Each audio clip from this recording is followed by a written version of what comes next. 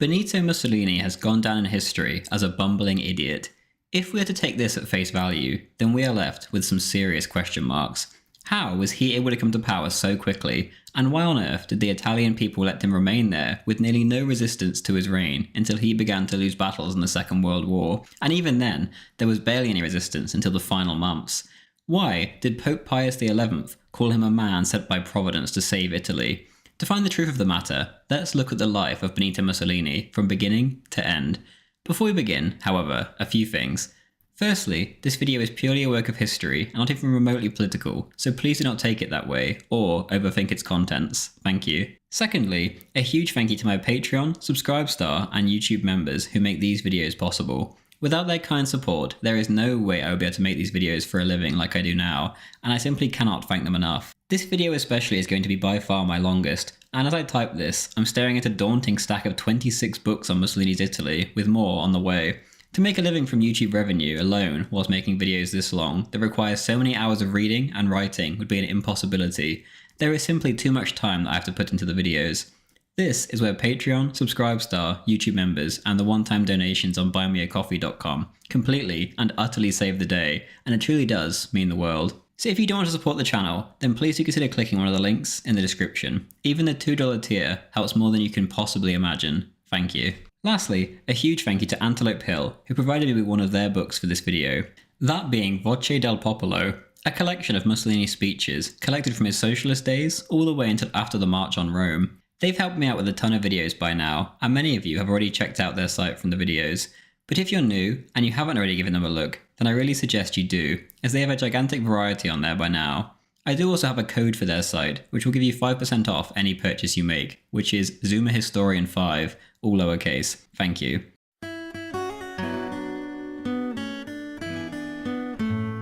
Benito Mussolini was born in the town of Prodapio on the 29th of July 1883 to a devoutly Catholic mother who worked as the local primary school teacher and a devoutly socialist father who was the local blacksmith. A curious match. The family was poor, but not in poverty.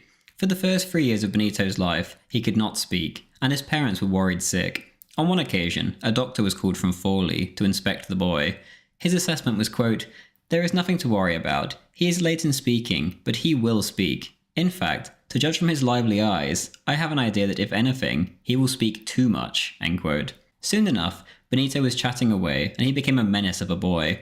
His father would attempt to discipline him with a leather strap, but the young boy was stubborn, and this only made him rebel even more. He terrorized his family with his hobbies too.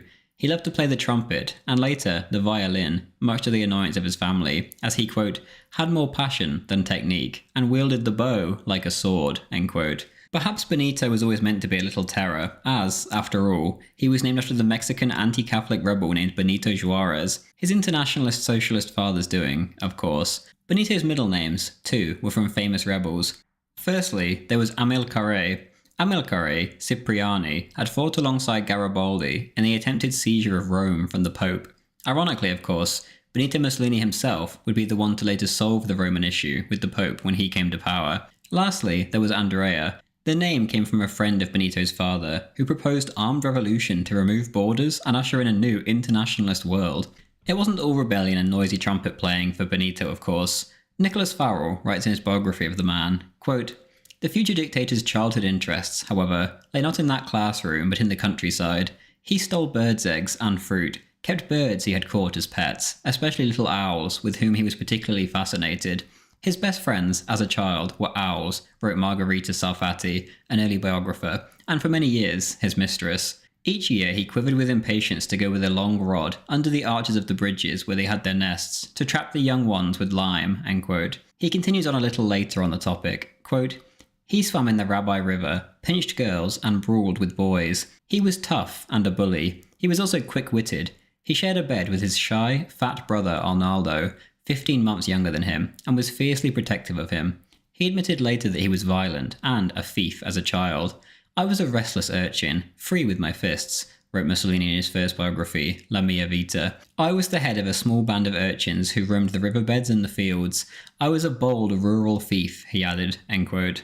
As noted, his mother was an extremely devout Catholic. Each week, she would drag Mussolini to church, only for him to dash out and sit in the branches of an oak tree outside to wait for her to finish. He absolutely hated church, much to his mother's dismay. Mussolini would later recall, quote, "The red light of the lit candles, the penetrating smell of the incense, the endless singing of the faithful, and the sound of the organ disturbed me profoundly. Once I fell to the floor unconscious." End quote. His mother, Rosa, truly did her absolute best to raise him in the faith, but with such a godless husband who did his best to undo her work, this was impossible. Mussolini was highly influenced by his father, and like him, he grew up not very religious, and soon enough, into a socialist internationalist too. This, however, was Italy, and to avoid Catholicism in everyday life would be an absolutely impossible task. At the age of 9, Benito was shipped off to a boarding school, which was run by monks of the Salesian order 20 miles away. Alessandro Mussolini, Benito's father, only gave his consent because he felt the monks could do what he could not: discipline the boy. The school was expensive, costing nearly half of Rosa Mussolini's modest schoolteacher salary per month. However, it would be worth it if it got their wild little boy in line. Mussolini recalls of leaving home, quote, "I don't remember feeling much pain at leaving my brother and sister. Edvige was free. Arnaldo, 7. I was distressed, instead, profoundly, at leaving a siskin that I kept in a cage under my window." End quote. Once Benito got to school, however, he hated it. Life consisted of daily masses, hours of enforced silence, even during meals and repugnant food. The boys had to wake up at 6 a.m. in winter and 5 a.m. in summer. The boys could only leave the school grounds once a week, on Sunday for 2 hours. Eventually, the summer holidays came around. He rushed home, eager to see his cherished little bird, only to discover that his family had forgotten to feed it, and so it had died. Upon his return at the age of 10, Benito took communion for the first time. The monks told the boys that unless they confessed all of their sins beforehand, then they would be struck down by an illness like a boy in Turin recently had been. Quote, "This episode terrified us. I thought it was true." End quote. The boys confessed like crazy, and after taking communion, none of the boys died, thankfully. Benito recalls that this event caused, quote, "no visible changes within myself." End quote. As for the boys' religious beliefs at the time, Farrell writes, quote, "Despite his dislike of church, monks, and priests, however, it is clear that he believed in God, even if as some kind of devil." End quote. Clearly, the original goal of Mussolini's parents had failed, as soon enough, Benito was in a whole world of trouble. He stabbed a student in the hand during a fight. There was such an outrage that a teacher told him he had a soul as black as soot, and as a punishment he was made to sleep in the college courtyard with the guard dogs. Luckily for Benito, however, a more charitable teacher saved him from this potentially dangerous punishment. The rector wanted to expel the boy on the spot, but Benito's parents came and begged.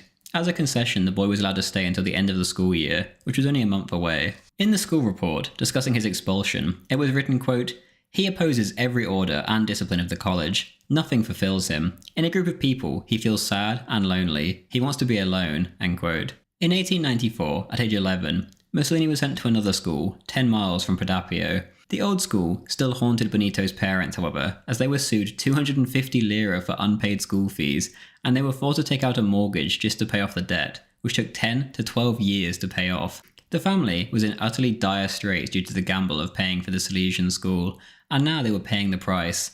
The next few years were rough ones for the Mussolini family. Benito himself, however, was much happier. At the new school, Mass was voluntary. In reference to this, he said, quote, "I had passed from hell to heaven." End quote.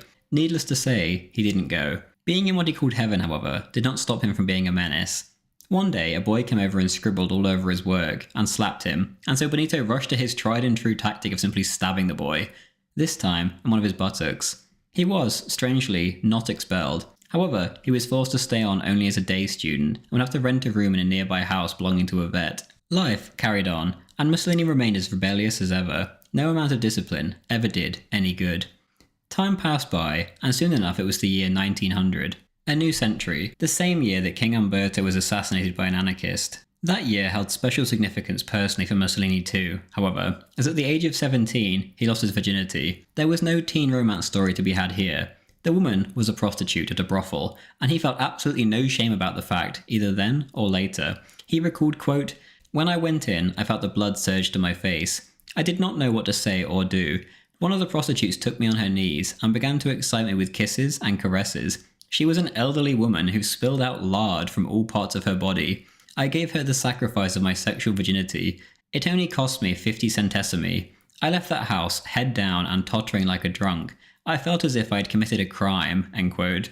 This experience completely spoiled whatever innocence was in the head of the young man, and he turned to a life of degeneracy. He reminisced, quote, "Naked women entered my life, my dreams, my desires. I undressed, with my eyes, the girls that I met. I lusted after them violently with my thoughts. I frequented, at carnival time, public dances, and I danced.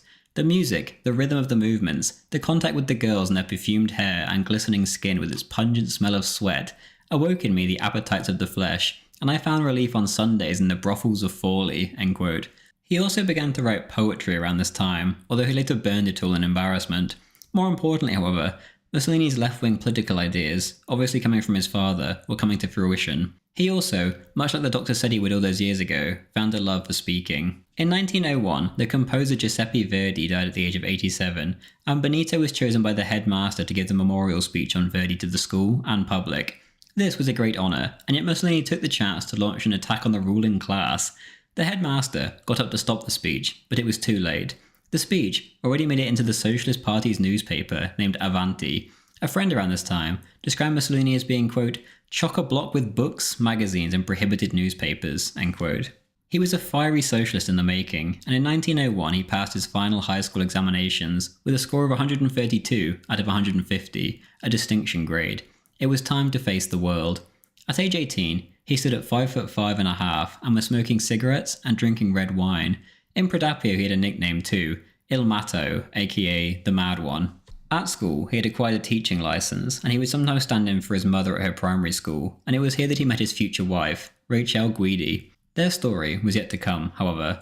Instead of a blossoming love story, there was first another bizarre story, best left to Farrell to explain. Quote, "It was also at this time that he raped a young woman, by modern definition at least, and, by his own admission, though such behaviour was common in turn of the century Romagna.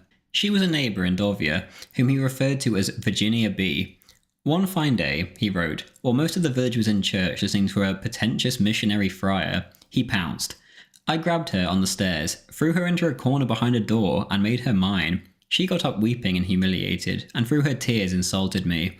She said that I had robbed her of her honour. It is not impossible, but I ask you, of what honour was she speaking?" Clearly, Mussolini did not see the incident as rape. He was proud of it. As for the girl, she had not consented, but once Mussolini had made her his, as he put it, she wanted more, if we are to believe him. "She wasn't in a sulk with me for long, and for at least 3 months we loved each other, not much with the mind, but much with the flesh." End quote. Mussolini, in a work that wasn't published until after his death, boasted about all of his sexual conquests at the time.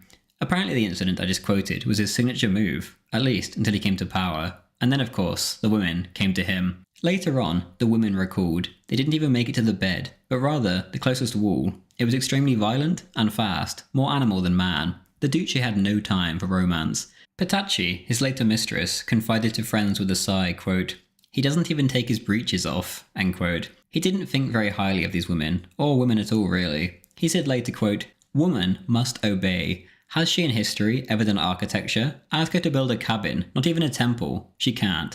Architecture, which is the synthesis of all the arts, is alien to her. My view on the role of women in the state is opposed to any kind of feminism. Naturally, she must not become a slave, but if I gave her the vote, she would laugh at me. In our state, she must not count." End quote. Back in 1901, however, Mussolini wasn't having the best start in life and was struggling to find a teaching job.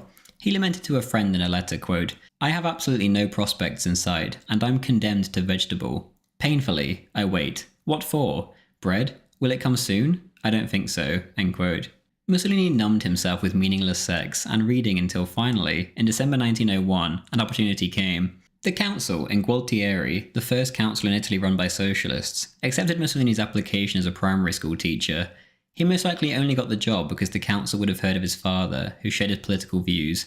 The pay was poor, only 56 lira a month, and he had to lodge with a family who charged 40 lira a month. He was still the same old Benito. He walked around town concealing a knife and a knuckle duster, and later a revolver.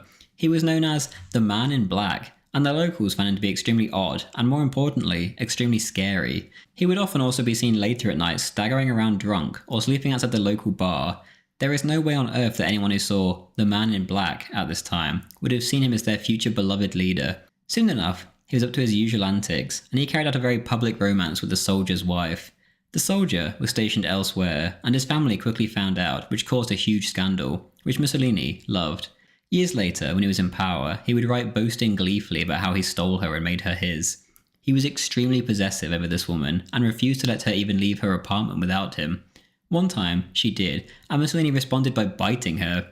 The biting was her friend's version of events. Mussolini would later boast that he stabbed her in the arm. After an extremely controversial year, the school chose not to renew his contract. Benito, again feeling lost in the world, decided to head for Switzerland. He wrote home to his parents to ask for their permission, which was necessary due to his age. He told his mother that he had a job waiting for him, which wasn't true. She believed him and sent him almost her entire month's wage, which she really couldn't afford to do. The woman from the Great Controversy's friend recalled, quote, Mussolini left for Switzerland, promising his woman, thrown out of her home by her husband because of him, with a little child to feed, that he would get in touch and rejoin her as soon as he had sorted himself out, but it was a sailor's promise, end quote.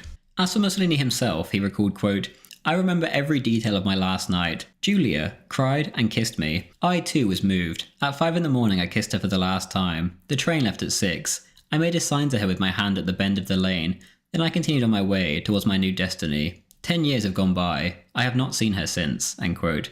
The husband of the woman, for his part, tried his best to fix the marriage up despite everything. The embarrassment, however, was too much for him, and he fled to America. Benito had left a destroyed family in his wake, not looking back. He also left behind a string of unpaid debts, including from his landlady and the local cobbler.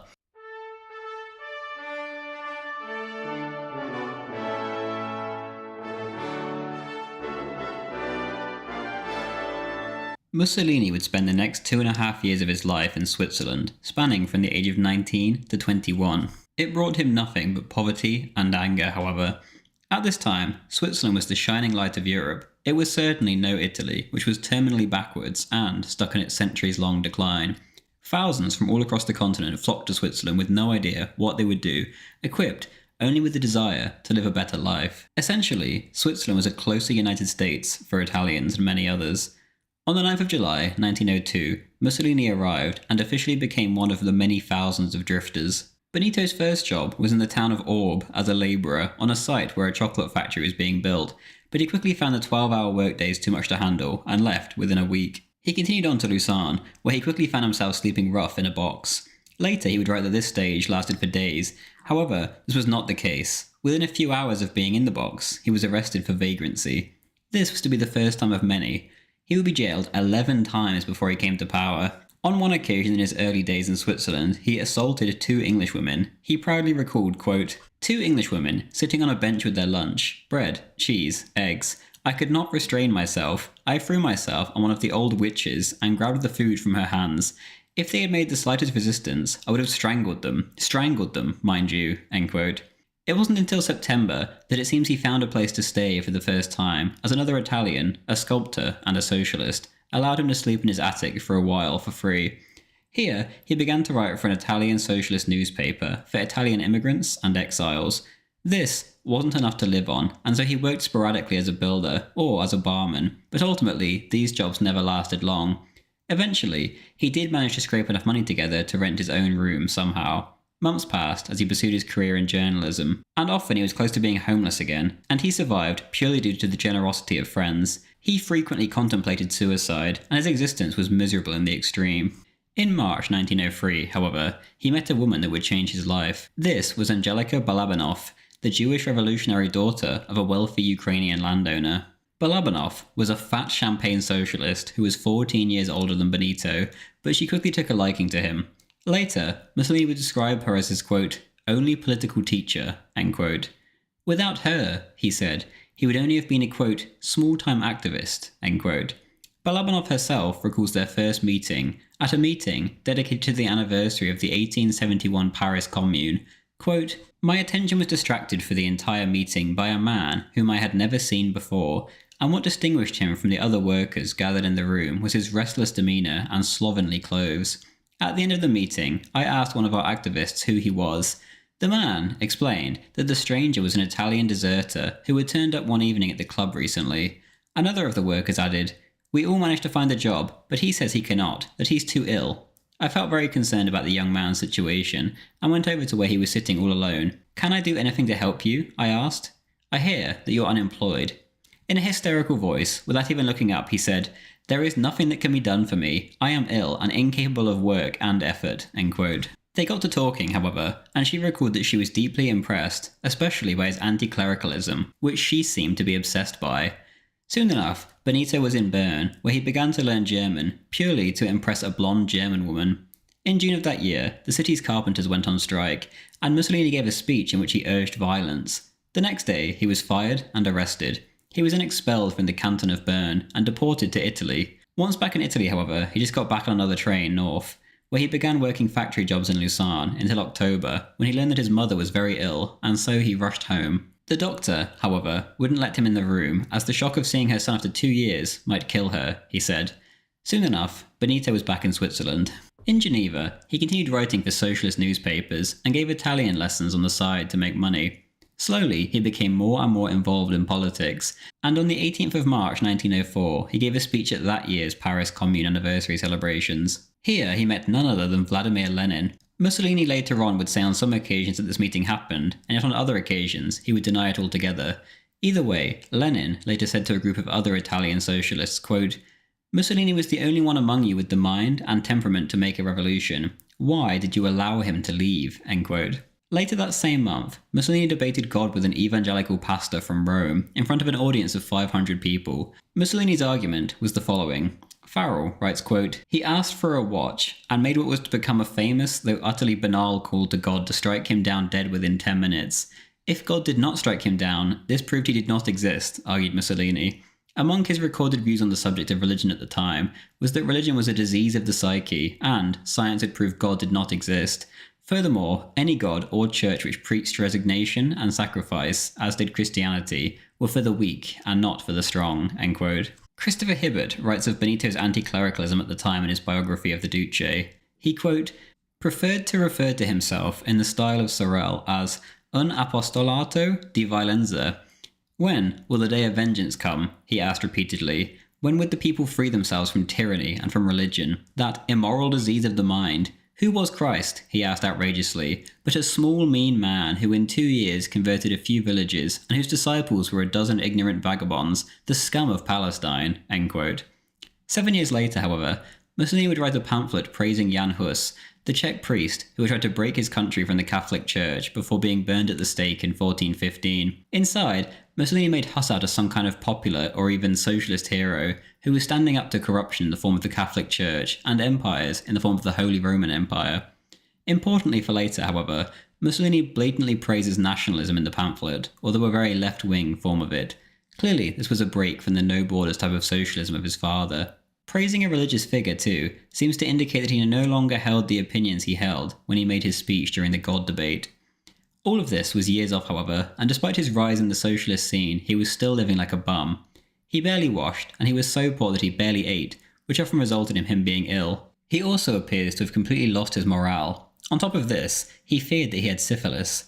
Doctors claimed he had it, and he told people he had it. Yet it must have been something else, as he ended up having no long-term effects from it, and it would be proved later that he did not have it.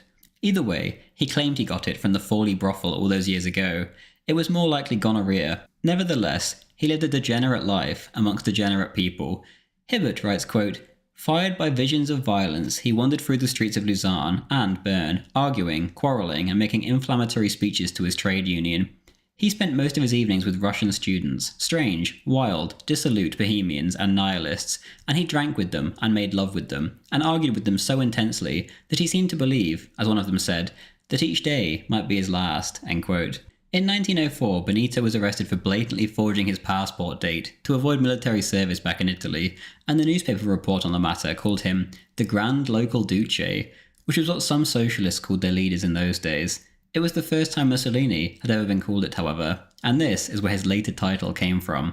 He was sentenced to 1 year in prison, but to celebrate the birth of the king's son, the king called a general amnesty for military deserters, luckily for Benito. Mussolini also attended the lectures of a certain Italian economist and sociologist named Vilfredo Pareto at this time. This clearly left a huge mark on the future Duce.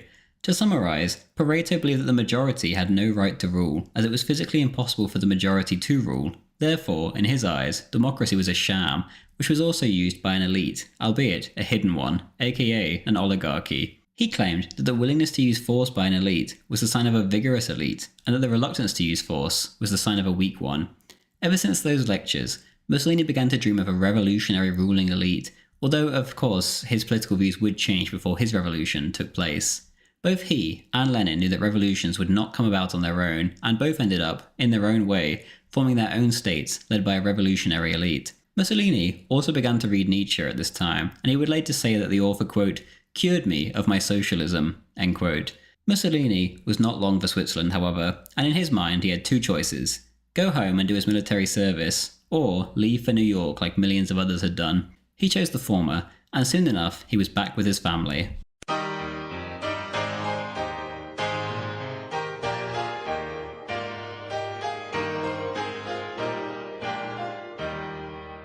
On the 14th of January 1905, Mussolini set off for Verona to do his military service at the age of 21.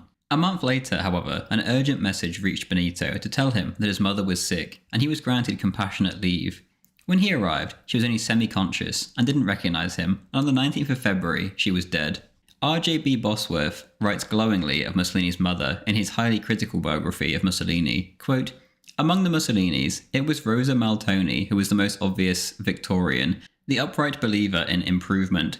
She was a good teacher, but herself did not gain promotion, becoming instead a local identity, and rather more universally admired than her husband. By the time of her death, aged 46, she had sacrificed much to her calling and her family. Her effort and dedication and the prestige of the Mussolinis were evidenced when her funeral procession drew a crowd of over 1,000, end quote. Mussolini later wrote that this was the saddest day of his youth, and that his father was now no longer a man, just the shadow of a man.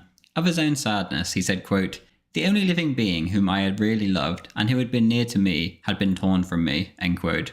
And quote, in this hour of pain, I bend before the ineluctable law which dominates human life. I would like to find comfort in such fatalism, but the most consoling philosophical doctrines are not enough to fill the emptiness left by the irreparable loss of a loved being, end quote. Life, of course, goes on, and Mussolini completed his military service on the 4th of September 1906, and had performed well. He later said during his interviews with Emil Ludwig, quote, in truth I was a model soldier.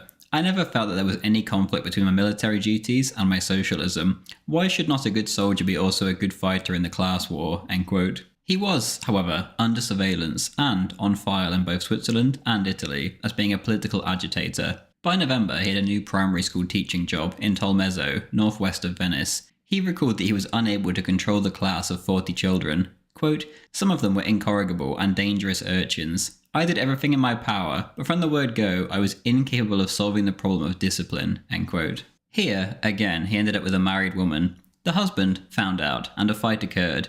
Mussolini recounted proudly, quote, naturally, the husband, older and weaker than me, came off worse, end quote. Hibbert writes in more detail, quote, he said himself that his year at Tolmezzo was one of moral deterioration. Frequently, he was drunk, and frequently, after his drinking companions had gone to bed, he continued to stumble alone through the dark streets, shouting, reciting the poems of Carducci, and making speeches to the fountain in the square. He made love to any girl who would have him, and threatened to rape any who would not. He contracted syphilis, and when he discovered the symptoms, he loaded a revolver and said he would shoot himself, and was with difficulty persuaded to see a doctor instead. He had a passionate affair with his landlord's wife, and when he had left Tolmezzo, he travelled 300 miles from Prodapio in the middle of a winter night because he wanted her so urgently, and he crept up the stairs and ravished her on the floor while her husband was asleep in another room, end quote. The syphilis claim is debatable, as he claimed to have it earlier in Switzerland, and probably didn't even have it at all, as mentioned earlier, but you get the picture. In a repeat of last time, this caused a huge local scandal, and once again he was not asked to stay on for a second year at the school. His superiors noted that as a teacher, he was incoherent in his procedure, not a teacher, and that his work bore very little fruit. Outside of his work, he remained in politics, and his name often appeared in newspapers regarding speeches he had made. In November 1907, he decided to enroll at Bologna University so he could get qualifications to become a French teacher. Despite turning up to his examinations unshaven with a cigarette on his lower lip, he passed. By the next March, he had his diploma, and he was teaching in the socialist-controlled town of Oneglia in Liguria. More importantly, it was here that he wrote articles under the pseudonym Vero Eretico, aka True Heretic, and he was quickly appointed editor for the first time in his life. Here he wrote violent articles attacking the church especially, and wrote about the need for a new revolutionary ruling elite. As for his actual work, he was sacked by the end of the year again as usual, and again, as usual, he racked up a ton of debts and was in trouble with the local women. In mid-1908, Mussolini got involved in some riots led by farm labourers, and ended up getting himself arrested. He was sentenced to 3 months in prison and a hefty 1,000 lira fine, but luckily for him, he only got time served in the end, 12 days. Alessandro, Benito's father, had meanwhile been unable to hold on to the family home after his wife died, and he moved to Forlì, where he had a farm. His mistress, Annina Guidi, came to live with him. Annina had 5 daughters of her own, and the youngest was named Rachel. Mussolini, too, was now staying in Forlì, and he often helped his father by serving as a waiter at the local inn. Here, Benito met and recognised Rachel, as he had previously taught her when he had stood in for his mother at her school. In fact, he had even once rapped her across the knuckles in class as she wouldn't stay quiet. He recalled of his new stepsister, quote, "Rachel was no longer the little girl whom I had taught so many times when standing in for my mother. She was instead a girl in the full bloom of youth, and from the moment I saw her, I liked her, and decided to make her mine, which is in fact what happened." End quote. There was no time for that now, however, as Mussolini was invited to become the editor of a socialist weekly newspaper in Trent, which was then in Austria-Hungary. On the 9th of February 1909, there was a leaving party for him at his father's inn. That night, he played the violin and danced with Rachel, and at the end of the night he took her to one side, looked into her eyes and said, to her surprise, quote, "Tomorrow I leave, but on my return you will become my wife. You must wait for me." End quote. This, like before, was a sailor's promise, at least for now.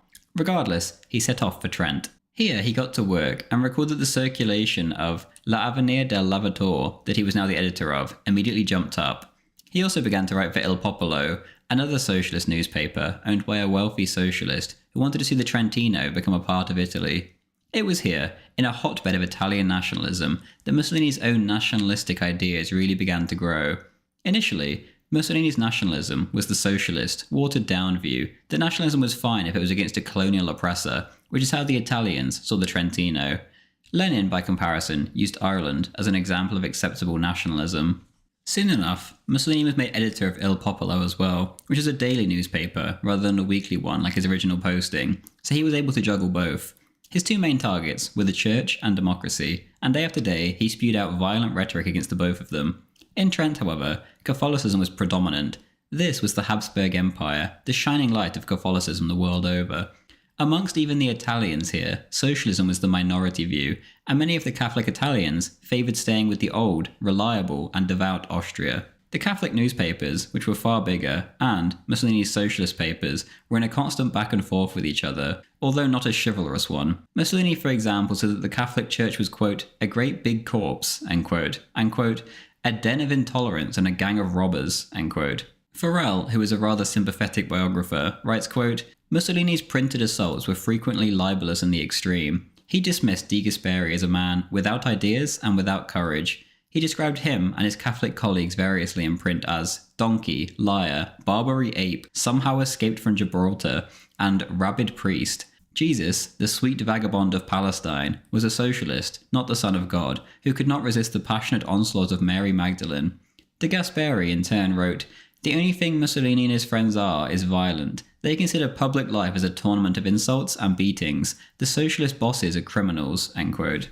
In September 1909, the Austro-Hungarian authorities ordered Mussolini's arrest as a dangerous political agitator. The Trentino socialists responded by calling a general strike, and Mussolini himself went on hunger strike. The authorities, however, had had enough. Benito was taken to the Italian frontier and deported, not only for this, but also for his frequent vicious blasphemy. The matter made the Italian front page news and was even discussed in Parliament. Soon enough, Mussolini was back in Forlì on the 5th of October 1909, now an unemployed and rapidly balding 26-year-old. Benito decided to remain in Forlì, and it was here that he wrote a historical novel for Il Popolo. The novel, titled The Cardinal's Mistress, was published in 56 installments in the newspaper amidst much fanfare between the 20th of January and the 11th of May 1910. Later, during his interviews with Emil Ludwig, the Jewish journalist, he said that he only wrote it, quote, "for political reasons, to embarrass the Catholics," end quote. And, quote, "It's a horrible little book. In those days, the clergy was truly polluted with corruption," end quote. At the time, however, the novel was a financial lifeline, and it helped keep Mussolini afloat. The book was never properly published in full in book form in Italy. It was, however, published in English in 1929, without Mussolini's permission. In Forlì, he continued his pursuit of Rachel too. Whilst he had been away, a rich landowning surveyor had proposed to her, and even Alessandro, Mussolini's father and Rachel's stepfather, had considered this a great match and a good idea. Rachel, however, was caught in two minds. Meanwhile, upon Benito's return, bear in mind that he hadn't sent her a single letter whilst he was away, demanded that she not leave the house, and he tried to ban her from working at their father's inn. She recalled, quote, "I could not make up my mind, but already destiny had taken me in its grasp. I loved him, but I was hesitant. He was very, very jealous. At a certain moment, he banned me from leaving the house to go and work in the inn. Then, he banned me from his meetings because he insisted, 'When you're there, I am speechless,'" end quote. Mussolini's father and Rachel's mother, meanwhile, both absolutely opposed the idea of the two of them marrying, as it would of course be essentially incest, although not in the biological sense. Essentially, very weird. Mussolini turned to insane theatrics to get his way in the face of his parents' rejection. Rachel recalled, quote, "He called my mother and his father, he took out a revolver and some bullets, and said gravely in my presence, 'Here there are 6 bullets, one for her,' and he pointed at me, 'the others for me,' end quote." On the 17th of January 1910, Benito got his way, and the two were married, as he put it, quote, "without official ties, neither civil nor religious," end quote. He was 26, and she was 17. This so-called marriage, however, was nothing more than a decision to live together.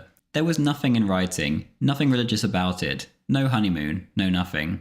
Mussolini simply wanted Rachel to himself, and he got her. Rachel, who had been holding off on anything physical, was told to pack her bags and whisked off to a hotel room so that the two could spend their first official married night together.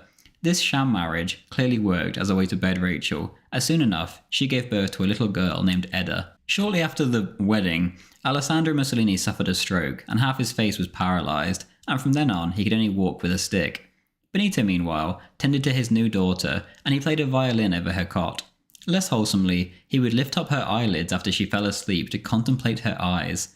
This terrified the little girl, and she would suffer from insomnia for the rest of her life as a result. On the flip side, Mussolini promised to quit drinking now that he was a father, and according to his account, he fulfilled this promise. His account, however, is completely at odds with Rachel's.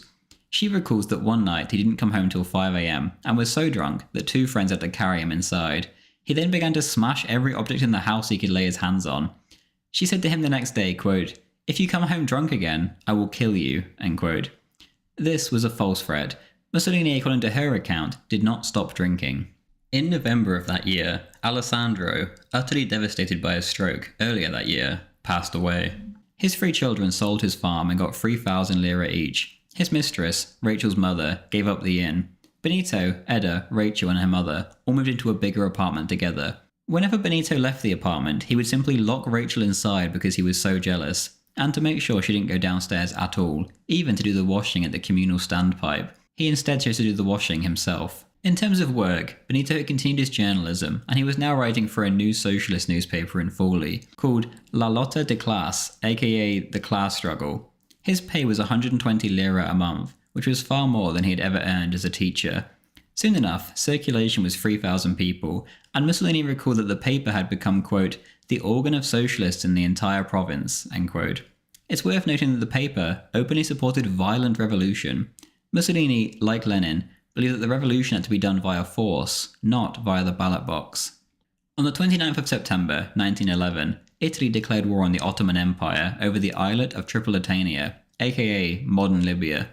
Officially, this was to protect the Italian citizens living in and around Tripoli, but the reality was this was pure colonialism. Mussolini, as a socialist, fiercely opposed the Libyan war, and he found the lack of outcry and action over the war from his fellow revolutionaries disgusting. If there was any lesson to take from the crisis, it was that nationalism had a far stronger hold over the Italian mind than did socialism. In Mussolini's Forlì, however, he led strikes and riots in which thousands of workers took to the streets.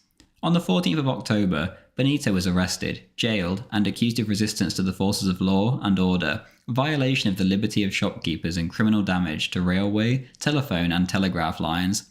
Mussolini was completely and utterly guilty and was proud of the fact, stating that sabotage and resistance to the war was the truly patriotic thing to do. He was sentenced to a year in prison, but on appeal, his case was reduced to 5.5 months. In an article smuggled out of his prison cell, the future Duce wrote, quote, Monarchy, army, war. These are the three spiritual and ideological beacons around which are gathered the moths of Italian nationalism. We have looked with sympathy on nationalism within the nation, a democratic cultural movement of progress, of the renovation of the Italian people. They should reflect that before conquering Trento, or Trieste, or Tripolitania, they should conquer Italy first. They should bring water to Puglia, justice to the south, literacy everywhere." End quote. In another quote, "Intentional militarism continues to celebrate its orgies of destruction and death. Every day that passes, the huge pyramid of lives that have been sacrificed rears its bloody summit upon which Mars stands waiting with his unsated and contorted mouth in an infernal grin. So long as there are fatherlands, there will be militarism. The fatherland is a spook, like God, and like God it is vindictive, cruel and tyrannical. Let us show that the fatherland does not exist, just as God does not exist." End quote. During her partner's confinement, Rachel had been living without an income, purely reliant on the help of Benito's socialist friends. On the 12th of March, 1912, he was released. All of these events had made Mussolini's stock soar, and he was now extremely well known to the socialists of Italy. He used this new influence to push for the expulsion of reformists from the Socialist Party, and he was successful. At the Socialist Party Congress, he made a rousing speech for this cause, and he carried the day. Some of the main reformists were expelled from the party by a vote of 12,500 to 5,600.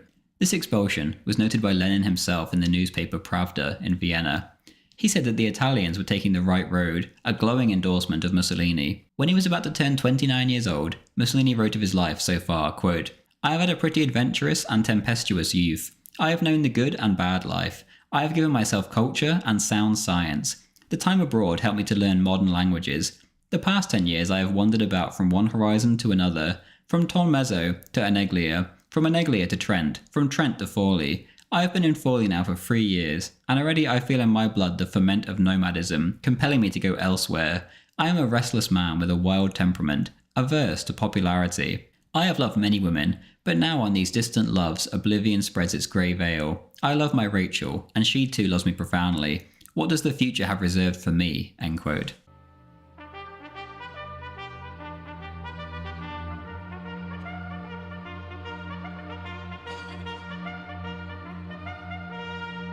On the 12th of November 1912, Benito Mussolini was appointed as editor of Avanti, the Socialist Party's national daily newspaper. This was a gigantic step up, and the position had actually been freed up due to the expulsion of the reformists, caused by Mussolini. The party secretary would say to those gathered when Mussolini was chosen that he would be easy to control as he was so young. The young and supposedly easy to control Mussolini then set off from Forli for Milan, and never again would he live full time in his native Romagna. On the 1st of December, he took up his new post, which paid 700 lira a month. He also refused to take the position lest Balabanov, his Jewish political inspiration from his Swiss days, be appointed deputy editor, which he then was. He got to work immediately, and took the Italian socialist scene by storm. When he took the job, the newspaper's circulation was 28,000, but 2 years later, when he left, it was 60,000, sometimes even reaching 100,000. It was truly a one-man Mussolini show, and any illusion that he could be controlled was dashed almost immediately. The rambling columns of his predecessors were replaced by short, snappy articles which would be both funny and hard-hitting. The content was simpler, yet more powerful, and packed a serious punch. Benito did, of course, have a family. As usual, however, he seems to have forgotten about them, as Rachel, furious, turned up one day at the Avanti offices in Milan with her little Edda in early 1913. Her husband told her to go back to Forli until he found a suitable home, which he clearly was in no rush to do. She refused, despite how much she hated the city life, and soon enough an apartment was found which the Mussolinis shared with Rachel's mother. Rachel knew exactly what her husband was like, and refused to take her eye off him. Watching her husband was no good, however, if she did not possess the will to stop him. Soon enough, there were 3 other women in Benito's life. There was Leda Raffanelli, an anarchist and Muslim convert who was obsessed by the Middle East. There was Ida Dalsa, a masseuse from Trent. And finally, and most importantly, Margherita Sarfatti, Avanti's rich Jewish art critic, who was married to a socialist lawyer. Initially, Mussolini was most bewitched by the first of the 3, who dressed herself in the clothes of the harem and considered herself a reincarnation of someone who had once lived amongst the pharaohs of Egypt. Bosworth writes of her, quote, "As a 20-year-old, she had spent 3 months in Egypt and may have had an affair with the future painter, Carlo Cara.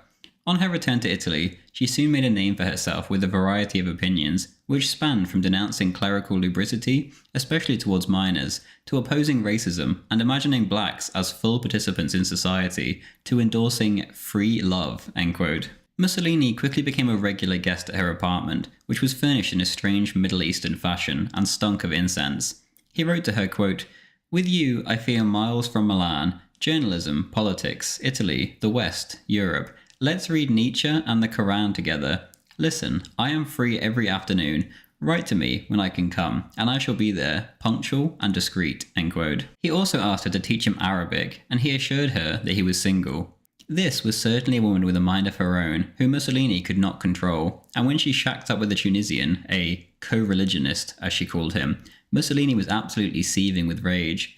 Soon enough, she said she was done with Benito, and he accepted this as destiny. Yet a year later, when she wrote him a letter, he came crawling back immediately, replying in reference to the smell of her letter, quote, "You know that strange magical power which your perfume, has on me. It is so penetrating, fascinating, strange, outlandish.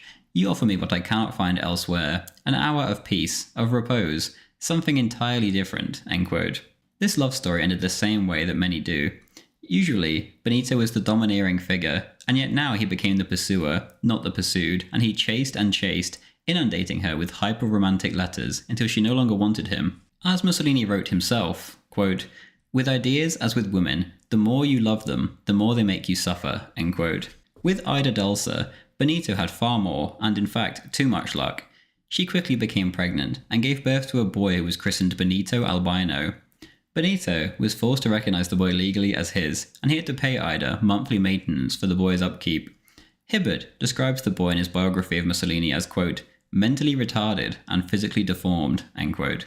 Benito and Ida's relationship was no ordinary fling either, as Benito's letters from the time to her clearly show him saying how much he loves her, and they're signed, "Your Benito," or "Your wild friend and lover, Benito." The edict ordering Benito to pay maintenance even stated that he must make payments to, quote, "his wife, Ida Dulce." The little evidence of this marriage that exists show it to not only be a civil marriage, but a religious one. She was well known for her wild temper, and later, in 1915, after Benito had founded his own newspaper, she would turn up in the courtyard holding little Benito Albino in her arms. She would begin screaming, quote, "Coward, pig, assassin, traitor, you hide, eh? Come down if you're brave enough," end quote. On another occasion, she barged into a party meeting and held the boy up in her arms, shouting, quote, "Comrades, this is Mussolini's son, who, after seducing me, abandoned me, and him," end quote. She would continue to hound Mussolini for years to come, and she had valid grievances. This was certainly not the first woman's life whom Benito had utterly ruined. Ida certainly had reason to feel betrayed. After all, she had not only seemingly married this man, but she had also sold her beauty salon, her only means of income, to support the launch of Mussolini's Il Popolo newspaper in 1914. Mussolini's wife, meanwhile, blamed the women, not her husband. She would later recall, quote, "Only 3 women made me suffer. Against each one of them, I fought with all my strength. They were Ida Dulce, Margherita Sarfatti, and Clara Petacci," end quote. And, quote, "Anyway, after the Ida Dulce experience, I pricked up my ears because I realized that with Benito the danger did not come from him in these relationships, but from the women who clung to him and did not want to let him go," end quote. Sarfatti, at this time, was the closest to Mussolini by far. Her husband, who was a prominent Zionist, was much older than her, and she was well known for her prolific sex drive and frequent affairs with all sorts of men, and also, supposedly, women. She was Jewish, and her father, despite his religion, knew the Pope personally. She, however, detested Christian morality and Christianity in general, and she expressed this with her sexuality, and Benito was absolutely enamored by this woman whose extreme sexuality matched his own. Beginning in 1913, their affair would continue for 20 whole years, and she was closer to Mussolini than the woman whom he called his wife. He also loved the artistic side of her. After all, she was an art critic. Rachel, meanwhile, was an ever-loyal peasant girl from the country. For a loyal Christian husband, she would have been all he could ever want, but for Benito Mussolini, she simply did not, and never did, fulfill him, especially intellectually. As for politics, Benito's socialist star continued to shine bright, and in October 1913, he ran as an MP in Forli. In his campaign speeches, he attacked both militarism and imperialism. He hated elections, but he saw them as a means of testing the support base for socialism. The socialist voter base, all across the nation, was 11.3% of the total votes, 1 million in total. Mussolini himself failed to get elected, however. Theoretically, the Italy of this period should have been ripe for socialism. Bosworth writes, quote, "In the parliament, Giolitti might, and even practice, moderation, compromise, and national unity. But the reality in the provinces was starker. The rich seemed to be getting richer and more overbearing, and the poor poorer, but more assertive." It was a circumstance made for the extremist rhetoric and personal ambition of Benito Mussolini. For some years he had applauded the strikes and other social actions of his region. Now, suddenly, he trod a national stage. End quote. On the 8th of February 1914, Mussolini spoke at a conference in Florence on the need for a revolutionary elite that would bring about a swift revolution by any means necessary. He said, quote, "Civil society today is extraordinarily complex. Either you succeed in establishing the novus ordo rapidly with the institutions which you have worked out beforehand, or if not, you run the risk of plunging society into chaos, from which will spring the hydra of counter-revolution." End quote. In June of that year, the so-called Red Week took place, in which 1 million people took part in a general strike to demand the release of an anarchist, Augusto Massetti, from a lunatic asylum. Massetti had shot an army officer dead a year prior. Some of the strikers attacked government troops and ended up getting many of their own number killed when the troops defended themselves. The socialists saw their opportunity, but their call was only answered in Ancona and Romagna, where strikers seized town halls and raised the red flag. Romagna was even proclaimed as a republic. The government simply sent in 10,000 troops, however, to crush this little rebellion. Mussolini later wrote that this had not been a proper revolution, but simply chaos. All told, 17 people had died and thousands had been injured, a total waste which left the socialists looking silly. June of 1914, however, was not known for Red Week in Italy, but for events in Sarajevo. On the 28th, Archduke Franz Ferdinand, heir to the Austro-Hungarian throne, was shot dead by a Serbian nationalist. The events that followed are of course well known by all. The great nations of Europe began to tear themselves to pieces. Italy, however, chose not to support their nominal allies of Austria-Hungary and Germany. Italy, by now, viewed herself as a great power which could rival Austria for territory in the Balkans. Only Italy viewed themselves this way, no one else did. At best, the new liberal Italian nation-state was seen as the least of the great powers. Officially, however, the Italian government chose neutrality. This too was the policy of the Italian Socialist Party, and of Mussolini himself. Within 3 months, however, Mussolini had switched from absolute neutrality to what he called active neutrality. When he proclaimed this in an article, his socialist colleagues reacted with the utmost horror. He was quickly forced to resign from Avanti, and within a month, he had founded his own daily newspaper, the Il Popolo d'Italia. In the very first issue of Il Popolo, Mussolini supported war outright against Austria and Germany. Benito had stated in an article, quote, "Not one man, not one coin," end quote.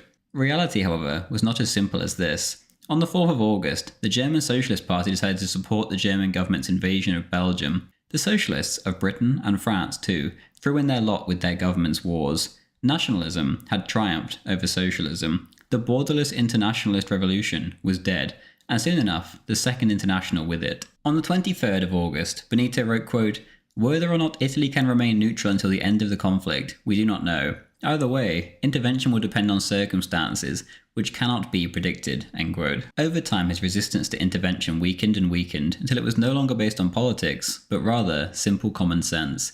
He wrote that August, quote, 700,000 of the 4 million men mobilized by Austria would be sufficient to hold, if not repel, the Italian offensive. End quote. Farrell writes, quote, "The war escalated. Increasingly, Mussolini became consumed with conflicting ideas.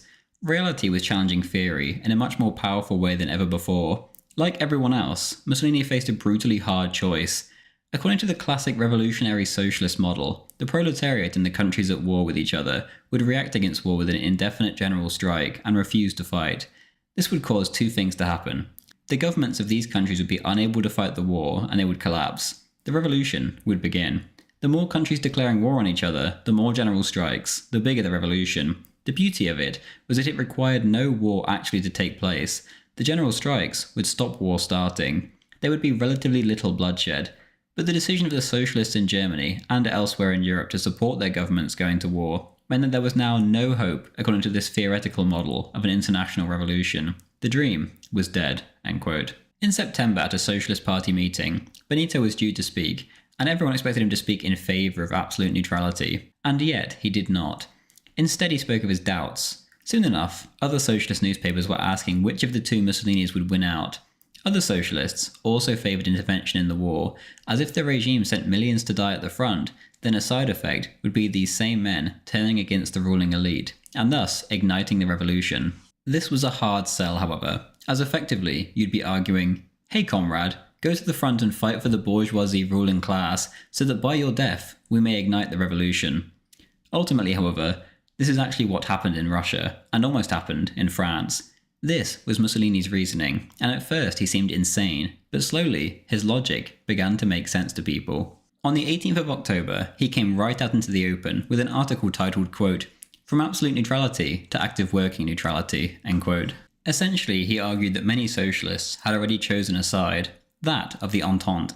They had openly condemned the Austrian invasion of Serbia and the German invasion of Belgium, and they had even approved the call-up of conscripts to ensure this supposed neutrality. He ended the infamous article, quote, "Do you want to be, as men and socialists, inert spectators of this great drama, or do we want to be, in some way or another, the protagonists?" End quote. This wasn't a call to intervention, but rather a call for the socialists to be free to react to events in this momentous occasion in world history.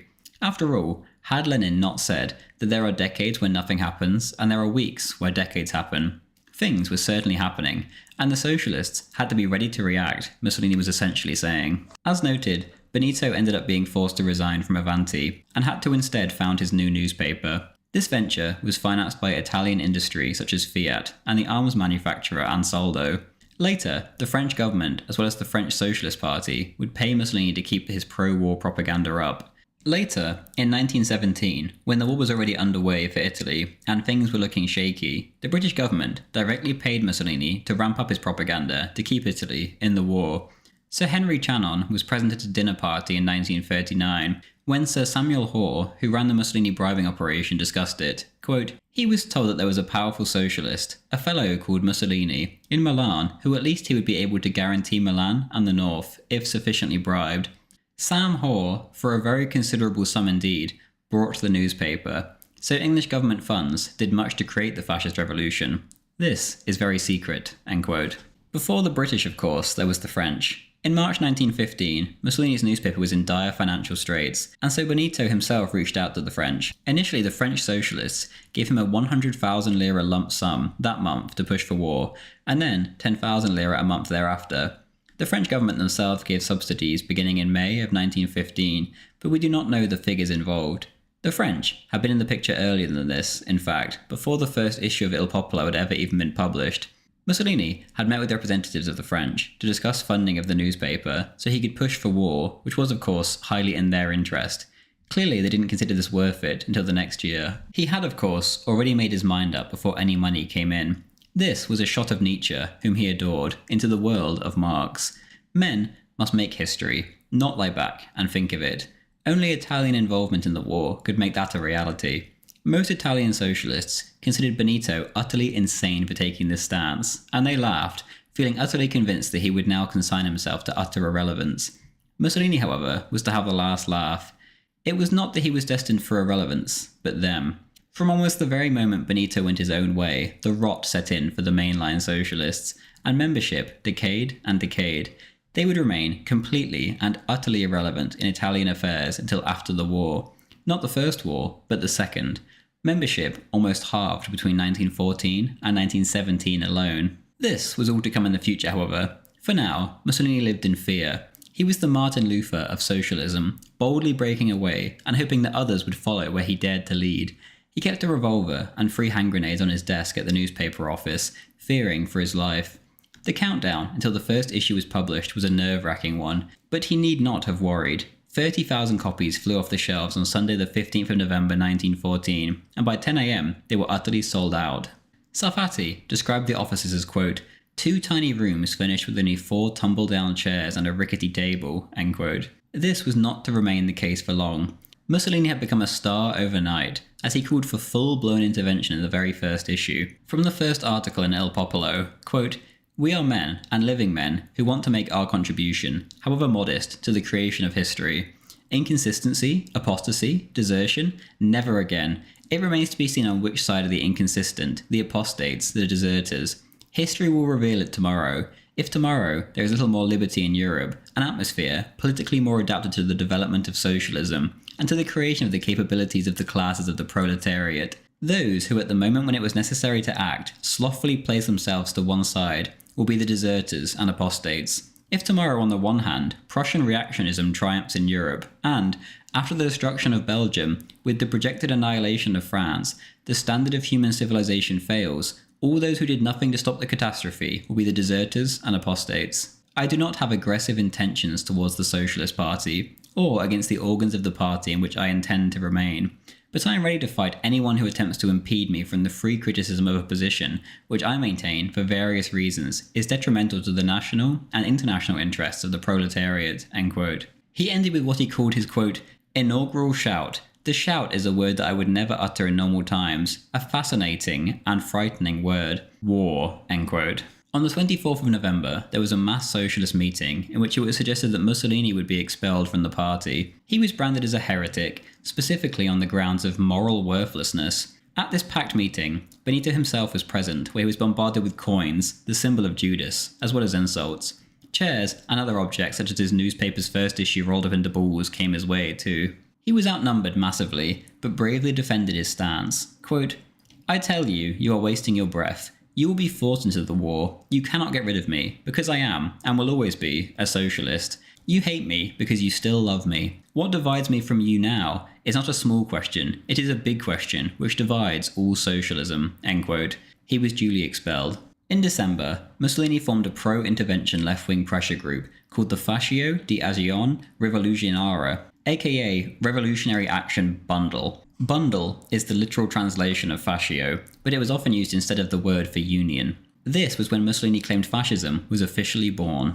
By February, there were 9,000 fascists, and Mussolini was openly calling his followers by that name. And as the months passed, he became increasingly nationalistic, especially on behalf of small nations against what he called the expansionism of the Austrian and German empires. One of the most important new followers of this period was Dino Grandi. In March, a fight which had been fought in newspaper articles between the former Avanti editor Treves and Mussolini had come into the real world.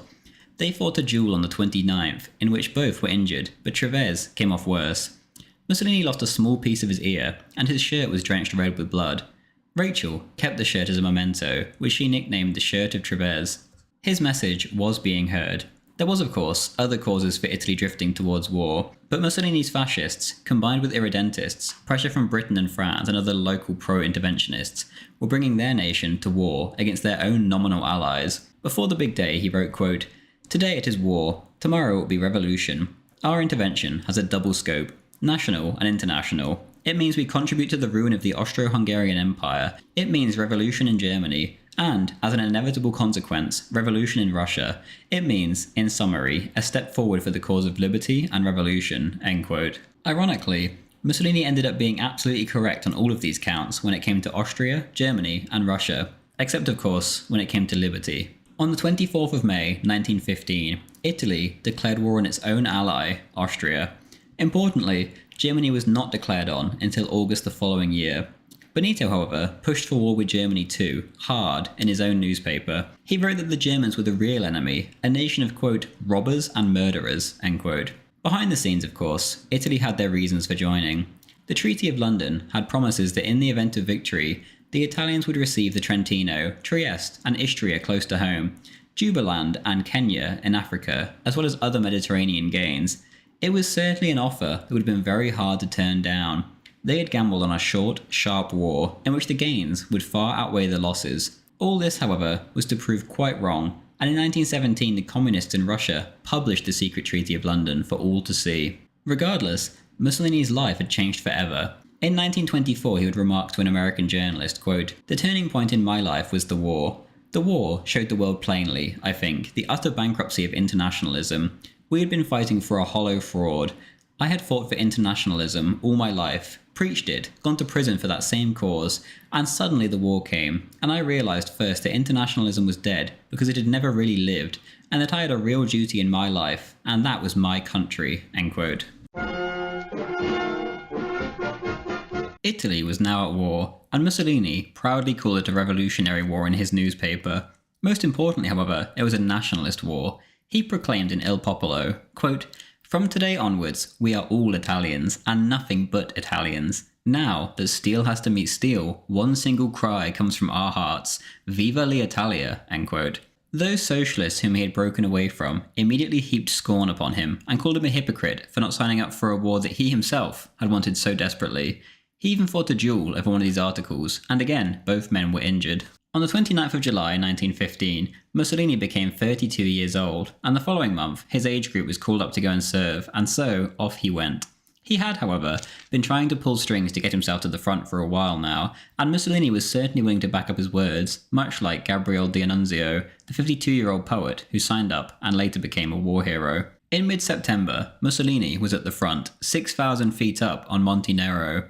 In November, he applied for officer training, but was personally turned down by Prime Minister Salandra. Mussolini's propaganda value was immense, and he was offered the opportunity to remain behind the lines by his commanding officer so he could be out of harm's way. He refused, and the rest of 1915 was spent at the front, where temperatures, on occasion, reached -20 degrees. Overall, however, the Italian war effort was a disaster. By the end of the year, the Italians had suffered 250,000 casualties. Disease was rife, and progress was simply not being made. This was not the simple seizure of the Trentino and Trieste that the Italians had counted on. In December, whilst Mussolini was suffering in hospital from typhoid, he finally married Rachel officially, although not really. They were now married officially in the civil sense, but not the religious sense. The main issue that had prevented this happening sooner was Ida Dolsa, who went around telling everyone who would listen that she was Mussolini's wife. And on one occasion, she had set fire to a building and was hunted down by the police. Rachel was arrested instead of her because the two had now become confused. As noted, Mussolini's child support order mentioned that he had actually married Dolsa, but regardless, despite the mess, Benito and Rachel were now married in the eyes of the state. Mussolini was so ill during the ceremony he had been unable to get out of bed. He soon recovered, however, and managed to get some leave in Milan, where he secretly recognised Dolsa's son, Benito, as his. Despite his fame, and despite his successful newspaper, Mussolini was still poor, and Sarfatti, Mussolini's other mistress, was the one who had arranged the lawyer to deal with the Dolsa business. In May 1917, Dolsa ended up being arrested and sent to a camp in Naples because she was Austrian, and her constant threats to Mussolini were making her seem like a serious danger to public order. In March 1916, Mussolini was promoted to Lance Corporal and shipped off to the mountains of Carso on the western end of the front. He and his unit were constantly right in the thick of things and under fire. On one occasion, he led his unit on a 36-hour-long recon patrol behind enemy lines. It's somewhat of a miracle that Mussolini did not find himself on the list of 403,000 Italian casualties on the Austrian front that year. In September, his second child with Rachel was born, and it wouldn't be until January 1917 that he met his little Vittorio. Rachel recalled that her husband looked, quote, ragged and emaciated. His uniform was in shreds, end quote. Farrell writes of Mussolini's 1916, quote, the year 1916, spent almost entirely at the front, demoralised Mussolini. The corpses, the rats, the lice, the disease, the foul, freezing, damp, wet, snowy weather, the absence of action, the absence of victory. War was not the beautiful poem the futurists described. He despised the practice of promotion based on length of service, not merit. The only words in his war diary for 27 to 28th of January 1917 were snow, cold, infinite boredom, order, counter-order, disorder. On the 23rd of February 1917, Mussolini and some other soldiers were firing mortars for firing practice when suddenly one exploded. 5 of Benito's comrades died, and he received serious shrapnel injuries. He was quickly rushed to a field hospital, where he ended up meeting King Vittorio Emanuele III. How's it going, Mussolini? The king asked, to which Benito responded, not very well, Majesty. The king replied, bravo, Mussolini, put up with the immobility and the pain as you must, to which Mussolini responded, thanks, your Majesty. 5 weeks later, he was transferred to a hospital in Udine, and then Milan, where the women in his life could now come and see him. On one occasion, there was a bit of a mix-up, however, as both Rachel and Dolsa were there. Rachel recalled, quote, one morning on a visit to see him, I met a brunette with an unpleasant appearance. I didn't recognise her as Ida Dolsa. It was she who recognised me. In the room where my husband was, she flung herself at me, insulting me and shouting, I am the wife of Mussolini, only I have the right to be near him. The soldiers present found it all madly funny. Then, wild with anger, I threw myself at her and battered her with kicks and punches. I ended up even putting my hands around her throat and squeezing. From his bed, like a mummy whose bandages stopped him moving, Benito tried to intervene. He raised himself out of the bed to stop us. Luckily, some doctors and nurses intervened before I could strangle her. Ida Dulce fled, and I burst out crying." End quote. The Dulce saga would only end years later when Mussolini was in power. He simply had her thrown into a lunatic asylum, and she died mysteriously a few years later at the age of 57. Dulce's niece recalls, quote, "It was 3 a.m. The fascist militia surrounded our house. They searched every inch of the house. They looked for letters that Mussolini had written her, but she wasn't mad." End quote. Benito Albino, her and Mussolini's child, was told that his mother had died and he was thrown into foster care. For the rest of his life, he would go around proclaiming that Benito Mussolini was his father, until he too was thrown into an asylum, where he died in even more strange circumstances than his mother. In early 1917, Mussolini was promoted to sergeant, but he would never fight again. The injury was simply too much, and he was granted a year's leave. Back at home, Il Popolo was in significant financial trouble. The paper had been reduced to 3 issues per week, and the number of pages was now only 2. Suddenly, however, the newspaper was bailed out by a certain Cesare Goldman, a Jewish businessman in Milan. Further south, in Rome, Pope Benedict XV urged that the world should stop what he called the useless slaughter, yet nobody listened. Things were too far gone for anybody to back out now. Late 1917 saw the Russian Revolution take place, the Americans entered the war, and most importantly for Italy, the catastrophe at Caporetto took place. The Austrians swept into Italy, and in just the first few days, the Italians had lost 40,000 dead or wounded, 280,000 prisoners, and 350,000 Italians had deserted. An Italian senator even committed suicide. The rout just went on and on. Eventually, however, the Central Powers logistics stopped them, not the Italians.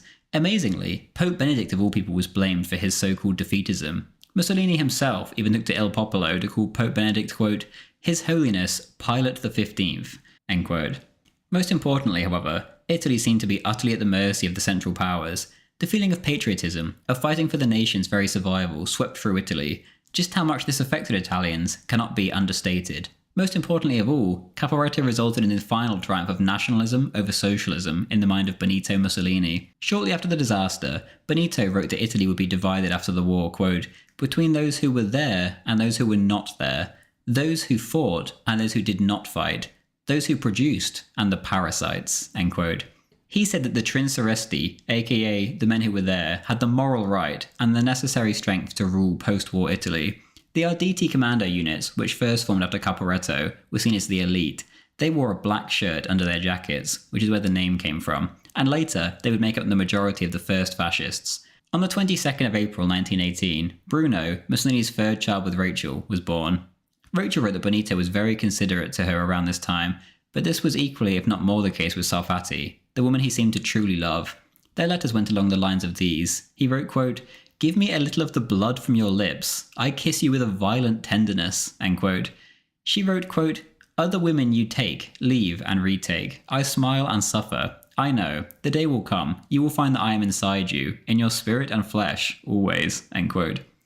Meanwhile at the front, on the 25th of October, assisted by their French and British allies, the Italians broke through the Austrian line and took back the town of Vittorio Veneto, which will go down in history as something of an Italian Waterloo, forever etched into the lore of this infant nation. Soon enough, the Trentino was occupied, and the Germans and Austrians, due to events in the West, threw in the towel. Italy had won the war, but now she had to win the peace.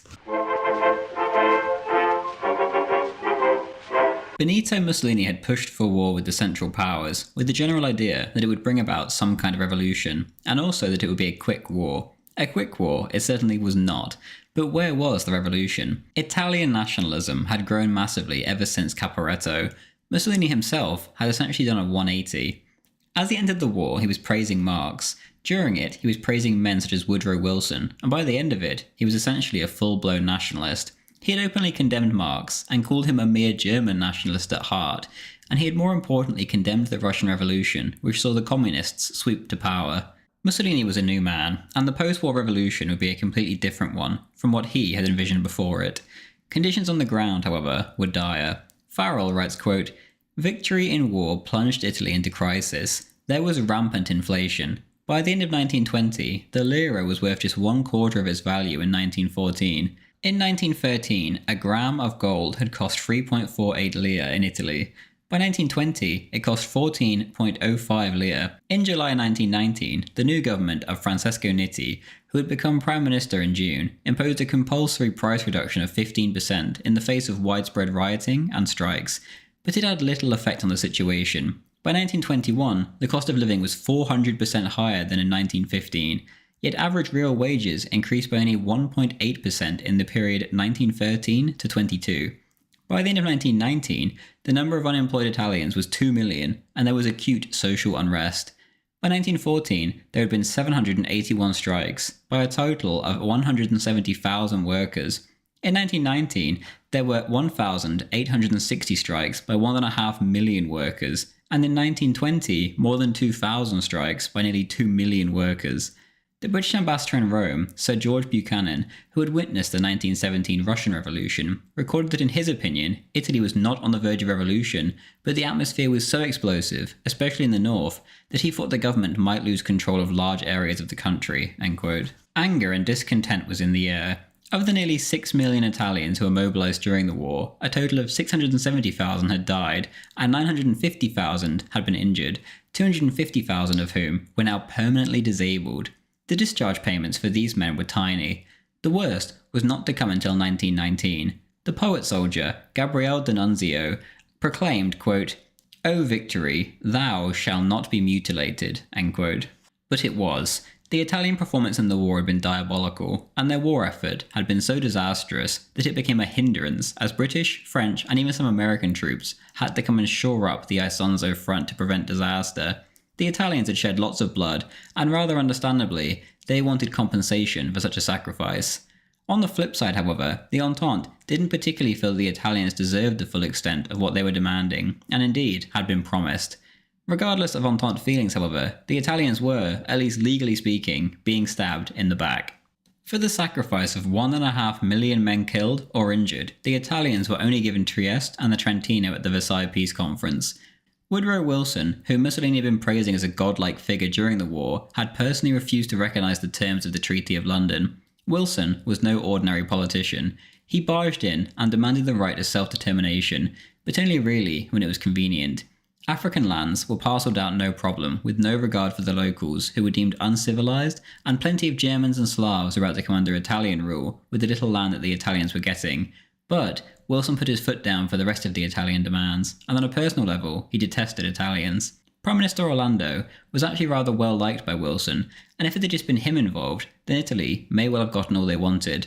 Unfortunately for him, however, the Protestant half-Jewish, half-Welsh foreign minister, Sidney Sonnino, a strange pick for an Italian foreign minister, managed to turn absolutely everyone against Italy, despite the fact that he could barely speak English. His monstrous superiority complex and weird Machiavellianism, however, sealed Italy's fate.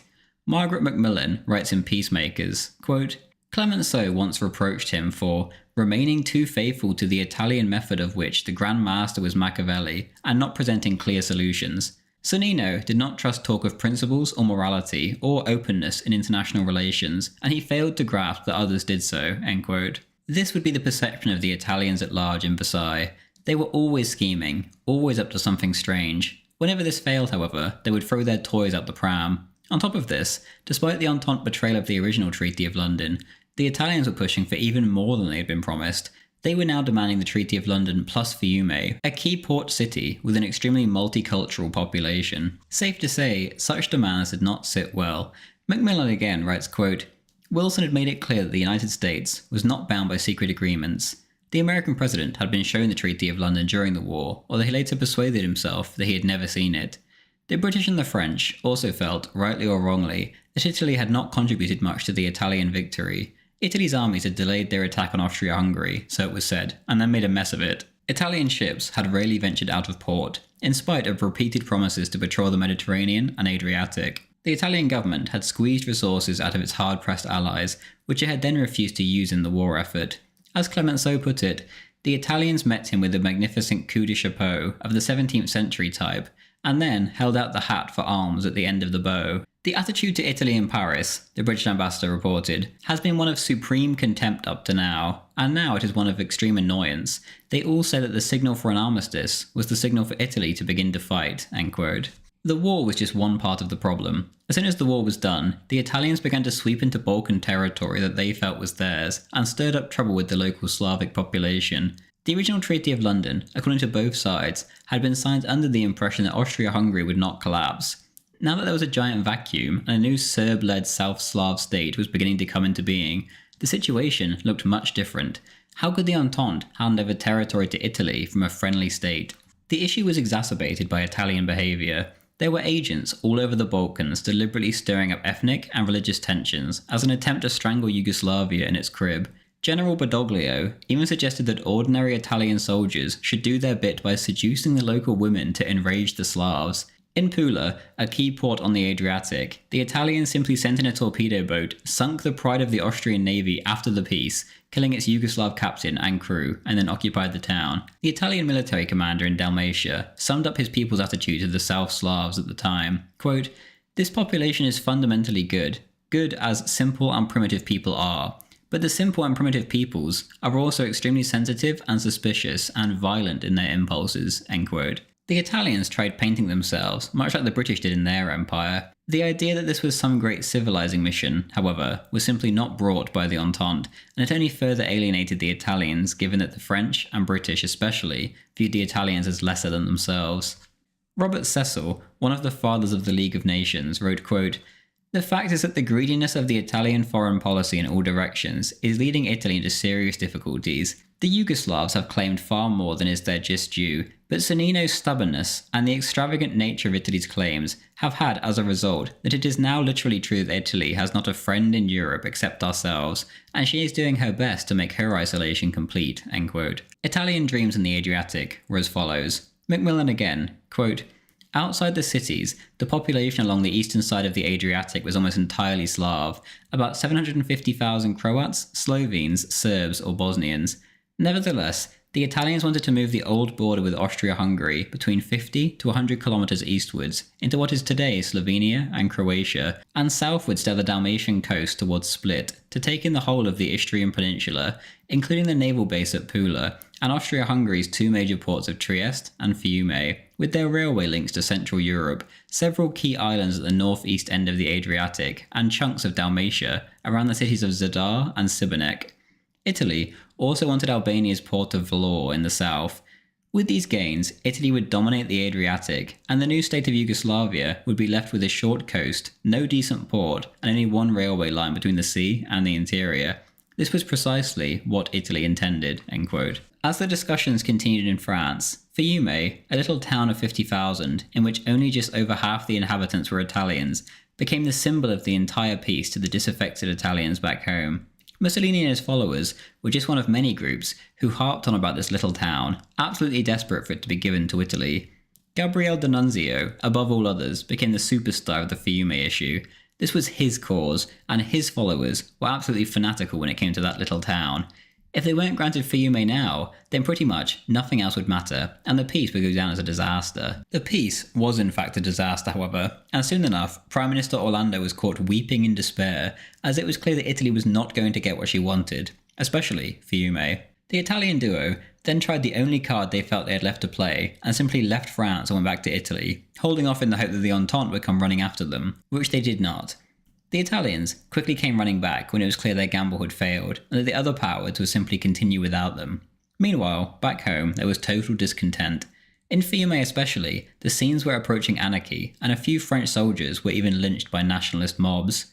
The Italians soon moderated their demands a little bit, but on Fiume they stood firm. The public simply would not be able to handle it.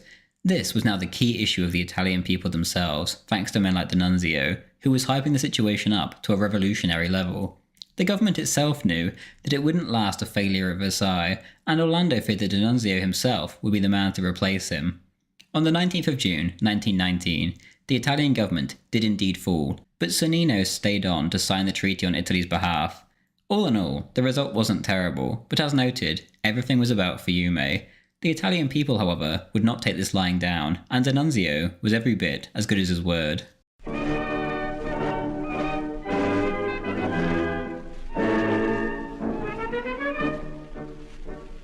On the the 23rd of March 1919, Mussolini and other like-minded individuals organised a mass meeting in a hall in Milan's Piazza San Sepolcro.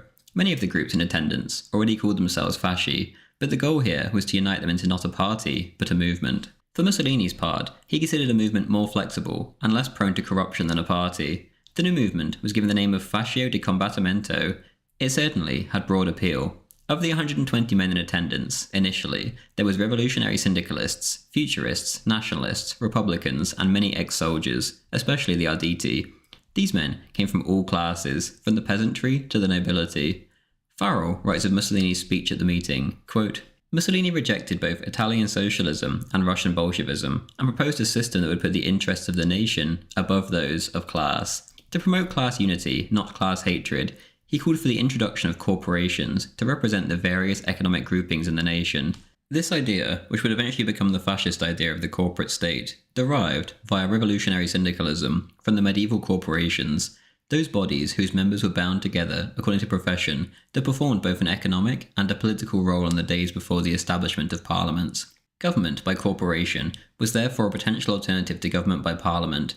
Its attraction was that it would abolish class hatred, because the corporation would represent the interests of the group, not those of the individual, end quote. The Arditi especially were to become essentially the SA equivalent of the movement. These men, scarred by war, fiercely anti-socialist, anti-clerical, and anti-capitalist, were fired up by the most intense of nationalisms, and they were brutal in the extreme, carrying clubs, knuckle dusters, and riding crops with them to meetings, along with their infamous black flags, displaying the skull holding a knife between its teeth. Fascism, however, was far from right-wing, as has now been made the accepted view. What fascism itself is, and the history of fascism, is for another video, but in the first fascist programme of June 1919, published in Il Popolo, the futurists were utterly predominant, and they were extremely left-wing. For reference, in June, there was only around 3,000 fascist members in Milan, according to a police inspector. The programme contained the following demands: universal suffrage for everyone over the age of 18, including women, an electoral system based on proportional representation, a lowering of the minimum age of deputies from 31 to 25, abolition of the monarchy in the upper house, the Senate and hereditary titles, a maximum 8-hour working day, workers' representation in the management of industry, confiscation of 85% of war profits, the complete confiscation of all church property, a confiscation of land from the rich, a progressive tax on capital, abolition of the stock exchange, and finally, the ceding of Fiume and Dalmatia to Italy. Some of the views of these founders of fascism were certainly bizarre.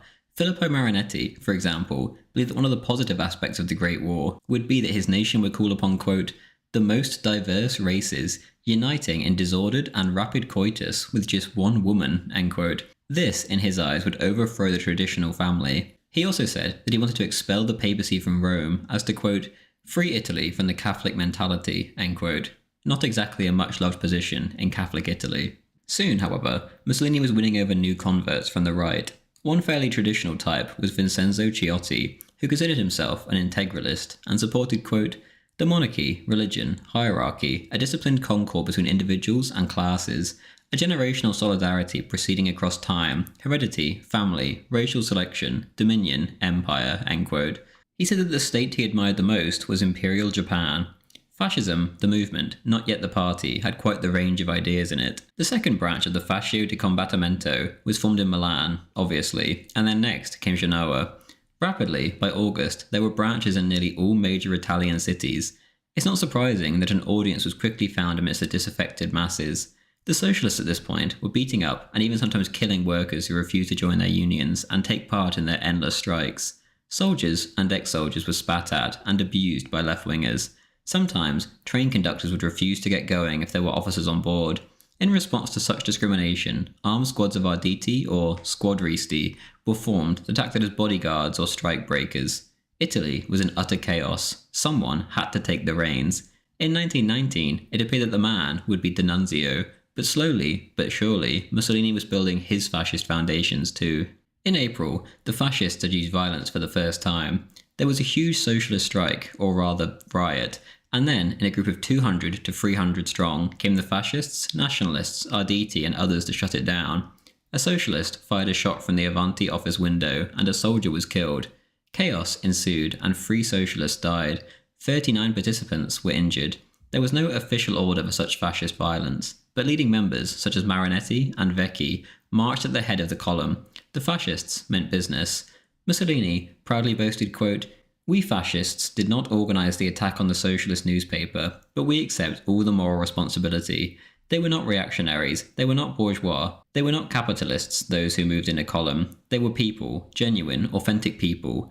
We combat openly and proudly, together with the majority of socialists throughout the world, the obscure phenomenon of regression, of counter-revolution and importance, which is called Bolshevism," end quote. Several months later, the future Duce wrote, quote, "Fascism is pragmatic. It does not have a priorisms. It does not promise the usual utopian paradises.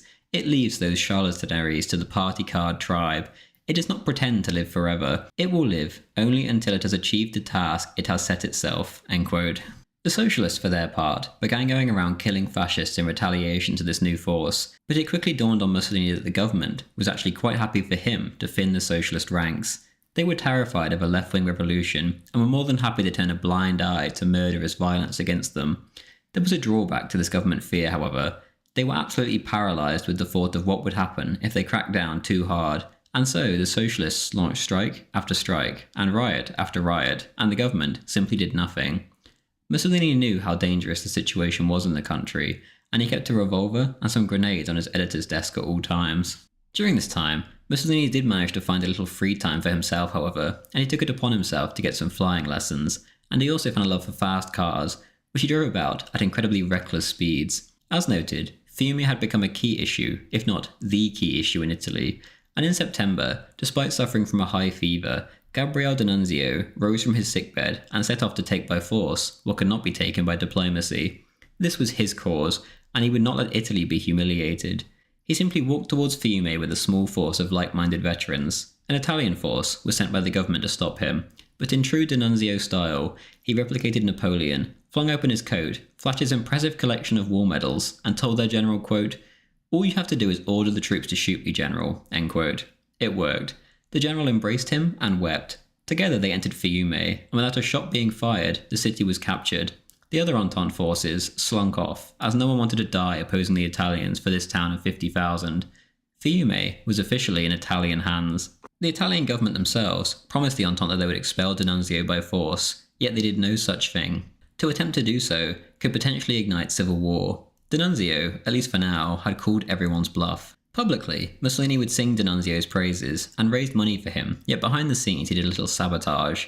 If D'Annunzio was able to use Fiume as a base to then march on Rome, which was the plan, then Mussolini would of course not be the leader of the new Italy, which was completely unacceptable to the future Duce. Mussolini was one of the few whom D'Annunzio told about the march on Fiume, and he regarded him as a great ally.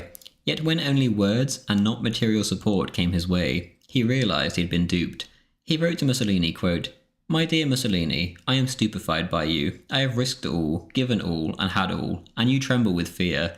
I haven't slept for 6 nights, and I am devoured by fever. But I am on my feet," end quote. His influence, however, would forever remain.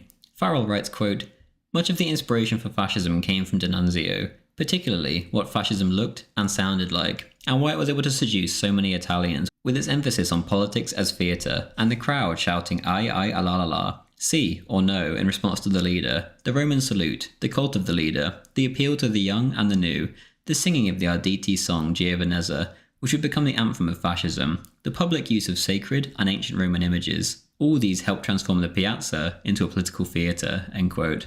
Mussolini, for now, kept urging D'Annunzio not to act by marching on Rome, even though the poet had captured a significant percentage of the Italian population with his heroism.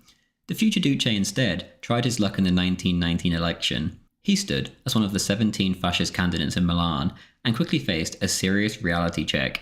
The entire election was an absolute failure, and the fascists, in their stronghold of Milan, only received 4,657 votes out of 270,000. Back in Mussolini's native Predapio, the fascists didn't get a single vote. Nationwide, the socialists went from 52 seats to 156 seats, winning 1.76 million votes out of an electorate of 11 million. During the war, it had seemed that the socialists were finished. Now, however, they were seemingly back from the dead and the biggest party in the country. The Liberal Prime Minister Nitti was only able to cling on to power by forming a coalition with the Catholic Popolari, whom the Pope had quietly given permission to take part in elections, in an Italy that the Vatican did not recognise. This, however, had saved Italy from socialism, and if that is indeed the case, then the Vatican had saved itself from destruction too. For now, however, Mussolini slumped into a profound depression. It appeared all was lost. He later told his son Vittorio that this was the first time he had ever lost faith in himself in his entire life. Sales of Il Popolo immediately plummeted after the elections, and membership of the fascist movement utterly collapsed. The socialists triumphantly marched through the streets with a coffin, which was meant to represent Mussolini's political career. The mass march even stopped outside the future Duce's home. In December 1919, after a brief trip to Venice to recover with his mistress, Sarfatti, he made a statement in Il Popolo and reaffirmed his ideas. Quote, "We fight anything which brutalizes or bestializes the workers, from clerical doctrine to red catechism. We do not fight the organization of classes. When possible, we assist the process. Our ideas on this are well known. We long for a trade union organization that is completely autonomous of parties and sects, which develops by itself, according to circumstance, place, and experience, the right tactics and the right ideals. That is flexible, which moves beyond the war of the classes to active and passive collaboration. We preserve, for everyone from top to bottom, our most precious treasure, independence. This is what distinguishes us from the grey sheep-like party card carrier, and which makes the evil shepherds who exploit it with the deceptions and trickery of demagogy our enemies." End quote. 1920 would see a rapid turnaround for fascism. The party had essentially been wiped out, but thanks to the sheer will of Mussolini, it survived and began its recovery. A corporatist state of sorts already now existed in neighbouring Fiume, where D'Annunzio was still holding up. It was also a state of sheer debauchery and degeneracy, and one that was rapidly losing its spark. In mid-1920, the Italian government fell over the price of bread. The new Prime Minister, Giolitti, signed the Treaty of Rapallo with Yugoslavia, which fixed the two nations' borders, and it was certainly a good deal for the Italians. They got Istria, and Fiume was made into an independent city-state. D'Annunzio refused to accept this, but Giolitti was built of sterner stuff. The Italians invaded Fiume, so that Fiume would not be annexed by Italy as D'Annunzio wished. The dream was over just before the new year. Mussolini, by staying aloof from Fiume, had saved his reputation. D'Annunzio was discredited. Benito Mussolini alone now held the torch. Again, the future Duce reaffirmed his stance. Quote, "We don't believe in programs, schemes, saints, apostles. Above all, we don't believe in happiness, salvation, the promised land. We don't believe in a single solution, whether of an economic, political, or moral kind, a linear solution to the problems of life, because, O illustrious ballad singers of all the vestries, life is not linear. Two religions vie today for dominion over spirits and the world, the black and the red. From two Vaticans, today, encyclicals depart, from the one in Rome and the one in Moscow. We are heretics of these two religions. We alone are immune from the contagion." End quote. Despite this tough talk, Mussolini was soon forced to move towards the Vatican and towards the right. The exodus from the party had been mostly left-leaning, and so many of the further left-wing ideas were shelved forever. One included the war profits. Only excessive war profits should be confiscated, the party now said. As for the Vatican, Mussolini made a hard turn towards pragmatism. He said, quote, "As for the papacy, it needs to be understood. The Vatican represents 400 million men around the world, and an intelligent politics must take use of this colossal force for the sake of its own expansion. I am today completely outside any religion, but politics is politics. No one in Italy, unless he wants to start a religious war, can launch an attack on this spiritual sovereignty." End quote. Almost as soon as the words left Benito's mouth, no matter how watered down they were, Marinetti, a key fascist, left the party due to his staunch anti-clericalism. The shift to the right was perhaps also due to events in Italy. Factories, especially in the industrial north, had been seized, and the red flag flew above them. They were run by the workers and peasants now. 1 million of them were involved. Italy looked on the very brink of its own Russian Revolution. In response, Giolitti, the PM, opened the doors to fascism, and an agreement was reached in which fascist candidates could stand on the same ticket as Giolitti's. Later, there was an agreement to stand together in the so-called nationalist bloc in the 1921 elections. Giolitti had wished to absorb the fascists, and he had failed. Instead, the doors of power were now open to fascism. On top of this, in January 1921, the socialists, as they always tend to do, exploded due to infighting. There was a major schism in which the Italian Communist Party was formed. Mussolini wrote, quote, "The party that was supposed to give the present of paradise to the proletariat has split into two enemy factions. That is the sad reality. It is the end of an illusion. Will it be the beginning of wisdom?" End quote. Soon enough there was another schism, as the Socialist Party complied with Comintern instructions to expel the so-called class collaborators. The expellees then formed the PSU, the Socialist Unitary Party. The disaster for the left continued. Factory owners, big business, property owners big and small, everyone with a slice of the Italian pie decided that enough was enough. If the state wasn't going to protect them, then someone else had to. It was the fascists and their squads that they turned to, in the form of bodyguards and strike breakers. On top of this, the workers who were not part of the Socialist Party and didn't hold a union card have been expelled from the collective farms and factories. Fascism, which had been a very urban phenomenon so far, suddenly spread like wildfire throughout the countryside amongst the peasants. In exchange for protection from the squadrista against the socialists, Mussolini persuaded landowners to hand over large areas to peasants on long leases, a solution that worked for everyone. He stated his position on the agrarian question. Quote, "Faced with the agrarian problem, the position of fascism is tendentially this: land to him who works it and makes it yield. No socialization of the land, a meaningless phrase, and above all, no agricultural state." End quote. Fascism had changed overnight. Support exploded. Everything was different now. The fascist squads began to challenge socialist rule in the streets more than ever before. Much as in Germany, both sides gave as good as they got. The streets were a war zone. Between January and April 1921, 102 people died and 388 people were injured. During the 1921 election campaign, there was 105 deaths, 3 per day. 431 were injured, which was 15 per day. In Mussolini's native Romagna especially, which was seen as a red stronghold, the black shirts asserted themselves as the new dominant force, and they grew exponentially.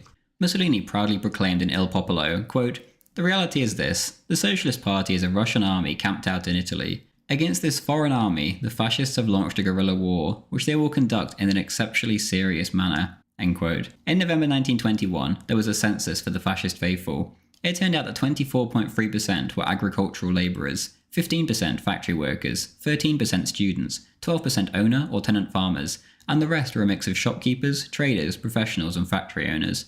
2/3 of these men had served in the Great War. The latter statistic was by far the most important.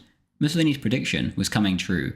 Those who were there would be the ones who were destined to rule Italy, not those who were not. Any leftist claim that the fascist rise to power was a bourgeois counter-revolution can also be firmly put to rest by such statistics. Agostino Lanzillo, a member of the Fascist Central Committee, wrote, quote, "Fascism is composed in the large cities of new men. They formed the crowd which before the war watched political events with indifference and apathy, and which has now entered the contest. Fascism has mobilized its forces from the twilight zone of political life, and from this derives the unruly violence and juvenile exuberance of its conduct." End quote. Italo Balbo, the dashing 24-year-old local squad leader in Ferrara, was exactly one of these types. He wrote later, quote, "When I came back from the war, just like so many, I hated politics and politicians, who in my opinion had betrayed the hopes of the combatants, reducing Italy to a shameful peace and systematic humiliation of any Italians who supported the cult of heroes. Fight, combat, to come back to the country of Giolitti who offered every ideal as an item for sale? No, better to deny everything, to destroy everything, so as to rebuild everything from scratch. Many in those days turned to communist nihilism. It was the ready-made revolutionary program, and apparently the most radical. Struggle against the bourgeoisie and socialism. It is certain, in my opinion, that without Mussolini, 3/4 of the Italian youth which had returned from the trenches would have become Bolsheviks." End quote. In April 1921, Mussolini came to visit Ferrara, and Balbo had assembled a gigantic crowd of 20,000 fascists to listen. This was the first great fascist rally, for which Mussolini was to become so famous. Early 1921 also nearly brought about the end of Mussolini on 2 occasions. On the 2nd of March, he nearly died in a plane crash when he was doing takeoff and landing practice near Milan. His engine stalled, and he got off with a light injury, but he was now on crutches. Later that same month, on the 22nd of March, an assassin turned up at his door saying that he was looking for work. His nerve failed him, however, and he handed Mussolini his gun. The future Duce let him leave, but he then wrote about it in the newspaper, and the man was arrested. A day after the assassin turned up at Mussolini's door, a socialist bomb went off in a Milan theatre and killed 21 innocent people, wounding 200 more. The nation was a ticking time bomb, and only Benito Mussolini looked as if he had the means to defuse it. On the 8th of May, a week before the election, there was 1,073 acts of violence. Mussolini, for his part, urged restraint in Il Popolo, quote, "We must not turn from being the oppressed into tyrants." End quote. This time the fascists were in league with Giolitti and managed to do well for themselves in the election. Of the 75 candidates they had put up, 35 ended up winning and became part of the Nationalist Bloc, as the coalition was now calling itself. The Bloc won 275 seats. The Socialists won 34 seats less than last time, but still 122 in total. Essentially, as soon as Mussolini got his fascists into parliament, He simply pulled his support from Giolitti's bloc. Soon enough, Giolitti resigned. One of their first acts, too, was to boycott the traditional king's speech to parliament. Mussolini wrote, quote, "They shout Viva il Re, the fascists shout Viva l'Italia. Our symbol is not the shield of Savoy, it is the Fascio Littorio, Roman, and even, if you don't mind, Republican. In the fundamental postulates of fascism, every prejudice is rejected, therefore, even Republican or monarchist ones. But to this, we add that no one can consider the fasci as monarchists or dynasticists. Now, faced with the issue of the royal opening, disinterest is really the only fascist attitude." End quote. On the 21st of June, Mussolini gave his first speech in the Chamber of Deputies. Essentially, it was an hour-long tirade against communism, socialism, and democracy. By now, too, he had softened even more on the church. He openly stated in his speech that if only the Vatican gave up its historical temporal power, aka their claims on the lost papal states land, then, in return, the Italian state would fund church schools, hospitals, and obviously, churches themselves. He also said, quote, "I affirm here that the Latin and imperial tradition of Rome is today represented by Catholicism. If, as Mommsen said 20 to 30 years ago, no one can remain in Rome without a universal idea, I think and affirm that the only universal idea which today exists in Rome is that which irradiates out of the Vatican." End quote. With the new government essentially amounting to nothing, the violence continued in Italy. On the 21st of July, black shirts launched a raid, but the police opened fire. As they fled, they were attacked by a hostile crowd and communist red shirts with pitchforks and billhooks. 18 black shirts were butchered and their bodies strung up by the crowd. 30 more were seriously wounded. He, as always now, denounced the violence and pushed for peace. As he said in a 1922 speech the next year, quote, "But to my fascist friends, and I speak to the fascists of all Italy, our violence must have certain fascist characteristics. The violence of 10 to 1 is to be disowned and condemned. There is a violence that frees, and a violence that binds. There is a moral violence, and stupid, immoral violence. Violence must be disproportionate to the necessities of the moment, and not made a school, a doctrine, or a sport. The fascists must be careful not to spoil with sporadic, individual, and unjustifiable acts of violence the brilliant and splendid victories of August." End quote. In this vein, he signed a Pact of Pacification on the 2nd of August. This led to immediate blowback, especially from provincial black shirt leaders like Balbo. Balbo himself, at a meeting on the 16th of August with 600 fasci in Bologna, proposed that Mussolini step aside and D'Annunzio take the reins. 2 days later, Mussolini retired the fascist executive. Many other members of the executive simply refused Benito's resignation. After all, this was essentially his movement. Grandi and Balbo, importantly, did not, and off they went to offer D'Annunzio the leadership of the fascist party. In return, all they got was an evasive response. After 3 days, he simply said he wanted to consult the stars, but the sky had been cloudy. It's a good job that sky was cloudy, as otherwise the fascists would have gone the way of the socialists, and entered the infinite spiral of schism. Ironically enough, it was the socialists who saved the situation. They had been so murderous in the streets that Mussolini had no choice but to declare that they had broken the pact, and on the 12th of September, the fascists occupied Ravenna in force in the so-called March on Ravenna. Chaos ensued and the pact was officially over. If it looked a little earlier as if fascism was about to fall, that certainly was not the case now, and Mussolini took his chance. Benito stated that it was necessary for the movement to become a party with a clear structure and chain of command, and this was accepted at the annual party congress of the 7th to 8th of November. The PNF, aka the Partito Nazionale Fascista, was born. The now PNF leader wrote, quote, "Fascism will not lose any of its characteristics. It will lose instead, and it is good that it does, much of its dross. It will leave behind, and it must leave behind, the violent ones. Of violence not as a means, but as an end. Those ambiguous elements which here and there have tagged onto fascism to use it for the defence of their own private interests." End quote. By year's end, there was 249,036 members of the PNF. On top of this, the Italian parliament was in chaos and unable to govern. Mussolini called the problem, quote, "nearly insoluble," end quote.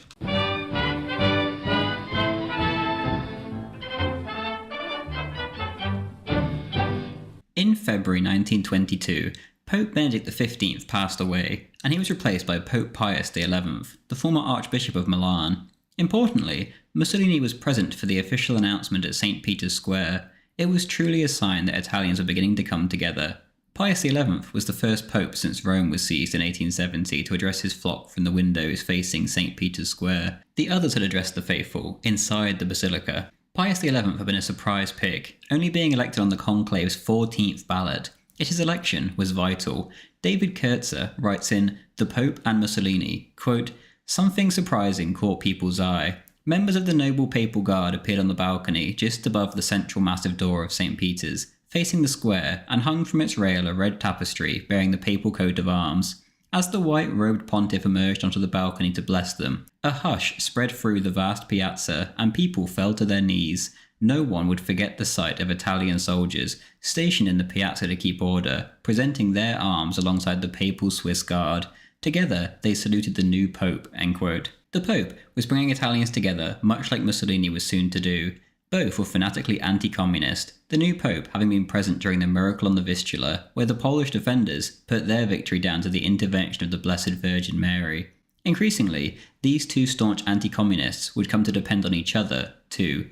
That same month, the Italian government collapsed. Everyone scrambled to form a coalition, yet nothing was forthcoming. The king, in desperation, had to turn to a man named Luigi Facta, another liberal. This appointment was simply kicking the can down the road. The old regime was simply not functioning and was facing extinction. The pattern of increasing violence continued into 1922, with both the socialists and the fascists giving as good as they got. In March, 1,000 black shirts even seized Fiume and demanded that the government accept the fait accompli, yet they did not. Between March and July, 899 fascists and 959 socialists were arrested for alleged acts of violence. In May, Mussolini himself got in the action and fought another duel, which would turn out to be his last. This was with Mario Miseroli, editor of an anti-fascist newspaper, who kept calling him an agrarian slave in his columns. The duel lasted 7 rounds with no clear winner and no reconciliation. By July, the Facta government simply couldn't deal with the violence, and he resigned on the 22nd. On the 28th and 29th of July, Italo Balbo launched what came to be known as the Column of Fire, and fascists began to torch socialist and communist offices, essentially at will, all over Ravenna and Forli. Balbo's bluff was not called, and neither the police nor the army intervened. At this stage, the fascists were essentially the de facto rulers of much of the north of Italy, especially the Po Delta. On the 31st of July, the king recalled Facta, and the left, in response to the Column of Fire, called a general strike. They had walked right into Balbo's ingenious trap, and had just wrapped the noose around their own necks. The fascists were now once more able to present themselves as the defenders of the nation due to the absence of the state itself. Mussolini publicly stated that the government had 48 hours to stop the strike, or else the black shirts would do it instead. He meant it, and the men were mobilised. On the 2nd of August, the strike leaders backed down and called off the strike, but it was too late. The fascists launched a week-long rampage against left-wing targets. On the 3rd of August, 1,000 fascists besieged the city hall in Milan, and 150 soldiers who were guarding it just let them flood past. D'Annunzio, who happened to be in Milan at the time, was convinced to make a rousing speech in support of fascism from the city hall balcony, despite his issues with Mussolini personally. The next day, the 4th, the Avanti offices were sacked and torched. On the 5th, the government ordered prefects in the north to impose martial law, and only then did Mussolini back down. On the 11th, he told a Naples newspaper that a march on Rome was strategically possible, although not inevitable. Clearly, things were coming to a head, one way or another. By September, Mussolini's mistress, Sarfatti, who he was spending more and more time with, had given 1 million lire to be put towards a march on Rome. She said to a friend, quote, "That march had to be made, it could not be put off any longer, and I did not want to lose my money, which was not a negligible sum," end quote. Behind the scenes, Mussolini was in talks with the government about forming a coalition, and he was absolutely racked with doubt. It was not him who most wanted the march, it was men like Balbo, men who had far less to lose, and yet had the will to take the plunge to get what they wanted. Meanwhile, the Italian left, instead of rallying together, was disintegrating, and the Socialist Party had another great schism. The other main party, the Popolari, suffered a severe setback as the new pope pulled his support. Pius XI was no fascist, but he saw the writing on the wall. Fascism, in his eyes, was the best chance to restore peace to Italy. On the 16th of October, there was a meeting of all the leaders of the fascist militia, Balbo, Cesare De Vecchi, and Emilio de Bono. The last of the three was a reserve army general, and also in attendance were several other generals. Here, the march was finally organised. It was agreed that there would be 4 quadriumvirs, appointed to run the whole ordeal. These would be Balbo, De Vecchi, De Bono, and Bianchi. D'Annunzio, according to Mussolini, had given his approval of the march. Balbo wanted to march immediately, yet the future Duce urged patience, and the date was set for the annual P&F Congress in Naples, which began on the 24th. Mussolini did continue to hedge his bets, however. On the way to Naples, he stopped in Rome and demanded 5 ministries as his price for fascist support.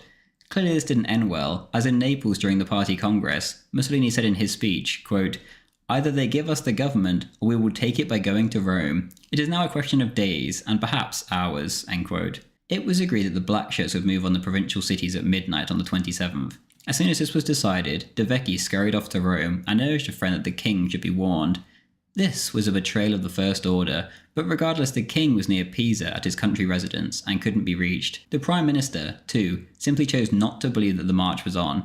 Everyone in Rome took De Vecchi's scheming as part of a great bluff to get a fascist-friendly government. Just before midnight on the 27th, the king returned to Rome, and Prime Minister Facta offered to resign, which the king refused. Instead, it was agreed that a state of emergency would be proclaimed the next morning. Mussolini, meanwhile, was back in Milan watching a play with Sarfatti. He didn't stay till the end, however, as a journalist arrived midway through the second act with an urgent message.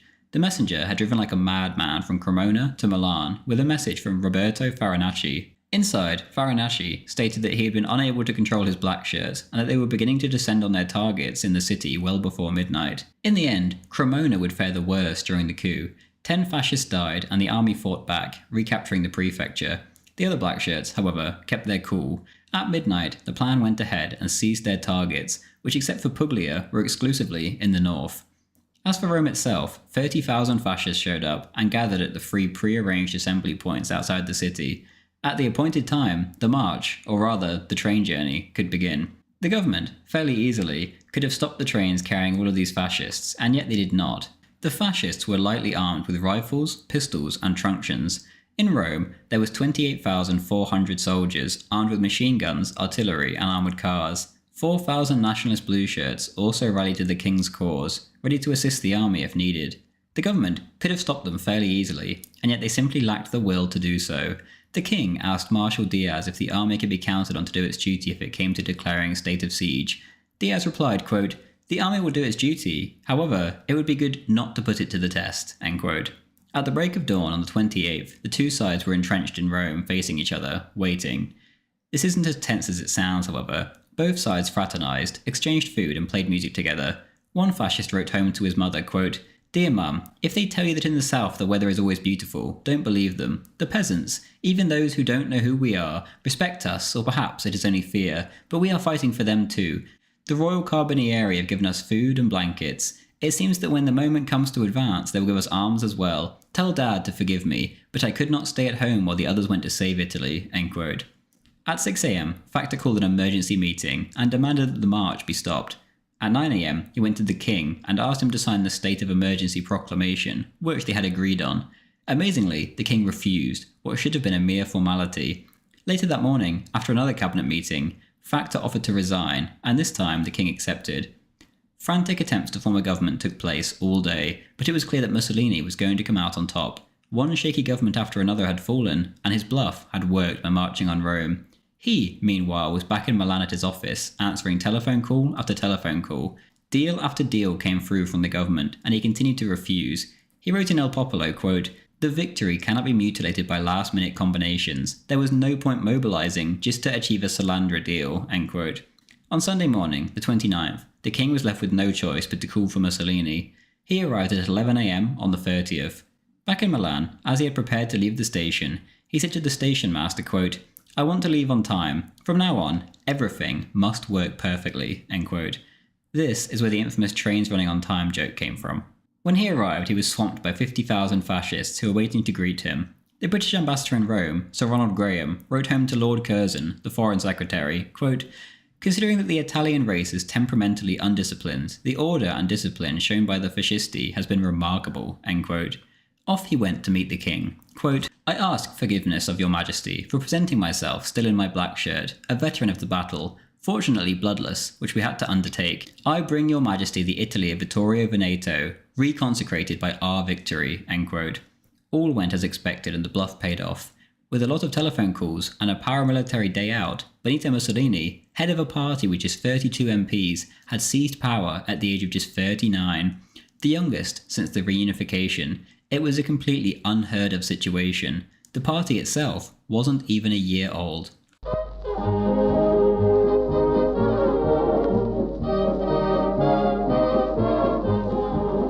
Upon being given his assignment by the king, Mussolini appointed himself Minister of the Interior and Interim Minister for Foreign Affairs. Apart from this, only 3 of the other 13 cabinet positions went to fascists. This was a coalition government where he had to compromise, after all. He certainly did not have full power yet. On the 16th of November, Mussolini requested the right to rule by decree for a year from the Chamber of Deputies and said, threateningly, quote, "I add, so that everyone may know, that I am here to defend and strengthen to the utmost degree the revolution of the black shirts, with 300,000 fully armed young men, utterly committed and almost mystically ready for an order from me. I could have punished all those who have defamed and tried to throw mud at fascism. I could have turned this deaf and grey chamber into a bivouac for my legions. I could have barred up Parliament and formed a government only of fascists. I could have, but I have not wanted to, at least not for the moment." End quote. Importantly, he concluded, quote, "God help me conduct my arduous task to a victorious conclusion." End quote. Not a single Italian head of government had muttered the word God since the unification of the nation until now. In the vote of confidence that day, the Mussolini government won by an overwhelming 306 votes to 116 votes with 7 abstentions. Only the communists and the socialists were those voting against the Duce. Then, as one of his first acts as prime minister, Mussolini led his cabinet to a mass at the altar of the unknown soldier in Rome, and he ordered the men to kneel in prayer for a minute. This was quite the change from the fierce anti-clericalism of just a few years ago, and also, more importantly, a clear offer to the Vatican for reconciliation. On the 20th of November, Mussolini had to attend the Lausanne conference in Switzerland with Britain, France, the Soviet Union, Turkey and Greece.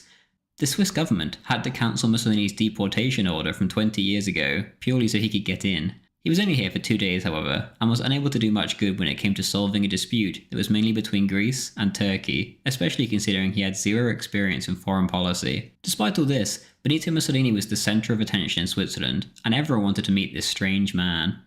Upon his return, the Duce's request to rule by decree was granted, and he moved into his new quarters inside the lavish Grand Hotel. Previously, the hotel had been known for its rich American female tourists. As soon as Benito moved in, however, he banned women from the premises. "They are a distraction," he said. Quote, "They obstruct active production of work. They create delays and do not appreciate the urgent nature of work." End quote. One of the first things on Mussolini's agenda now that he had free reign was the church. After all, in a nation that was 99% Catholic, how could this be anything but a positive? Kurtzer writes, quote, "He moved quickly to make good on his promises to the Vatican, eager to show that he could do what the Popular Party had been incapable of doing. He would restore the privileges that the Church enjoyed before Italian unification. He ordered crucifixes to be placed on the wall of every classroom in the country. Then, in all courtrooms and hospital rooms, he made it a crime to insult a priest or to speak disparagingly of the Catholic religion. He restored Catholic chaplains to military units. He offered priests and bishops more generous state allowances, and to the special delight of the Vatican, he required that the Catholic religion be taught in the elementary schools. He showered the church with money, including 3 million lire to restore churches damaged during the war, and subsidies for church-run Italian schools abroad. In cities and towns throughout the country, in the course of Mussolini's many triumphal visits, bishops and local parish priests were encouraged to approach him to ask for funds for church repair. To further burnish his Catholic credentials, later in 1923, he had his wife Rachel and their 3 children, Edda and 2 sons, Vittorio and Bruno, baptized." End quote. On top of this, contraceptives were made illegal, as well as swearing in public. Religious education was also mandatory, not only in elementary schools, but all schools and universities. The books used were also only those approved directly by the Vatican. P&F members were, incredibly, banned from being Freemasons. The party had previously been riddled with Masons and Masonic support, but Mussolini was all too happy to trade this in for Vatican support. Homosexuality was completely banned in 1931. Officially, the Vatican did not yet recognise the nation of Italy, which had so recently ripped its lands away, but regardless, the Pope wanted to work with Mussolini. Their go-between was an old Jesuit named Pietro Tacchi Venturi. Elsewhere, in foreign affairs, Mussolini visited England for the first and only time in December 1922 for an Allied conference regarding Germany's failure to pay war reparations. Here, Mussolini met the King and was only in England for 3 days. The conference came to nothing, and as we know, the French took matters into their own hands by marching into the Ruhr with Belgium, often using uncontrolled colonial troops to wreak havoc with the local female population. On the 15th of December, the new Grand Council of Fascism met for the first time. Ironically, Mussolini's slide towards dictatorship was at first due to how uncontrollable his fascists were. The more anti-clerical elements amongst the black shirts had been a thorn in his side, and attacks on priests in the countryside were fairly frequent. There was even some cases of castor oil being poured down priests' throats, and some had been held up at gunpoint or beaten. This, of course, paled in comparison to the violence against leftists of all kinds, as well as members of the Italian People's Party, who were Catholics. The new council would help significantly with pulling unruly elements back into the fold and keeping things under control. A new national militia was formed comprised of the black shirts. At 300,000 strong, they swore an oath of loyalty to Benito Mussolini, not the king. The opposition was cracked down upon too. In early 1923, thousands of communists were arrested, and then in April, large numbers of weapons, including almost 30,000 rifles, were seized. Other issues were able to be solved with diplomacy, not violence. In March, the PNF absorbed the nationalist royalists, who they had often clashed in the streets with beforehand. This was a huge blow to the left wing of the party, and the PNF continued to drift rightwards. In May, King George V of England and Queen Mary made an official 5-day state visit to Rome. The fascists being in power had done nothing to put them off doing so, far from it, as King George bestowed Mussolini with the Order of the Bath. In general, the visit was seen as an official British seal of approval for Italian fascism, and this truly was the feeling back home. Mussolini was seen as having saved his nation from communism, and other newspapers spoke absolutely glowingly of him. Even Churchill was a gigantic fan. In mid-1923, a huge electoral reform bill was passed, which effectively would hand any future election on a plate to the fascists. The Pope personally ensured this passed by making the head of the extremely Catholic Italian People's Party step down, who had been in staunch opposition. On the 24th of August, a Catholic priest was beaten to death by 2 fascists in Italo Balbo's neck of the woods, Ferrara. Don Menzoni, the priest, was a decorated First World War veteran and a fervent anti-fascist. This excess, along with others, was driving Mussolini up the wall. Before the party had even come to power, he had disavowed this kind of violence, but now it threatened to sabotage everything. In a furious telegram, the Duce wrote, quote, "I declare that I want to liberate the militia not from fascism, but from the party, which is a vast, pitiful panorama of imbecilic bigots and an interminable object of mirth and daily scorn on the part of all of our opponents. Stop. For months and months, fascism has been the only unsettling element in the life of the nation. Government has confronted and solved formidable problems, while provincial fascism has never exited the bickering of the bell towers." End quote. The 31st of October brought the first anniversary since the March on Rome. The Times wrote of the occasion, quote, "It is beyond question that Italy has never been so unified. The Italians are impressed that fascism is not a typical political revolution, which has succeeded, but a genuine spiritual revolution. Fascism has abolished the parliamentary chess game, it has simplified the tax system, and has greatly reduced the national debt. It has improved public services enormously, especially the railways. It has reduced redundant bureaucracy without causing serious unemployment. It has pursued an energetic and fortuitous colonial policy. All this is a difficult and praiseworthy achievement in its own right, but the greatest gain for Italy is that she has got back internal security and national pride." End quote. This, in spite of the fact that Mussolini had sent the Italian navy to first bombard and then simply seize Corfu on the 31st of August. An Italian delegation led by an Italian general had been murdered near the Greek-Albanian border, where they had been involved in an international effort to define the correct frontier between the two nations. Mussolini boldly reacted, and about a dozen Greek civilians died. Mussolini also demanded several types of humiliating apology from the Greeks, as well as 50 million lire in compensation. The Greeks protested relentlessly and appealed to the League of Nations, yet it was no good. Mussolini got his way. A month later, the Greeks were made to accept a slightly watered-down version of the earlier ultimatum. In return, the Italian troops left Corfu. To the Italian people, it seemed they finally had a leader who could stand up to the great powers. France had not only not cared, but had actively supported Italy in the crisis, and the British could do nothing despite their fury. A second foreign policy triumph followed in January 1924, when a treaty was signed with Yugoslavia, which ceded Fiume to Italy, that city which meant so much to every Italian. The king duly assigned Mussolini the highest order which was in his power to give, the Collar dell'Annunziata. This made him a cousin of the sovereign. With these successes under his belt, Mussolini felt confident enough to go to the polls in search of a popular mandate. On the 25th, he dissolved Parliament and set the elections for the 6th of April. He wanted them, for optics' sake, to be entirely peaceful. He specifically requested, quote, "You must impede totally vandalistic acts, especially against opposition newspapers," end quote. Mussolini was able to control the PNF at its centre, but his requests fell on deaf ears in the provinces, as fascist thugs terrorised the opposition all across the country. Hundreds were beaten, and a socialist candidate was dragged out of his house and shot dead. Despite this, 7.6 million Italians voted, a turnout of 63.8%, which was 5.4% more than the 1921 elections. Mussolini's list of candidates won 66.3% of the vote, giving him 374 deputies out of 535. 275 out of the 374 were fascists. Mussolini proudly said to the Chicago Daily News, quote, "Italy is made, now we must make the Italians," end quote. The excitement of this gigantic victory, however, was short-lived. The regime itself was about to come the closest it ever came to collapse until 1943. On the 30th of May 1924, Matteotti, an Italian socialist politician who was absolutely hell-bent on confrontation with Mussolini, stepped up to speak in Parliament. Mussolini had tried working with the socialists. He would happily have accepted them into his government, but Matteotti, especially, refused to do any such thing, and this would be his downfall. During the speech, which lasted for 4 hours, the socialist accused Mussolini of having rigged the vote, and said that the entire election should be voided. The entire time he spoke, he was heckled and the massed ranks of fascist MPs banged the tables. The language was deliberately as inflammatory as it could possibly be, and Matteotti knew exactly what he was doing.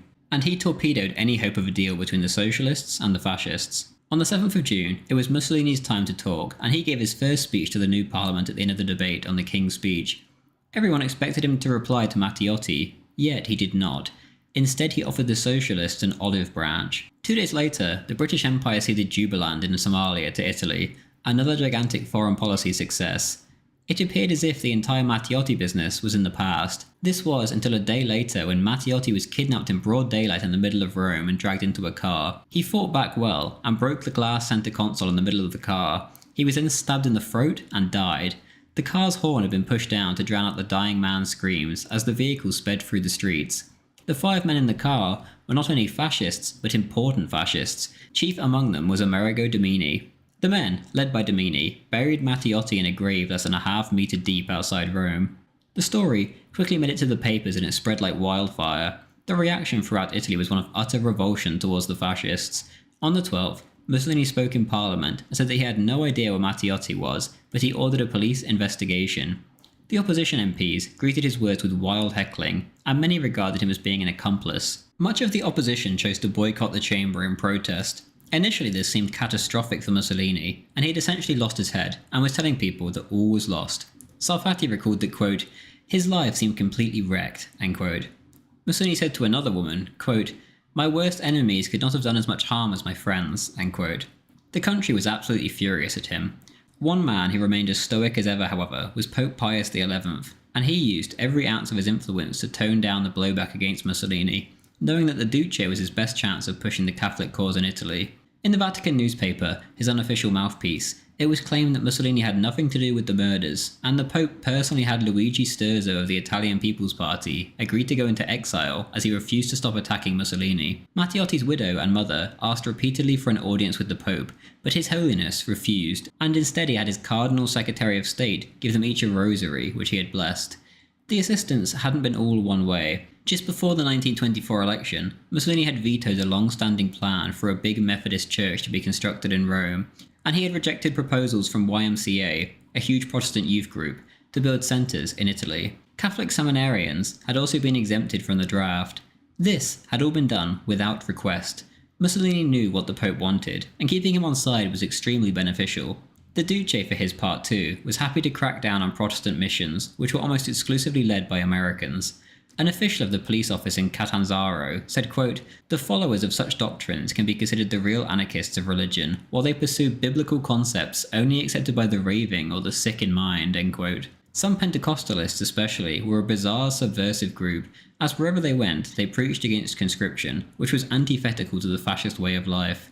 These Protestant groups were almost always hostile to fascism and militarism in general.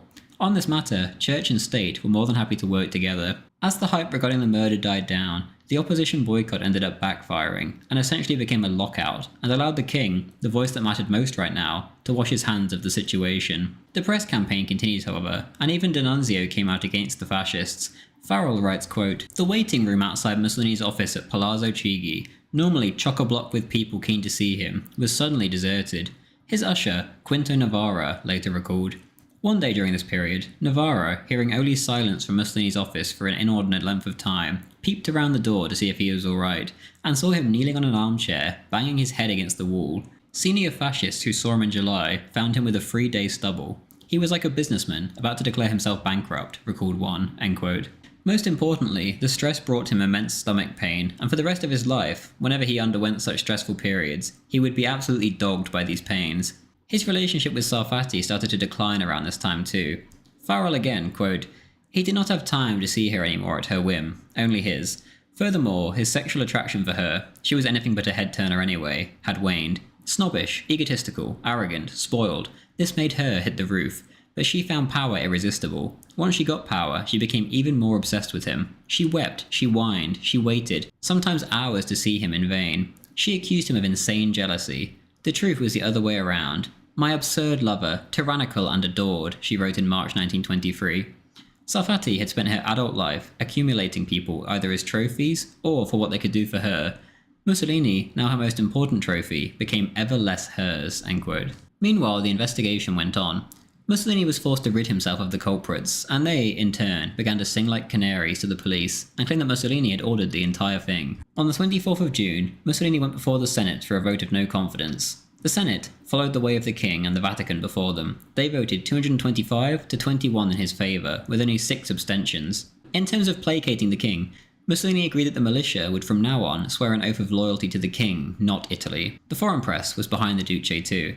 The Times wrote on the 5th of July, quote, "For ourselves, we hope that Signor Mussolini, who is unquestionably a great administrator and a great political foreman of the works, will not lose his hold on the people," end quote. The Daily Mail, quote, "We in England have confidence in Signor Mussolini, so have the Italians," end quote. Things were still incredibly uneasy, however, and it wasn't until the 16th of August that a gameskeeper found Mattiotti's body as his dog had begun to dig furiously at the shallow grave.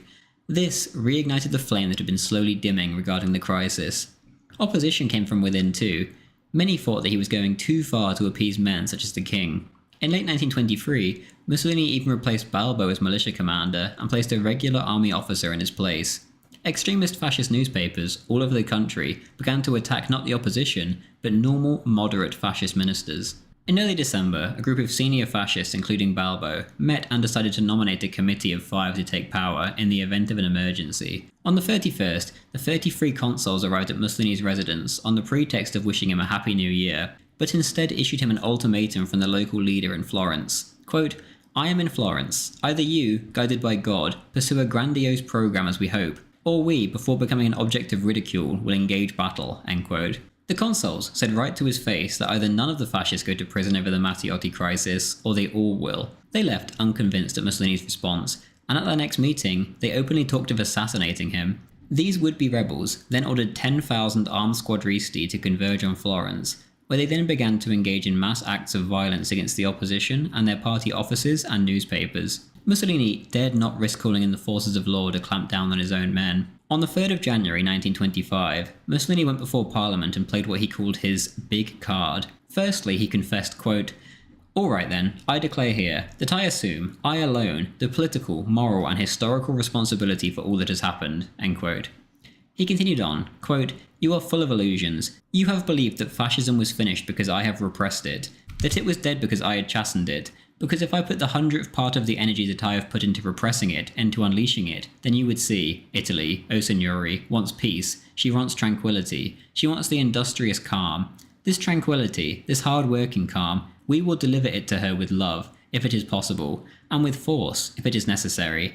You can be certain that within the 48 hours succeeding my speech, the situation will be clarified across the board," end quote. After the speech, he ordered his interior minister to telegram orders to the prefects to close down all suspect organizations which might, quote, "subvert the powers of the state," end quote. 400 such organizations were closed down, including even wine shops, which had served as meeting places. More than 100 people have been arrested within days. Another telegram went out banning, quote, "meetings, processions and public demonstrations," end quote, by fascists. Another telegram was sent ordering prefects to inform provincial fascist leaders that any form of illegal disorder by them would seriously damage the government. If it wasn't clear already, Mussolini was instituting a dictatorship. These were but the first steps. By the end of 1926, all other political parties had been abolished except his own. Everyone had had their claws out for the Duce after the Matteotti affair, even his own fascists, yet Mussolini had clawed his way out of the grave and found a way to turn the situation to his advantage, crushing opposition from both outside and within. His big card had worked, and no one dared lift a finger to stop him. The only viable path to oppose the fascists now lay with the king, and he did nothing. He wasn't happy with what had gone on, and indeed he hadn't expected it. He recalled, quote, "I wasn't expecting it, and I wasn't even warned," end quote. Even the socialists viewed the king as their last and only hope to oppose Mussolini, and the opposition continued to boycott Parliament. As time passed by and the king did nothing, however, the opposition's absence from Parliament only weakened their own position. The king, however, despite not being a big fan of Mussolini, knew that the alternative was at best incompetence, and at worst, civil war. Mussolini had survived the crisis. On February the 15th, however, it seemed fate might have a cruel last card to play, as Il Duce fell gravely ill and collapsed after vomiting blood. He did not reappear until the 23rd of March, when he made a speech from the balcony of his office. An Italian specialist was called all the way from London to treat him, and there were even rumours that he was dead. The exact nature of this illness was never revealed. It was thought to be an ulcer, yet his autopsy in 1945 showed no such thing. What is known is that during times of stress, Mussolini's stomach pains would increase, and so due to the crisis, it was more than likely an extreme case of this. By this time, the Duce had become obsessed by his diet and his health. He had completely given up smoking, and banned others from doing so in his office, and he only drank red wine in moderation. He avoided coffee, but drank a ridiculous amount of milk, sometimes even as much as 3 litres per day. In terms of food, he ate very little meat, but a lot of pasta and fresh fruits and vegetables. This food was absolutely vacuumed down, and he said that he never spent more than 10 minutes eating a meal, and he aimed for no more than 3. This strategy seemed to work, however, as in 1937, the Duce would say to an American journalist that he had not felt ill since 1925. If he had felt any discomfort, he said, he fasted for 24 hours. 1925 saw other threats to Mussolini's health, which would determine the fate of Italy. With the king failing to act, there seemed to be only one option left for many, that being the assassination of Mussolini. The people of Italy were not loyal to fascism in the slightest, but they were, however, fanatically loyal to Benito. If he were to be gotten rid of, the entire structure would come tumbling down immediately. Between November 1925 and November 1926, there were 4 major attempts on his life. The first came on the 4th of November 1925, as Tito Zanaboni, a member of the Socialist Party and a Masonic lodge, was caught in possession of a sniper rifle with a telescopic lens on the 5th floor of a building, facing the Palazzo Chigi in Rome, where Mussolini was due to speak. Originally, Zanaboni had been one of the Socialists and Freemasons most willing to negotiate some kind of working relationship with fascism, but lately the fascists had gone too far in his mind. In the month before Zanaboni decided to act, Florence had been the scene of immense fascist violence directed against Freemasons and Socialists. The fascist press had whipped up the madness in the by now familiar ordeal that Mussolini always tried to avoid. By now, the fascist squads effectively acted like a new mafia and tried to keep their opponents in a permanent state of terror. He had personally spoken to the king before and tried to arrange any form of less violent opposition against Mussolini that he could, but ultimately there was simply no interest, and so he turned to murder. One of the men he told about the attempt simply tipped off the authorities and he was caught red-handed. He was eventually sentenced to 30 years in prison. After the attempt, Mussolini staged a conference in which he explained the difference between Anglo-Saxon Freemasonry and Continental Freemasonry. Quote, "The sect must be absolutely abolished because its influence is deleterious to discipline in the army, to the impartiality of the courts, and a subversion of order that should be obtained in all public offices. Fortunately, fascism has struck Italian Masonry such a blow that it will be difficult for it to regain its legs again for some time." End quote. On another occasion, the Duce said of Masons, quote, "This shady institution, with its secret nature, has always had in Italy a character typical of the briber and the blackmailer. Its secret character throughout the 20th century, its mysterious meetings, abhorrent to our beautiful communities with their sunlight and their love of truth, gave to the sect the character of corruption, a crooked concept of life. This is a war without quarter, a war of which I am a veteran. Italians won this battle for me. They found the cure for this leprosy." End quote. In the end, the assassination attempt brought on a wave of support for fascism, and a wave of hatred for Freemasonry, and it indeed appeared as if behind the scenes, the Masons had in fact been planning an overthrow of Mussolini, and it certainly wasn't the last time they attempted such a thing. Fascist violence also underwent a crackdown at this time too. The Grand Council agreed on a motion to force all local leaders to disband any squads still in existence. The motion said that the squads, quote, no longer has, 3 years after the March on Rome, any historical or political justification, end quote. 50 particularly guilty Florentine fascists were expelled from the party, and the local fascia was dissolved as instructed. Farinacci, one of the main proponents of violence in the PNF, was also deprived of his post, and Mussolini began to exercise greater control. In 1926, in a reform to the PNF constitution, Mussolini became the formal head, known as Il Duce del Fascismo, and the Grand Council became the supreme organ of fascism. In December 1925, a notable event happened in Mussolini's private life. One day he suddenly arrived at his house with a priest and told his wife they were getting married, in the religious, not the civil sense, on the spot. After some rough persuasion, she went along with it, and thus Benito Mussolini and Rachel Mussolini were officially married in the eyes of the Roman Catholic Church, and indeed, finally, in the eyes of God. On the 7th of April 1926, the second attempt on Mussolini's life was made, and this one was by far the most famous. An Anglo-Irish aristocrat named Violet Gibson was a 54-year-old Catholic convert spinster who had lived in Paris and been a fiercely anti-British pacifist during the war and had pushed German peace propaganda. She also suffered from what documents in the Public Record Office called a religious mania with homicidal tendencies. From October 1923 to March 1924, she had been confined to a London asylum. She later went to live in Rome and claimed to have orders to kill either the Pope or Mussolini. The Pope, however, rarely appeared in public, and so she chose the easier target. After a speech in Rome, there was a crowd which had formed to greet Mussolini. Suddenly, Violet emerged from the crowd and shot Mussolini with a revolver at close range. At that very moment, the Duce had thrown his head back and raised his arm to give the Roman salute to a group of students singing Giovanezza. Thanks to this slight movement, the bullet ended up striking Mussolini's nose as opposed to his actual head. It did no serious damage, and the police quickly disarmed Violet as she was about to take her second shot. If it weren't for the police, she would have been lynched by the crowd. The speech that Mussolini had just given happened to be to open the International Conference of Surgeons, and so he simply went inside, got checked out, and a few minutes later he emerged with a large plaster on his nose, as if all was normal. He then gave a short speech in which he coined one of his most famous phrases, quote, "If I advance, follow me. If I retreat, kill me. If I die, revenge me," end quote. The next day, he set sail for Libya, and he was greeted by shouts of "Ave, Caesar!" As for Violet Gibson, the British authorities did all they could to assist the Italian police with their inquiry. It was also discovered that Gibson had attempted to kill a friend of hers in the past, in order to repeat the sacrifice of Abraham and Isaac. The Italian public wanted her head, but Mussolini himself ensured that this didn't happen. She was placed in a private nursing home, and in 1927, the charges were dropped due to her insanity, and she was deported. The British agreed, on their end, to remove her passport and not issue her a new one. After the attempt on his life, a 14-year-old schoolgirl named Claretta Petacci wrote to Mussolini. She said, quote, "Duce, my grandissimo Duce, our life, our hope, our glory. Why couldn't I have been there to strangle that woman assassin? Why couldn't I have been able to take her away forever from Italian soil, which has been marked with your blood, your great, good, sincere Romagnol blood? O Duce, you who are the man of our future, who are the man loved always with a growing fervour and passion by the Italian people. I love you profoundly as a little fascist of the first hour. Duce, my life is for you," end quote. And she continued on to write that she wanted to, quote, "ardently test my head on your broad chest, so as to hear still alive the beating of your great heart," end quote. The Duce did not reply, but this was one letter amidst thousands, many of which were also from her, in which she begged him to reply, even if it was just a word.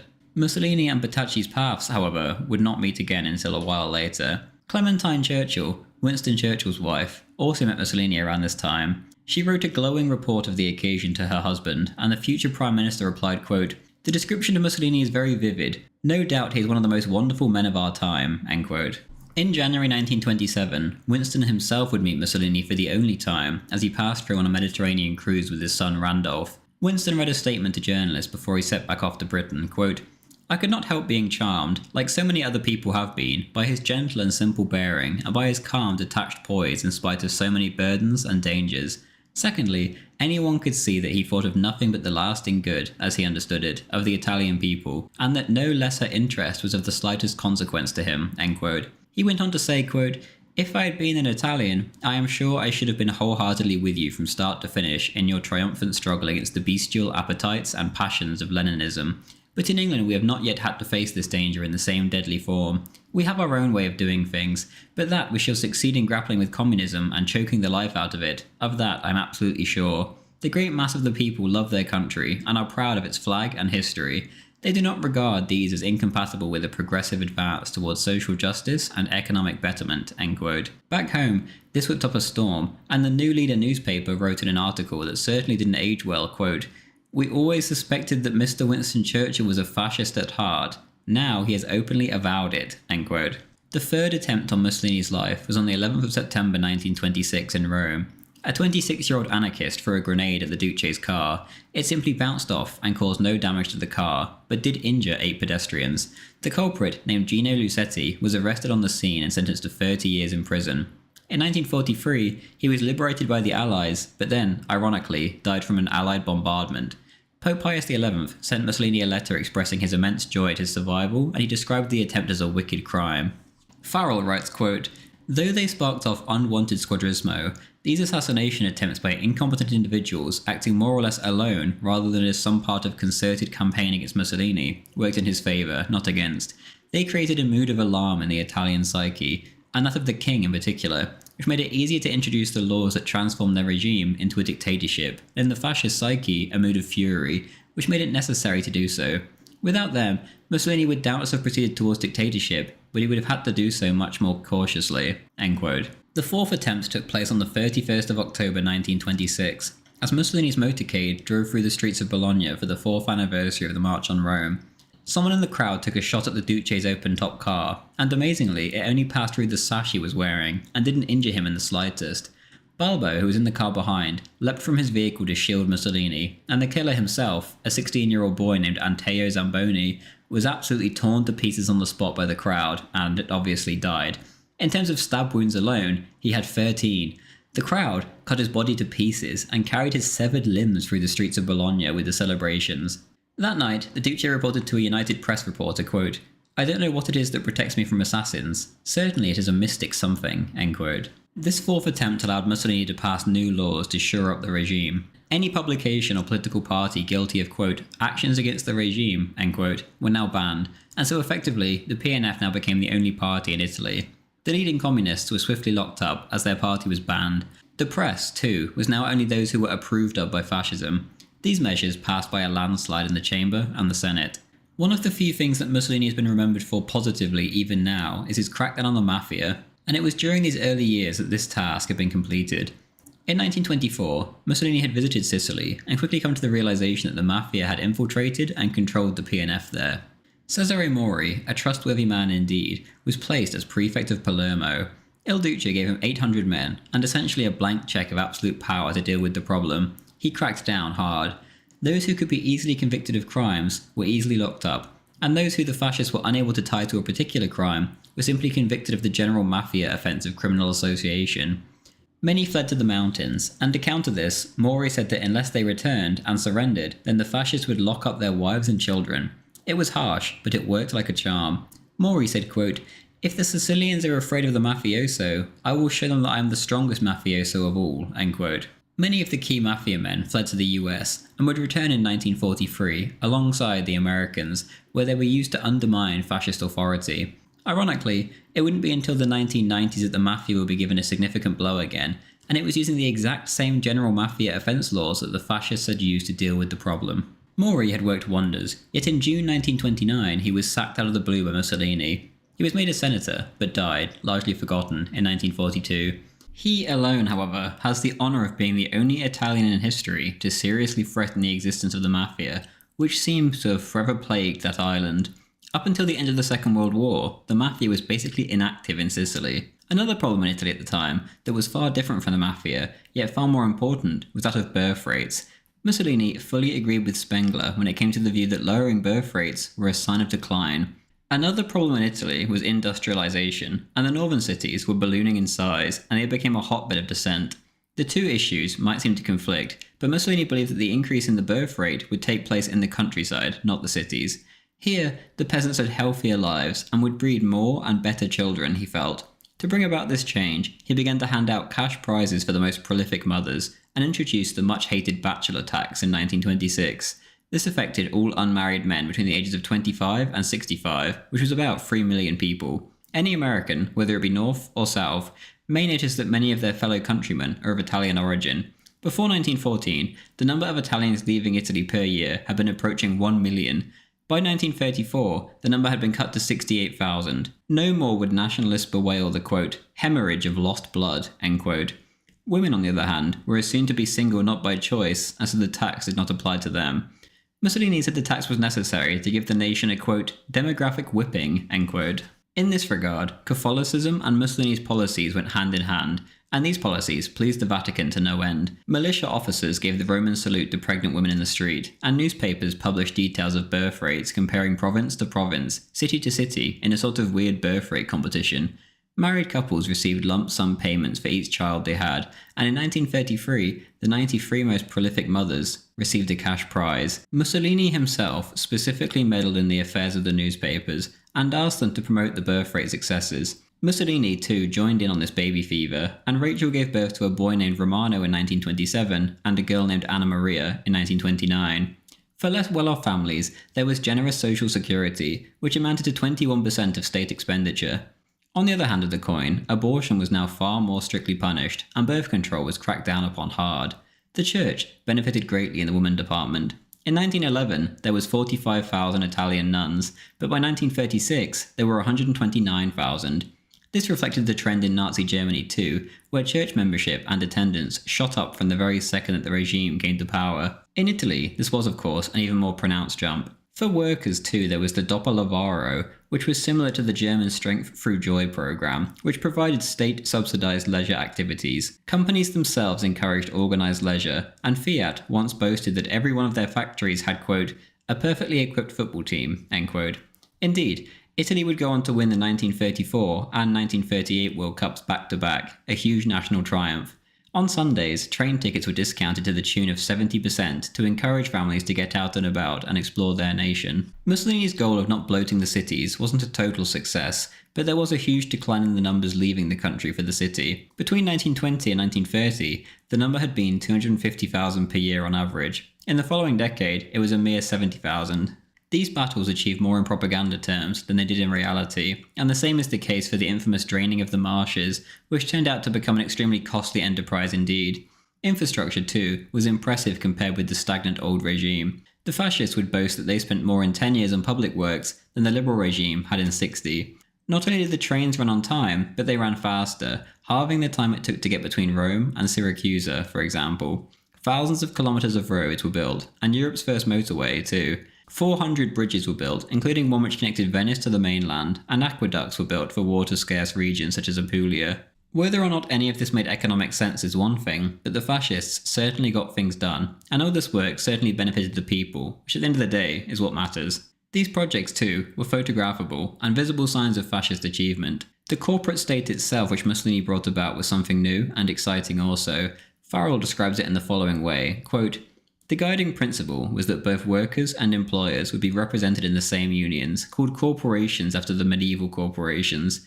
This would mean that the employers were unionized for the first time. The task of the corporations would be to coordinate and better organize production, end quote.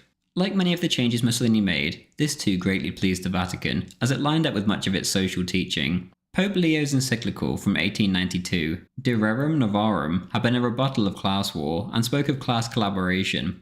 Pope Pius XI, the current pope, spoke of how, quote, capitalism and communism were united in their satanic optimism, end quote. This was certainly a view that the church had in common with both fascism and National Socialism. This, however, was all theory rather than practice.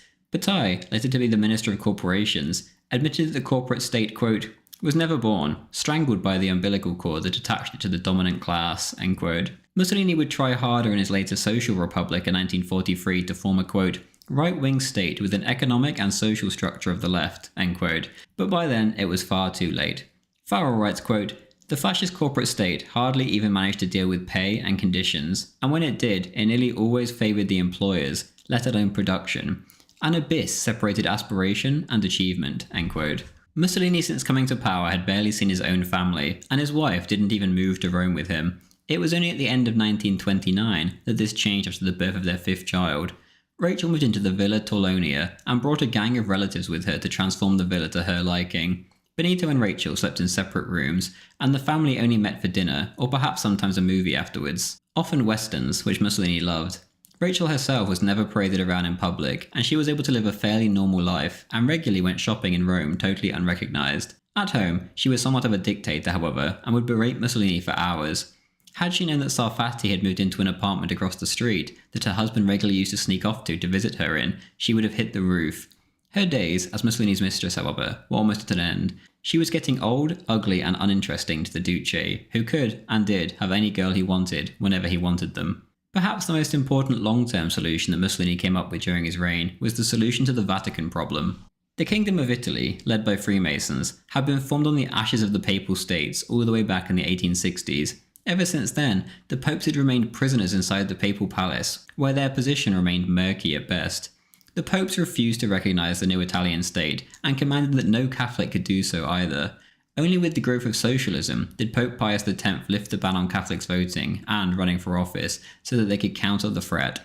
It wasn't until Mussolini came to office, however, that a real effort came about to fix Italian relations with the Vatican. In 1924, Il Duce set up a commission to review the laws affecting the Church, and despite the Holy See not recognising Italy, 3 prelates were placed on the commission. The group met dozens of times in 1925, and in 1926, Pope Pius XI sent Mussolini a long handwritten letter in which he requested direct negotiations between the Italian government and the Holy See to bring about a new understanding. Mussolini, for his part, was over the moon. He said that the fascist regime, quote, has repudiated both the principle of the state's religious agnosticism and the principle of separation of church and state, end quote. And he said that his government had worked hard to, quote, restore the character of being a Catholic state and a Catholic nation, end quote.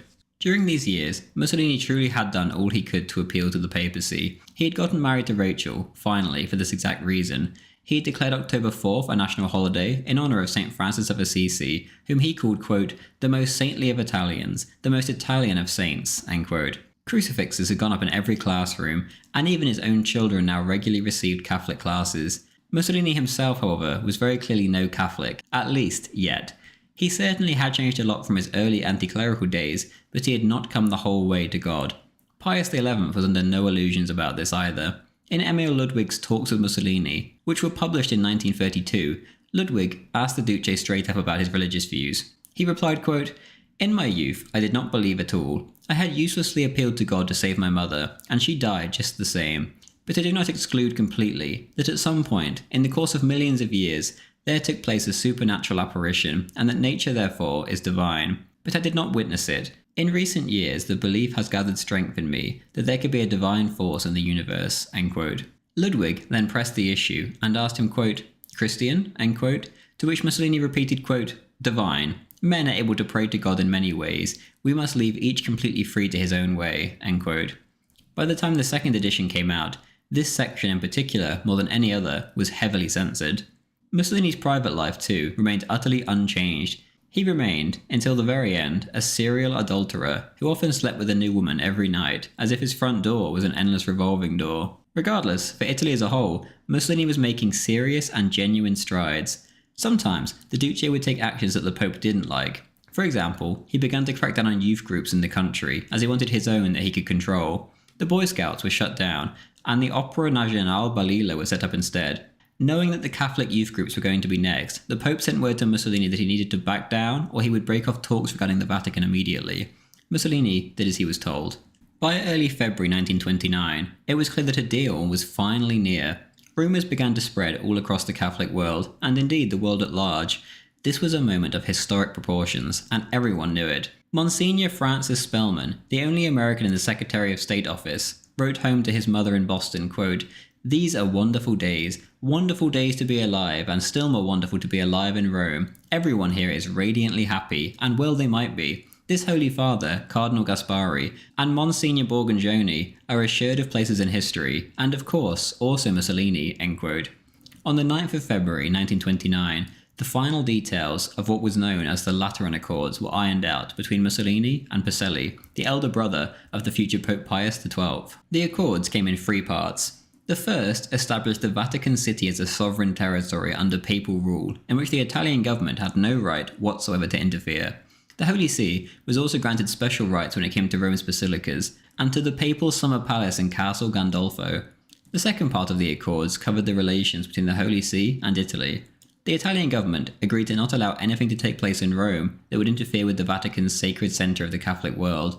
A number of feast days were recognised as public holidays, and the Italian state would now for the first time recognise religious marriages. Before now, incredibly, in Italy, those who had wed only in the church and not in the civil sense were not regarded as married by the state. Religious instruction had already been made mandatory by Mussolini in elementary schools, but the Accords now extended this to all secondary schools. Catholic action groups were also to be given the right to operate freely in Mussolini's Italy. The third part of the Accords were rather straightforward.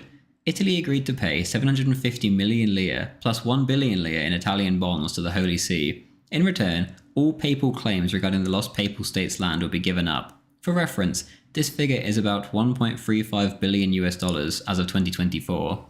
On the morning of the 11th of February, the document was brought before the Pope so he could give his final approval. Pope Pius nodded his approval as tears of joy filled Cardinal Gaspari's eyes as he left the room. The meeting place for the official signing was to be at the Lateran Palace, thus the name, on the other side of Rome from the Vatican. For 1,000 years until the popes went into exile in Avignon, the popes had lived here, next door to the Archbasilica of St. John Lateran. The Vatican delegation was already there when Mussolini's car pulled up. He proceeded through the palace's luxury hallways and sat next to Gaspari, who was smiling from ear to ear. The Accords were duly signed, and as the delegations emerged from the palace, a gigantic crowd had formed and was going wild. Shouts of "Long live Pius, our Pope and King" rang out alongside shouts of "Viva Mussolini, Viva Italy." And Monsignor Pizzardo got so carried away that he responded to the crowd's shouts with a fascist salute. The city itself was covered in yellow and white papal banners, alongside the Italian tricolour. Newspapers throughout the country, including the Vatican Daily, spoke on how this historic event could not have happened if Italy had still been democratic. It was thanks to Benito Mussolini and his fascist regime that the issue had finally been solved.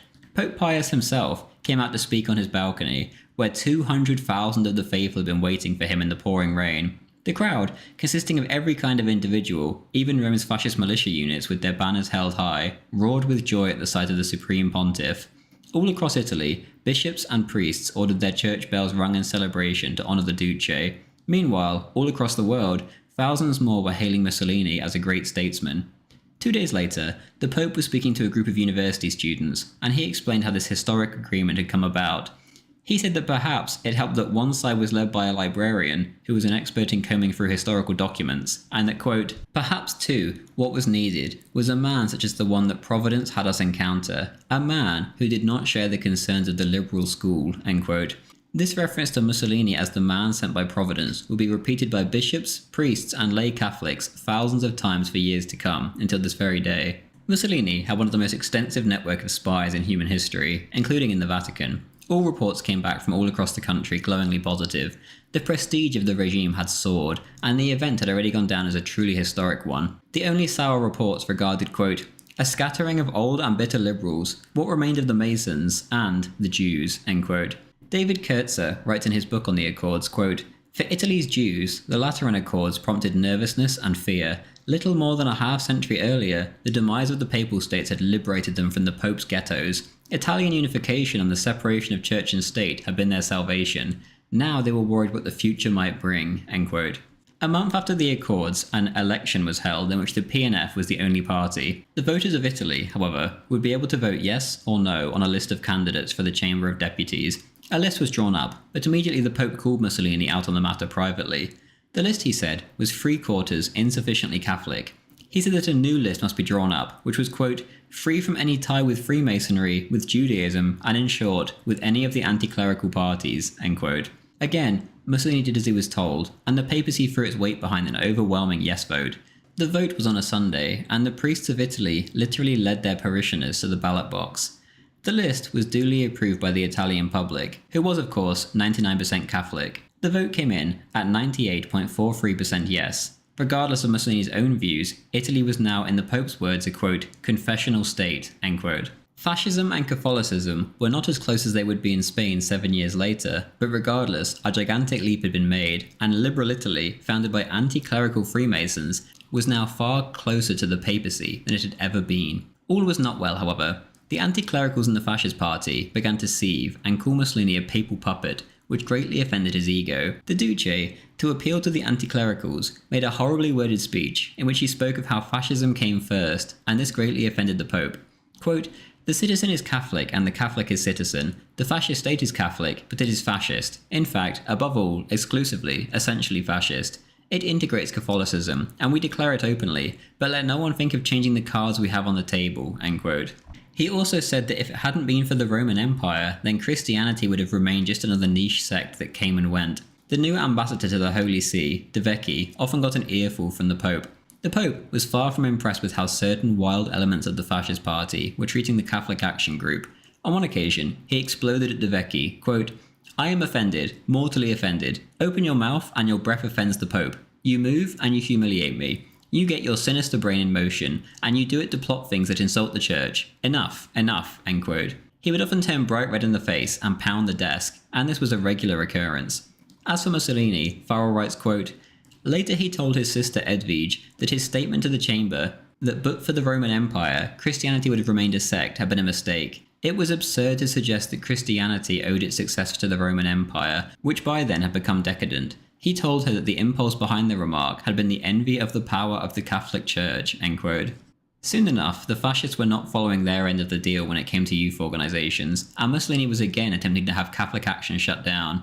In a 1931 encyclical, the Pope accused fascism of becoming a kind of pagan statolatry. Pius XI deplored the fascist attempts to, quote, "monopolise entirely the youth from childhood to adulthood for the exclusive advantage of a party, a regime, based on an ideology which is openly transforming itself into a genuine pagan statolatry," end quote. He continued on, quote, "We have seen in fact a species of religion which rebels against the directions of higher religious authorities and imposes or encourages the non-observance of these directions. A conception of the state which makes the young generations belong entirely to it, without any exception from childhood up to adult life, cannot be reconciled by a Catholic with the Catholic doctrine and cannot either be reconciled with the natural right of the family," end quote. Mussolini refused to allow the newspapers to publish the encyclical, and instead the Pope had to get it published in France. A compromise was eventually reached on the topic of youth organisations, and there was to be no more conflict between church and state until the anti-Semitic laws of 1938. In this instance, Pius, who was far more anti-Semitic than the fascists, only objected to the ban on marriages between Catholics and converted Jews. After the crisis over the youth organisations, Mussolini was eager to get back into His Holiness's good books. At his next meeting with the papal nuncio, the Duce pointed to a stack of notes on his desk and said, quote, "Come, and we'll take care of everything. I will issue orders immediately to have everything you want done," end quote.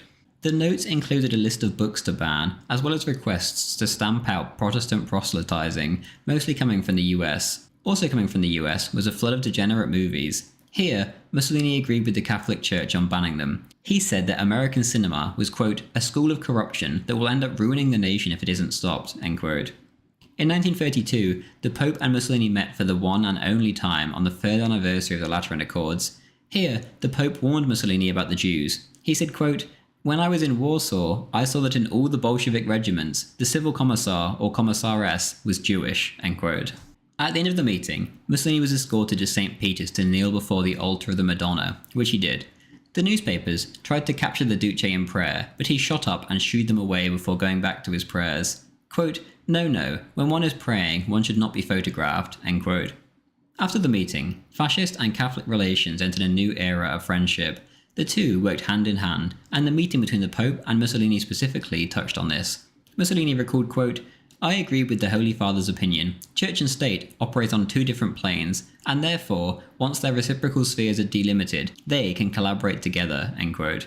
Catholicism and fascism seem to go together perfectly, as if yin and yang. Bosworth writes, quote, "Propaganda said that they were being persuaded to place fascism at the centre of their identities. Historical analysis, by contrast, reveals that Catholicism, the family, the village and the region, patron-client networks, gender attitudes, and many other lingering structure of the histories of the Italies actually distracted the populace from too fervent a fascist religiosity," end quote. In 1934, the Pope noticed that Jews were trying to get the right to Jewish education. As noted earlier, Catholic education was now compulsory at every level of schooling. The Pope saw this and argued that now was the time to put a stop to things before it even began. He viewed Judaism and Protestantism as two sides of the same subversive coin, and he asked Mussolini to ban Jewish religious education, and also to implement the same for Protestants, who he assumed would ask for it next. Mussolini was more than happy to oblige. At the turn of the decade, Mussolini was firmly on his throne. He had the absolute and total devotion of the majority of his countrymen, and the acceptance of almost all the rest. Only a handful opposed him in private, and they knew full well they had no hope of removing the Duce from his throne. This was Mussolini's Italy. From the poorest peasant to the most pious priest to the richest industrialist, they were all on side. He was in total control. Fascism and Catholicism now went hand in hand. The church had found a near-perfect understanding with the state. Sure, some things could improve. The economy wasn't perfect, but Mussolini wasn't blamed for this by his people. If anything, he had done his best to weather the storms as they came and went. This would remain true throughout the Great Depression. Mussolini's dictatorship, too, was far from a brutal one by the standards of the time. There was a reason that newspapers all across the world sang his praises, and that politicians, and especially their wives, fell for his charm. The Duce would later say of his own regime, quote, "All dictators have slaughtered their enemies. I am the only passive one. I believe I have a noble's dictatorship. Stalin sits on top of a mountain of human bones. Is that good? Is it bad?" End quote. Any violence that did exist was put down to the more unruly elements of the PNF, not Mussolini himself. In the vast majority of cases, this was quite right, and throughout his years in power, Mussolini had been immovable in his condemnation of violence. The country was fanatically loyal to Benito Mussolini the man, not PNF the party or fascism the movement. 1932 brought the 10-year anniversary of the fascist revolution. To celebrate, an exhibition was opened in Rome on the 29th of October, and Mussolini amnestied 659 of the country's 1,059 political prisoners. Farrell writes, quote, "The Decennale, as it was called, was a fascist masterpiece. It left the millions of people who saw it until 1935, when it was closed, in no doubt. Fascism was a religious cult, and Mussolini its high priest." End quote. Of the exhibition itself, he continues on, quote, "Above the entrance stood 4 25-metre-high copper fasces, which looked like ship's funnels. Work on the exhibition, 305,524 man-hours in all, began in August and continued day and night right up until the opening ceremony. It included the laying of 4,000 square metres of lino and the installation of a lighting system, which was the equivalent of 600,000 candles. Mussolini insisted that senators, academicians, and PNF gerarchs, including Pirandello and Marconi, take it in turns to mount the Guard of Honour in the uniform of the militia. Once inside, the first thing to confront the visitor was the fascist oath of loyalty, sculpted like a prayer on a wall in black capital letters, by which Italians promised to follow Mussolini's orders without question, and to serve the fascist revolution with all their strength, if necessary, with their blood. The exhibition portrayed in photographs, documents, and artifacts, such as in a reconstruction of Mussolini's office at Il Popolo d'Italia, the history of fascism and its achievements. It included works of art on the theme by, among others, the great painter and sculptor Cerrone. The visitor, having progressed through the various rooms on the different key moments in the march of fascism, arrived finally in the Memorial Chapel of the Martyrs." End quote. In March 1934, there was another election in the same style as the last one. A list of deputies was drawn up and delivered to the public for them to vote on. The turnout was 96.25% of the population, and 10,526,503 voted yes. Only 15,201 voted no. The Italian socialist Lelio Basso wrote from his Paris exile, quote, "Fascism is by now habit, a reality, even if irksome, about which one can grumble or laugh in turns, but which no one would seriously think of debating." End quote. R.J.B. Bosworth writes in his biography of Mussolini, quote, "The triumphant deal with the Catholic Church seemed to translate Mussolini to a new summit of power. While, with the collapse of Wall Street in October 1929, other politicians found their lives full of pitfalls and their futures dim, Mussolini's image shone brightly throughout Italy and beyond. Arrangements had, with patience and skill, been reached with every segment of the old pre-fascist elite. The Pope and the King, industrialists, bankers and landowners, army, police and officialdom, the great majority of intellectuals, all seemed delighted to work with the Duce. So too did foreign governments, whose expert advisors, during these years of Mussolini's pomp, were increasingly likely to counsel study of the Italian model." End quote. Very few leaders in history, if any, had such a grip on their nation. In 1943, American bombers would be sending tens of thousands to their graves in a vicious terror bombing campaign. Yet 10 years earlier, Roosevelt invited Mussolini to the United States. The Duce didn't want to go so far, but instead he sent Guido Jung, his Jewish finance minister, a man well suited for Roosevelt's tastes. Here, Roosevelt said he was very worried about Hitler, who had by now just come to power, but that Mussolini was, quote, his only potential ally in his effort to safeguard world peace, end quote. He doubled down and said that Italy was, quote, the only real friend of America in Europe, end quote. Earlier that same year, Winston Churchill said in a speech, quote, the Roman genius, impersonated in Mussolini, the greatest lawgiver among living men, has shown to many nations how they can resist the pressures of socialism, and has indicated the path that a nation can follow when courageously led. With the fascist regime, Mussolini has established a centre of orientation from which countries which are engaged in a hand-to-hand struggle with socialism must not hesitate to be guided, end quote. On the opposite side of the scale, you had George Lansbury, the leader of the British Labour Party. He said to the News Chronicle, quote, if I were a dictator, I would do as Mussolini is doing, end quote. At home, meanwhile, Mussolini received 220,000 letters in 1936 alone. To deal with this mountain, his private office had to hire dozens of staff. In 5 years, one woman in Bologna alone sent 642 letters requesting a date. To many letters like these, the Duce evidently responded, as Quinto Navarra, Mussolini's usher, claimed that the Duce had sex with a different woman nearly every single day from September 1929, when he moved his office to the Palazzo Venezia, until 25th of July 1943.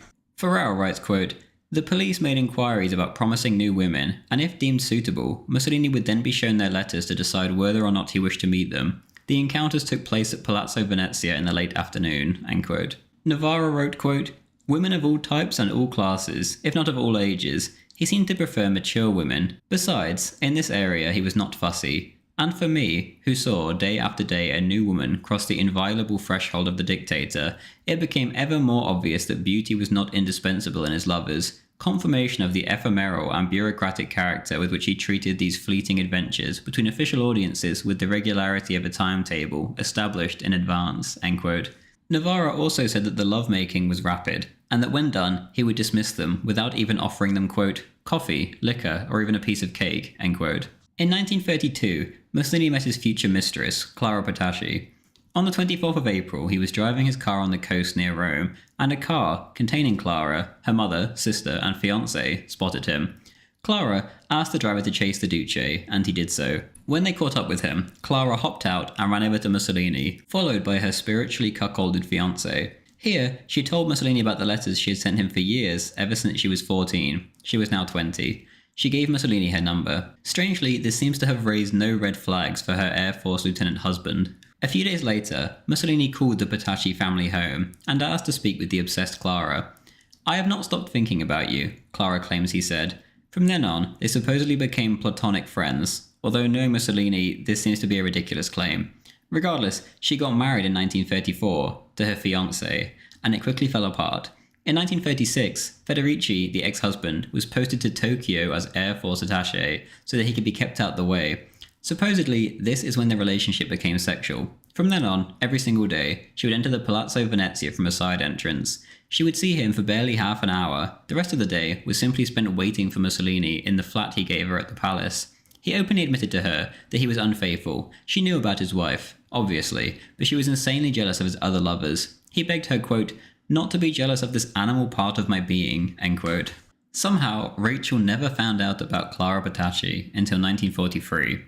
When it comes to foreign policy, the history of Mussolini's Italy has gone down all wrong. He did not want to restore the Roman Empire, but rather he wanted to restore the values of the Roman Empire. Italy for centuries now had been in terminal decline. Mussolini looked back proudly on Roman times, when instead of being the least of the great powers, Rome was the great power. In Rome itself, entire blocks of houses and buildings from the Middle Ages were removed, so that the architectural remnants of Rome could be visible for all to see. Mussolini was somewhat realistic when it came to Italy's strength. He knew full well he would never conquer the lands that Rome had once conquered. This wasn't even a consideration. He did, however, look on with seething jealousy at the British Empire, and to a lesser degree, the French one. What was so British about Gibraltar, Malta, India, and all the rest, he wondered. In all dealings with the Brits and the French, one thought completely dominated his thinking. What about our place in the sun? The Italians may not have ever been able to militarily dominate Europe, but they certainly could take on primitive societies, and Italy did already have a few colonies to her name, in the form of Libya, Eritrea, and Somalia. Mussolini did, of course, have goals in Europe. These, however, were extremely limited. Albania was one. Others included a few mainly Greek islands and a sliver of Yugoslavia. Very far from a neo-Roman empire indeed. There were no plans to invade, and the worst you could say was that Mussolini's Italy was a horrendous neighbour. Albania was propped up as an anti-Yugoslav state, Bosnian Muslims were funded to stir up ethnic tensions, and the flames of Croatian separatism were stoked too. These extremely limited goals were reflected in how well Anglo-Italian relations went between 1925 and 1935. In 1926, Italy and Albania signed the Pact of Tirana, which essentially made Albania an Italian protectorate. The French were furious, as they viewed the Balkans as their sphere of influence, yet Britain did not care in the slightest.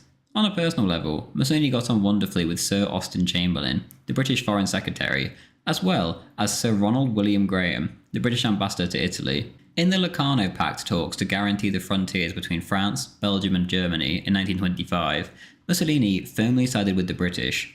The agreement was that if France and Germany went to war, then Britain and Italy would defend materially and morally the innocent party. Germany, in return, agreed to join the League of Nations and to keep the Rhineland demilitarized. In 1929, Mussolini appointed Dino Grandi, an Anglophile who spoke very good English, as foreign minister. In 1932, when Mussolini took over the foreign minister position, Grandi became ambassador to Berlin. Mussolini's feelings towards Germany were quite the opposite. After the Beer Hall Putsch, Hermann Göring came to Italy to meet Mussolini, where he was planning on requesting a 2 million lira loan to get his party out of trouble. Mussolini knew full well Göring, a world-famous war hero, was there looking for him, and it chose to ignore him. Göring's contacts, who also knew Mussolini, essentially strung Göring along, promising him that a meeting would come soon, yet it did not. For around an entire year, the future Reichsmarshal just waited and waited and waited, moving from hotel to hotel, struggling to get by, just waiting for Mussolini. This one situation essentially summed up Mussolini's stance towards the National Socialists as a whole. He wasn't a fan, and he especially disagreed with them when it came to Austria, which he viewed as his sphere of influence. Hitler, for his part, wrote off the ethnically German lands that Italy had annexed after the Great War. This was a huge deal for German nationalists, and Hitler was fiercely critiqued, as the Germans in Italy were being aggressively Italianized, and their schooling was now exclusively in Italian. Despite these brave concessions, Mussolini did not care and had no interest. He was firmly in the Allied camp, not the future Axis one. On a personal level, Mussolini found Hitler bizarre. He mocked his views on race and described Mein Kampf as unreadable. Hitler's views were the direct opposite. Hitler saw Mussolini as his greatest inspiration and the leading man of Europe. SS Colonel Dolman recalled, quote, "He seemed like someone in love asking news about the person they loved," end quote. The aspects of National Socialism that were heavily inspired by the fascists hardly need mentioning, especially the SA. On Hitler's desk stood a bust of Mussolini, and in 1927 the future Führer asked the German ambassador in Rome for a signed photograph. In this instance, Mussolini personally refused. The same request was made by Clementine Churchill, Winston's wife. On this occasion, he accepted. For years before Hitler came to power, he reached out via a variety of third parties requesting a meeting with the Duce. Each and every single time, Il Duce refused. On the 30th of January 1933, when Adolf Hitler came to power, the unofficial Italian ambassador in Berlin told Mussolini Hitler's words. The Führer said, quote, "I have arrived here certainly thanks to fascism. If it is true that the two movements are different, it is also true that Mussolini has achieved the Weltanschauung, which unites the two movements. Without that achievement, perhaps, I would not have arrived in this place," end quote. Oswald Mosley, a figure with far less prospects of success than Hitler, was subsidised by Mussolini in Britain, with only a fraction of the effort and admiration of Mussolini. One of the documents captured by the Allies in 1945 was a letter to Mussolini from Dino Grandi. It read, quote, "Mosley has asked me to express his gratitude to you for sending him the considerable sum, which I arranged to hand over to him today. He also spoke with gratitude of the simple generosity with which you accepted as a future commitment his request for material aid," end quote. In January 1936, Mussolini began giving Léon de Grael's Rex party in Belgium 250,000 lira a month too. Mosley, for reference, was getting 300,000 a month. Mussolini and Mosley had met about a dozen times in Italy and conversed in French. In 1936, however, Mussolini abruptly stopped meeting with Mosley after his marriage in Berlin because Hitler and Goebbels, who the Duce hated, were guests. Despite his dislike for the Germans, Mussolini did not want war with them, and he went to great lengths to arrange a 20th century version of the Concert of Europe, known as the Pact of Four. In Mussolini's mind, he and Britain could act as guarantors of peace and help the French and the Germans to come to some kind of arrangement. He thought that a prerequisite to peace would be the revision of the treaties signed at the end of the Great War. The Brits much agreed, and before the great subversion of British public opinion by Winston Churchill in the years leading up to the war, pacifism was gaining ground, and fast. On the 25th of January 1933, just before Hitler came to power, the Oxford Union passed an infamous motion, quote, "This House will under no consideration fight for its king and country," end quote. Britain was sliding, if not flying, in the direction of splendid isolation, peace and prosperity. Mussolini too was more than willing, if not chomping at the bit, to work with Britain in this regard. Together they could make Europe great again, he thought. He knew that Italy was weak compared to Britain, but with him at the helm, he felt he could punch far above his nation's weight, and in this regard the British much agreed. The Pact of Four discussions took place in 1933. Farrell writes, quote, "Subsequently, as soon as France and Germany joined in the discussions, Mussolini's original idea quickly became so watered down as to be meaningless. Hitler agreed, partly because he wanted to be seen as someone with whom it was possible to negotiate, and partly to please his mentor Mussolini," end quote. Lloyd George, the former British Prime Minister, personally told Dino Grandi of his most sincere admiration for the pact, and added, quote, "Either the world follows Mussolini or the world is doomed. Only your leader has clear vision," end quote. There was a mood of optimism in the air in Europe, but in the end, it was the French who torpedoed the talks as they refused to ratify the treaty after Germany walked out of the League of Nations. Mussolini, given his anti-German tendencies, blamed the Germans. He raged that the Germans had, quote, "broken 3 windows at once," end quote, in reference to the Disarmament Conference, the League of Nations, and the Pact of Four. Relations with Germany, despite Hitler's undying admiration for the Duce, continued to worsen from here due to the age-old issue of Austria. The Austrian people regarded themselves first and foremost as Germans, and this left their dictator, Engelbert Dollfuss, in a very unenviable situation. Dollfuss was a good man, a devout Catholic who wanted to be a priest, but was told he was too small. On either side of him, he had the Socialists and the National Socialists. His people were able to look over the border into Bavaria and see Germany's star rising faster than any nation's star had risen before in their lifetimes. Adolf Hitler had given Germans a reason to be proud, and the ethnic Germans all over Eastern Europe were ready to flock home by the thousands. The Austrians, naturally, wanted to join with their fellow Germans. What was the point in their independence anyway, without their former empire? This, however, was forbidden by Versailles, but now the British and the French seemed to not particularly care all that much. Mussolini was horrified, and it quickly became his issue, and his issue alone. Only he cared for the fate of Little Austria, at least when it came to preserving its independence. Mussolini and Dollfuss met for the first time in May 1933, and quickly became firm allies and personal friends. Dollfuss agreed to turn his nation into an authoritarian fascist state with a particularly Catholic flavour, and in return, Mussolini agreed to give money, arms, and even armed protection against Germany. The following March saw the signing of the Rome Protocols between Italy, Austria, and Hungary. The whole point of the agreement was to collaborate economically and on foreign policy. Effectively, this was an agreement to guarantee Austrian and Hungarian independence from any German threat. Mussolini was trying to create his own little sphere of influence, and his former enemies, Austria and Hungary, were to be his buffer states. Another goal was to encircle Yugoslavia, as to force territorial concessions from her later. On the 14th of June 1934, Mussolini and Hitler met for the first time. The German Führer could be ignored no longer, and the Austrian crisis was at the top of the agenda. When Hitler stepped off his plane and saw his idol, Benito Mussolini, for the first time, observers saw tears in his eyes. The feeling wasn't mutual. During a pause in the first meeting, Mussolini said to the crowd present, quote, he's mad, end quote. The two spoke in German, in which Mussolini was good but not fluent. Hitler, for his part, spoke in his typical rapid fashion, and often the Duce was left unable to get a word in edgeways. The Führer said that the Anschluss was not inevitable, but said that he wanted Dollfuss replaced with a more independent chancellor, and he wanted the Austrian Nazis in the government. This was no lie either. Hitler genuinely did see an aligned but not annexed Austria, right up until he himself was being driven into his homeland 2 years later. Hitler also took the opportunity to speak on race. He told Mussolini that the Nordic peoples were superior to the Mediterranean peoples, who were, in his words, quote, contaminated with Negroid blood, end quote. Safe to say, Mussolini wasn't a fan. He told fascists in Forli later, quote, instead of speaking to me about current problems, he recited to me from memory his Mein Kampf, that enormous brick which I have never been able to read, end quote. Hitler, however, left full of praise. Quote, the people stand in front of him with a humble attitude, as if he is in front of the Pope, and he assumes the attitudes of a Caesar. But all this disappears in informal conversation when Mussolini becomes simple and charming, end quote. As Hitler's plane took off for him to return to Germany, Mussolini turned to his foreign undersecretary and said that Hitler was a clown. When Hitler got back home, he desired to speak to the unofficial Italian ambassador again, Giuseppe Renzetti. He began to sing Mussolini's praises as if he were a schoolboy meeting his hero. Quote, "Men like that are born only once every 1,000 years, and Germany can be happy that he is Italian and not French." End quote. 2 weeks later, the Night of the Long Knives took place, and Mussolini was lost for words. He said to his sister, quote, "Those that he has killed were his closest collaborators, those who had brought him to power. It would be like me killing with my own hands Balbo, Grandi, Bataille." End quote. On the 25th of July, Dollfuss was due to meet Mussolini at his family home. Dollfuss's family had already gone on ahead and were with the Duce. He was meant to arrive later that evening. He would never reach his destination, however, as that morning a convoy of trucks pulled up carrying 150 Austrian Nazis. They forced their way into the chancellery and shot him dead.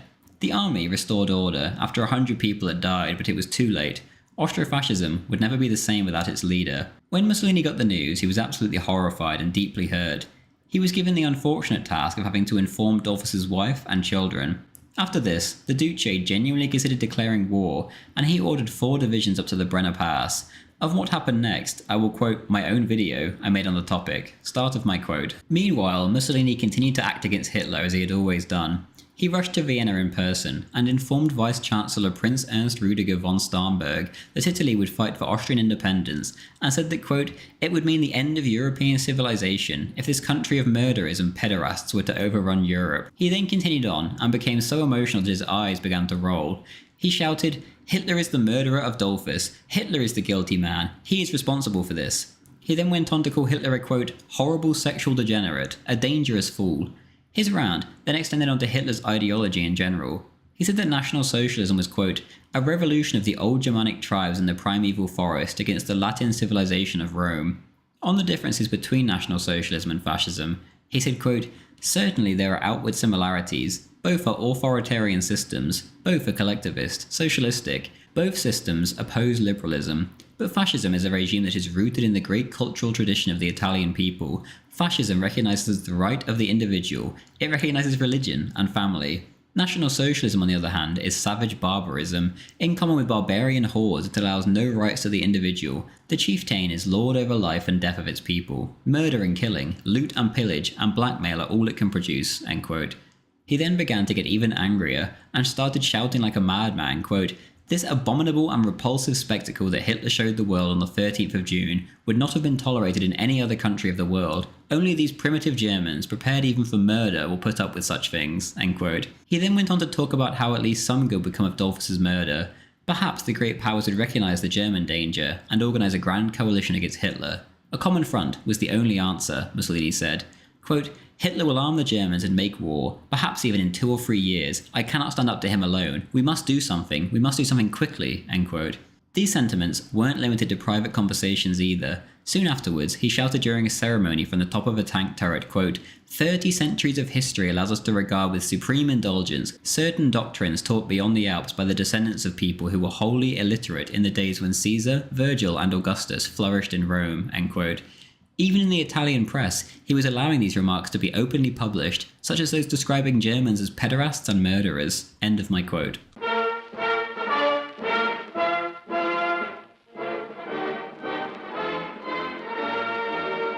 In 1935, there were a mere 2 countries, if you can call them that, in Africa, that were not under the control of the European colonial powers, mostly Britain and France. Liberia was a colony of ex-slaves from the United States, which retained its independence, yet quickly fell into ruin. Ethiopia, on the other hand, had been roundly defeated by the British in the past, yet never colonised. It was ruled by a leader called a Negus. This Negus, currently, was Haile Selassie. Selassie ruled over a slave society, ran like a medieval fiefdom. His tribe, the Amharic tribe, had only recently united, or rather conquered, the other tribes. The Amhara were based around Addis Ababa and belonged to the Oriental Orthodox Church. The other tribes were mostly pagan or Muslim. Farrell writes, and for reference, in Britain, Ethiopia tends to be called Abyssinia, quote, "The Negus called it an empire, for that is what it was, and he termed himself emperor. Ethiopia was not a nation, and yet it was a member of the League of Nations. In the Evening Standard on the 13th of February 1935, the pro-Mussolini Evelyn Waugh attacked the sentimentalists, liberal humanists and do-gooders, who insisted that Ethiopian independence be defended against Italian aggression. He wrote, "Abyssinia is still a barbarous country. It was taken bloodily, and is held, so far as it is held at all, by force of arms. The Negus had no more right to rule it," he said, "than did Italy." End quote. Elsewhere, Waugh would say that the conquest of Ethiopia would be, quote, "a transition from a lower to a higher form of imperialism," end quote. Farrell carries on, quote, "In earlier times, Italy's claim on Ethiopia would have been regarded in the civilized world as perfectly logical, given her extensive economic penetration of the country. In addition, Italy had 3 colonies in North and East Africa: Libya, 1911, Eritrea, 1899, and Italian Somalia, 1925, the last 2 sharing borders with Ethiopia. Attitudes in Britain and France to colonialism, however, had changed. Colonization might have been the done thing once when they did the colonizing, but it was not the done thing anymore now that they had their colonies. By the 1930s, the term sphere of influence had replaced colony in the jargon of the diplomats as the done thing. The moral justification for continuing with their own colonies, their white man's burden, as they called it, had become the bringing of civilization and all that entailed," end quote. For years now, Italy had had her eye on Ethiopia. This was nothing new to fascist Italy. Conquest had already been tried but resulted in one of the most shameful defeats in colonial history, when the Italian army was absolutely routed at Adowa in 1896. Britain had been humiliated in Isal-Nawana, yet this had been avenged. When it came to Austria, Italy had been utterly humiliated at Caporetto, and this had been avenged at Vittorio Veneto. Mussolini had actually been far more moderate than his liberal predecessors, and in 1928 the Italians signed a friendship pact with Saleesi's Ethiopia, hoping to penetrate the country by economic means. From 1930, however, Saleesi began to behave in an incredibly obstructive manner. In 1906, the British, French and Italians had signed a treaty which carved up Ethiopia between the 3 of them in case it collapsed. In 1923, however, with stiff opposition from Britain, Ethiopia joined the League of Nations. A nation that still practiced slavery was now ranked among the civilized nations of the earth, and the strangest part of all was that Mussolini himself had encouraged Ethiopia's entry. Clearly, the conquest was no long-term plan. The former British Foreign Secretary Lord Curzon had said in 1923 that Ethiopia was quite unfit to join due to the, quote, "rampant slave trading," end quote, and, quote, "complete anarchy," end quote. Meanwhile, Lady Simon, chairman of the Anti-Slave Society and wife of the future Foreign Minister, Sir John Simon, called for a crusade to free Ethiopia from slavery. Mussolini was utterly bemused when the Brits did end up protesting his later actions. He said to the Daily Mail's man in Rome, quote, "You ought to be glad I am invading Abyssinia, for I am only following the example that your people have so often set in the past. Your own imperial history does not entitle you to display so much concern for the independence of the Ethiopians," end quote. In late 1934, Mussolini began diplomatic moves to secure the approval of both Britain and France for his future conquest, and in his mind, this would be easy. After all, it made perfect sense geographically and logically. None of their national interests were at stake in that chaotic mess that was Ethiopia, and it was nestled perfectly between Italy's existing colonies. At the same time as these diplomatic moves were going on, the Ethiopians attacked. On the ill-defined border between Ethiopia and Italian Somalia at Walwal, the Italian garrison suddenly came under fire from a mass of Ethiopian soldiers. In the ensuing carnage, 30 Italian, but mostly colonial, soldiers and over 100 Ethiopian ones were killed. Suddenly, the Duce had his pretext. Anti-Ethiopian feeling was immediately whipped up at home by the extremely well-controlled press, and Mussolini demanded that Saleesi recognise Italian sovereignty over the wells where the incident took place, as well as just compensation. Saleesi refused and brought the issue before the League of Nations instead. On the 30th, Marshal Badoglio, chief of the General Staff, was sent a memo from the Duce, quote, "In no other way can we build an empire. No one in Europe would raise any difficulties, provided the prosecution of operations resulted rapidly in an accomplished fact. It would suffice to declare to England and France that their interests will be recognised," end quote. On the 4th of January 1935, a friendship pact was signed with France. In Pierre Laval, Mussolini believed he'd found a pragmatist he could talk to. Mussolini was convinced he had gotten French approval over Ethiopia, and also French approval to back him up when it came to Austria. Subsequent military talks produced a secret agreement signed by General Badoglio and General Gamelin of France. This was a mutual military assistance pact in the event of German aggression. As for colonies, the French ceded 114,000 square miles of insignificant desert in southern Libya to Italy, as well as 21,000 square miles of coast in French Somalia. In return, Mussolini waived Italian rights to the French colony of Tunisia, in which there were just as many Italians as Frenchmen. Most importantly, as Farrell writes, quote, "On the surface it looks as if Mussolini had been given something for nothing, but Laval also told Mussolini that as far as France was concerned, Italy could have a free hand in Ethiopia, though Laval would later deny it. Even in the text of the Accords themselves, however, it is clear that Laval had given his tacit approval." End quote. When it came to Britain, it became clear that the Labour opposition were choosing to back the League of Nations in this matter. As for the government at large, it was yet to be seen. In February, Mussolini sent troops to Eritrea and Italian Somalia via the Suez Canal. Obviously, the British and the French knew what he was up to, given that the canal was theirs. In March, the British government commissioned the Permanent Undersecretary at the Colonial Office to report on whether British interests were at stake in Ethiopia. In June, he reported, quote, "No vital British interest is concerned in Ethiopia, except the headwaters in Lake Tassana and the Nile Basin." End quote. Mussolini had had a solid spy working in the British embassy in Rome since the 1920s, and the report quickly found its way to the Duce's desk. The pile of evidence was mounting that neither the British nor the French would stand in his way by now. When it came to the League of Nations, Mussolini had good reason to believe that they would not act. When it came to Hitler, they had let him breach the terms of Versailles again and again, and had chosen diplomacy instead. In Asia too, the League had produced nothing but harsh words of condemnation when it came to Japan in Manchuria. In April, Mussolini had met with Britain and France, at Mussolini's suggestion, at Stresa in northern Italy. The topic of discussion was not Ethiopia, but what the Duce saw as the German menace. Mussolini wanted a solid commitment when it came to Austria. He found the French keen to make a tripartite commitment on Austrian independence, yet Britain, intent on appeasement, said it would only give moral support. What the meeting at Stresa did accomplish, however, was a piece of paper which established the so-called Stresa Front. Quote, "The free powers whose political objective is the collective maintenance of peace within the context of the League of Nations are in complete agreement to oppose, by all means, any unilateral repudiation of any treaty which might endanger peace in Europe, and will act in close and cordial collaboration to this end." End quote. In practical terms, this wasn't a commitment on Austria, but an attempt by Mussolini at an outright alliance against Hitler's Germany. The wording of the document was very specific when it came to Africa too. Mussolini personally suggested that the words "in Europe" be added. "Let's not take on commitments which are too big," he joked. Everyone knew what he was up to, yet they agreed to it anyway. Mussolini clearly took this as a green light, as he said to Grandi, who was also present, quote, "You told me that the English would reply yes to the Austrian question and no to the African one. Instead they replied no to Austria and yes to Africa." End quote. In June, the British signed the Anglo-German Naval Agreement in flagrant violation of Versailles. The evidence just continued to mount as the Italian build-up on Ethiopia's borders continued. Hitler, meanwhile, began to send arms to Selassie. This was a 4D chess move. Firstly, he wanted to remain on side with Britain, and secondly, he wanted to bog Mussolini down in Africa. If Ethiopia was a prolonged affair, not a quick one, the Führer knew full well that Italian relations with Britain and France would be absolutely torpedoed. When it came to Austria, this would be invaluable. Selassie was extremely appreciative and said proudly that Hitler was Ethiopia's only sincere friend in Europe. On the 8th of June, a minute from Sir Robert Vansittart of the Foreign Office read, quote, "Italy will have to be brought off, or Abyssinia will eventually perish. That might in itself matter less if it did not mean that the League would also perish, and that Italy would simultaneously perform another volte-face into the arms of Germany." End quote. This laid out the British position clearly.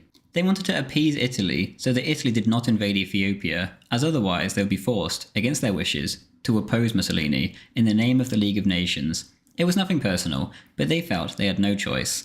It was a bizarre hill to die on, and one they knew would have sincere implications when it came to moderating Hitler in Europe. Vansittart proposed giving Mussolini all of British Somaliland in order to appease him. During Anthony Eden's visit to Mussolini on the 23rd of June, however, he treated Mussolini like a clown, and just took him for what was then seen as a stereotypical, untrustworthy Italian. He made the Duce a ridiculous offer. He said Britain would give Ethiopia the Bay of Zila in British Somaliland, so they had access to the sea. In return, Ethiopia would give Italy the province of Ogaden in the east, an offer that was obviously never going to be accepted by anyone, and Mussolini refused it point blank. The two men were like chalk and cheese.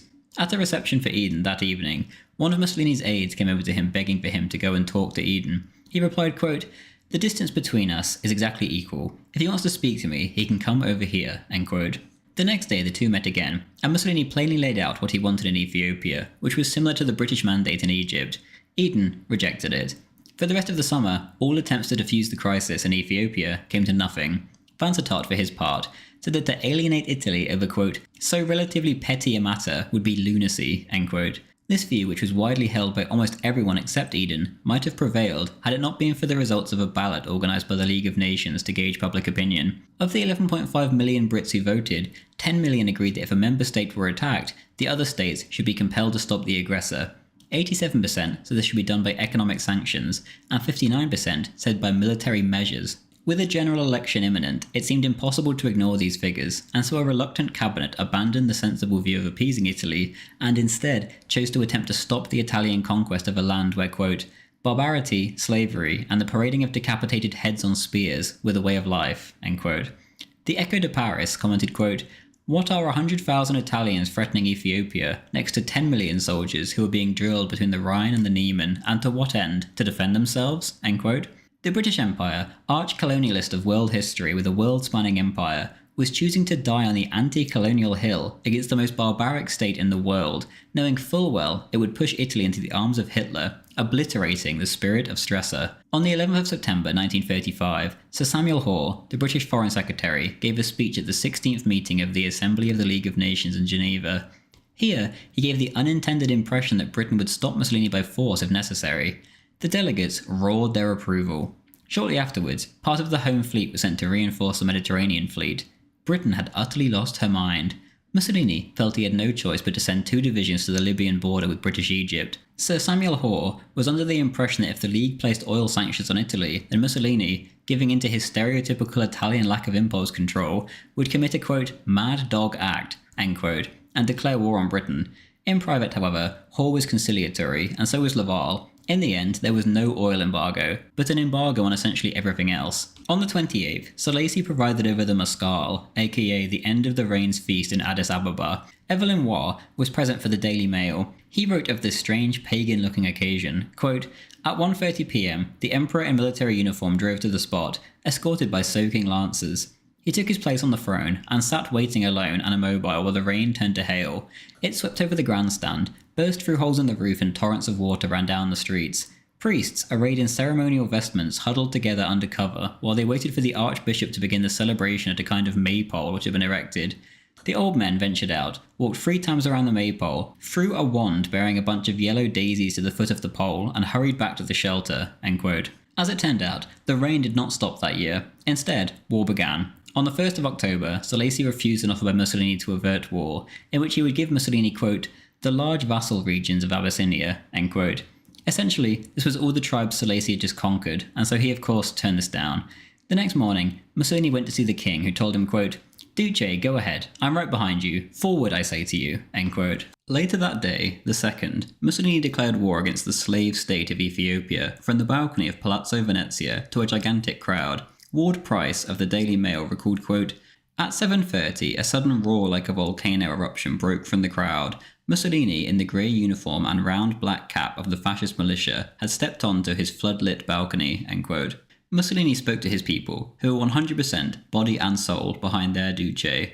Quote, listen, a solemn hour in the history of La Patria is about to strike. 20 million people are reunited in this moment in the piazzas of Italy. Never in the history of the human race has there been such a gigantic spectacle. For some months, the wheel of destiny, under the impulsion of our serene determination, has been moving towards its destination. We have been patient with Ethiopia for 40 years. Now, enough, end quote. He went on to accuse the League of trying to deny Italy her rights to a place in the sun with sanctions. These would be overcome by fascist discipline, sobriety, and sacrifice, he said. Sarfatti, who was watching from an apartment on the other side of the piazza, said to the man next to her, quote, it's the beginning of the end. We'll win, and he'll lose his head, end quote. The next day, the 3rd of October, the Italian armies marched into Ethiopia at dawn. The Negus of Ethiopia proclaimed, quote, arise, each of you, take up arms and rush to the defence of your country. Rally to your chiefs, obey them with a single purpose, and repel the invader, end quote. The invader, however, was fielding the biggest colonial army in history. At 200,000 strong initially, the force was putting a serious financial strain on a still relatively poor Italy. 100,000 workers were also sent down, of whom a significant population were outright criminals, almost always corrupt and mostly incompetent.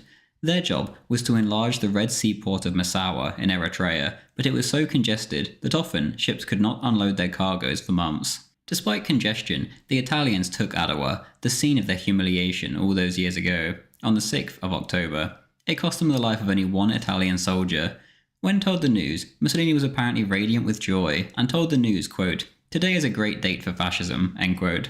On the 11th, the League, as expected, voted overwhelmingly for sanctions. Only 4 of the 50 countries voted against, these being Austria, Hungary, Albania, and Paraguay. The sanctions included arms but not oil. Italian ships were thus able to refuel, even at Suez, throughout the crisis.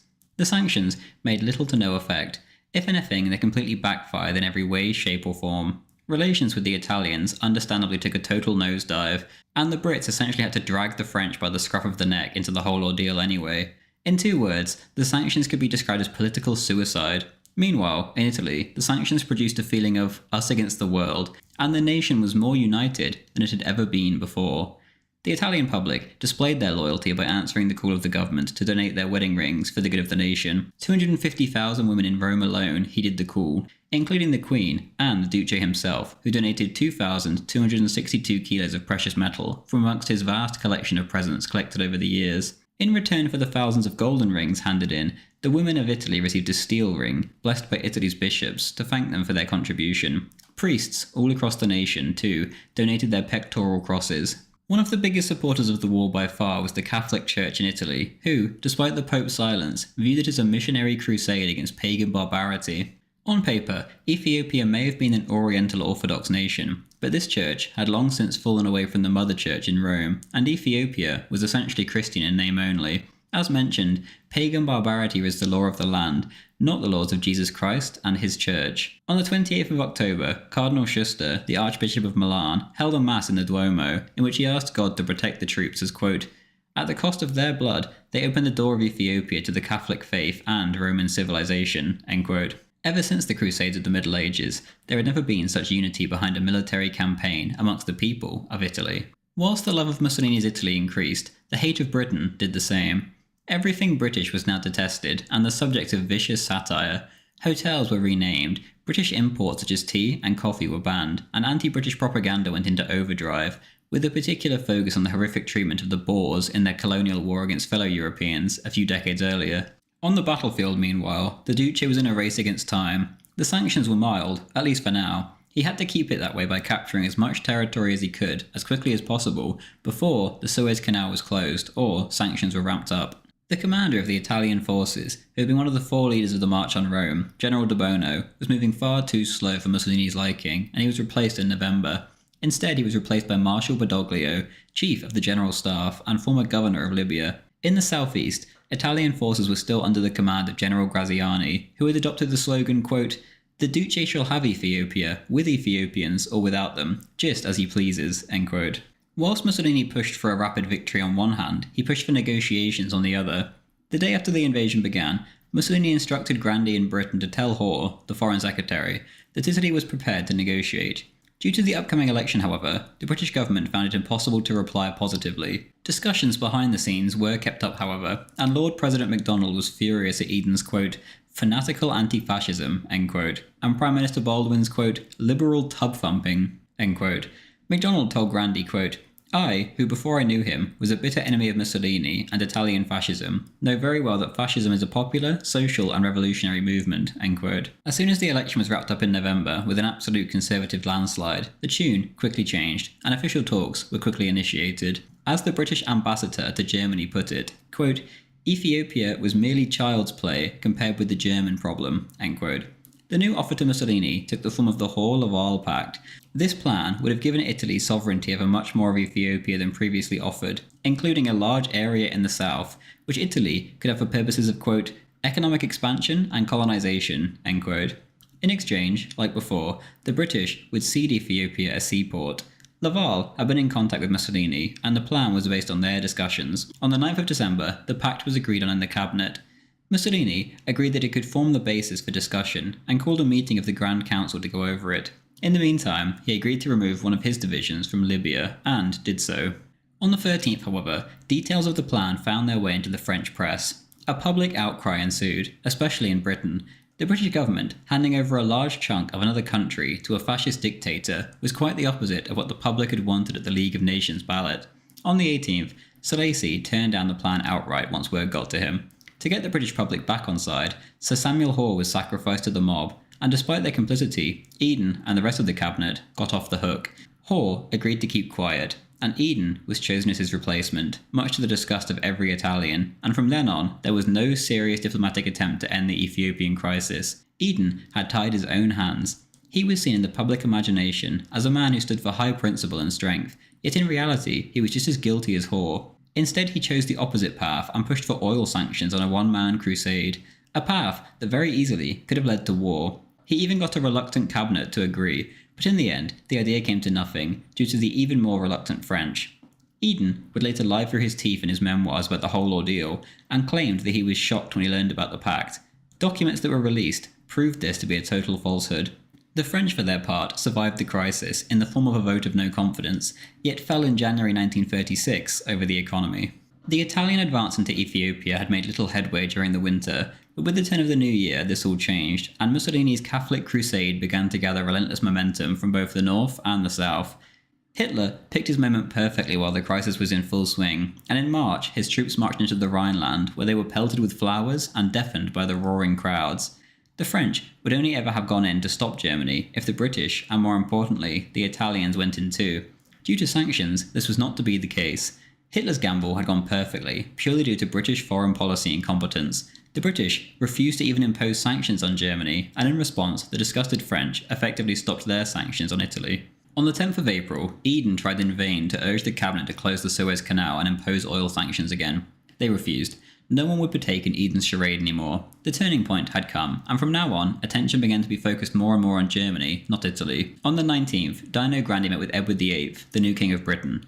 Grandi attempted to persuade the king to put pressure on the government to remove sanctions, and according to Grandi, Edward felt a, quote, genuine sincere joy, end quote, at the Italian military triumph.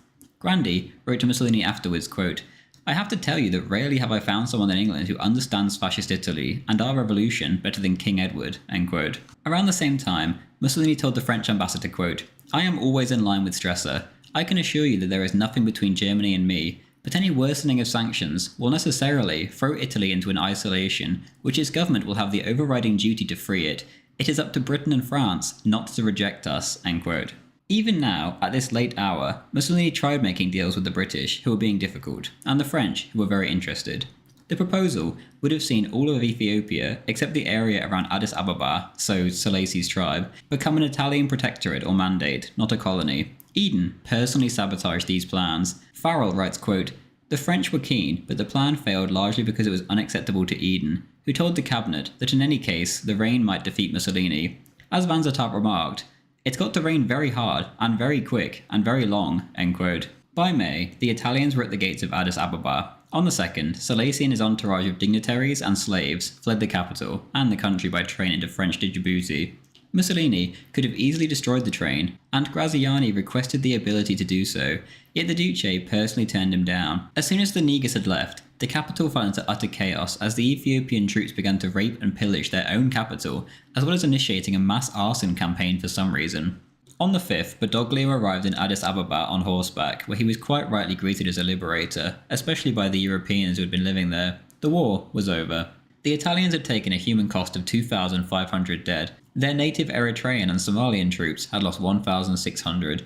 The Ethiopian figures, given that they were a chaotic slave society, are unreliable, but it's certain that they were many, many times higher than the Italian figure. The Negus had opted for a straight-up fight rather than guerrilla warfare, and his forces had been utterly decimated, time and time again. They had also opted to use dum-dum bullets, which were illegal. In retaliation, the Italians used poison gas on many occasions. The financial cost, however, was brutal, and could never possibly be paid back by a colony in such a backwater. Between 1935 and 1940, Ethiopia cost Italy 57 billion lire, 20% of total state expenditure. The whole ordeal certainly hadn't made financial sense, but it certainly had in terms of national unity and prestige. It also made Mussolini dangerously self-confident about Italian military prowess. They had, after all, only beaten a feudal society at best. On the evening of the 5th of May, Mussolini spoke to a crowd of 200,000 from the balcony of the Palazzo Venezia. Once he was finished, he was brought back out for a total of 10 encores. The atmosphere was electric, and the people truly loved him for his victory. On the 9th, during another speech, Mussolini named the king Emperor of Ethiopia and proclaimed the Italian Empire.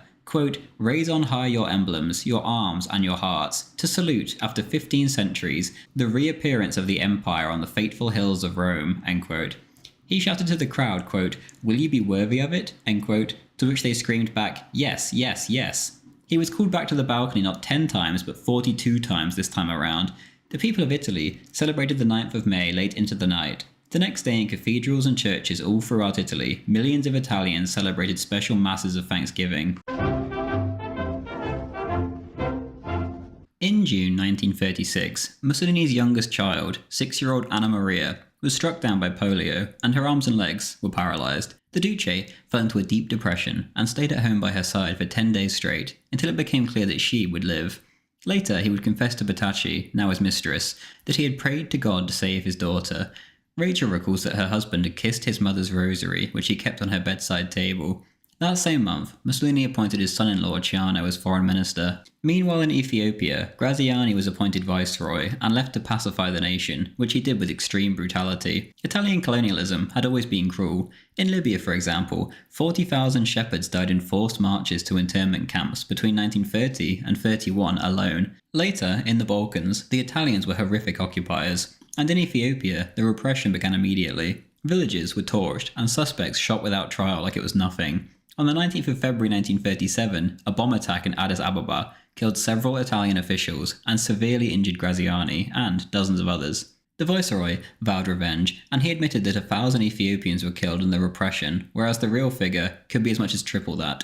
2 months later, a law was put in place banning sexual relations between whites and blacks, due to the Italians getting far too comfortable with their new subjects.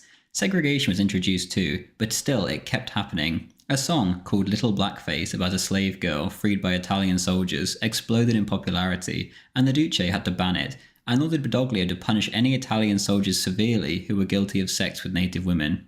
In November 1937, Graziani was recalled, leaving a lot of dead Ethiopians and a lot of blue-balled Italians behind. Back in England, getting rid of sanctions had become increasingly popular, mostly at the behest of Winston Churchill, who made a rousing speech on the topic in which the Strasser Front was at the forefront. He saw the logic that it was better to have Italy on side against Germany. Chamberlain, not yet Prime Minister, took the bull by the horns in June 1936 and became the first cabinet member to come out against sanctions. Eden, furious, was forced to concede. The Pope, too, urged the League of Nations to drop their sanctions. On the 15th of July, much to the distress of Solace, the League dropped the sanctions. The British wouldn't go all the way and recognise the King of Italy as Emperor of Ethiopia, which was a rather large sticking point in relations. Italy had also been condemned as an aggressor, and the damage, it seemed, was done. The Strasser Front was finished, and Mussolini was isolated, leaving only one obvious choice for an ally. The British press had officially ended its love affair with Mussolini, and the man they once praised as the saviour of Italy and a model administrator was now seen as a bully who was impossible to negotiate with. Laval lamented, quote, anti-fascism, not only in France but elsewhere, had been stronger than the love of peace, end quote. Mussolini told a French socialist in June 1936, quote, the present situation obliges me to seek elsewhere the security that I have lost on the French side and on the English side, with the aim of re-establishing the shattered equilibrium to my advantage. Who should I turn to, if not to Hitler? I have to tell you that I've already had overtures from him. I know perfectly well what will happen if I reach an agreement with Hitler. First of all, there will be an Anschluss within a short time. Then, with the Anschluss, it will be Czechoslovakia, Poland, the German colonies, etc. To sum up, it is war inevitably. That is why I have hesitated, and still hesitate to take that path. But if the attitude of the French government towards me and the fascist regime and Italy does not change soon, and it does not give me the assurances which I need, then I will accept Hitler's offers, end quote. Soon enough, other events would drive Germany and Italy into each other's arms. In 1931, Spain became a republic, and ever since then the nation had undergone a leftist reign of terror, and the nation had come close to civil war already during the so-called Asturian miners' strike in 1934, which was anything but what the name suggests. It was a full-scale bloody insurrection that resulted in the deaths of dozens of innocents, but especially priests, other clergy members, or seminarians. In 1936, the leftists openly rigged that year's election, and the violence went to new, unparalleled heights. Spain was teetering on the very edge. That was until the 17th of July, when Francisco Franco finally stopped prevaricating and threw himself into the ring. He would take and lead the stand against communism, and he led the revolt from Morocco with Spain's elite army of Africa. The nation, Catholic Spain, rose up in his name and fought against this leftist terror. Many led doomed revolts in the more left-wing areas, but regardless, they were ready to die for their faith. In Italy, the response was immediate. Catholic Italy stood staunchly behind Catholic Spain, and the people begged both Mussolini and the Pope to react. Mussolini told his wife, quote, "Bolshevism in Spain means Bolshevism in France, which means Bolshevism next door," end quote. Mussolini ended up being no personal friend of Francisco Franco, but he was willing to put his nation into deep debt and use serious resources to save Spain for his own sake, for Europe's sake, and for the Church's sake. Hitler too accepted the Spanish appeals for help, and the foreign support right at the beginning of the revolt was indispensable. In a way, the sides of the Spanish Civil War set the stage for the Second World War. Farrell writes, quote, "Untruthfully, communist-inspired propaganda lumped together as one National Socialism and fascism, and even Franco's nationalism. They called them fascism, or Nazi fascism. Equally untruthfully, they also lumped together democracy and communism and called them anti-fascism. They said that Democrats and communists were fighting for the same things, which they were not. Actually, communism had much more in common with fascism, National Socialism even, than democracy. Regarded as one and the same, the Duce, the revolutionary despiser of the bourgeoisie, and the Führer, the right-wing despiser of the avant-garde, moved closer still. But just as the Spanish Civil War created a Rome-Berlin axis, it also created an anti-fascist Madrid-Paris-Moscow axis. The Spanish Civil War saw the launching of the great communist lie that the communists were fighting for democracy. They would repeat the lie even more loudly in the Second World War, especially in Italy with regard to their role in the Italian resistance between 1943 and 1945. The communists, of course, in Italy, as everywhere, were not fighting for democracy at all. They were fighting against democracy and for communism." End quote. Whilst Mussolini wanted things in Spain brought to a quick conclusion, Franco and Hitler had other ideas. Franco was a man who was slow and methodical, and this ultimately brought him victory. Hitler, meanwhile, was happy to have a great distraction in the Mediterranean, whilst he rearmed to, in his eyes, protect Germany from outside threats. The German manpower contributed never exceeded 10,000 at any one time. The Italian contribution, meanwhile, reached 80,000 at its height. In the end, 4,000 Italians would lose their lives in Spain, and their presence was often unwanted and their performance lackluster. Regardless, their help was invaluable, even if not always utilised properly or appreciated. The main takeaway from this story, however, is regarding the relationship with Germany. Hitler above all dreamed of an alliance with Great Britain, where Britannia could rule the waves, and indeed basically the world, whilst Germany could have her place as Europe's preeminent power on the continent. This, however, was a pipe dream. Realistically speaking, the Italians were the only option for Hitler now. In late 1936, Hitler offered recognition of Italy's conquest of Ethiopia, which was ever so dear to the Duce's heart. During the talks regarding this in October, Count Ciano showed Hitler documents that had been copied from the British embassy in Rome. They showed Britain's fears of German aggression, and there was talk of mass rearmament to combat it. Hitler was furious, as the reality was essentially the reverse of the propaganda. Talk of German rearmament had only made Britain rearm far faster, and so Germany now had to catch up to defend herself. Ciano was playing a double game with this move, as personally he hated the Germans and left the talk saying it was incredible that the German people followed Hitler, who was, quote, "a real madman," end quote, as well as Goering, who was, quote, "fat, vulgar ox," end quote. Most of all, quote, "Germany's in the hands of very inferior men whom we must exploit," end quote. In a speech discussing the talks, Mussolini coined the term Axis to describe the new relationship between the two nations. Quote, "This Rome-Berlin vertical line is not a diaphragm but rather an axis, around which may revolve all those European states with a will to collaboration and peace." End quote. On the 23rd of January 1937, Hermann Goering, effectively the second most important man in Germany, came to Rome. Here, he discussed the Anschluss with the Duce, and the Reichsmarshal assured him that no move would be made against Austria without prior agreement with Italy. According to Goering's interpreter, Paul Schmidt, by April, Mussolini seemed resigned to the Anschluss. Farrell, quote, "Britain's mistake was this. Hitler wanted an alliance with Mussolini. Britain did not. Britain wanted merely to stop an alliance between Hitler and Mussolini. This was fine as an aim, but to achieve it, Britain would have to offer Italy an alliance. This it was not prepared to do." End quote. Effectively, both Hitler and Mussolini wanted an alliance not with each other, but with Britain. Britain wanted an alliance with neither of them, forcing the two together. Slowly but surely, Mussolini was resigning himself to the inevitable, which he knew would eventually cause war in Europe. Britain was to do the same thing with Russia 2 years later, flirting with Stalin but never making the full commitment, only driving Stalin into Hitler's arms, albeit temporarily.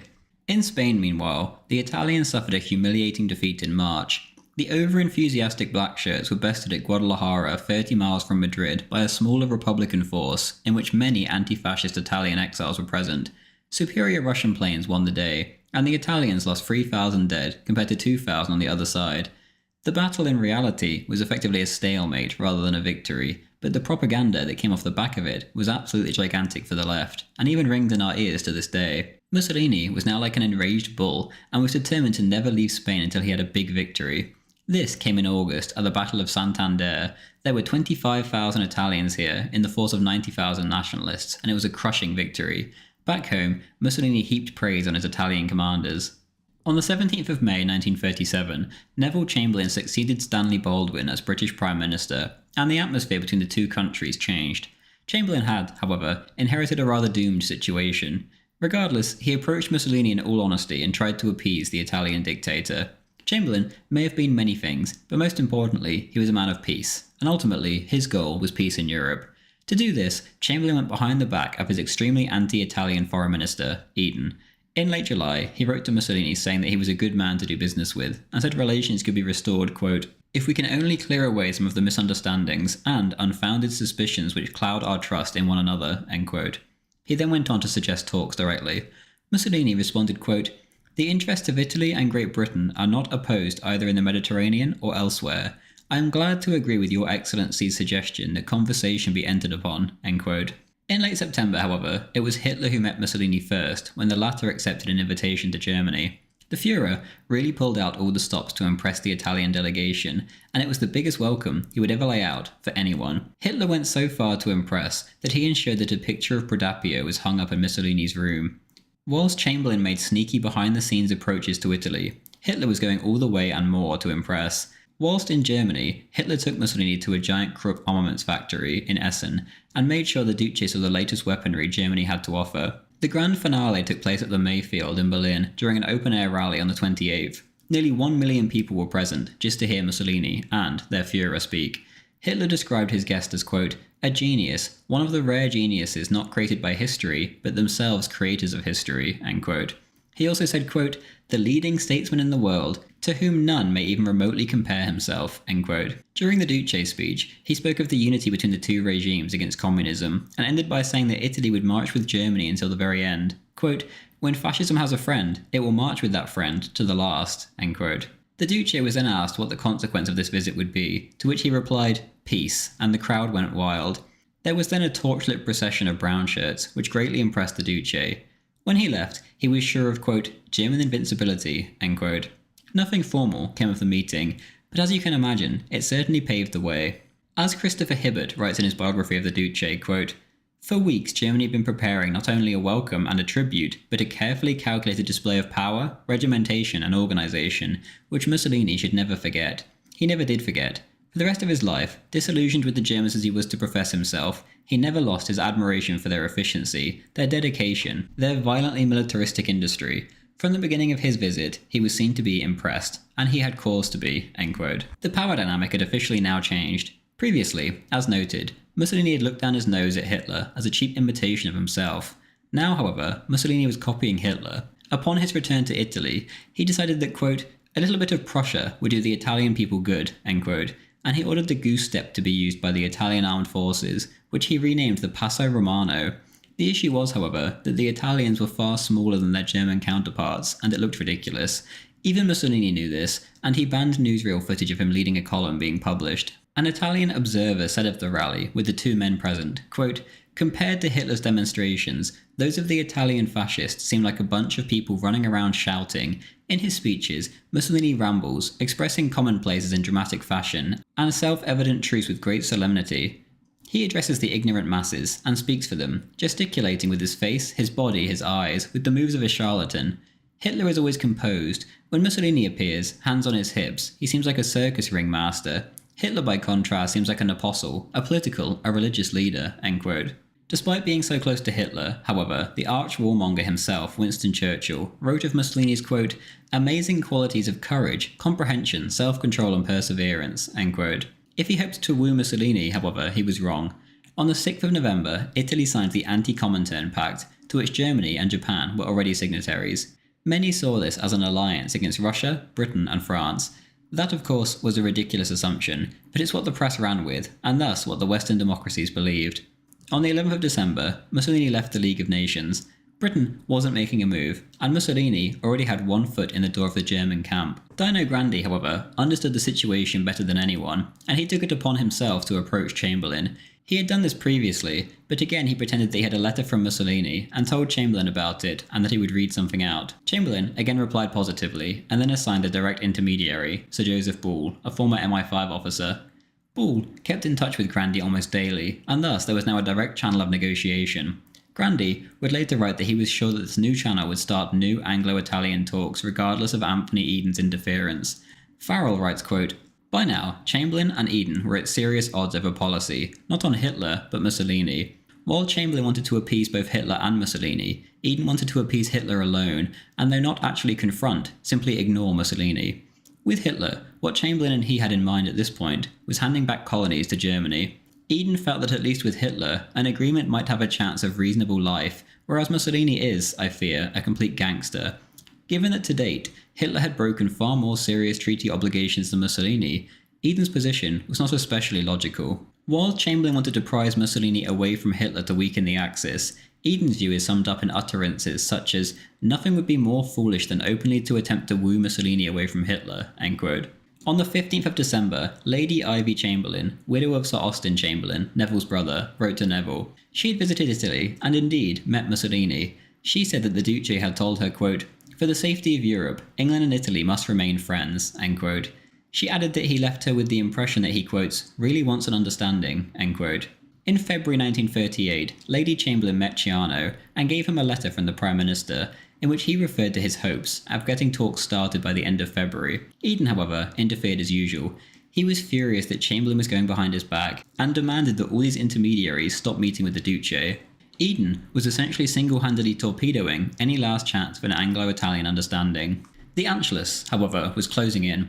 On the 2nd of February, the stormy meeting between Schuschnigg and Hitler took place at the Eagle's Nest, and on the 16th, Ciano was telephoning Grandi telling him to impress how urgent the need for Anglo-Italian talks were, as tomorrow there would be a new post-Anschluss world in which Germany would be on Italy's frontier.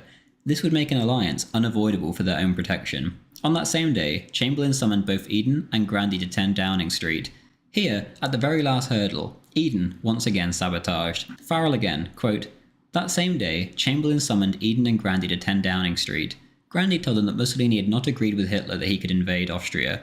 Chamberlain felt this was the last chance to hold talks with Italy before Mussolini was sucked irretrievably into Hitler's vortex, and was determined to go to the cabinet where Eden spoke of fundamental differences of principle. It is difficult to see what these differences of principle were. Differences of a strategy, yes, but not of principle.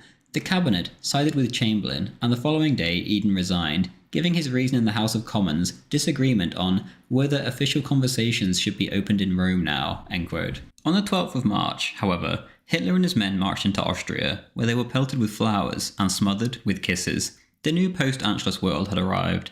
In a letter to Mussolini, the Führer wrote, quote, "I have established a clear demarcation line between Germany and France, and now I establish another one, just as clear, between Italy and us. It is the Brenner. This decision will never be changed or called into question," end quote. Mussolini told Hitler, via the Prince of Hesse, that he accepted the invitation in a friendly manner. Upon receiving the news, Hitler was overcome with emotion. No doubt, with tears in his eyes, he told the prince, quote, "Tell Mussolini that I shall never forget him. Never, never, never, whatever happens," end quote. Mussolini summed up the situation simply in the Chamber of Deputies on the 16th of March, quote, "When an event is inevitable, it's better that it's done with us rather than in spite of us, or worse, against us," end quote. Evidently, Mussolini wasn't overly pleased, as right after the Anschluss, he immediately went to his Jesuit go-between with the Pope and told him drastic measures were now needed to stop the Führer, and that the Pope should excommunicate Hitler. The Pope, however, knew how temperamental Mussolini could be, and didn't take this request seriously. Pius was quite right, and Mussolini soon calmed down and saw the logic of a German alliance more clearly than ever before. Regardless, on the 10th of March, the Anglo-Italian talks had begun in Rome, 2 days before the Anschluss. According to a witness, Mussolini was furious at this time about the Anschluss and was ready to desert Hitler immediately if Britain would give him something solid. The talks produced the Easter Agreement, which was signed on the 16th of April. Italy agreed to withdraw troops from Spain if Britain would recognise the Italian conquest of Ethiopia. Ciano wrote in his diary, quote, "I believe it really will be able to serve as the foundation for the new friendship between Italy and Great Britain," end quote. The Brits' silly insistence on withdrawing troops from Spain, however, was to prove the downfall of it all. The British hadn't exactly gone above and beyond either. If they really wanted to woo Mussolini, they, or the French, could easily have dispensed with some of their colonial territory. They did not, however, and instead, this half-assed approach went nowhere. Halifax summed up the British wishful thinking, quote, "Although we do not expect to detach Italy from the Axis, we believe the agreement will increase Mussolini's power of manoeuvre, and so make him less dependent on Hitler, and therefore freer to resume the classic Italian role of balancing between Germany and the Western powers," end quote. 2 weeks after the Easter Agreement on the 3rd of May, Adolf Hitler arrived in Rome for a week-long state visit, bringing with him Goebbels, Ribbentrop, Himmler, and Hess. In Italy, the king was the head of state, not Mussolini, and thus Hitler had to ride in the open royal carriage with the king to where he would be staying. This whole state of affairs was bizarre to the Führer. This wasn't Great Britain, where the monarchy, despite having very little power, had a lot of prestige. King Victor Emmanuel's whole position in society just felt forced, to say the least. As David Irving writes in Hitler's War, quote, "As his special train hauled into Rome's suburbs on May the 3rd, he marshalled his private staff not to burst out laughing at the sight of a diminutive figure kneeling on the platform, weighed down with gold braid. For that was the King of Italy, and he was not kneeling. That was his full height. Yet there was no escaping the tiny King Victor Emmanuel III, for technically he was Hitler's host," end quote. It actually seemed as if the royal family were conspiring to humiliate both Mussolini and the Führer. At a concert later on, the front rows were occupied by hordes of noblemen who nobody knew, whilst the real stars of the Italian regime, Graziani, Balbo, Badoglio and the like, were crowded back into insignificance. The Italian army manoeuvres were much the same, and left Hitler under no illusions about Italian military might as well. He turned to Mussolini at one point and said, quote, "I'm going home. I didn't come to see the king, but you, my friend," end quote. In Naples, however, the Germans did find themselves a little more impressed by the display of Italian naval power they saw there. The military was what mattered, however, and the most modern weaponry Italy had, which had been so proudly paraded in front of the Führer, was already obsolete. Irving writes, quote, "Hitler was aghast at Mussolini's ignorance of military technology. He would be at the mercy of his generals," he said, and they had sworn their allegiance to the king," end quote. To rub salt in the wound, the Italians had ducked out of signing a draft alliance that Foreign Minister Ribbentrop had brought with him. Wiesacker of the Foreign Office said that the Italians had, quote, "dealt us a slap in the face with an improvised draft treaty of their own, more akin to an armistice with an enemy than a bond of loyalty signed between friends," end quote. In this same vein, Mussolini also bizarrely promised that he would, quote, "keep his sword in his scabbard," end quote, if Germany were to attack Czechoslovakia. This sounded like an enemy promising to stand down, not a friend offering assistance. Effectively, Mussolini was saying to the far superior German army, "I won't attack you if you attack Czechoslovakia." The Germans were left dumbfounded. Schmidt, the German interpreter, recalled, quote, "Mussolini and Ciano were obviously trying to evade any serious political discussion, though Hitler, and more specifically Ribbentrop, were constantly seeking it. The programme had been deliberately planned so that there was no time for serious talk. I inferred at the time that the Italians had by no means got over their shock at the Austrian Anschluss, and especially at Hitler's methods in carrying it out, and that their eyes were still turned westwards," end quote. The trip wasn't all a disaster, however. On the 9th of May, Hitler and Mussolini were in Florence, where the Führer said he was now in the city of his dreams. Farrell writes, quote, "Looking out over Florence from the Piazzale Michelangelo, Hitler's throat made strange gurgling sounds, and then he said, at last I understand Böcklin and Feuerbach," end quote. Hitler also said, quote, "and to think that if Bolshevism had come, all this would have been destroyed," end quote. The duo then went to the Uffizi Gallery, where Hitler was essentially in heaven. He was completely in awe, and Mussolini, who was bored to death, muttered to a friend, quote, "we'll be here a week," end quote. Hitler kept repeating himself with the line about Bolshevism coming and destroying all this beauty. Mussolini grew increasingly annoyed, like a child dragged along by his parents. Regardless, Hitler was in paradise. When Hitler was about to depart from the station in Florence for Germany, Mussolini said, quote, "Now, no force can separate us anymore," end quote. Hitler's eyes filled with tears. By mid-1938, Mussolini was evidently becoming the second man in Europe, not the first. Hitler had clearly stolen the crown, and yet, despite this, Mussolini's crowning achievement was still to come, and September 1938 was to be a busy month. David Kurtzer writes, quote, "On September the 1st, the Italian government revoked the citizenship of foreign-born Jews who had become citizens after 1919. It ordered all Jews who were not citizens to leave the country within 6 months. The following day, all Jewish teachers, from elementary school through university, were fired. Christian children could not be taught by Jews, nor would Jewish children be allowed to attend public schools at any level. Jewish members of honorary societies of arts, letters, and sciences were ejected. For the purposes of these racial laws, Jews were defined as those born of parents of the Jewish race, even if they might profess a religion different from Judaism." End quote. Getting these measures past the Pope had been quite the task for Mussolini, who had clearly been inspired by Hitler when it came to the new laws. The Pope, however, could not fault Mussolini's logic that historically speaking, the Church had been far harsher on Jews than he was about to be, and in the end, he gained the Pope's approval. What followed was a wave of insincere converts from the Jewish faith to Christianity, so that they could continue in whatever business they were currently engaged in. In the next 3 years, 10% of Italy's Jews would renounce their faith in this way. Mussolini's reasoning for the sudden introduction of these laws was that he began to notice trends. He spoke of communism and anti-fascism being Jewish. The straw that broke the camel's back, so to speak, was the foreign press campaign against the war in Ethiopia. Quote, "World Jewry is doing bad business and aligning itself with the anti-fascist sanctions campaign against the one European country which, at least until now, has neither preached nor practiced anti-Semitism." End quote. Raids on the anti-fascist resistance group named Justice and Freedom turned out to be dominated by Jews as well, and so Mussolini began to hate. Later, the anti-Jewish measures would be ramped up even harder. Elsewhere, the Sudeten Germans had been horribly mistreated by the Czech-dominated government in the artificial state of Czechoslovakia. Dozens had been killed, and the Slovaks and Ruthenians too were pushing for freedom. The Czechs ramped up their brutality in kind like a cornered animal. Soon enough, a crisis came to a head. Hitler refused to stand idly by, and he had also welcomed the Sudeten movement and given support. In July, Chamberlain was one of the few who saw things clearly. Europe really could not survive another crisis, and remain the same afterwards if things carried on the way they were going, and the Prime Minister lamented that the French were causing tension with Italy, which was jeopardising the British goal of peace in Europe, as the Italians were being driven further and further into German arms. He said, quote, "I consider Italo-British solidarity the keystone of our foreign policy. We consider the Anglo-Italian Accord a valid step forward towards our final goal, which is a general European appeasement." End quote. The Sudeten crisis is well known, and outside the scope of this video, but on the 15th of September, Chamberlain flew to Germany for the first time to discuss events with Hitler. This was an extremely bold move, and the Prime Minister had only done so because he was such a good man, a true lover of peace. He could quite easily have let the situation develop and let things spiral out of control.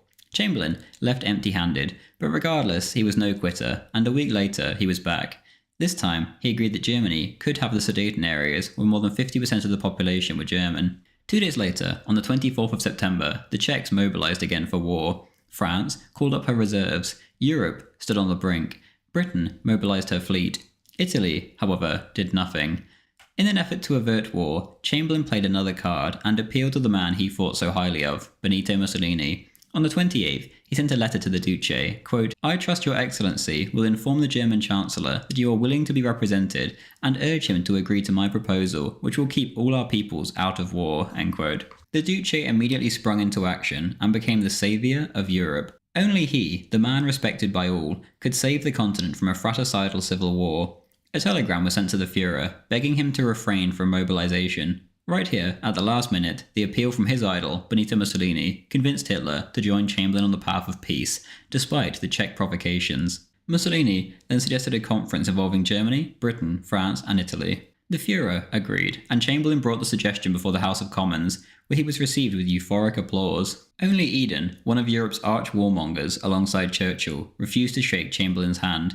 Even President Roosevelt cabled in, "Good man." When Chamberlain set off from Heston Airport in Croydon, Dino Grandi was there to see him off, and the Prime Minister shook his hand and thanked him profusely.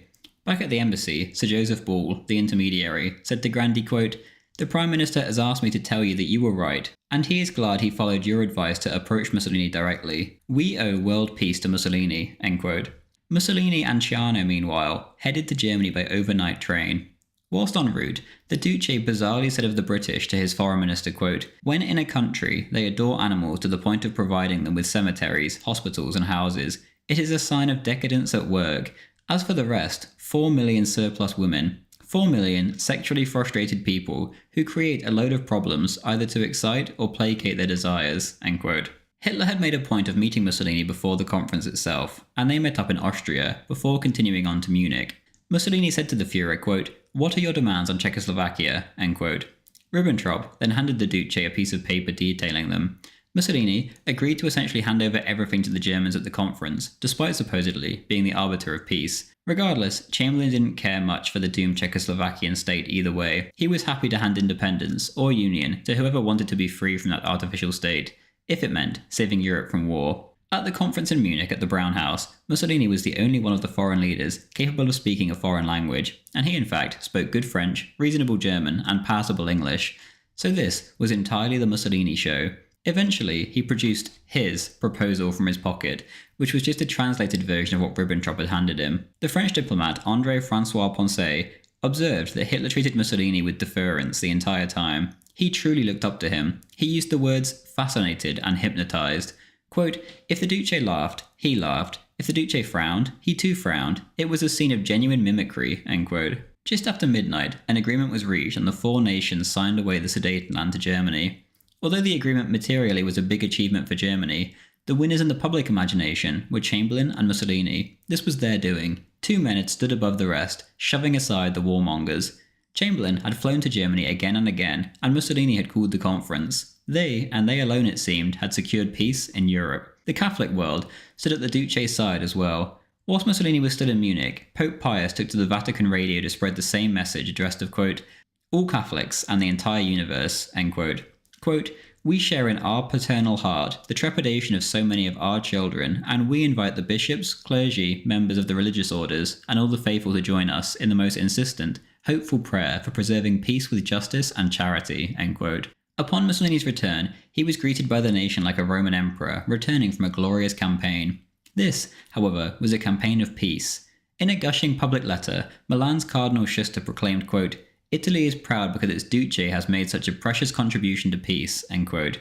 He then went on to suggest that a new church dedicated to peace be constructed to mark Mussolini's triumph.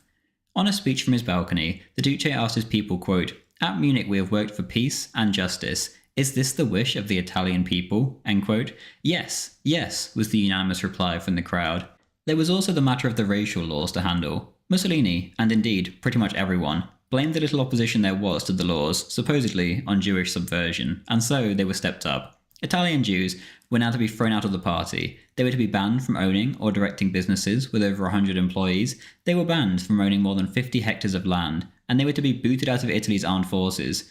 Not that there were many in them anyway.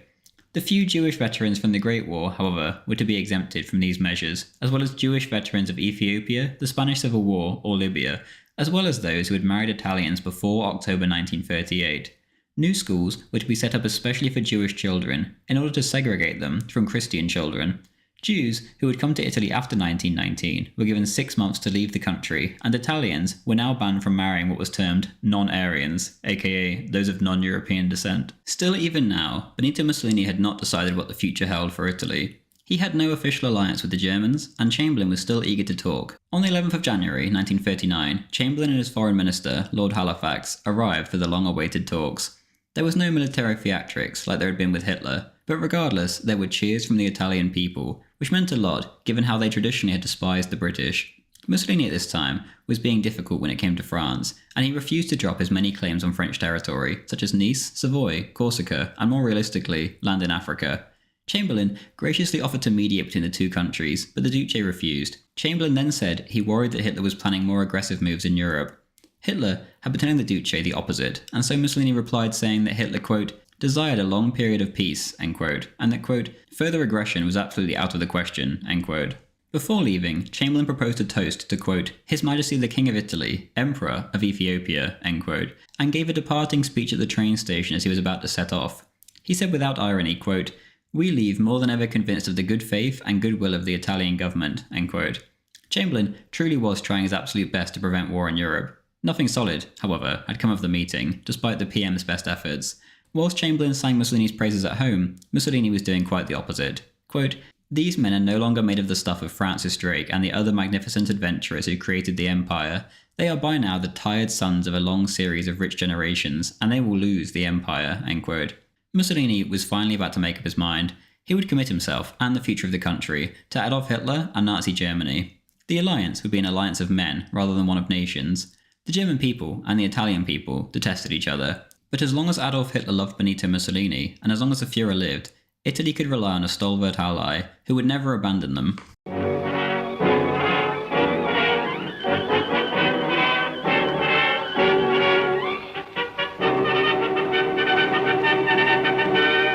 On the 30th of November 1938, Mussolini laid out his foreign policy aims at a meeting of the Grand Council of Fascism. Ironically, this was totally counter to what Hitler himself did, and what Hitler would have wanted. Hitler did not want war in the West. He had renounced all claims there, and done his best to promote peace in the West. Mussolini, however, was about to do the opposite. He spoke up and said that his foreign policy goals included Tunisia and Corsica from France, as well as Albania and the Italian-speaking Swiss canton of Ticino. He said that Italy's position in the Mediterranean was dire, and that, quote, "we must improve it. Tunisia is necessary, and Corsica," end quote. On the 4th of February 1939, he went even further, said that Italy was trapped in a, quote, "Mediterranean prison. The bars of this prison are Cyprus, Malta, Tunisia, Corsica, the gates, Suez and Gibraltar. The peoples which do not touch the ocean are only half independent. We are one of them. We must stretch out to the ocean, march to the ocean," end quote. The victories in Ethiopia and Spain, it seemed, had given Mussolini delusions of grandeur that would change the world forever. His demands, for now, were far milder in reality than he was letting off though. His rhetoric was alienating everyone, and it sounded like war talk. In reality, however, at least when it came to the Suez, he would have accepted representation on the Suez Canal Board, or in the case of Djibouti, he would have accepted it becoming a free port. The month before, Mussolini had sent word to Ribbentrop on New Year's Day. He was ready to sign up to the alliance that the German foreign minister had so desperately wanted the Duce to sign on the German state visit. Mussolini had spent Christmas and New Year's that year at his castle above Predapio, his birthplace. It was here that he finally made his fateful decision. The logic was as follows. Great Britain and France had become alienated from Italy over Ethiopia, and had offered him nothing solid for an alliance. What Mussolini wanted most of all was land, and yet on this front, the Western democracies were seemingly unwilling to depart with any of their colonies, if it meant preventing war in Europe. Germany, on the other hand, was led by Adolf Hitler, whom Mussolini had, at least initially, detested. Hitler, however, was not one to take no for an answer, and he genuinely and truly loved and admired Benito Mussolini, if not Italy or Italians. Britain and France had done nothing to stop Germany taking Austria, and now Germany was right on the Italian border. Germany, as an enemy, would be catastrophic. Germany, as an ally, however, could potentially open up all kinds of opportunities for Italian expansion.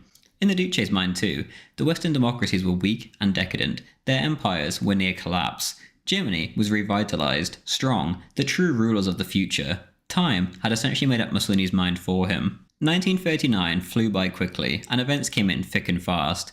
On the 10th of February, Pope Pius XI passed away at age 82, and on the 12th of March, the cardinals in conclave elected Cardinal Eugenio Pacelli to take his place, who took on the title Pius XII. 3 days later, on the 15th, Germany marched into Bohemia and Moravia and proclaimed a protectorate as the state was falling apart, now that Slovakia and Ruthenia had broken away. Hitler hadn't even consulted Mussolini beforehand, and Ciano said that the Duce seemed depressed, as he put it. Quote, "It's the first time I've seen him like this, even in the period of the Anschluss," end quote. Ciano quotes Mussolini as lamenting, quote, "Every time Hitler takes a country, he sends me a message," end quote. And quote, "What need is there to have a go at the Slavs? And, beginning like this, where will he roll next March?" End quote. On the 21st of March, however, Mussolini told the Grand Council that Italy must stand firm with the Axis. Only Balbo objected. Quote, "I want to make a cynical declaration. In international relations, there is only one moral: success. We were immoral when we assailed the Negus. We won, and we have become moral, moralissimi. The problem for us is another one. It is the relationship between forces inside the Axis. The demographic situation has moved in favour of the Germans. Militarily, the situation is this. Germany has double our divisions. Our navy is double the Germans. Our air force compared to the German one is 1 to 5. Industry, 1 to 12. So the annexation of Czechoslovakia has altered the relationship within the Axis in favour of Germany. But we have a political advantage. We are the referees of the political situation in Europe. If we do not wish it, Germany will not be encircled. This is our security. Therefore we must increase our stature in regard to our comrade in the Axis. When? Where? We shall see." End quote. The day before, Chamberlain had written a letter to Mussolini asking him to put pressure on Hitler, and the Duce didn't bother to reply until early April, when he said that he would do nothing until Italy's rights were recognised, referring to the Italians in Tunisia. whose claims he himself had signed away in 1935. On the 26th of March, Mussolini gave a speech to the fascist rank and file in Rome, where he once again spoke out against Italian grievances. Quote, "Problems of a colonial character. Their names are Tunisia, the Djibouti, the Suez Canal," end quote. On the 28th of March, Francisco Franco marched into Madrid, and 2 days later, Valencia fell too. Victory followed, and there was widespread celebration in Italy, given that the Italians had played such a huge role there. In terms of actual return, there was very little. Mussolini had hoped to pull Franco into his orbit as a kind of satellite state, but on that front, he had completely failed. John Gooch writes of the bill in his book, Mussolini's War, quote, "Italy committed a total of 42,715 soldiers and 32,216 black shirt militiamen to the civil war in Spain, and lost 3,318 dead and 11,716 wounded." Rafts of statistics charted the contribution that fascism made to Franco's victory. In the course of the war, the army's guns had fired some 10 million rounds. The CTV took 108,385 prisoners, captured 137 guns, 1,022 machine guns and 65 tanks, and shot down 544 aircraft. The Regia Aeronautica calculated that it had sent 213 bombers and 414 fighters, along with 132 other warplanes, together with 372,261 bombs and 9,500,000 rounds of machine gun ammunition. As well as handing over 10 ships, the Navy had organised ports at both ends of the supply lines, had used 87 transports to make 193 trips for a total of 250,000 miles, and among other things, had provided the nationalists with an interception and decryption service. The direct cost worked out at 6,086,003,680 lire.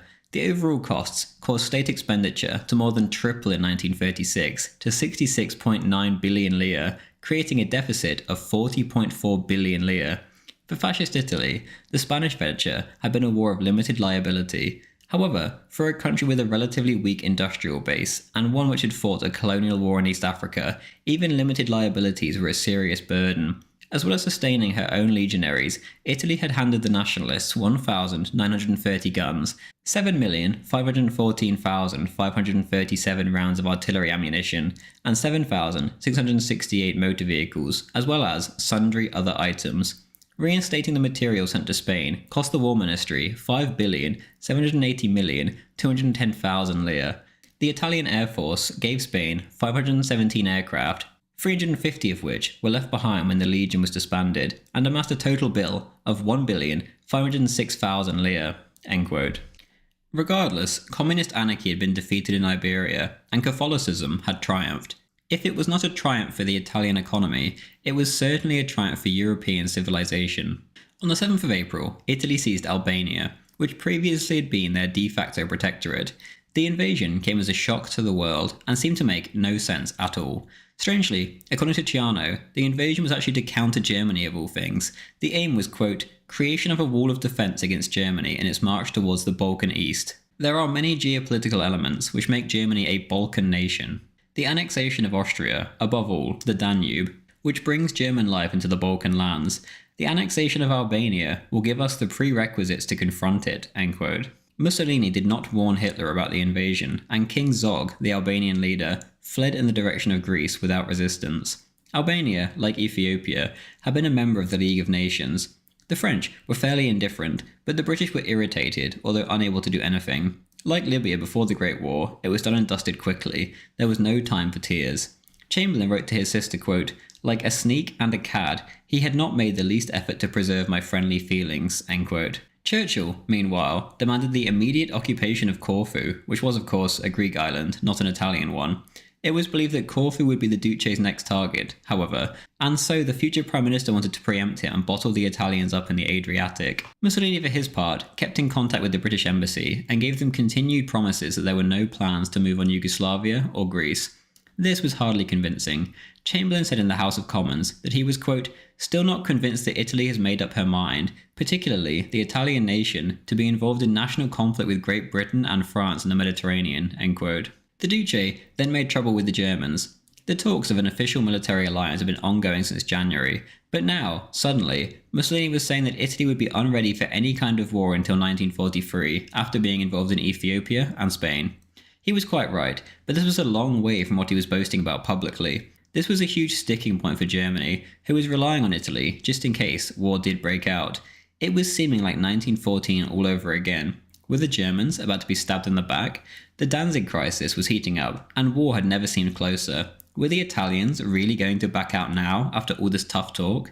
On the 6th of May, Ciano met Ribbentrop in Milan to discuss the alliance in detail, and Ciano stated that an alliance could only be formed on the basis that, quote, "Fascist Italy does not desire to take part in a war of a European character, though convinced that it is inevitable," end quote. Italy, he said, would only contemplate such a war, quote, from 1943 on, end quote. Ciano asked about German intentions towards Poland, and Ribbentrop told him that Hitler had decided to employ conciliation to resolve the matter, which was actually true at the time.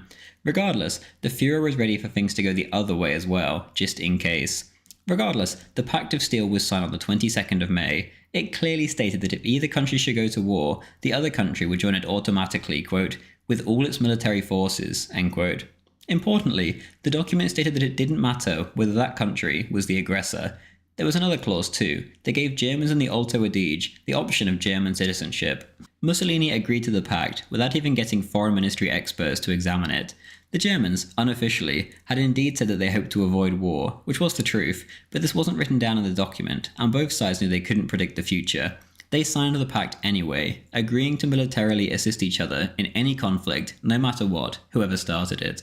Following the signing, Hitler tried to reach out to Mussolini to clarify matters so that the two nations could now work closely together. The Duce, however, constantly made excuses to evade such talks. There was much talk of talks between generals and the swapping of military secrets. These two never happened.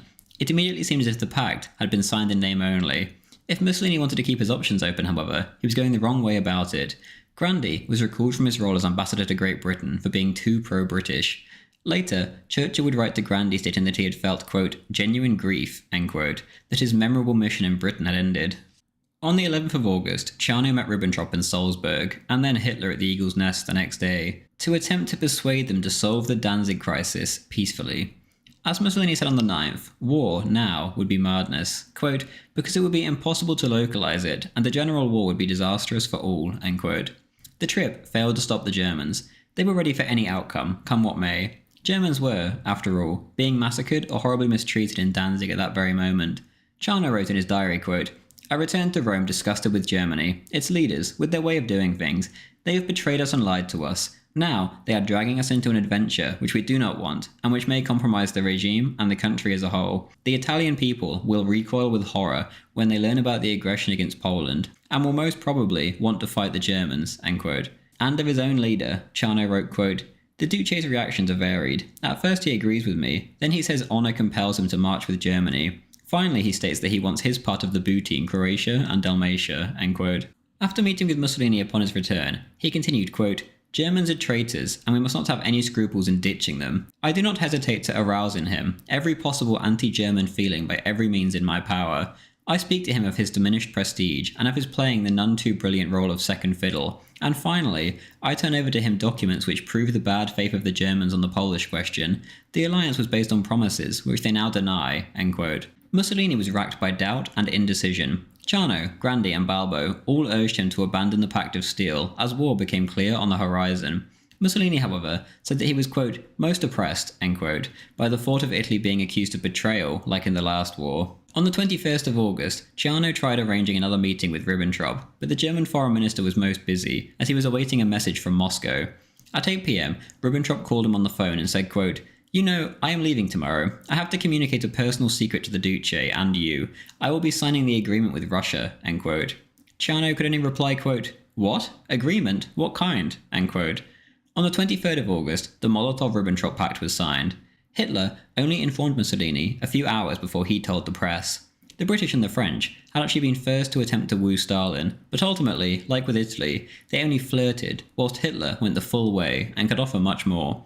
Ciano and Mussolini, on an ideological level, were a little disturbed at the pact, but on the other side, they saw it as a master blow and an act of diplomatic genius. On paper, it allowed Hitler to at best avert war altogether with the West, or at least make sure it was a war on a single front once Poland was dealt with. The German pact with the Soviets made Mussolini less belligerent, not more. The entire country was behind him too. The people, the king, the Vatican, the big industrialists, chief of the armed forces, and almost all the fascist top brass, especially Ciano. The German invasion was set for the 25th, and Hitler desperately reached out to his supposed ally, seeking his official stance on the goings-on. Instead of replying, Mussolini received the letter and then went off to the beach with Ciano, where both of them refused to conduct any business. A pale-faced Führer told his generals that the invasion was going on regardless. Suddenly, however, at 6 p.m, Mussolini bothered to reply. The message stated that if the conflict remained local, then Italy would give economic help.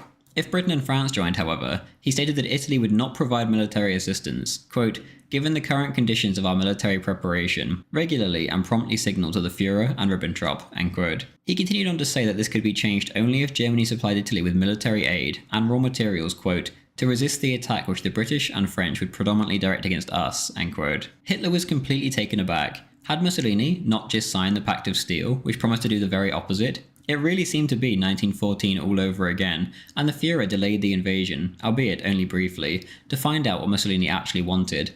On the 26th, the Duce replied. David Irving writes in Hitler's War, quote, a telegram had arrived during the night from the German ambassador in Rome. It described vividly Mussolini's response at 3:20 p.m. the previous day on reading Hitler's first letter. The Duce had emphatically stressed that he would stand unconditionally at Hitler's side. That tallied with the first version of his reply, as intercepted by the FA. Italy's attitude had, however, dramatically changed. At 11:52 a.m, the FA intercepted Count Ciano's telephone call from Rome to Attalico and Berlin, dictating what he described as Mussolini's demands from Germany. 150 flak batteries, millions of tons of coal, steel and oil, and impossible quantities of molybdenum, 600 tons, tungsten, zirconium, and titanium. At noon, Keitel, Brauchitsch and Goering came. Keitel confirmed that the OKV saw no prospect whatever of meeting the Italian demands. At about 1:30 p.m, Attalico brought the list. New was Attalico's demand that all the material must reach Italy before the beginning of hostilities. Attalico complacently assured Hitler that all the figures were correct. At 2:30 p.m, Huell phoned Ambassador von Mackensen in Rome to verify the figures with Ciano. Ciano also insisted that there was no possibility of error. Mackensen was then instructed to see Mussolini and show him the figures, an instruction he found puzzling, since the figures were supposed to have emanated from the Duce in the first place. Controlling his anger, Hitler began drafting yet another letter to Mussolini. He said he would do what he could to meet the demands, end quote. The demands, however, would have required 17,000 trains to supply them. It was evidently a deliberate over-exaggeration in order to avert having to fight. What the Germans must have been feeling about their supposed allies at this moment isn't too hard to imagine. Later in the day, the situation continued again. Hitler's War, quote, shortly before lunch, General Milch arrived from Carenhall. It was he who candidly suggested that Italy's benevolent neutrality would be far better during white. Hitler slapped his thigh and brightened. The letter that was finally telephoned to Rome at 3 p.m. reflected this change of emphasis. Hitler asked only that Italy should make sufficient military clatter to contain some of the West's forces. Who needed Italian military assistance anyway? Mussolini confirmed that evening that since Germany could not supply the materials he had requested, Italy herself could not actively participate. Hitler replied with two lame requests. He asked his friend not to give the world any clue of Italy's disappointing attitude, and he asked for Italian industrial and agricultural workers for the Reich. Mussolini readily agreed, end quote. When Hitler did declare war a few days later, he covered his friend's tracks and said that Mussolini offered support, but that Germany had turned it down as this was Germany's war to fight alone. For now, however, Mussolini tried to avert war in general. On the 23rd of August, he asked Ciano to talk to the British ambassador to offer to mediate at a peace conference, much like the year before. Lorraine, the ambassador, became so emotional that he collapsed into Ciano's arms. On the 29th, Mussolini appealed directly to the Führer, quote, as a true friend of yours and of the German people, I wish to say to you that the English proposals contain, in my opinion, the basis of a solution favourable to Germany of all the problems in which it is interested, end quote. This didn't quite do the trick, and on the 31st, Mussolini had Ciano telephone Foreign Minister Halifax and said that the Duce was prepared to put pressure on Hitler once again if he could offer something tangible, and he also promised that Italy would not fight Britain and France. He also again proposed a conference on the 5th of September. Halifax called back in the afternoon and said that he had nothing to offer. On the 1st of September, the Germans invaded Poland. The world would never be the same again.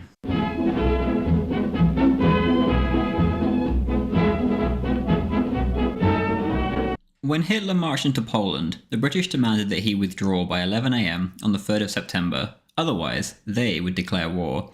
This was an impossible demand. Francisco Franco actually was the one who offered to mediate and save the world from war.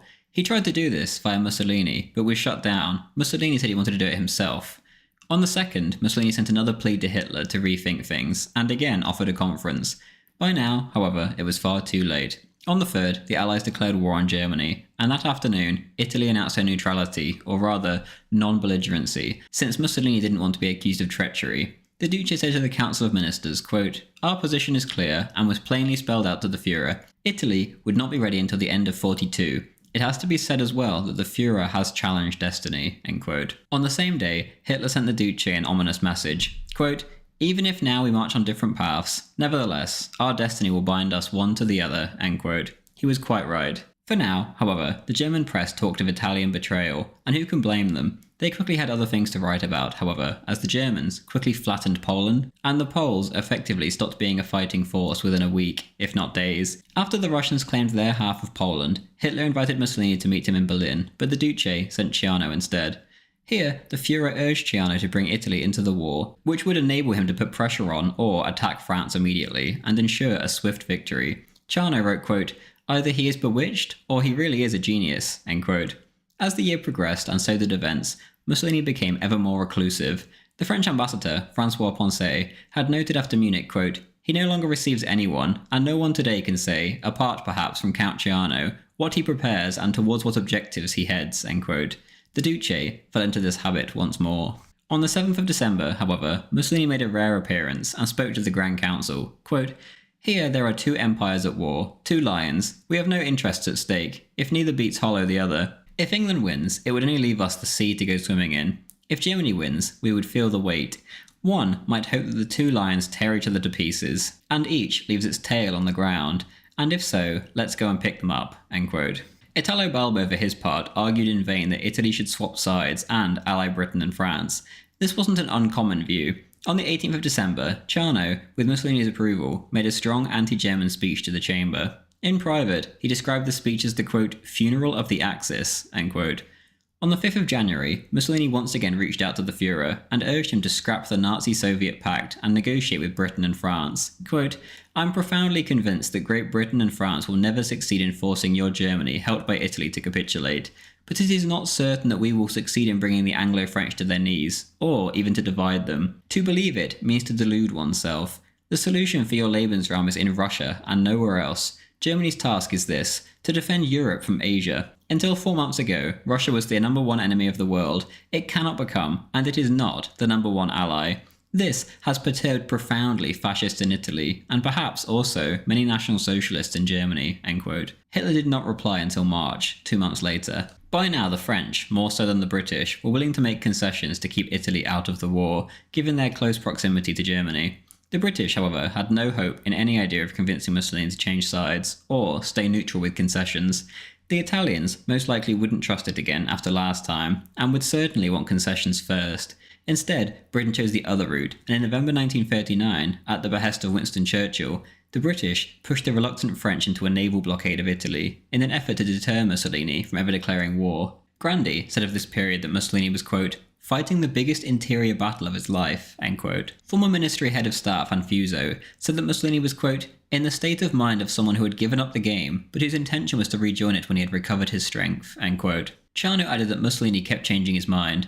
One minute, quote, "the idea of intervention with the Germans attracts him," end quote. But then, quote, "he openly hopes for their defeat," end quote. In private, Mussolini would rage and rage against Hitler, furious that he had stolen the limelight, and essentially upended Europe. There was no clear safe path for Italy. Grandi wrote, quote, "one of the men he hated most in the world was Hitler. It seems a paradox, but it is the honest truth," end quote. This period saw the return of Mussolini's stomach pains that plagued him whenever he went through a stressful period in his life, and he fell even deeper into his reclusion.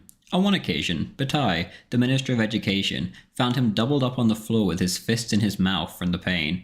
Ciano again, quote, "what torments him most is to be regarded as a traitor. Italiano traditor. When some German puts it about that the Italians are preparing the old game of the Triple Alliance, it's then that he hits the roof.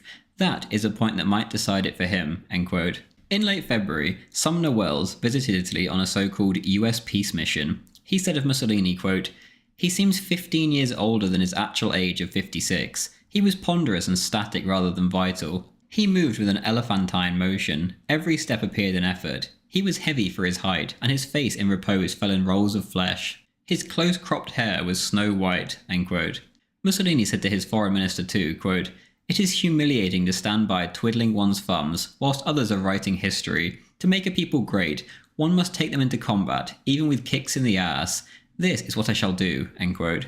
As time went by, Mussolini found himself leaning more to the German side of the fence than the side of betrayal. On the 12th of March, 2 days after Hitler finally replied to his letter, Duce and Führer met at the Brenner Pass. Hitler spoke of his planned invasion of France, and Mussolini promised to join the war, but importantly, gave no date. Later, Hitler would say that on that occasion, the Duce had looked like a school pupil who had done his homework badly. It was a rather pointless meeting. Mussolini had spoken of what would be a recurring theme, that of parallel war. Quote, "It is practically impossible for Italy to keep out of the conflict. At the right moment, it will enter the war and do so on Germany's side, but in a parallel way, because Italy has its own problems to resolve." End quote. On the 31st of March, Mussolini wrote a memo which he gave to the king. It stated that Italy had no choice but to enter the war, because it was in the middle of the belligerents, and to not enter would be absurd and impossible, and reduce Italy to the level of a, quote, "Switzerland times 10, end quote. It continued, quote, "Even if Italy changed attitude and passed over to the Franco-English, it would not avoid immediate war with Germany. Excluding the volte-face, which anyway, the Franco-English do not contemplate, there remains the other hypothesis, which is a war parallel to that of Germany, to achieve our own objectives, which are summed up as follows: liberty at sea, window on the ocean. The problem is not therefore knowing if Italy will enter the war, it is a question only of knowing when and how. It is a question of delaying our entry into the war as long as possible, compatible with our honour and dignity. A. To prepare in such a way that our intervention determines the decision. B. Because Italy cannot fight a long war, cannot spend hundreds of billions." End quote. In early April, Neville Chamberlain reactivated the secret channel of communication between Sir Joseph Ball and the Italians. Dingley, the ambassador to Britain, came to Rome on the 5th of April with a goodwill message to the Duce, in which Chamberlain offered talks. Mussolini replied that talks would be worthwhile only if they produced concrete results on territorial issues. The Prime Minister, however, as usual, had nothing solid to offer, and as always, his grand attempts at peace came to naught, as he refused to give anything up that was solid. A few days later, Mussolini wrote to Franco reaffirming that Italy would join the war on Germany's side, but said that the date, quote, "cannot be predicted," end quote. On the 16th of May, 6 days after becoming Prime Minister, Winston Churchill wrote a letter to Mussolini, whom he had always greatly admired. Quote, "Is it too late to stop a river of blood from flowing between the British and Italian peoples? We can, no doubt, inflict grievous injuries upon one another, and maul each other cruelly, and darken the Mediterranean with our strife. If you so decree, it must be so. But I declare I have never been the enemy of Italian greatness, nor even at heart the foe of the Italian lawgiver. I beg you to believe that it is in no spirit of weakness or of fear that I make this solemn appeal, which will remain on record. Down the ages above all other calls comes the cry that the joint heirs of Latin and Christian civilization must not be ranged against one another in mortal strife. Hearken to it, I beseech you in all honour and respect, before the dread signal is given. It will never be given by us." End quote. The Duce soon responded, quote, "I reply to the message which you have sent me in order to tell you that you are certainly aware of grave reasons of a historical and contingent character which have ranged our two countries in opposite camps. Without going very far back in time, I remind you of the initiative taken at Geneva in 1935 by your government to organise sanctions against Italy, engaged in securing for herself a small space in the African sun, without causing the slightest injury to your interests and territories or to those of others. I remind you also of the real and actual state of servitude in which Italy finds herself in her own sea. If it was to honour its signature that your government declared war on Germany, you will understand that the same sense of honour and of respect for engagements assured in the Italo-German treaty guides Italian policy today and tomorrow in the face of any event whatsoever." End quote. Both the British and the French now understood clearly that Italy was ready to pounce, and yet the Italians did not want the fight. As Hibbert writes, quote, "The Pact of Steel had never become popular in Italy, and Germany's invasion of Poland had made it positively detested. The thought that the country would be dragged into the war saddened the Catholics, who dreaded the idea of having to fight in support of a regime which was more or less openly anti-Catholic. It saddened the liberal-minded, who feared that a war would end their hopes for a resurrection of liberty. It saddened the patriots, who feared that a German victory would be the end of Italian independence, and it saddened even the more enlightened and better informed fascists, who realised that despite the party declarations, the public expenditure, and the Duce's boast of 8 million bayonets, the country was hopelessly ill-prepared for war. The reputation of fascism had never been so low. It was losing the support of even those rich financiers who, like Count Volpi, had done so much in the past to support it in times of stress. It was in this atmosphere of depression and disgust that the announcement of Italy's non-belligerence had been made. The country had felt a deep sense of relief." End quote.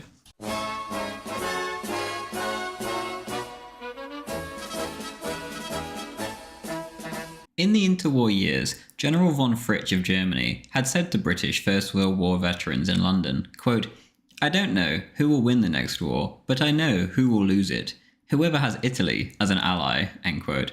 Fritsch would be dead by the time Italy did indeed join the war, having died in Poland in September, yet his words were to prove prophetical. As June 1940 rolled around, Mussolini had essentially made up his mind. His desire to gain territory at the expense of France, and his fear of Hitler if he became too powerful, had resulted in an almost irresistible urge to join the fight. France was by now nearing collapse, and both they and the British were determined to keep Italy out of the war. The French even offered to give Italy territory to back off, and yet Mussolini rejected such offers out of hand. Upon the rejection, Mussolini turned to Ciano and said, quote, "Are there Italians who really believe it is possible to remain neutral? Let them tell me how.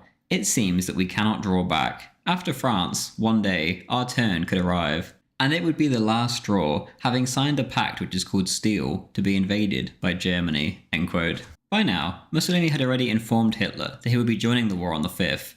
The Führer replied and asked him to postpone for a few days so that he could put French airfields out of action first. The Duce agreed. Within his reply, however, it was clear that Hitler no longer cared for Mussolini's help. It appeared the Germans were about to win on their own, and adding Italy into the equation would only hinder, not help. Regardless, he couldn't directly tell the Duce no. The Italians, however, grew more and more eager to join the war as the German advance continued. The odds of German victory grew greater by the day, and in Italian eyes this would be a very short war, one that even their pitifully supplied army could handle. One man that expressed his doubts, however, was Chief of the General Staff Badoglio, who said that such a war would be suicide. Mussolini, no military expert by comparison, replied, quote, "I assure you that by September all will be finished, and that I only need a few thousand dead to sit down at the peace table as a belligerent." End quote. On the 10th of June, Benito Mussolini stepped out onto the balcony of the Palazzo Venezia. What he was about to say was obvious to everyone.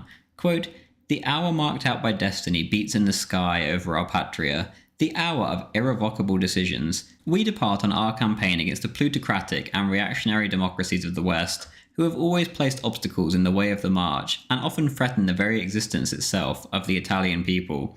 We take up arms to resolve, after the resolution of the problem of our continental frontiers. We want to break the territorial and military chains which hold us asphyxiated in our sea, for a people of 45 million souls is only truly free if it has at its disposal free access to the ocean." End quote. He went on to conclude, quote, "There is only one categorical watchword, which is essential to all. Already it circulates and inflames our hearts, from the Alps to the Indian Ocean. Win, and we shall win, so to give finally a long period of peace and justified to Italy, to Europe, to the world, people of Italy, to arms, and show your tenacity, your courage and your valiance." End quote. The crowd replied enthusiastically, but not ecstatically. The response was nothing compared to that of the Ethiopian War, which both people and church had enthusiastically supported. When it came to Ethiopia and the other colonies, John Gooch writes in Mussolini's War, quote, "A worried Marshal Balbo told Mussolini that if Italy entered the war against France, French troops would be in Tripoli in 10 days. If colonies were lost, then victory in Europe would recover them," Mussolini replied offhandedly. End quote. Across the Atlantic, President Roosevelt said, quote, "Today, the 10th of June, the hand that held the dagger has struck it into the shoulders of his neighbour." End quote. He was quite right. Like a vulture, Benito Mussolini had pounced on the dying remains of France, a France that could not possibly hope to resist for long. Mussolini had declared war entirely to enjoy the spoils of war, not to wage war. The fact that Italy had no plans became apparent on day one, and in fact, the Duce had only ordered the pre-1914 plans for an invasion across the Alps to be examined mere days before he joined the war. Malta, with planning, could have been seized with ease. The only defence consisted of 3 old Gloucester Gladiator planes. Egypt or Corsica seemed ripe for the taking too. Mussolini chose none of these options. Instead, the armies of fascism just sort of waited, lest he, the Duce, be accused of kicking a man while he was down. Paris, however, rapidly fell to the Germans on the 14th, and the final defeat of the French seemed imminent. On the 17th, Mussolini ordered his forces across the French Alps, and they did not do so until the 20th, when it was far too late. The next day, Mussolini rushed off to Munich to meet with Hitler, where he pressed for harsh armistice terms. For Italy's contribution, or rather lack of it, he suggested that France cede Tunisia, Djibouti and Corsica to Italy, and for good measure, suggested that Italy occupy the southeast of France and take over the French fleet. Hitler rejected this out of hand, and insisted that Italy sign a separate peace with France. The Führer had other, far less harsh ideas in mind. Hitler was eager to have Pétain as an ally against the British, and wanted to keep the size of his occupation force to a minimum, so that the French wouldn't be encouraged to continue the fight from their colonies. The former idea, which was horrifying to Mussolini, became far more likely when on the 3rd of July, the Royal Navy, on Churchill's orders, attacked their own allies' navy at Mers el Kabir and killed 1,300 Frenchmen. For now, however, Pétain signed an armistice on the 22nd of June. 2 days later, the Italians signed an armistice too. Italy had lost 631 men in her 100-hour-long war, and all she managed to capture was the outskirts of Menton at the frontier in the Riviera. The only terms of the Franco-Italian armistice was the gain of the tiny sliver of territory that the Italians had managed to occupy already. In North Africa, the Italians had 200,000 troops, facing up to 50,000 British and Commonwealth troops, alongside 50,000 Egyptian troops of dubious loyalty and quality. The Italians, if they acted fast, could have swept into Egypt and most likely achieved great success. Instead, they waited. On the 28th of June, the situation got worse as Italo Balbo, governor of Libya, was shot down by his own anti-aircraft guns. Morale, which Balbo had tried so hard to prop up, collapsed. Marshal Graziani took Balbo's place and was bombarded by messages from Mussolini telling him to attack, but the Marshal chose to procrastinate instead. The invasion would have to wait for now. Incredibly, the Italians only ever ended up actually invading because the Germans were coming, and they didn't want them to steal all the thunder. Gooch writes, quote, "The idea that Germany might be thinking of taking an active role in operations in Mussolini's Mare Nostrum seems to have been the final straw." The day after Badoglio told Maurras that he would put the French proposal to Mussolini, a brief telegram left Rome for Tripoli, where it arrived 2 hours later. Graziani was to begin his attack in 2 days' time, end quote. As for Mussolini, there was other bad news. Batashi, who had been pregnant, fell ill and nearly died. Parentitis, which she was struck down with, is not the result of miscarriages, but of abortion, which was illegal in Italy. Batashi, therefore, may well have had an illegal abortion. Either way, she lost the baby, and her own life was saved after an operation, at which the Duce was present in surgical gown, mask and gloves. He visited her every day for a month during her illness, often 2 or 3 times a day. After this, however, the Duce would see his mistress less and less. He had a war to run. The Duce, however, was not in the best of moods. Christopher Hibbert writes, quote, "As reports of the unenthusiastic way in which the war was being waged were received at Palazzo Venezia, Mussolini's complaints against the Italian people grew more and more bitter. Their reluctance to enter the war at all, and it is certain that despite public statements, he was well aware of this reluctance, had already driven him to fury. The cold winter of 1939-40 had pleased him. He watched the snow falling in December, and said, 'This snow and cold are very good. In this way, our good-for-nothing Italians, this mediocre race, will be improved. One of the principal reasons I wanted the Apennines to be reforested was because it could make Italy colder and snowier.' In January, when there was a serious coal shortage, he was gratified again, because it was good for the people to be put to tests, which would make them shake off their centuries-old mental laziness. 'We must keep them disciplined,' he said, 'and in uniform from morning to night, beat them and beat them and beat them. It is the material that I lack,' he complained. Even Michelangelo had need of marble to make statues. If he had only had clay, he would have been nothing more than a potter.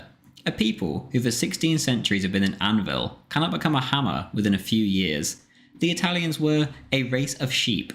18 years had not been enough to change them. Throughout the war, he spoke like this. Every setback, every defeat was angrily blamed on a soft and unworthy people, a people made flabby by art, just as every German success aroused in him an agonized longing for the means and the opportunity of emulation." End quote. On the 4th of October 1940, Hitler and Mussolini met at the Brenner Pass. This was but one stop of many, which the Führer was to take around the Mediterranean that month. These meetings would shape the future of the world. Before meeting Pétain or Franco, however, Duce and Führer met to discuss the policy towards France, or rather, Hitler explained to Mussolini why he was being so conciliatory. Hitler said he hoped, quote, to have the French forces on our side in a continental coalition against Great Britain, end quote. Hitler's will prevailed. There was simply no way Mussolini would be able to convince Hitler to let him acquire territory at the expense of France. An angry France was worth missing out on a marginally stronger Italy. Hitler's will did not prevail against Franco or Pétain, however, and Mussolini would later bemoan the fact that Hitler had not simply marched through Spain regardless to seize Gibraltar and win the Mediterranean War in a single stroke. The most important point of the meeting was on the topic of Greece. Mussolini claimed that he would invade Greece if the Brits attempted to bring them into the war, as they had in the First War. Hitler agreed to support an Italian invasion of Greece, but strictly, only on the condition the British invaded Greece first. Gooch writes, quote, in mid-June, reports began to come in of Royal Navy ships in Suda Bay and a British battlecruiser in Navarino Bay. The latter turned out to in fact be an island with 2 skeletal palm trees.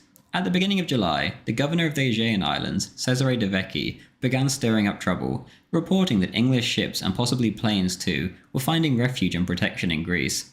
Chano left the Greek minister in Rome, in no doubt about our intentions if Greece continues to make herself England's accomplice. Greece remonstrated, pointing out that Italian overflights were the only incursions and invited Italian officials to see for themselves that Greek neutrality was not being violated by the British. Invitation and explanation alike were shrugged aside. A furious Mussolini announced that if this music continued, then he would take action against Greece. As Ciano piled on the pressure, encouraged by Hitler's readiness to support Italian operations to prevent the Ionian Islands being converted into British bases, the Italians struck. On the 12th of July, Italian aircraft bombed the Greek auxiliary, Orion, and the Greek destroyer, Hydra, end quote. And later, quote, 2 days later, on De Vecchi's orders, an Italian submarine sank the Greek cruiser Heli in Tinos harbour.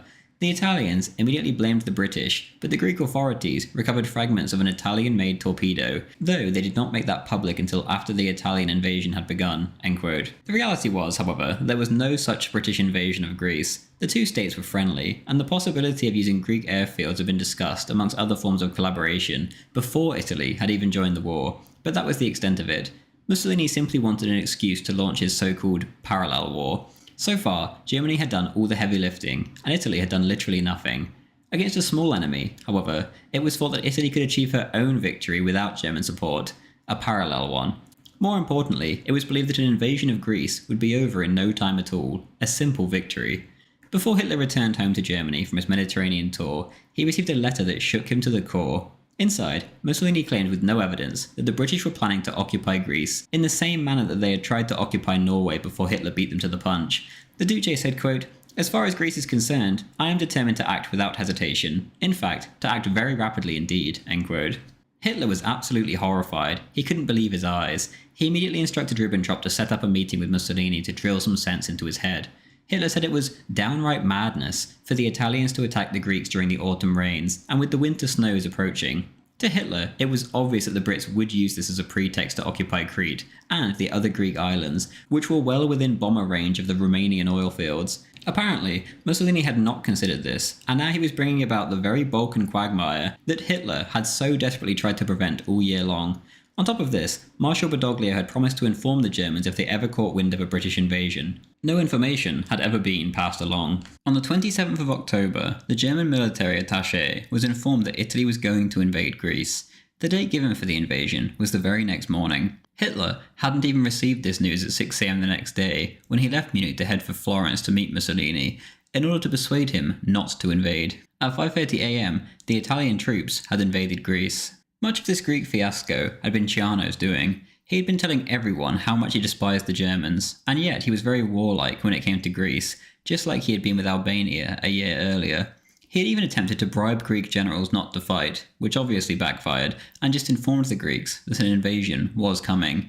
Mussolini, of course, made the decisions, and he trusted Ciano, and Ciano called it his war, and the war would be known as Ciano's war. As for Mussolini, Farrell writes, quote, it is by no means entirely clear why Mussolini wanted to invade Greece, except that, like Everest, it was there. He had never coveted it, as he had French and British possessions, in relation to which at least it could be said he had some sort of moral claim.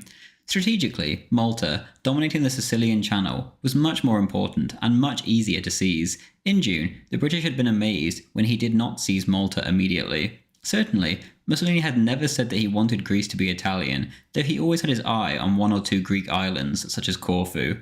Nor was Greece the enemy for ideological reasons. It was a semi-fascist state, whose prime minister, General Ioannis Metaxas, had introduced the Roman salute, which he called the Greek salute.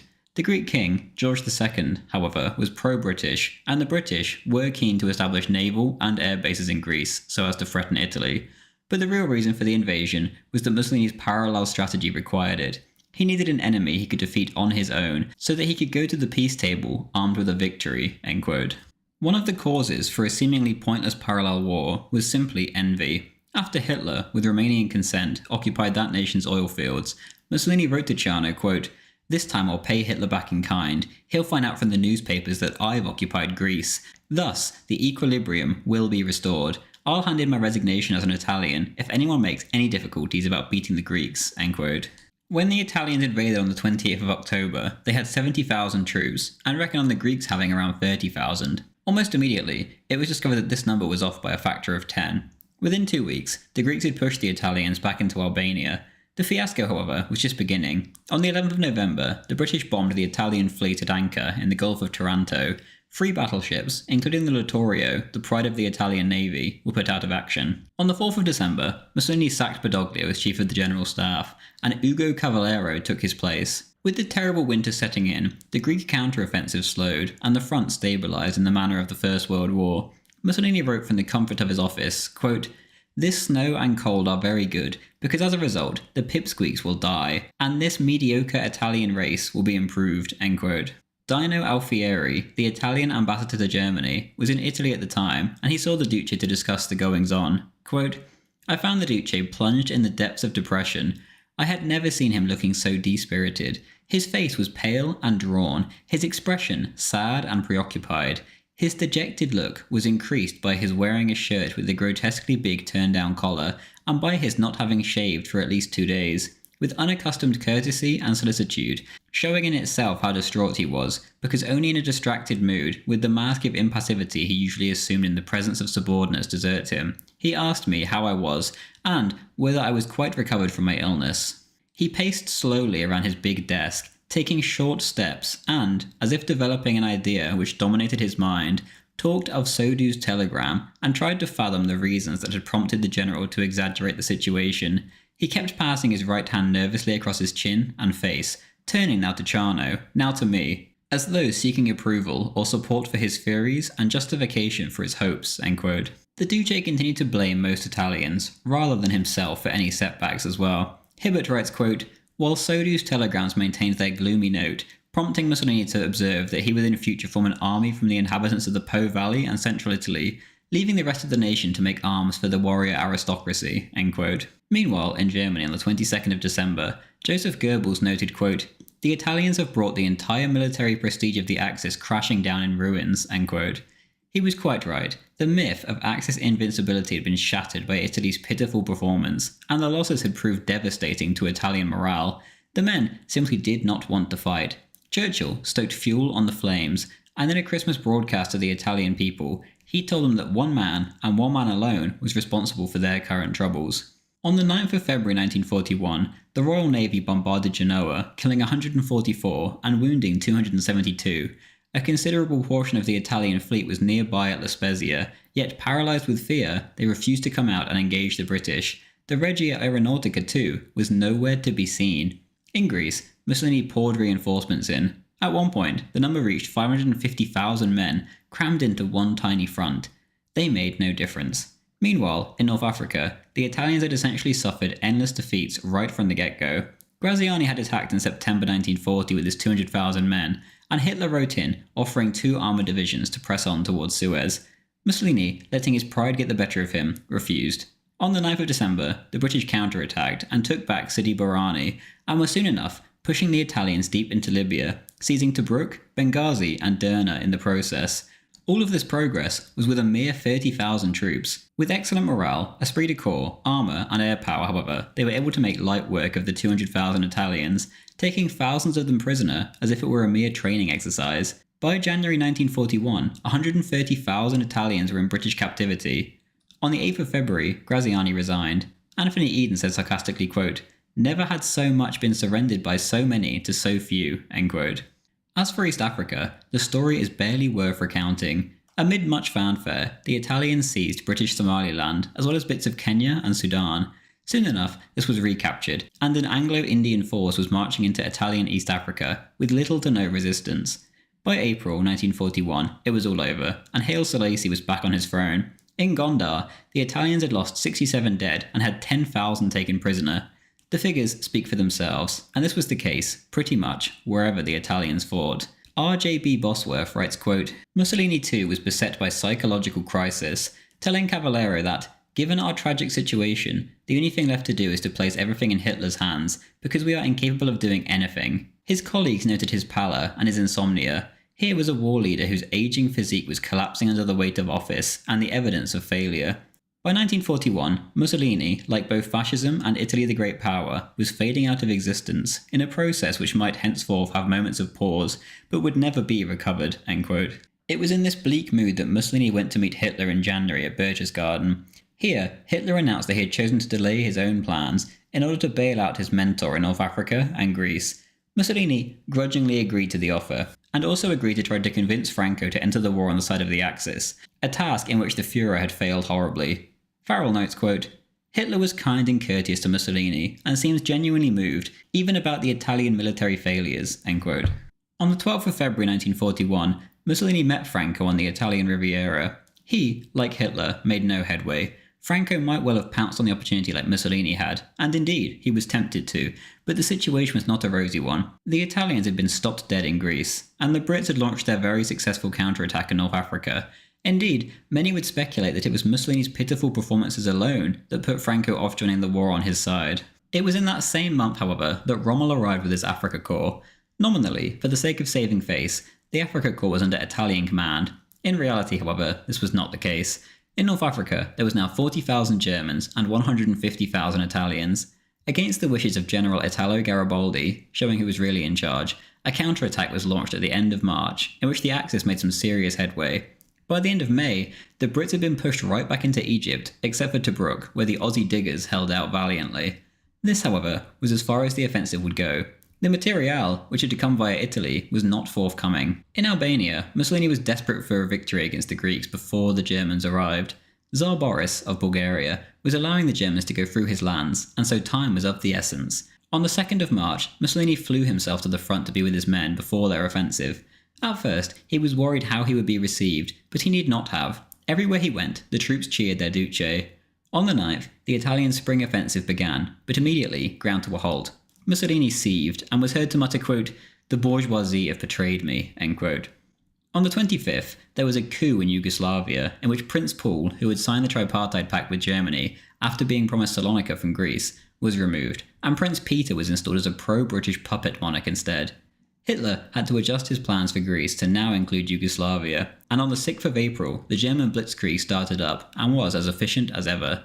The Yugoslavs surrendered on the 18th. The Greeks, due to how much of a hammering they'd given the Italians, refused to surrender to the Italians, but ultimately, the Germans forced them to do so. Irving writes in Hitler's War, quote, "The Greek general commanding the Northern Army secretly let the Germans know that they would agree to an immediate armistice in Albania if the Italian troops there were replaced by Germans. They would also talk about territorial claims, provided that there were no Italians at the conference table." Hitler, however, told both Brauchitsch and Raeder that even if Greece would now agree to evict the British, Germany would still have to occupy the whole country, so that the Luftwaffe could command the Eastern Mediterranean, end quote. And quote, Field Marshal List formally accepted the Greek army's surrender on April the 21st, even though the Greek commander, General Solakoglu, made it plain that he was not surrendering to the Italians, whom his forces had soundly defeated time and time again. Mussolini was livid. Italy, bluttered the Duce, had been fighting with 500,000 men, and lost 63,000 dead in her 6 months of war with Greece. Then suddenly, the SS Lifeguards had advanced so far that they held a bridge which actively blocked the Italian pursuit of the Greeks. Hitler reluctantly backtracked, and told Jodl that List was wrong to have accepted the surrender, and that the fight must go on until the Greeks surrendered to the Italians too, end quote. In a rage, Mussolini then ordered a new offensive against the Greeks, who were currently preparing to surrender to the Germans. Despite this, the offensive was a comical failure in which the Greeks, who were by no means prepared to fight, began to inflict heavy casualties on the Italians. The Germans had to quickly rush through a draft of the surrender terms to Rome. One of the terms, one of honour, was that the Greek officers be allowed to keep their swords and daggers. On this matter, Mussolini exploded and refused. The Germans, however, were adamant on this point, as the Greeks in their eyes deserved the best possible treatment and terms due to their heroic defence. Mussolini relented. The Duce did, however, get both the Greek and Yugoslav navies. Irving writes, quote, "To the fury of both the OKV and the army, Hitler also bowed to Mussolini's demand that the Axis troops stage a ceremonial entry into Athens, with Italians and Germans side by side. The nearest Italians were still a week's march away from Athens, which did not make things easier. At Salonika, the surrender document was signed by all three parties on the afternoon of April the 23rd, after Mussolini had played his final trick on Hitler. The Führer had forbidden premature release of the surrender terms, but at 10 a.m, the Italians had already suddenly broadcasted to the world." End quote. Walter Huell, one of Hitler's closest confidants, wrote, quote, "The Italians are acting like crazy idiots." End quote. Meanwhile, elsewhere, the Italians were causing havoc against Croatians in Dalmatia, which the Italians now occupied. The king's cousin, too, had been made nominal king of Croatia, but he never even stepped foot there. General Kvaternik, who had set up a Croatian government with Ante Pavelić following the fall of Yugoslavia, was interviewed in late April by a German. Quote, "Lahausen found that this ancient, upright nationalist's admiration for Germany and her Führer was boundless, but so was his hatred of the Italians, who were now wreaking their revenge on Dalmatia. The Croats are a people of honour, with a long military tradition," complained Kvaternik, "and it is bitter beyond words to be trodden down and humiliated by an army that has not been able to pin one victory to its colours." Kvaternik feared that this completely irrational political attitude of the Italians would sow the seeds of serious political danger. End quote. Another immediate issue cropped up, as the Croatians sought to round up every Jew in Croatia. The Italians, however, intervened and stopped them, saving thousands of lives, but torpedoing relations still further with their new supposed ally. This wouldn't be the last of the trouble in the Balkans either. Mussolini had always seen the Balkans as his sphere of influence, and yet, in a bid to secure that status by occupying Greece, he had actually been forced to give the Germans most of the Balkans on a plate. The Italians had to make do with the scraps. Mussolini raged in private to Ciano, quote, "I feel nausea for the Germans, and personally I've had my fill of Hitler and his way of doing things.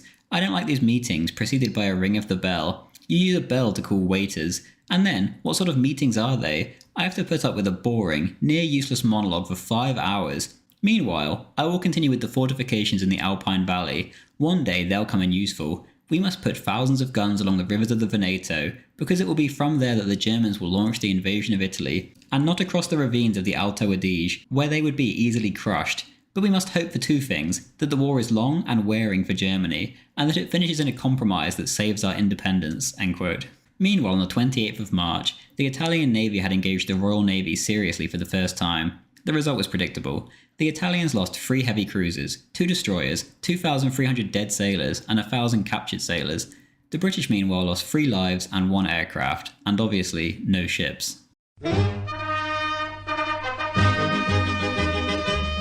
In the early hours of the morning on the 22nd of June 1941, 2 million German, Finnish, and Romanian soldiers marched into the eastern abyss of the Soviet Union. Stalin had been building up the greatest invasion force in human history on the German and Romanian borders, and Hitler had felt that he was left with no choice, and he made his preemptive strike. He would not wait until the Allies wore him down for the Soviet steamroller to crush the German people. Stalin was taken aback by this bold move, and he was not the only one. Mussolini had not been informed. The two dictators had met at the Brenner Pass on the 2nd of June, and the Führer had mentioned nothing of the sort. Ciano had written in his diary of the meeting, quote, "The general impression is that for the moment, Hitler does not have a precise plan of action. Russia, Turkey, Spain, all are subsidiary elements. Even the Duce is convinced that a compromised peace would be welcomed by the Germans with the warmest enthusiasm. They are already tired of victories. Now they want the victory that will give them peace." End quote. At 3 a.m. on the 22nd, Prince Otto von Bismarck, grandson of the famous Chancellor, handed Ciano a letter from Mussolini from Hitler. Ciano immediately telephoned the Duce and told him what the letter contained. Hitler said that he had now taken the big step, and that he once again felt spiritually free. The Führer did not ask for Italian support, but said that, quote, "Decisive help, Duce, you might always furnish by reinforcing your troops in North Africa." End quote. Mussolini didn't take it well. His first reaction was to say, quote, "I think this is the beginning of the end," end quote. And he said to a friend, quote, "This is pure madness. It is cretimissimo, improvisation," end quote. On the 6th of July, he said to Ciano, quote, "Note in your diary that I foresee a crisis between Italy and Germany as inevitable. I now seriously ask whether a British victory would not be more desirable for our future than a German victory. Meanwhile, the English are flying over Germany even by day, and that makes me very happy. Because, since we shall have to fight the Germans, we must create the myth of their invincibility. That notwithstanding, I have little faith in our race. At the first bombardment that might destroy a famous campanile or a Giotti, the Italians would go into a fit of artistic sentimentality and throw up their arms," end quote. On the other hand, however, he wrote to Hitler congratulating him and proclaimed confidently that Hitler would prevail when Napoleon had failed because he had motor transport. On top of this, the Duce insisted that Italian troops be sent to Russia so they could partake in Hitler's Grand Crusade.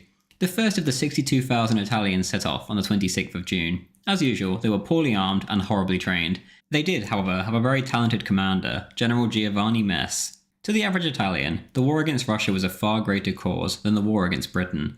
To the average Italian, communism was the natural enemy for both ideological and religious reasons. It truly was a modern-day crusade, an invasion that in other circumstances the Pope would almost certainly have been a leading cheerleader of. Hitler, himself, felt much the same way. He had never wanted to fight Britain. He loved Britain. He loved the British people. The thought of fighting them even made him sad. Naturally, therefore, it followed that he began to lose interest in the North African front now that there was a war in the east. From now on, Rommel, and by extension, the Italians, would suffer from this lack of interest. On the 1st of July, Mussolini's bizarre anti-German tirade continued.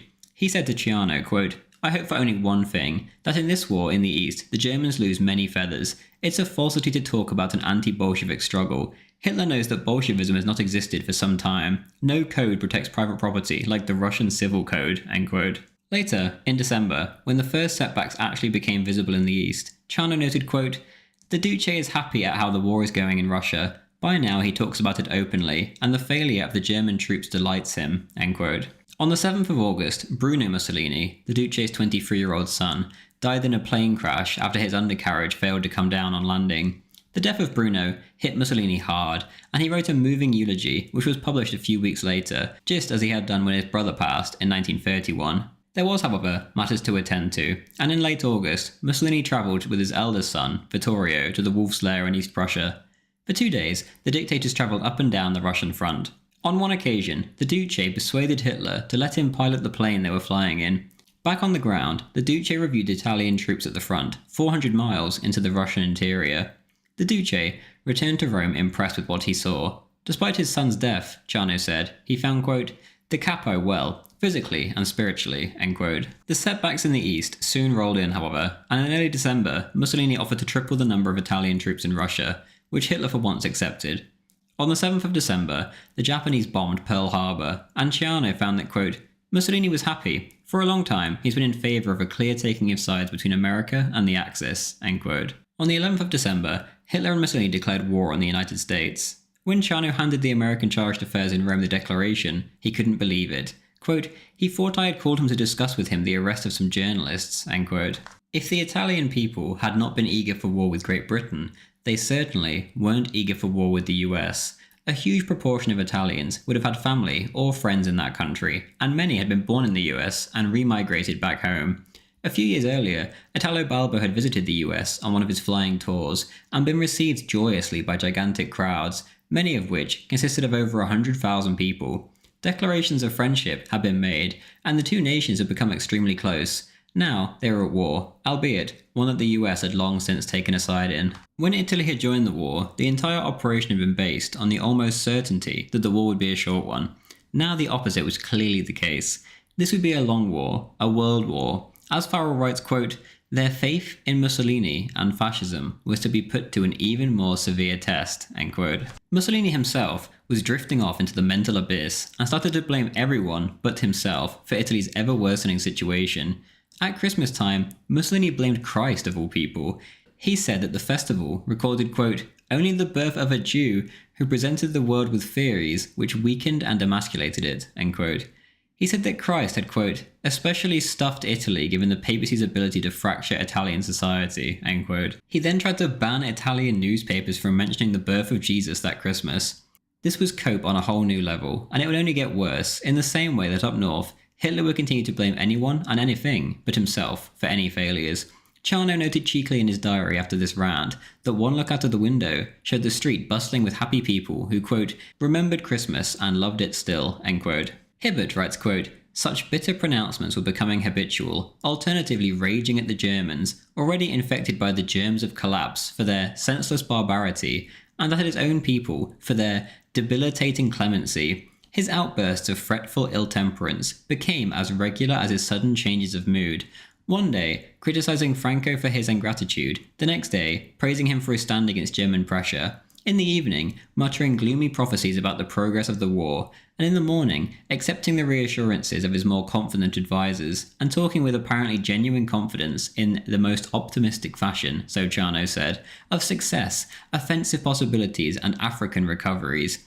He seemed not merely erratic, but no longer conscious of inconstancy. His threat of war against Germany was followed within a few days by his reaffirmation of his decision to march with Germany to the end. Rommel was a madman at one moment and one of the greatest military leaders of our time at another, end quote. Italy's war in early 1942 had its ups and downs. Malta was still a constant thorn in the side of all North African operations, and very few supplies could actually get to Rommel's Germans or Italians. On the flip side, however, both nations scored some notable successes against Allied convoys, and Italian frogmen had caused havoc in Alexandria with their torpedoes. On the 26th of May, Rommel launched his offensive, and by the 15th he had reached Tobruk. Meanwhile, the Italian navy, on the 14th and 15th, obliterated two vital convoys bound for Malta, the Harpoon and the Vigorous. In the former, only 2 of 6 ships got through. In the latter, only 2 in 17 got through. The British duly suspended all convoys to Malta. Meanwhile, in Tobruk, there was to be no such relief or heroic last stand like last time. And on the 20th, Rommel took the city, bagging 32,000 British and Commonwealth prisoners. The Italian troops involved had gained Rommel's deep respect. The Italian generals, however, he held in deep contempt.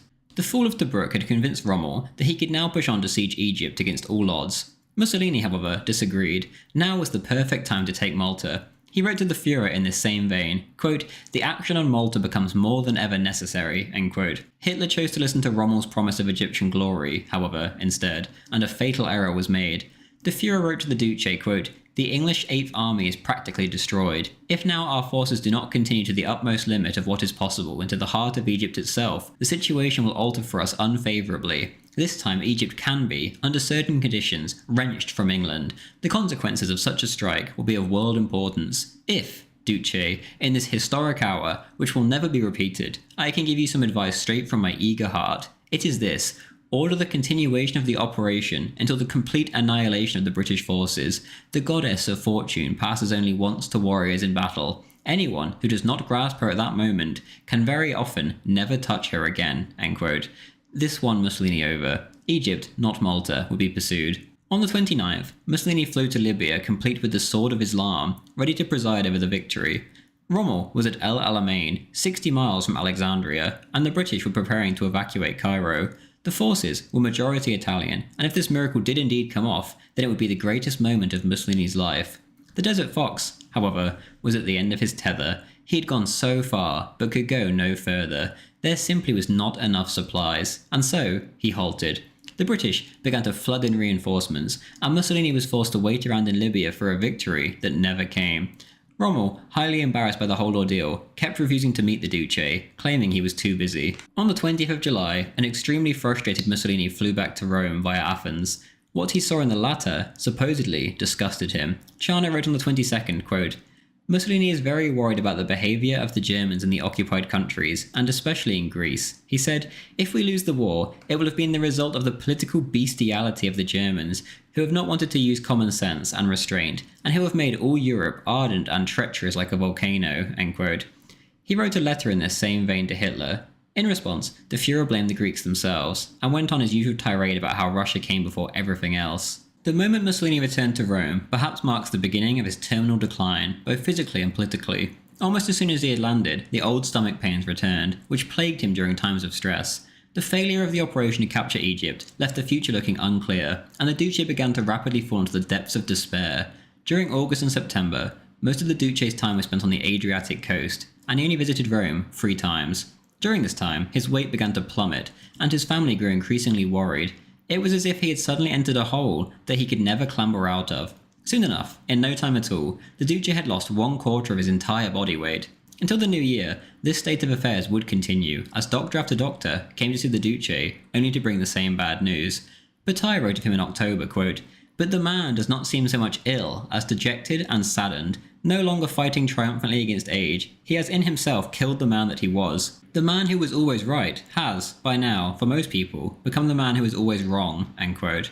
The 20th anniversary of fascism that year was muted, to say the least. A letter, however, arrived from the Führer, the Duce's ever-loyal admirer. Quote, "I am quite clear that your historic march, 20 years ago, introduced a turning point in world history. The fact that our democratic opponents do not grasp this is not exclusively due to their ill will, nor is it based on their selfish interests which they represent.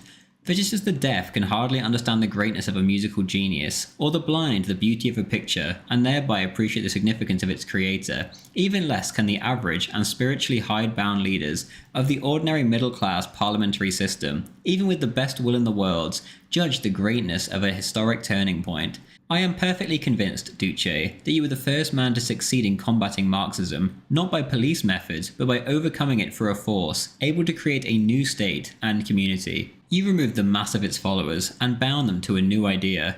I have often studied in retrospect the phases of your fascist revolution, and I am always convinced anew that fate must have willed that 2 men and 2 revolutions in Europe should determine the features of the new age." End quote. Hitler then went on to apologise for not being able to be there in person, as he felt unable to leave his headquarters in Ukraine, where he was living, quote, "unhappily tied more and more to the telephone and the tape machine." End quote. The Duce's short reply came on the 1st of November, quote, "Unfortunately, our enemies took pleasure in disturbing the solemn occasion, on purpose, by massive bombardments on Milan, Genoa, and Savona." End quote.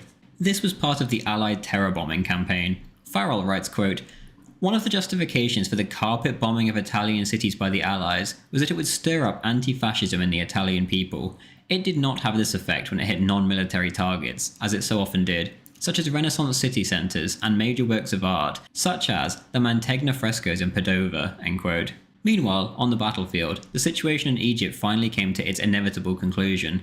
On the 24th, Mussolini and Rommel met at the Duce's retreat to discuss the situation. Malta was by now operational again, as the Luftwaffe planes, which had been pounding it into submission, had long since now gone to the east. The British supply convoys were once again able to supply that island that would now forever remain the thorn in the Duce's side. The Desert Fox also asked the Duce for at least 2 more divisions and 30 days worth of petrol. Any form of reinforcements, however, were useless or unable to get there in time. On the 23rd of October, General Montgomery launched his El Alamein offensive, in which he could hardly fail to win. Rommel had 80,000 mostly Italian troops, up against 230,000 British and Commonwealth troops. Monty had 1,440 tanks. Rommel had 540, only 260 of which were German and of any use. In the air, Monty had 1,500 to Rommel's 350. Also, this, too, was whilst Rommel was on holiday and he had to rush back to the front. He arrived on the 25th, but soon the situation was lost and Rommel ordered the retreat.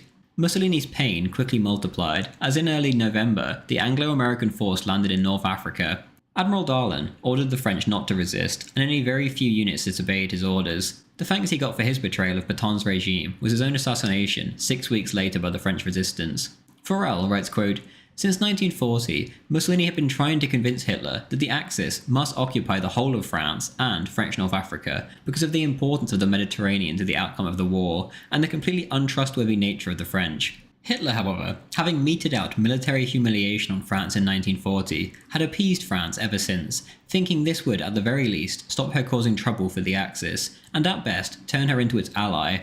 Then, he had turned his mind to Russia. Events now proved Mussolini right." End quote. A few weeks later, the Duce gave a speech on the topic, quote, "Only by wanting deliberately to delude ourselves could we have thought that a policy that appeases France would have achieved results. France has hated us, hates us, and will hate us until the end of time." End quote. In the same speech, he went on to say, quote, "He who does not feel the need to do a little war, for me is not a complete man. War is the most important thing in the life of a man, like maternity in that of a woman. Only war reveals the nature of a people, the flaws which it carried inside, which went unnoticed by mediocre and superficial observers. History offers no other possibility for a comparative examination between peoples. This year will decide if the Italian people has a future or not.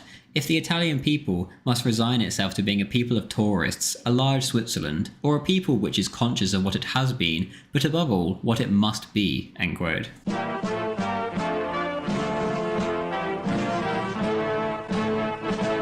After the Allied landings in North Africa, Mussolini began to lament that Tunisia, as requested, had not been given to him by Hitler.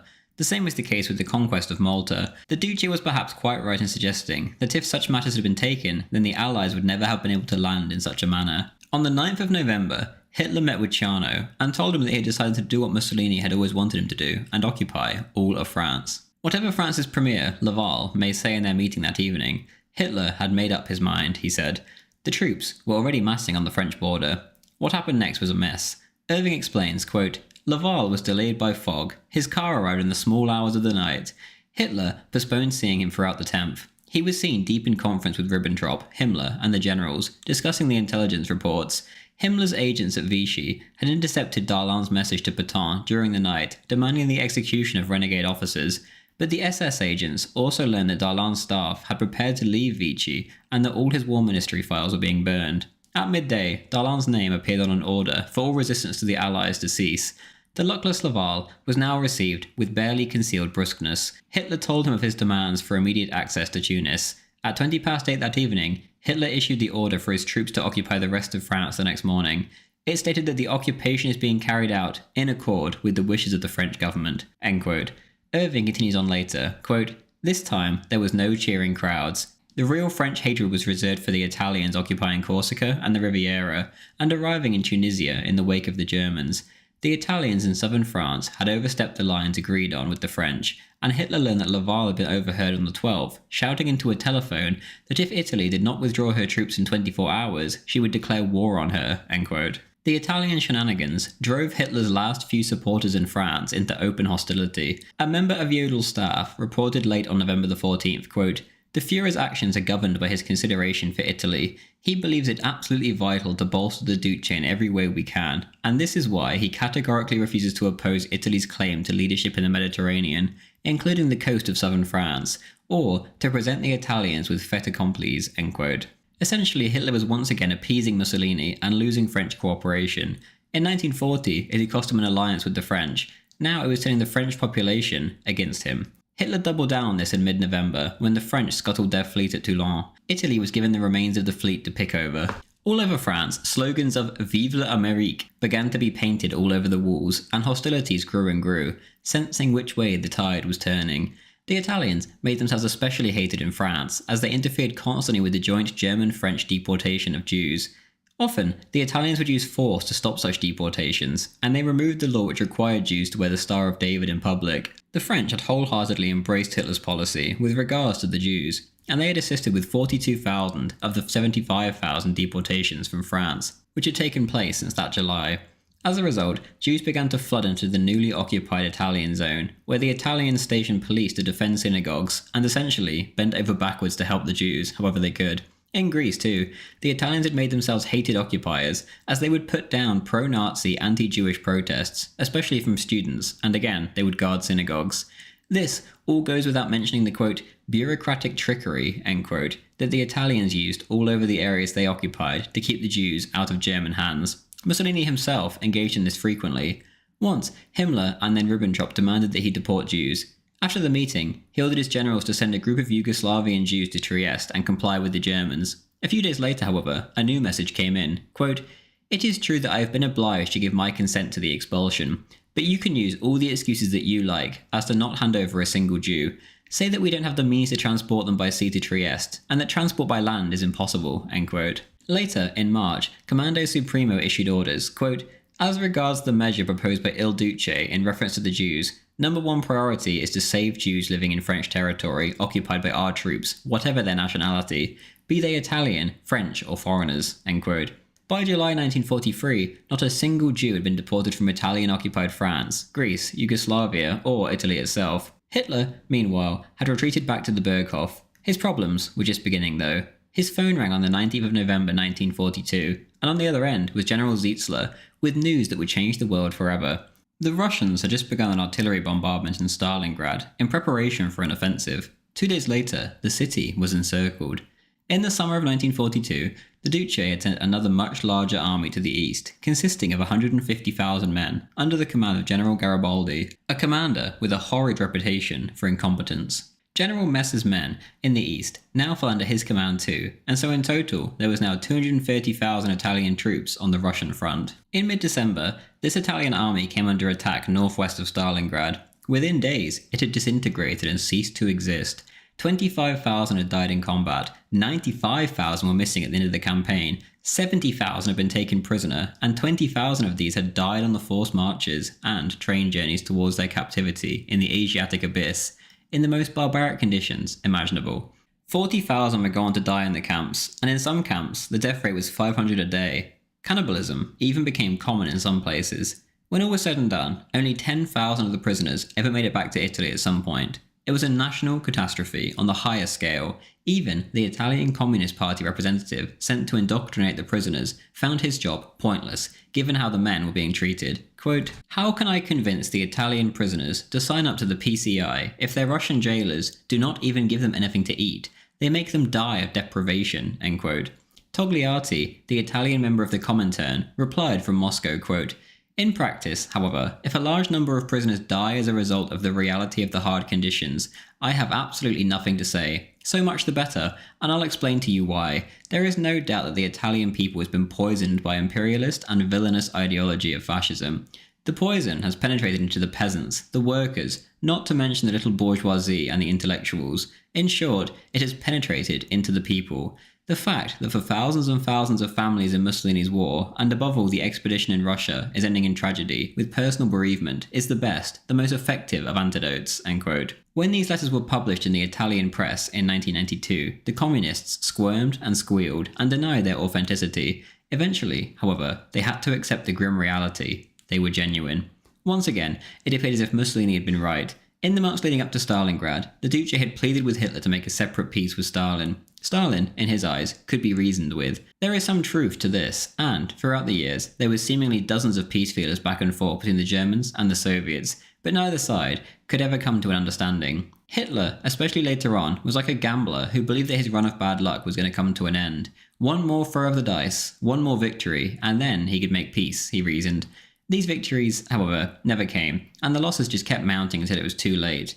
After another failed attempt to convince the Führer on the 15th of December, Bataille found the Duce, quote, unshaven, his face livid and shrunken, end quote. On the 18th to 20th of December, Ciano and Laval had gone to meet the Führer at the Wolf's Lair. The Duce had felt too unwell to make the journey, his stomach pains brought on by the stress that was eating him alive. Once again, Ciano passed on Mussolini's message regarding peace with Russia. Hitler, once again, refused. Alfieri, the Italian ambassador to Germany, told Ciano that it was necessary to break with Germany at all costs. In his eyes, Italy was nothing but a buffer state, or rather a speed bump to slow the Allies down in Germany's south. Quote, Ciano looks at him with tired eyes, then lets fall these textual words, nothing, nothing. It remains only to wait for the collapse, end quote. Mussolini, meanwhile, spent his Christmas in bed, rotting away, aging weeks for every day that passed him by. He was a broken man. Ciano, meanwhile, reached out to the British via neutral Portugal regarding a separate peace. Eden, the British Foreign Secretary, quickly snuffed these out.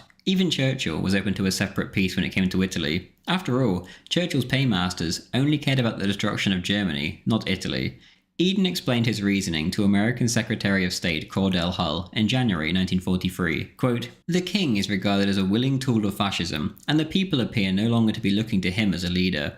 The view of His Majesty's government is, therefore, that we should not count on the possibility of a separate peace, but should aim at such disorder in Italy as would necessitate a German occupation. We suggest that the best means of achieving the same is to intensify all forms of military operations against Italy, particularly aerial bombardment, end quote.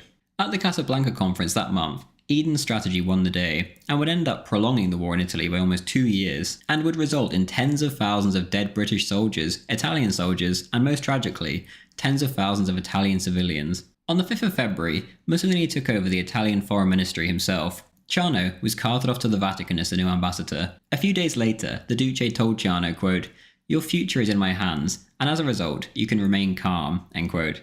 A few months earlier, the Duce had asked Ciano if he kept his diary still. Quote, it will serve to document how the Germans, in the military and political field, have always acted behind my back, end quote. He then asked if Chano had all his documents in order, to which the then foreign minister responded, quote, "Yes, I have them all in order, and remember, when the hard times come, and by now it is certain that the hard times will come, that I can document one after the other all the betrayals perpetrated by the Germans to our cost, from the preparation of the conflict to the war on Russia, communicated to you when the troops had already crossed the frontier." End quote. Throughout February, the Duce remained ill and only returned to Rome on the 24th. The next day, Ribbentrop met him with a 60-page letter from the Führer, in which Hitler mostly ranted on about Russia and explained why he could not make a separate peace with them. Quote, "Since of course the Russians cannot be trusted." End quote. Mussolini, as noted, did not share the Russian obsession. He instead worried for North Africa. He replied, quote, "We must remain, whatever the cost, in Tunisia. To obtain all this, Führer, I shall never tire of repeating, requires that the Axis aviation in the Sardinia, Sicily, Tunisia zone is at least equal to the enemy aviation. I wonder if it is not too much of a risk to repeat the struggle against the infinite space of Russia, which is practically impossible to reach and grasp, whilst in the West the Anglo-Saxon peril increases." End quote. 2 days later, he followed up with another letter, stressing that peace must be made with Russia once again. Quote, "We must then in one way or another liquidate the Russian chapter." End quote. In April, the Hungarian Prime Minister came to Rome and told Mussolini that the smaller Axis powers must make a separate peace with Russia. Mussolini, however, could not bring himself to oppose Hitler in such a way. Quote, "If autumn fails to bring victory in Russia, then, and only then, your line of thought can be considered." End quote. In that same month, Hitler wished to meet his friend the Duce once again, and from the 7th to the 10th, the two met at Schloss Klesheim, outside Salzburg. During the journey, Bastianini, the Undersecretary of the Foreign Office, suggested that peace feelers should be put out by a third party to Russia and Britain. Mussolini agreed that these could be considered. Upon arrival, Hitler urged Mussolini to see his doctor, Dr. Morel, regarding his crippling stomach pains.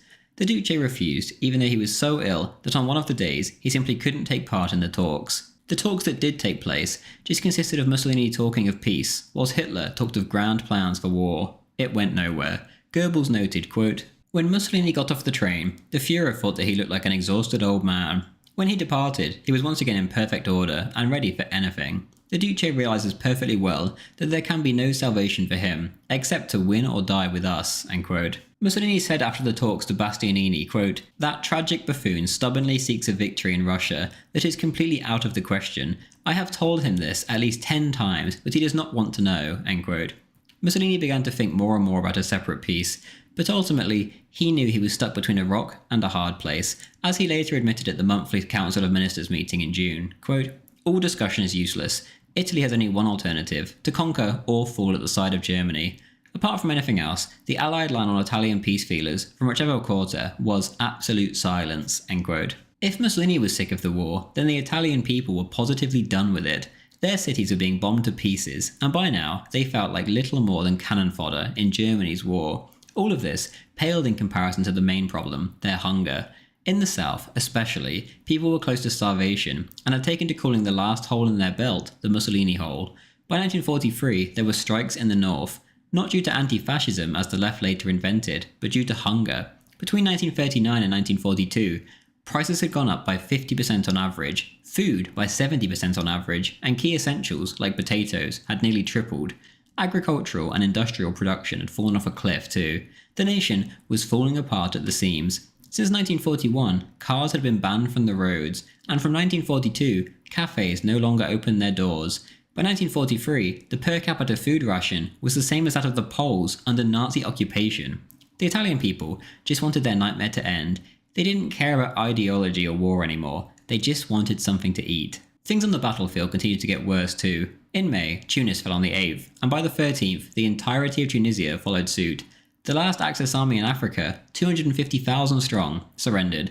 General von Rintelen, chief German liaison officer with the Italian command, wrote back to Berlin his analysis. Quote, "The main reasons for this are its completely inadequate armament and equipment, the faulty training of the officer corps, the insufficient psychological preparation of most of the other ranks, and the lack of enthusiasm owing to doubts as to the favourable outcome of the war. There was no question of any inner participation in the vital battle of our time. The mass of the Italian people, as well as the soldiers, had on average no understanding of an Italian great power or a mare nostrum. In summary, it must be said that the Italian army is not in a position to ward off a major assault on its metropolitan territory. This can only be expected with strong German support." End quote. Mussolini, meanwhile, spent much of June on a wellness retreat due to his stomach trouble. He had been banned from riding horses or playing tennis, and so, in his solitude, he found consolation in chopping wood. The Duce had essentially opted out of the war, so had his men. Farrell writes of the island of Pantelleria, southwest of Sicily, quote, "It bristled with coastal guns and 11,000 soldiers, and was regarded as untakeable, but the Allies bombed it heavily for 6 days, and on the 11th, invaded. Promptly, its commanding officer, Admiral Pavesi, surrendered. Neither he nor his soldiers wanted to fight. The only casualties were 2 Allied soldiers shot in error, and 1 Italian kicked by a mule," end quote. If anywhere in Italy was to be invaded next, it was obviously going to be Sicily. To defend the island, there was 300,000 badly armed and barely equipped Italian troops, most of whom were Sicilian themselves. The Sicilians had never been particularly loyal to fascism, never mind Italy itself as a nation-state. Now, as you can imagine, these troops above all others had seen their morale sink to rock bottom. The defenders barely had any motorised transport, never mind tanks or armoured cars. The island had only 1 artillery battery for every 5 miles of coast, too. It was hardly a fortress. The Italian navy, meanwhile, had orders not to defend Sicily, and thus was nowhere to be seen. The only saving grace was the 2 excellent German divisions on the island, and their precious tanks. On the night of the 9th to 10th of July, the invasion of Sicily began. The result was a familiar one by now. Montgomery, commander of the British 8th Army in the southeast, had expected the gun battery at the naval base of Augusta to be his most difficult obstacle. Instead, the admiral in charge blew up his guns and surrendered without firing a shot. They essentially just watched the British invade. By the 12th of July, Mussolini was telegraphing Hitler begging him to send planes. He did not, however, have it in him to ask for troops. Meanwhile, on the west of the island, General Patton and his Americans had the 2 German divisions and the Italian, not Sicilian, Livorno division to deal with. Resistance, at least here, was extremely stiff. Soon enough, however, the end result became obvious to all, even the Germans. The order was given and the fighting retreat was sounded, and carried out in good order by mid-August. The Germans got away in one piece, but many Italians had simply just thrown down their weapons and surrendered or deserted without a fight. The numbers bear out who actually fought to defend Italian soil. The Italians lost 4,178 dead, compared to 5,000 German dead. 150,000 prisoners were taken, with there being well over 10 Italians for every 1 German among their number. The Allies, meanwhile, had lost 22,000 dead or wounded. It was a bloody affair, but the Italians had been soundly beaten. This was the new Caporetto. The Italians had collapsed in disarray and surrendered in droves in much the same way. This time, however, there was no heroic comeback, no Vittorio Veneto. In the shadows like rats for years now, various conspirators had been scheming against the Duce. The leading figures of Italy, but especially Marshal Badoglio and the King, eventually became involved. Although there were dozens of separate plots, ranging from fascist plots to tiny doomed communist plots, 2 main plots became relevant. One within the army, led by General Ambrosio, chief of the General Staff. The other within the regime, led by Dino Grandi, president of the Chamber of Fascism and fascist of the First Hour, a betrayal of the most treacherous kind. What began as hints and whispers quickly spread to serious plotting amongst an ever larger group within the Italian establishment as the defeats on the battlefield began to mount. Within the group, a few, especially Badoglio, had personal gain in mind when it came to the conspiracy. Most, however, just wanted the nightmare war to end. Farrell writes, quote, "The ideal solution would be for Italy to secure Hitler's consent for a separate Italian peace with the Allies. The trouble was that all knew that Mussolini stood the best chance of getting such consent. Yet at the same time all knew, as did Mussolini, that Hitler was most unlikely to give his consent even to Mussolini, and that if Italy made such a peace without it, Hitler would promptly invade Italy. Nevertheless, an increasing number of people decided that Italy should be removed from the war regardless. Yet the overthrow of Mussolini would do nothing to reduce the threat of invasion by Hitler. In fact, it would increase it, nor would it hasten peace. Those who toppled Mussolini did not even try to make proper contact with the Allies to talk about peace. It was as if they thought that peace would somehow happen on its own as a result of Mussolini's departure. Naturally, it did not. In other words, they failed in their aim, which was not the removal of Mussolini, but peace. The result of all this was not just the collapse of Mussolini and fascism, but nearly 2 years of bloody war in Italy." End quote. The mood of conspiracy within the Italian establishment had become so widespread that Mussolini was actually well aware of what was going on. The strange thing was that he didn't seem to care. It was as if he had become resigned to his fate. His star had gone out, as he liked to say. Dino Grandi's plot even involved declaring war on the Germans immediately. His plan was as follows, quote, "It is indispensable and inevitable that it is we who will seize the initiative of war against Nazi Germany, against our potent ally. there are in Italy 35 to 40 of our divisions and about 4 or 5 German divisions. We must ask nothing of the Anglo-Americans, but only confront them suddenly with the spectacle of an Italy which defends itself with arms in its fists, against that which will be the inevitable revenge of Nazi Germany. How could the Allies continue to fight on against a nation that already, on its own, has decided to fight against a common enemy?" End quote. On the other side of the scale, the army plot only wanted a separate peace. Both plots foresaw the toppling of Mussolini. Ambrosio later recalled, quote, "I certainly knew the military situation well. I realised it was desperate, but my initial hope was to be able to succeed in persuading Mussolini to make a rapid disengagement from the Germans." End quote. On the 4th of June, Grandi went to see the king, and the former urged the latter to remove Mussolini and declare war on the Germans. The king replied, quote, "The moment is about to arrive. I know that I can count on you. Leave your king to choose the opportune moment, and meanwhile help me to procure the constitutional means." End quote. On the 16th of July, as the battle for Sicily continued to worsen, the senior fascists went to see Mussolini and said they wanted to know how they might rally the Italian people now that Sicily was being invaded. This was a pretext. What they really came for was to urge Mussolini to share responsibility for the fate of Italy with them, and most importantly, to govern by means of all government organs, especially the Grand Council. Bataille said to the Duce, quote, "We ask that the revolution reconstitute its organs, so as to act as the hour demands. We are not here to ask to diminish your powers, or rather, your power, nor to divide, that is, dissect, fragment, your responsibility. We are here to ask to share your responsibility, to make of it, that is, a co-responsibility, that binds us to you, but also you to us, in ready, absolute, and declared solidarity." End quote. Mussolini agreed to call the Grand Council that month, but added that the enemy would say that the meeting had been called to discuss the capitulation, since the council hadn't been called since 1939. The next day, the 17th, Mussolini wrote to Hitler seeking an urgent meeting, quote, "I believe, Führer, that the time has come to examine closely together the situation, so as to reach conclusions conforming to the common interests of each country." End quote. The same day, Hitler asked Rommel if there was any capable Italian officers, to which Rommel responded, quote, "There is no such person." End quote. 2 days later, the two dictators met near Treviso at Feltre, not far from the border with Austria. What Hitler wanted was Mussolini to agree that all the Axis forces in Italy should be put under the command of German commanders, who essentially, in name only, were under the Duce, like in North Africa. Hitler talked excessively, and the Duce, cowed, barely spoke a word. During the lunch break, Ambrosio approached the Duce and bluntly told him that unless he told Hitler that Italy had to make peace, then he would order the armed forces to cease fire within 15 days. Mussolini replied, quote, "Do you believe perhaps that I have not felt this problem agitate my troubled spirit for some time? Behind the mask of my apparent impassiveness is a profound harassing torment. I admit the hypothesis, disengage from Germany. It appears so simple. Are we prepared to cancel out, all of a sudden, 20 years of the regime? It's easy to say it, disengage from Germany. What reaction would Hitler have?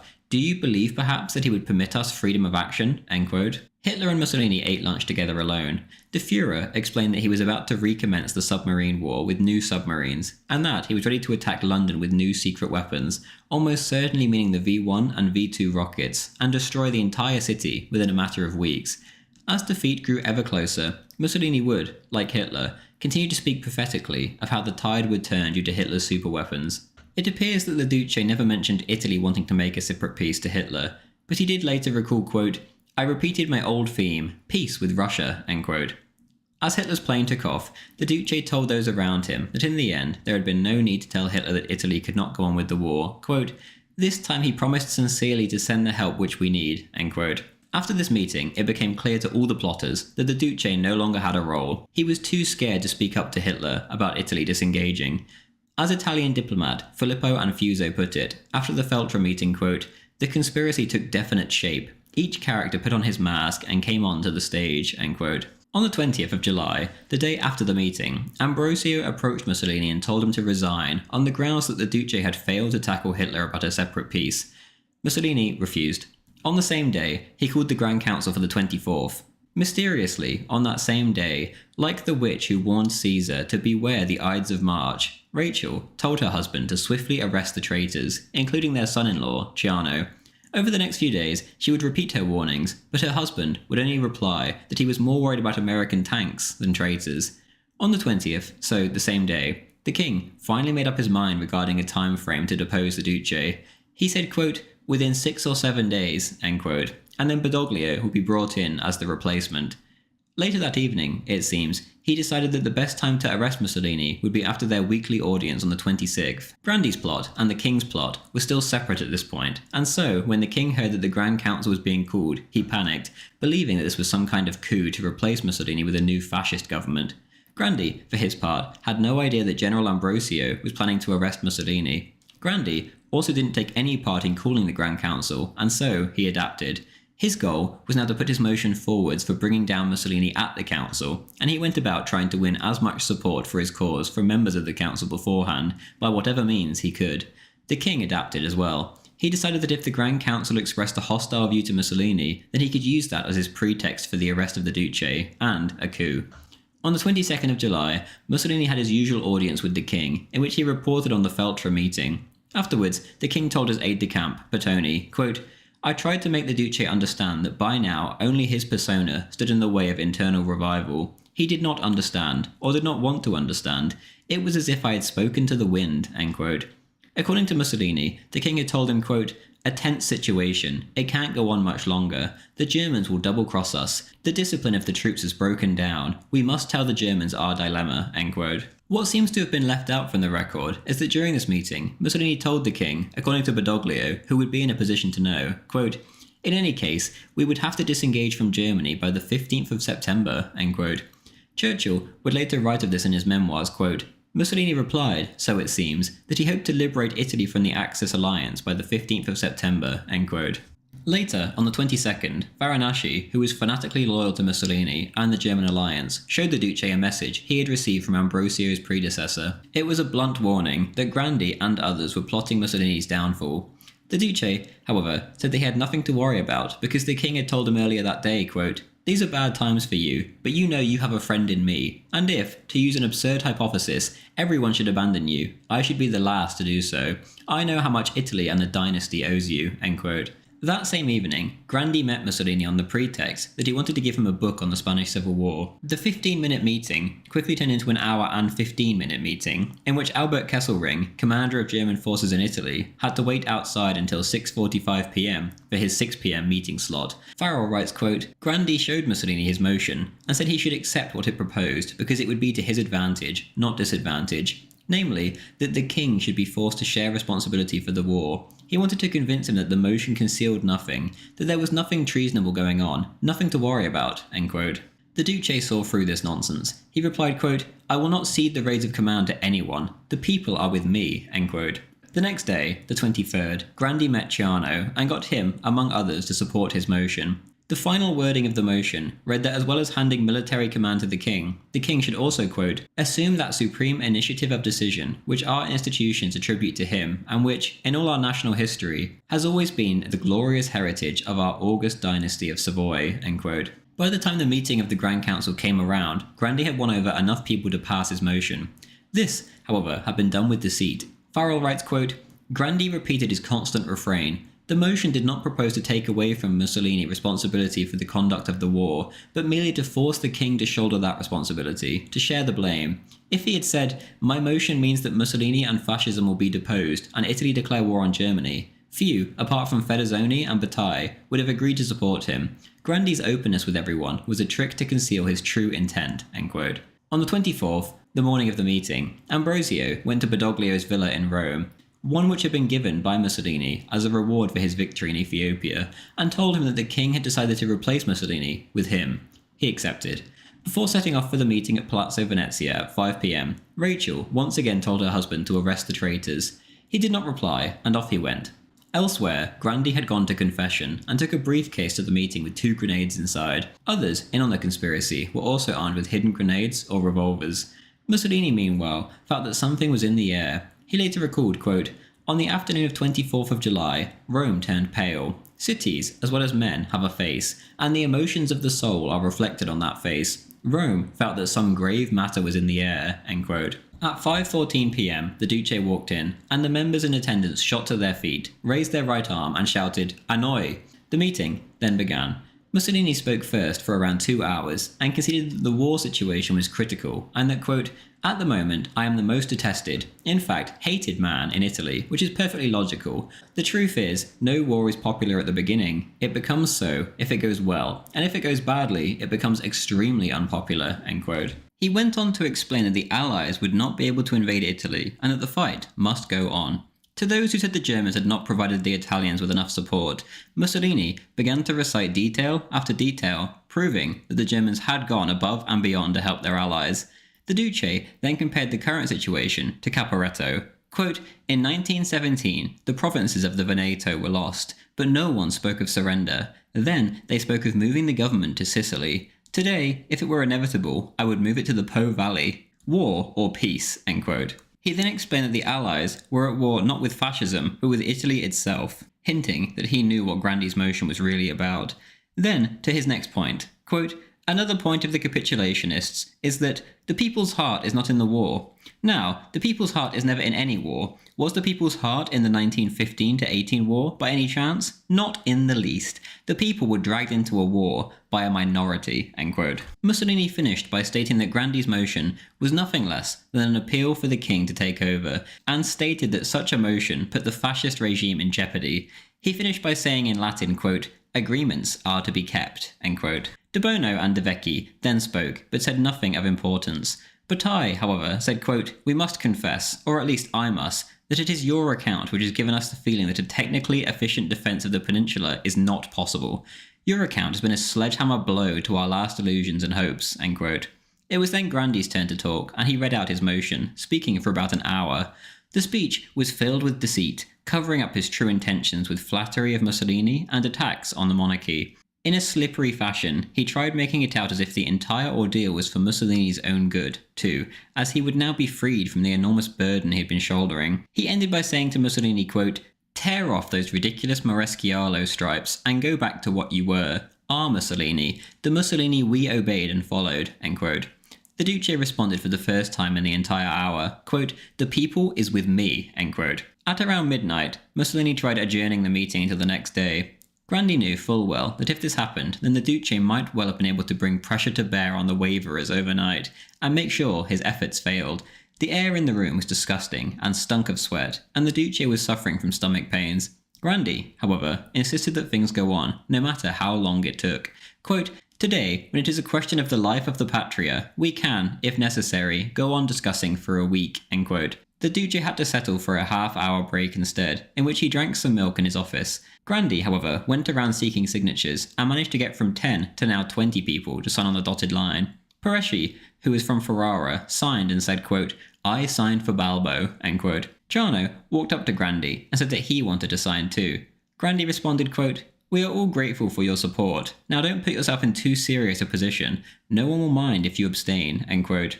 Ciano replied, quote, "I have made the sign of the cross before the Madonna as a promise not to change course. I want to sign, and I shall sign," end quote. When the meeting continued, others spoke in support of Grandi. Mussolini interrupted when Bastianini did so, quote, "Let us admit that the king accepts the restitution of the delegated military powers.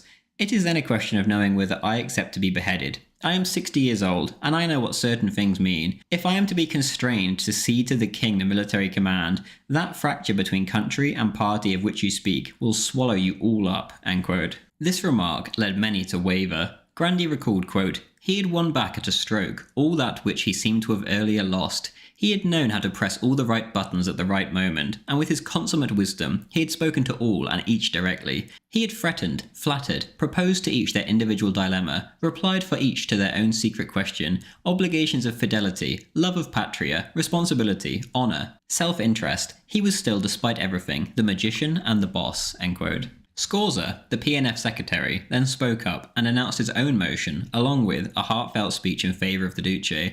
He had been a part of the plot, but now he had suddenly had a change of heart.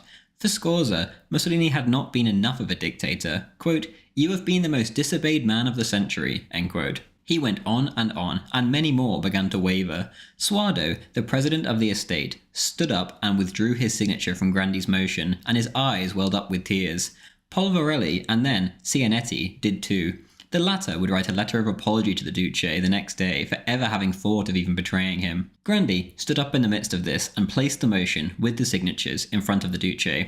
Mussolini only looked at it with indifference, and then asked Scorza to put Grandi's motion to a vote.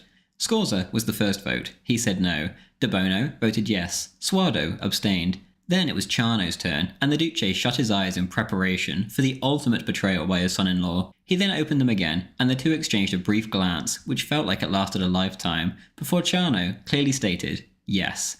The vote ended with 19 in favour, 7 against, and 1 abstention. Most who had voted yes, however, did not understand the implication of what they were doing. Grandi had tricked them with his serpentine words, and ultimately he had tricked himself too. One yes voter had never attended a session before and assumed that any motion put forward by the Duce for a vote meant that he had to say yes. It was a bizarre affair. Mussolini maintained his composure and asked, quote, "Who will take this motion to the king?" end quote. Grandi replied that he must do it himself, to which the Duce uttered the words which went down in history, quote, "Signori, you have provoked the crisis of the regime. The session is closed," end quote.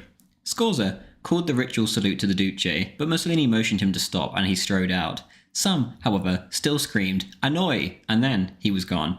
It was 2:40 a.m. The meeting had lasted nearly 10 hours.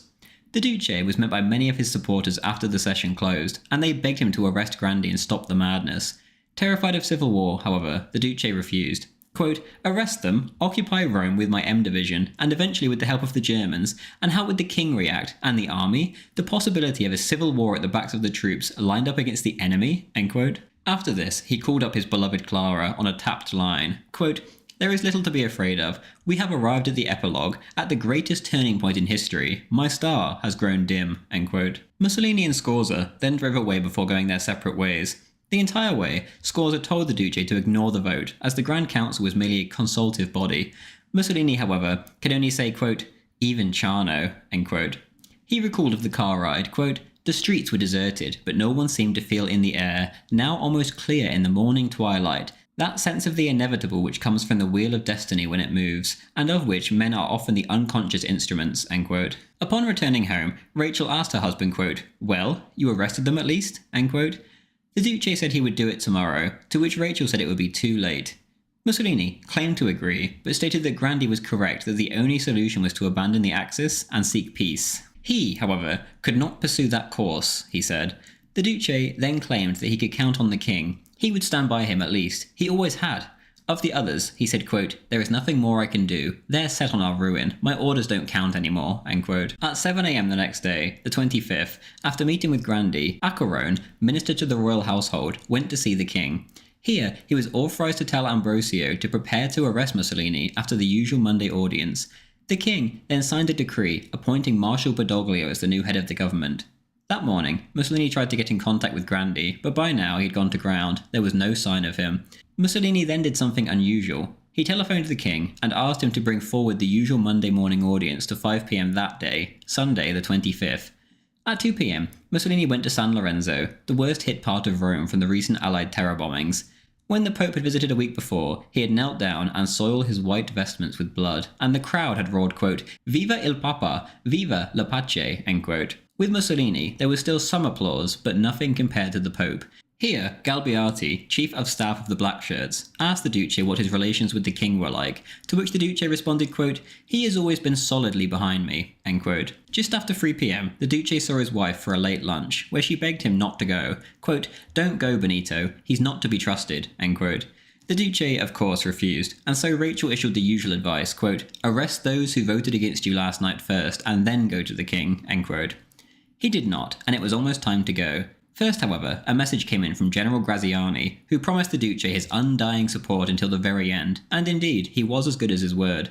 The Duce said, quote, "Tell Graziani that I will see him after my audience with the king," end quote.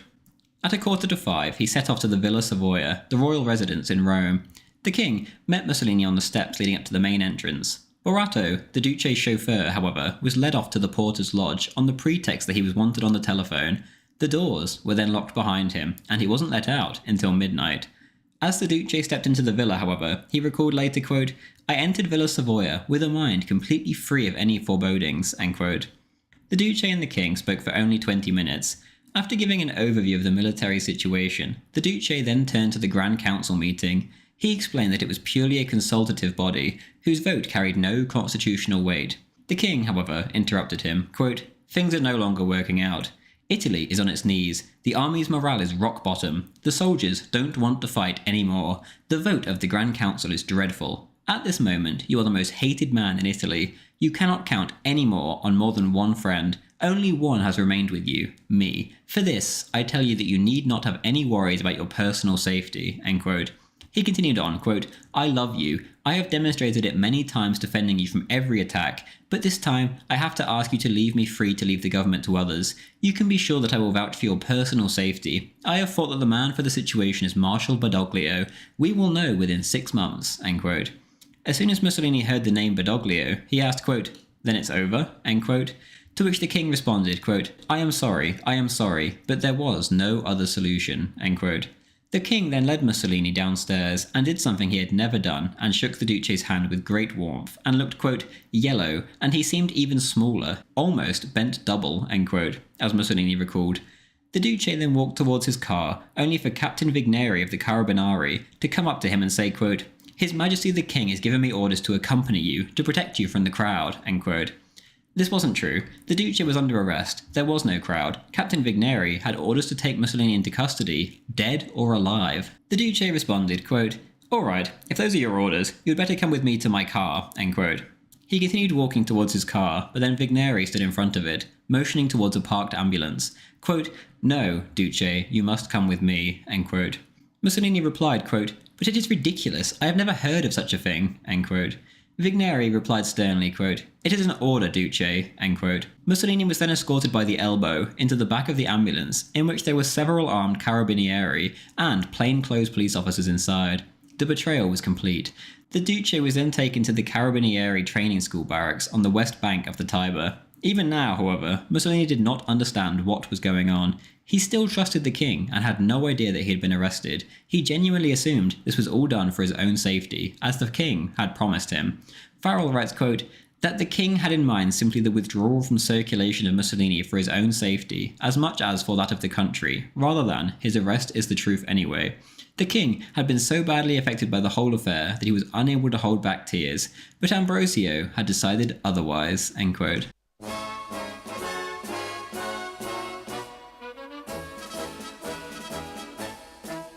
At 10:45 p.m, 3 radio messages were broadcast to say that the king had accepted Mussolini's resignation, that Badoglio was the new head of government, and that the king was the new commander-in-chief of the armed forces. The war, for now, would go on, and no news was given on Mussolini's whereabouts, or if he was even alive. The only casualty of the coup had been Manillo Morgagni, director of the Agenzia Stefani press agency, who had been with Mussolini since the start. He committed suicide, leaving a note reading, quote, "The Duce has resigned. My life is finished. Viva Mussolini," end quote. Farinacci, Vittorio Mussolini, and others close to the Duce fled to Germany for their lives.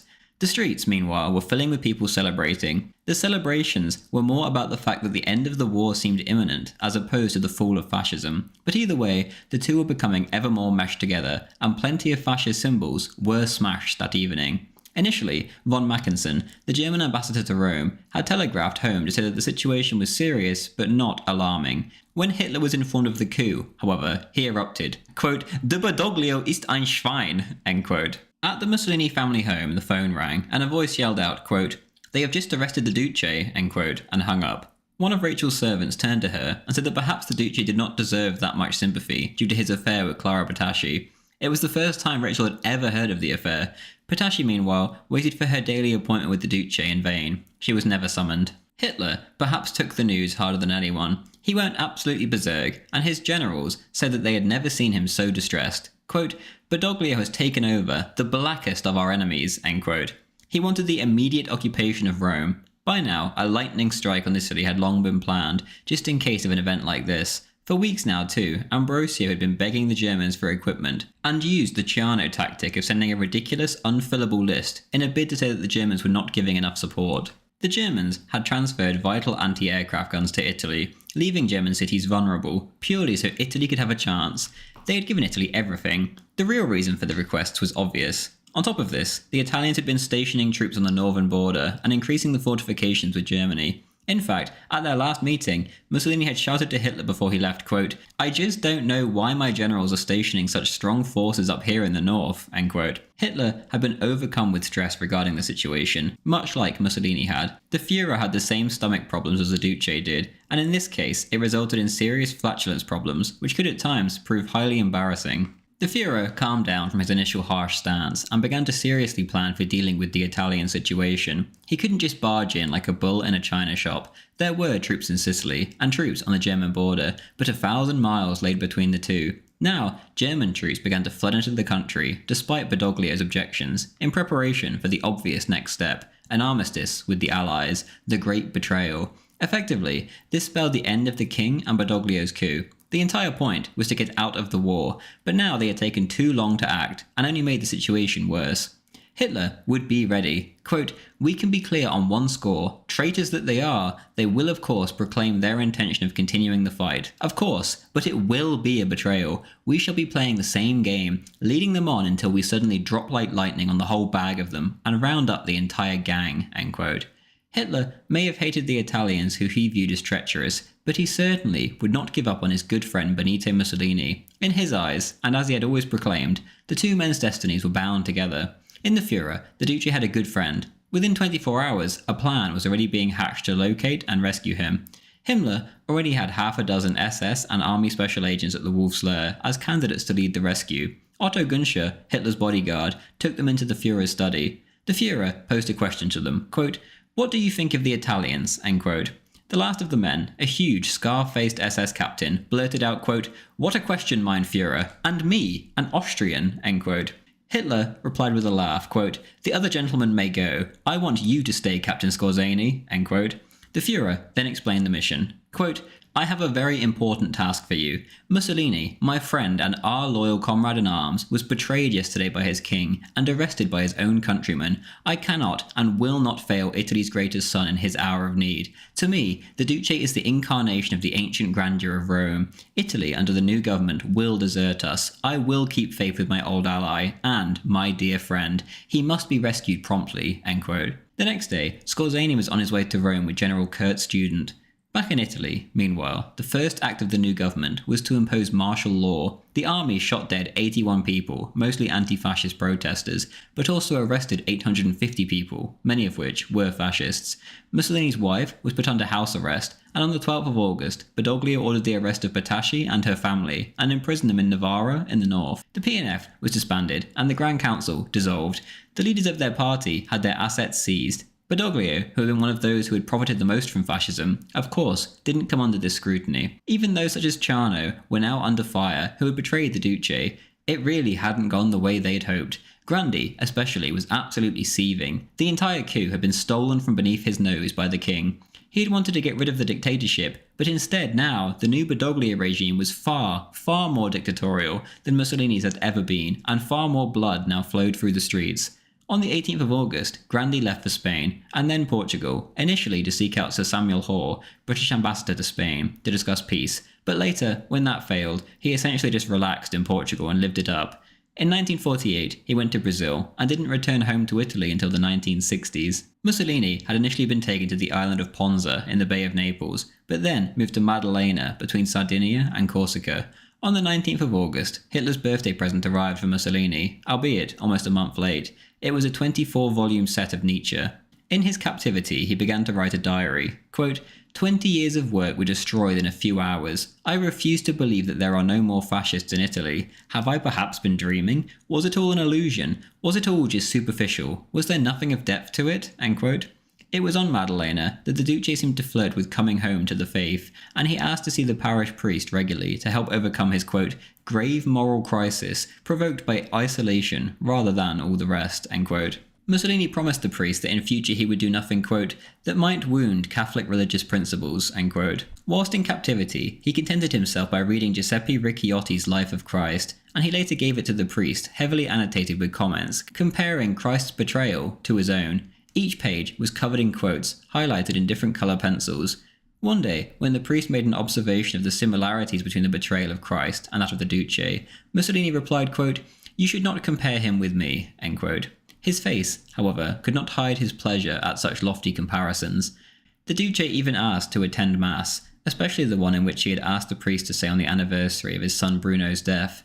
The authorities, however, never let him attend. The priest recalled that the Duce's time there in exile had turned this, quote, "great man into a good Christian," end quote. On the 28th of August, the Duce was moved once again, this time to a hotel in the Apennines at the base of the 10,000 feet high Gran Sasso mountain. It was good timing. On the 27th, the day before, the Germans had already embarked and were ready to launch a daring naval rescue mission.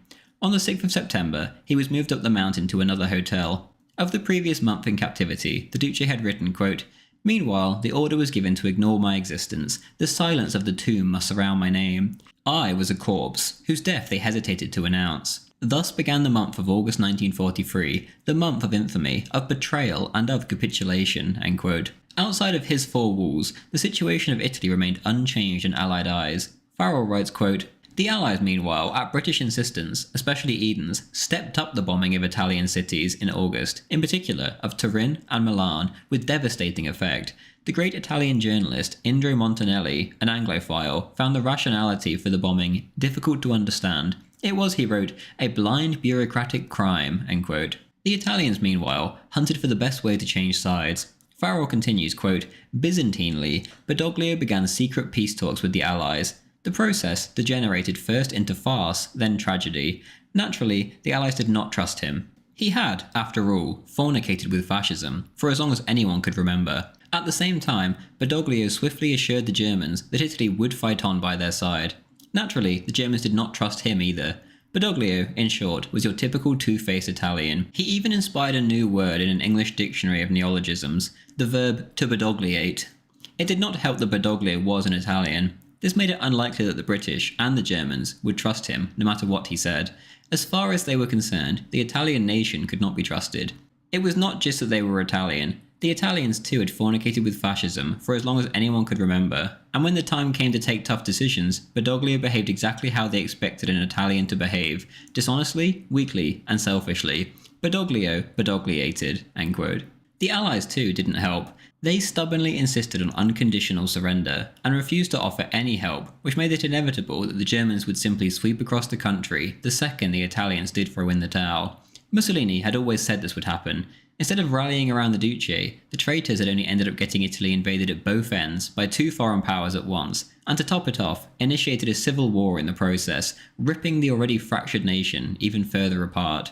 On the 8th of September, at 6:30 p.m, Eisenhower broadcast the news of the Italian surrender on the radio. Quote, "The armed forces of the Italian government have surrendered unconditionally. All Italians who now act to contribute to the expulsion of the German aggressor from Italy will have the assistance and the help of the United Nations," end quote. The armistice negotiations had been chaotic in the extreme, and had pleased no one. 15 minutes after the announcement, Badoglio, the king, Ambrosio, and the others met and discussed what to do. They declared that the Allies had betrayed them by invading 4 days too early, and speaking of unconditional surrender, they even discussed denying the armistice outright. One suggestion was that the Germans should be told that the Italians would remain by their side, and that the British should be told that this was a ruse to wait for the right moment to switch sides. Ultimately, however, all of this would be useless, as the British could just publish the details of the secret negotiations. At 7:45 p.m, Badoglio made his own broadcast. Quote, "The Italian government, recognizing the impossibility of continuing the unequal struggle against the crushing power of the opponent, with the intention of avoiding more and more serious damage to the nation, has asked General Eisenhower for an armistice. Consequently, any act of hostility against the Anglo-American forces must cease on the part of the Italian forces in every place. They, however, will respond to any subsequent attacks from whichever other source," end quote. The Allied invasion of Salerno began that evening. The traitors, after having dragged Italy into what was now to be hell on earth, decided to flee for their own lives. The king, Badoglio, Ambrosio, Roatta, the army commander-in-chief, all fled south, leaving their countrymen to their fate.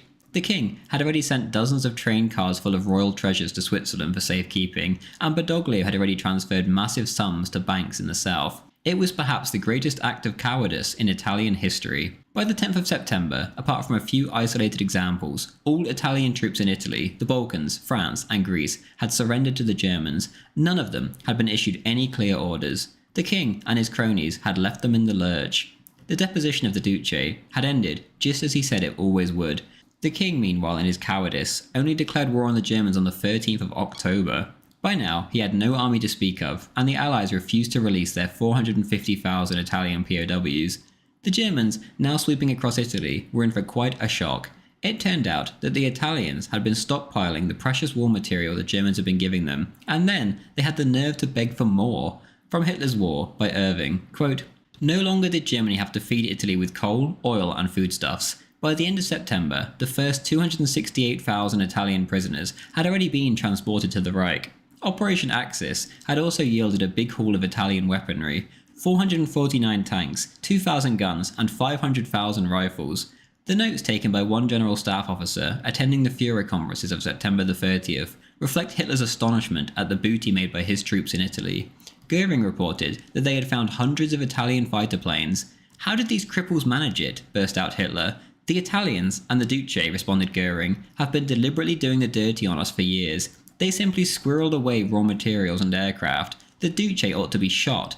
Hitler, however, felt that it was the king and his generals who were to blame. As for their strategy in southern Italy, he emphasised how vital it was to hold the enemy down there for as long as they could. End quote.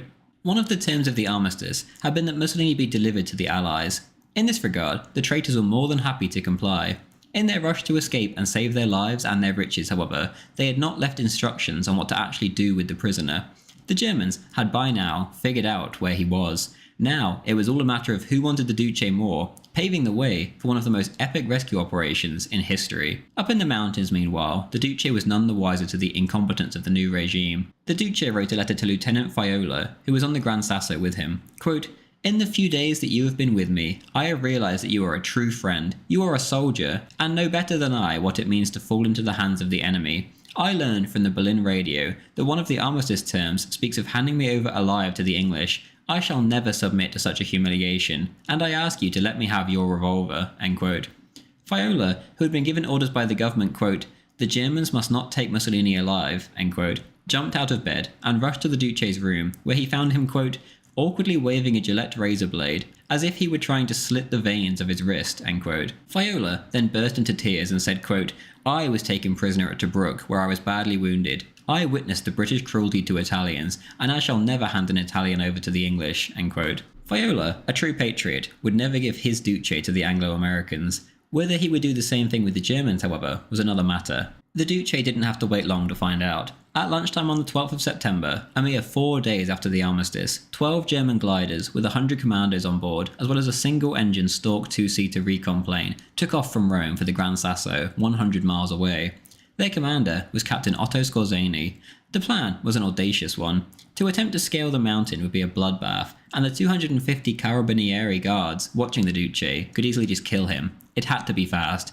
The depressed Duce was sat next to an open window with his arms folded, when suddenly, out of the blue, a glider, using a parachute for a brake, crashed into the ground with a loud bang less than 100 yards away. Men began to rush out of the glider and assembled a machine gun. The Duce was in total confusion. For all he knew, this could have been the English. The guards, too, were equally as confused. The alarm went off, and they rushed to their feet to figure out what was going on. Another glider landed a mere 20 yards from the Duce's window. Out stepped Skorzeny, and he shouted, "Away from the window," and rushed towards the hotel lobby.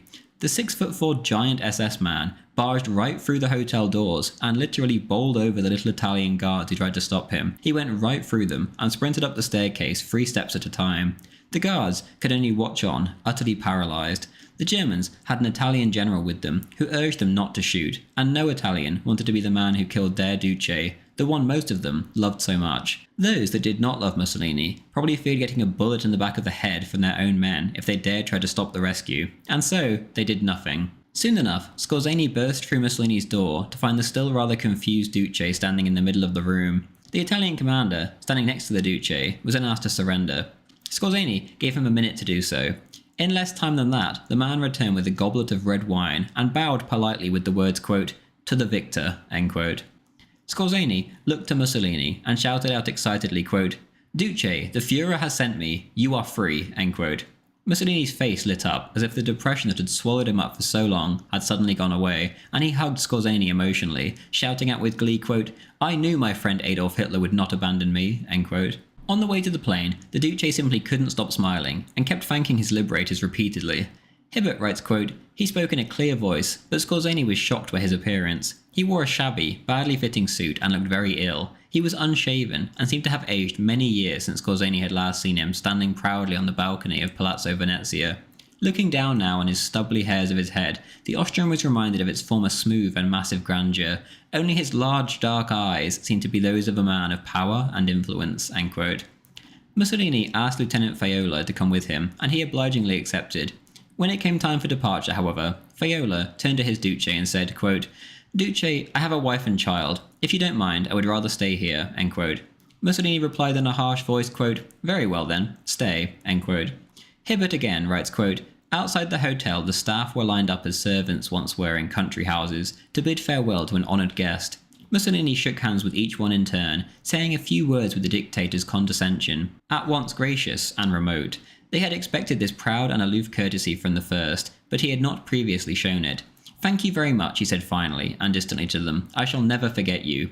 He walked away to the Storch, while the German soldiers and the Carabinieri too stood swiftly to attention, saluting him in the fascist manner, shouting loudly, 'Duce, Duce, Duce!' End quote. Mussolini recalled, quote, "The captain who was to pilot me came forward, a very young man named Gerlach, an ace. Before getting into the machine, I turned to wave to the group of my guards. They all seemed stunned. Many of them were sincerely disturbed. Some even had tears in their eyes." End quote. Mussolini helped clear some rocks from the runway before diving into the recon plane. Skorzeny insisted on joining him, and given his size, the plane quickly became overcrowded and extremely heavy. The takeoff was a risky one, but regardless, off they went over the cliff.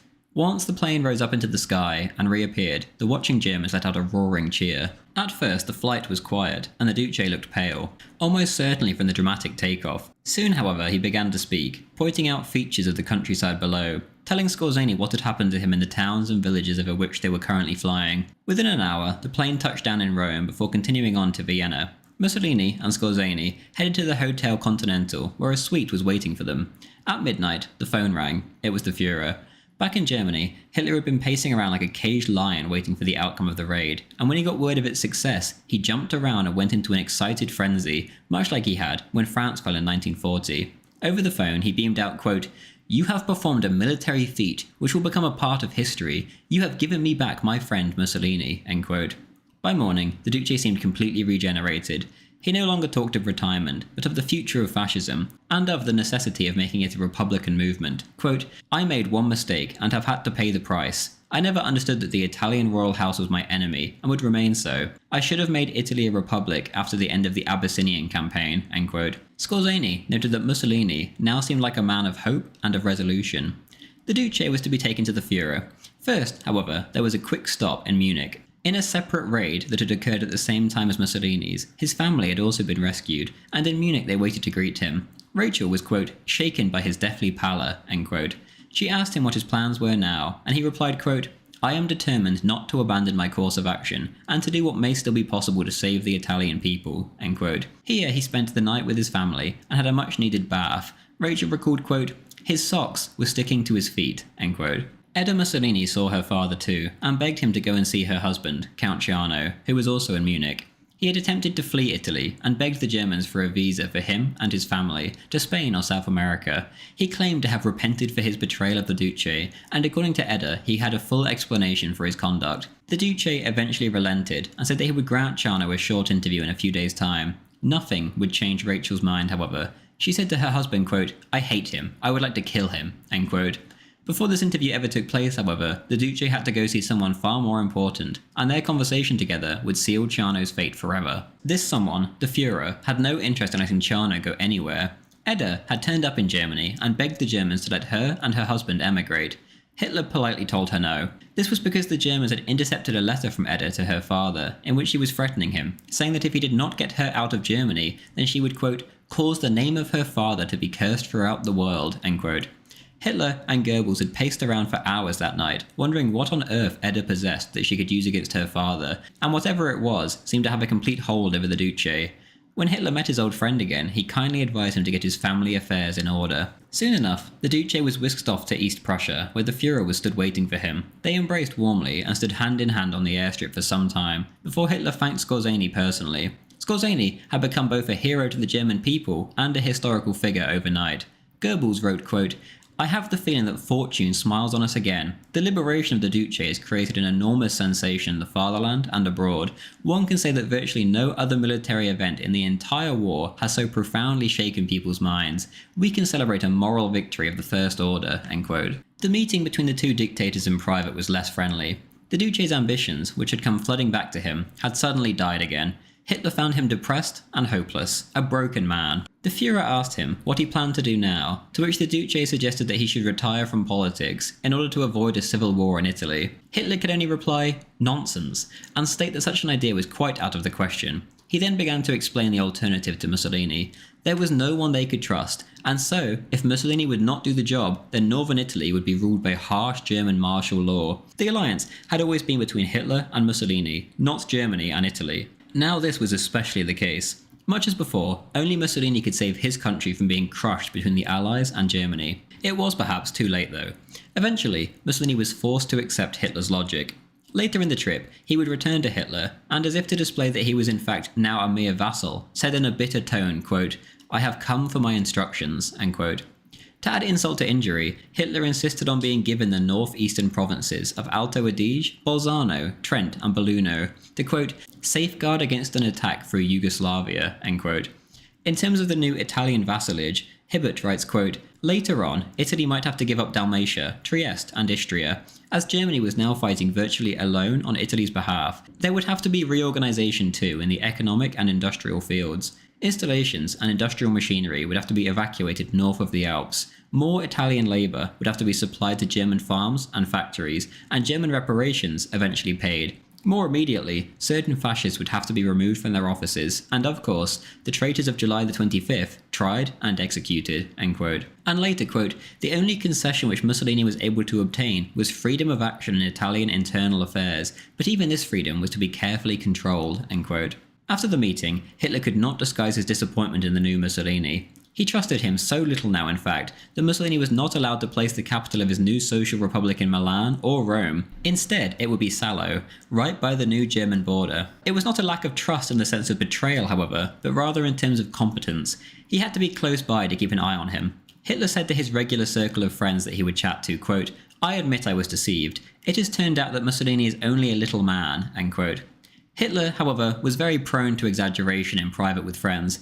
The respect that he once held for Mussolini may have been heavily diminished, decimated even, but it would never fully go away. Their destinies were linked, after all. One issue in particular plagued Hitler. The Duce, for some reason, seemed to lack all determination to take revenge on those who had betrayed him and plunged Italy into chaos. Mussolini seemed instead to be placing as much blame as possible on the king, as opposed to those who had actually plunged the dagger into his back, his own fascists. When Mussolini made reference to the fact that Ciano was his daughter's husband, the Führer snapped, quote, "That makes his treachery all the graver. I must be very clear. The apparent condonement of treachery in Italy would have profound effects elsewhere," end quote. On the 17th of September, the Duce of the Italian Social Republic returned to Munich and saw his family. His wife wrote, quote, "Physically he looks a little better, but there is a bitter expression in his eyes which betrays his mental torment," end quote. He then went off to prepare his speech to the Italian people, which was to be broadcast from Munich that evening. Rachel wrote, quote, "I went with him into the little transmission room fixed up in the Karlplatz. It may seem strange, but this was only the second time he had broadcast. In the past, his speeches were always made in public, though they were relayed by radio. He was not at his best, and before he began, his eyes held mine. After a pause, which it seemed would never end, he began to speak," end quote. The speech was a slurred and often unintelligible mess, in which the Duce told his listeners about his imprisonment and dramatic escape, before going on to tell his people of their duty to follow him in the march to victory. Quote, "After a long silence, once again, my voice reaches you, and I am sure that you recognize it. It is the voice which has summoned you in difficult moments, and has celebrated with you the triumphant days of the Patria," end quote. Patashi, recently freed from prison in Navarra, fell to her knees and hugged the radio when she heard the voice of her beloved Duce. Goebbels commented that the speech proved that, quote, "Old Hindenburg was undoubtedly right when he said that even Mussolini would never be able to make anything but Italians out of Italians," end quote. Mussolini, however, was no longer out to make anything of Italians. He just wanted them to survive. As he said to Anfuso, quote, "The principal issue is not to win the war, but to end it without losing everything. If we want to survive, we must fight. It is the only way to arrive at the end of the war, saving the nation. I can also fold my arms and say to the Italians and the Germans that I don't want to know anymore. That is not the way to end the war. The Germans will find a way to administer Italy according to their habits, and the only result will be to lose that little respect which remains for Italy as a nation." End quote. On the 27th of September, the new government met for the first time at La Rocca del Carminate, Mussolini's castle near Predappio. This would not be where Mussolini would remain, however. His new residence would be in the small town of Gargnano on Lake Garda, 10 miles from Sarlo, and near Gardone, where D'Annunzio had lived. Hitler insisted on a team of SS minders, neatly called liaison officers, setting up in a nearby villa, and, more invasively, one actually lived in Mussolini's villa. Farrell writes, quote, "The telephone exchange, manned and tapped by the Germans, worked badly. Calls sometimes took a day to be put through. Once a call was through, the line was so bad that it was necessary to shout. The ministries were dotted about all over the north. The foreign ministry, for example, was at Sade, finance at Verona, agriculture at Treviso. For a minister to see Mussolini at Gargnano often required a 2-day trip." End quote. SS General Wolf described Mussolini's new situation, quote, "I did not give him orders, but in practice he could not decide anything against my will and my advice." End quote. As Mussolini would say in November to his private secretary, quote, "It is absurd for these people to pretend to call us allies. I would rather they took off their masks and said that we are an occupied territory and a subject people like all others. That would put an end to the farce and simplify our problems." End quote. The Mussolini women all moved in nearby too. Rachel and their 2 youngest children lived in the villa with the Duce. Patashi, who Rachel now knew about, was situated nearby, much to her annoyance. A favourite mistress of old, Angela Curti Cusiati, and her 21-year-old daughter, too, came to live in Gargnano.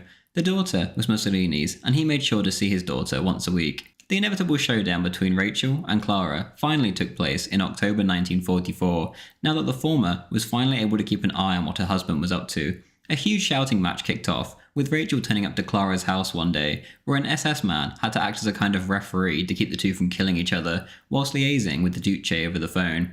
Things got so bad that Clara ended up fainting after receiving the full onslaught from Mrs. Mussolini. Once she came to, with the help of smelling salts, she began to read out the love letters between her and the Duce, to which Rachel went berserk and tried to beat her to a pulp. In the end, the SS man restrained her and got her out.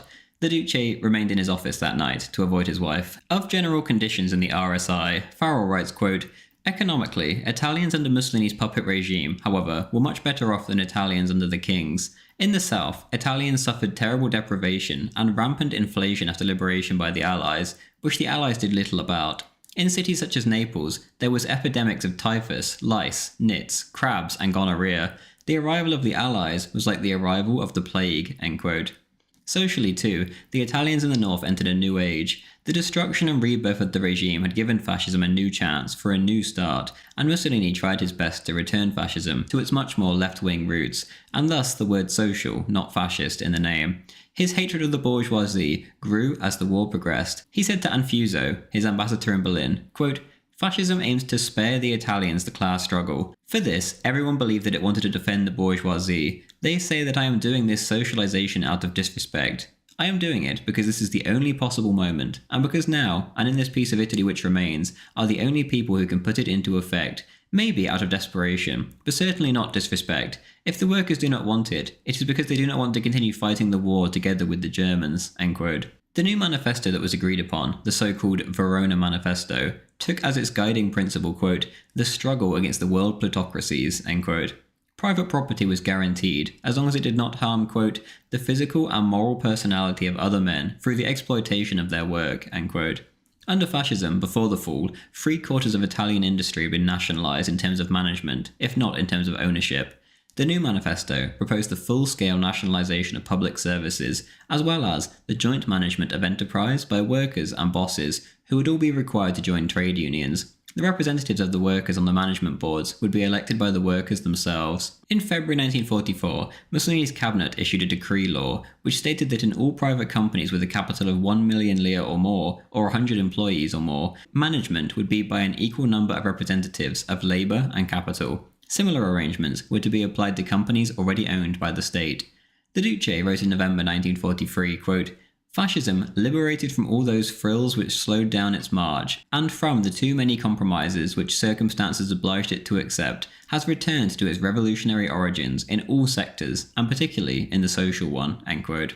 Mussolini would say of his brand of socialism, quote, "The Italian, human, our workable realization of socialism. I say our, insofar as it makes work the only concern of our economy, but rejects the mechanical levelling of everything and everyone, a levelling inexistent in nature and impossible in history," end quote. This was what set Mussolini's socialism apart from the utopian socialism that is far more common. The Duce recognised that all individuals were not equal. In February 1944, Mussolini said of the Germans' reaction to this revolutionary socialism, quote, "Socialization has got on the nerves of the Germans tremendously. It is a toad they have had to swallow. They are not revolutionaries. They do not understand the needs of peoples. We have our pockets full of their new order. Tell me, what does new order mean? Unless they mean Europe as a German protectorate. We do not want a state socialism, the worst of the tyrannies which capitalism can invent. We want to continue the revolution, to reach out to the people with real facts and not idle chat, for a higher social justice. We have already lost too much time. The anti-fascists fear socialization," end quote. All of this talk of revolution was one thing, but action was another. The reality was that the pro-German fascists, the Germans themselves, and the major industrialists would make sure things were easier said than done. Many of the workers themselves, by this point, were not all on board. The ideas may have been great, but it was Mussolini whom they no longer trusted. Royalists, too, obviously didn't fit into the new republican style of fascism. Despite all that the Italians had gone through, however, the Duce could still count on a great deal of support, but just not as much as he once did.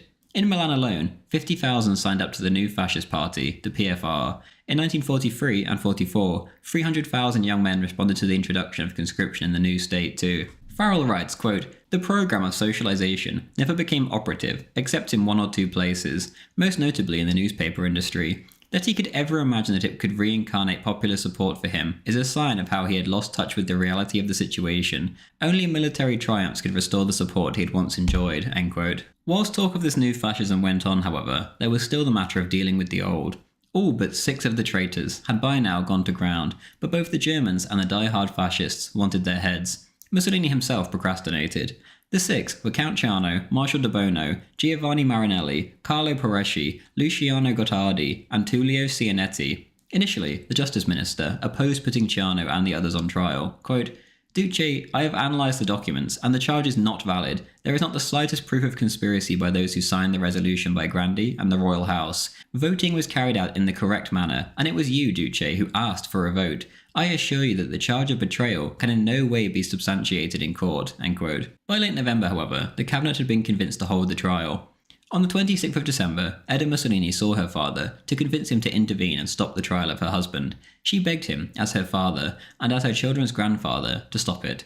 The Duce replied, quote, "Before the supreme necessity of Rome, Roman fathers never for a moment hesitated in sacrificing their sons. Here, there is neither father nor grandfather. There is only fascism's Duce," end quote.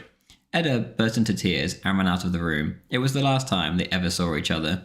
Whilst imprisoned, Ciano smuggled out letters to the king and Churchill via a German lady working for the SS, whom he seduced. In the letter to Churchill, he blamed Mussolini alone, whom he called, quote, "that tragic and vile puppet," end quote, for Italy's entry into the war. In his diary, which he also had smuggled out, he wrote, quote, "Only the base cowardice of Mussolini could tolerate this without protest and pretend not to see it," end quote. Churchill would describe Ciano's letter to him as pathetic. The trial began on the 8th of January 1944 and lasted 2 days. Eda, meanwhile, fled to Switzerland with her lover, whilst her husband faced trial. A few days later, a letter arrived on the Führer's desk, quote, "Führer, twice I believed your word, and twice I have been cheated. Only the soldiers lying on the battlefields prevent me from deserting to the enemy. If my husband is not released, nothing but that will stop me. For some time now, the documents have been held by people authorized to make use of them. If anything were to happen to my husband, me, my children, or my family," end quote. In other letters to Hitler and Mussolini, she threatened to release Ciano's diaries and do everything in her power to bring ruin on both of them. To the Duce on the 9th, she wrote, quote, "If Galeazzo is not in Switzerland in 3 days, I shall make merciless use of all I know," end quote. Eda was essentially tying her own husband's noose. On the 10th of January, the judges found all the defendants guilty and sentenced all of them, except Cianetti, to death. Cianetti was the one who had immediately issued a letter of apology to the Duce after his vote, and had seemingly, genuinely repented. He instead got 30 years in prison. In June 1944, when the Allies occupied Rome, he was released and joined the French Foreign Legion at the age of 49, and fought the Germans till the end of the war. After the war, he would spend the rest of his life in Mozambique. Farrell writes of the guilty verdict, quote, There were, however, 3 facts which made it look as if the defendants were involved in a plot against Mussolini. First, Mussolini had warned the Grand Council that the motion, if approved, would cause the crisis of the regime. That being so, all who voted for the motion knew what the consequences would be. Second, if the 19 who had voted for the motion had not been party to a plot, why then had 13 of them fled? Third, if those who had voted for the motion did not know what its result would be, why then did Chianetti immediately afterwards write to Mussolini to apologise and retract his vote? To the first point, the defendants said that they did not agree with Mussolini's view that the motion would place the regime in crisis, not thinking that the position of the Duce himself was being called into doubt, as Ciano put it, according to a report of the trial in La Stampa. The answer to the second point was obvious. The others had fled because they knew there would be no chance of a fair trial. To the third point, Chianetti's answer was that he had not realised that Grandi aimed to use the motion to overthrow Mussolini until too late. He had not realised Grandi was a traitor until he began to reflect on it afterwards, he said. Other members who voted against the motion, such as Suardo and Scorza, were called as prosecution witnesses, but all had to concede that the true implications of the motion were far from clear. They had voted against it, however, because during the meeting they had the impression that something was scheming against the Duce, or that something not perfectly orthodox was being prepared toward the Duce. But fascism required a scapegoat, and Mussolini now behaved like Pontius Pilate. End quote. The 5 men, condemned to death, wrote to Mussolini seeking clemency. The appeal was not passed on, fearing that the Duce would not grant it. Only De Bono saw the reality. Even if Mussolini did get the appeal, he said, they would have all of them killed anyway. Quote, "It's an empty hope. We have Galeazzo with us." End quote. The death sentence was then hurried along by anyone who had the authority to do so. The Duce did not sleep that night, pacing up and down in his room. At 3 a.m, he telephoned General Wolf, the SS commander in Italy, and asked him if he should intervene. Wolf said he could not tell him what to do officially, but said that his personal view was that he should not. Mussolini then asked what the Führer thought, to which Wolf said that Hitler doubted that Mussolini would carry it out. The Duce then asked, quote, "A failure to execute could harm me in the consideration of the Führer," end quote. Wolf replied, quote, "Yes, and very much so," end quote. Meanwhile, closer to home, Rachel regarded Ciano as a second Brutus and wanted him dealt with, and she let her husband know her opinion clearly and often. At 9 a.m, the 5 condemned men were taken in a bus to Forte San Procolo, where a firing squad was waiting for them. En route, Ciano cursed Mussolini in a bout of uncontrollable rage, until De Bono put a hand on his soldier and told him he should try to die in a state of forgiveness. They were then tied to chairs and promptly shot. Mussolini was informed an hour later. He said, quote, "If I had not had Ciano shot, they would have said without doubt that I wanted to save my son-in-law. Today they will say I have had the father of my grandchildren shot." End quote. Whilst Mussolini never saw his daughter again, he did make sure that his grandchildren were cared for, and he had a priest send money to them and pass on his letters. In January 1945, Edda handed over the Ciano diaries to the American OSS. In April, she sold the newspaper rights to the Chicago Daily News for $25,000. As it turned out, the diaries didn't contain much of interest. Edda had dug her husband a deeper hole for no reason. Don Pansino, the priest who acted as the go-between for the Duce with his grandchildren, would play a far more important role in the Duce's life going forwards, and the two had regular talks about religion. To a delegation of priests in these years, Mussolini said, quote, "I am a Catholic out of conviction," end quote. Other priests have testified that at Gagnano, Mussolini made confession and took mass in private.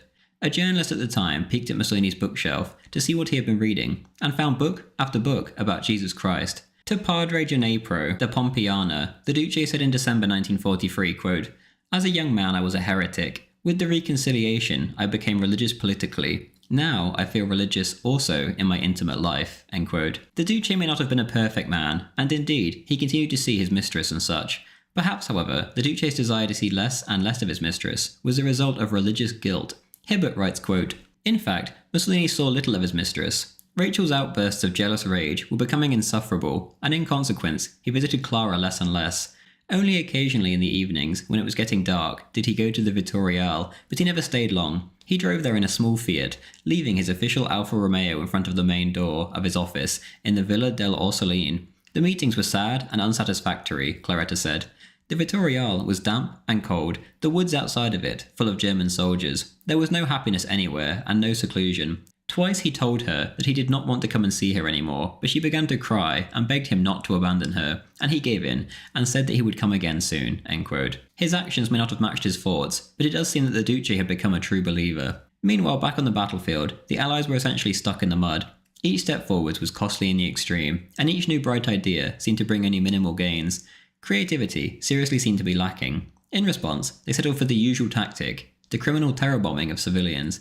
Between July 1943 and the end of the war, a time in which half of Italy was supposed to be on the Allied side, the Allies slaughtered 64,000 Italian civilians from the air. The Luftwaffe, by comparison, killed only 54,000 British civilians between 1940 and 1945. The cost in architectural, artistic, and historical value in Italy's cities too was incalculable, a true crime against both humanity and history itself. It was only on the 23rd of May 1944 that the Allies broke out from the Anzio beachhead.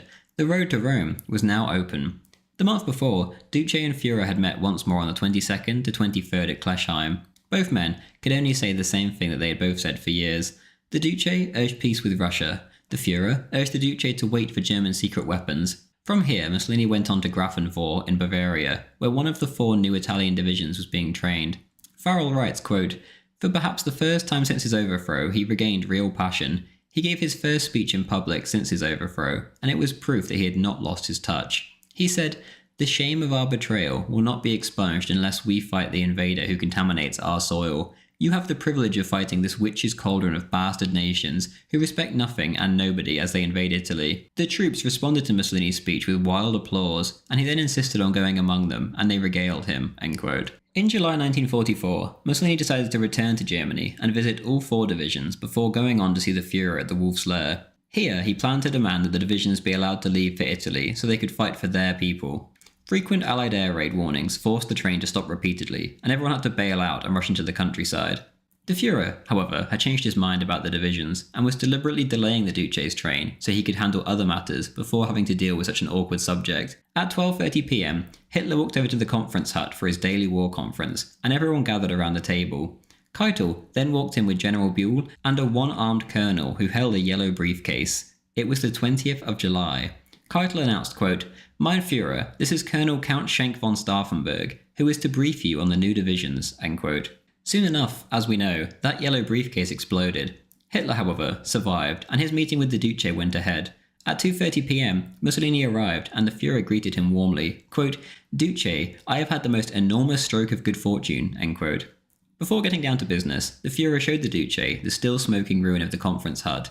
"Providence has saved him once again," Hitler said. Mussolini politely replied, quote, "I am absolutely of your opinion. This was a sign from heaven." End quote.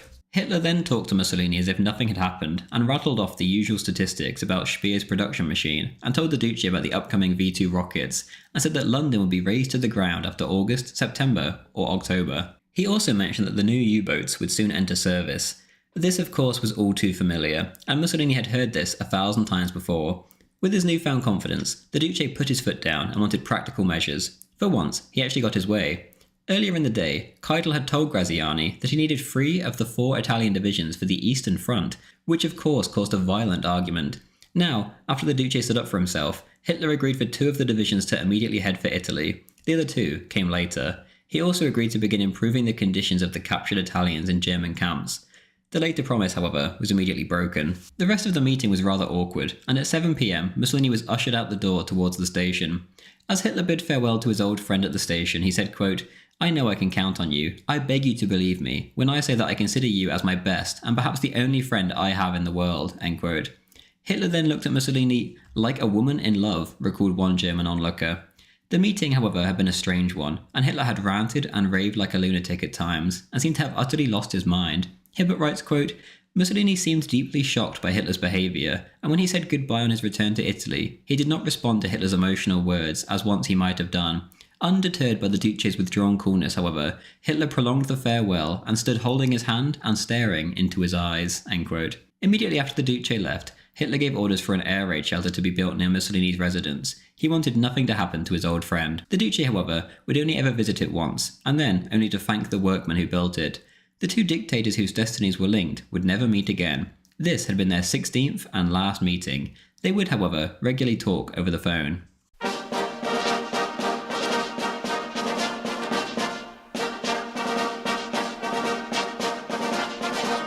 Upon his return to Italy, the Duce was even more gloomy and silent than before. Usually the meetings with the Führer would make the Duce feel reinvigorated, yet this time the change was for the worse. Hitler, for once, seemed to have no answers. A month later, the Duce went to the front, where he spent 5 days touring the lines, giving advice to the generals which they did not take, and suggesting counter-offensives which were obviously impractical. Kesselring made it clear that Mussolini's suggestions were not considered important in the slightest. Afterwards, Mussolini would say, quote, "That Kesselring is not worth a fig," end quote. The men, however, both German and Italian, were overjoyed to see the Duce and greeted him with heartfelt cheers. The Germans, in particular, he said had, quote, "gone wild with excitement," end quote.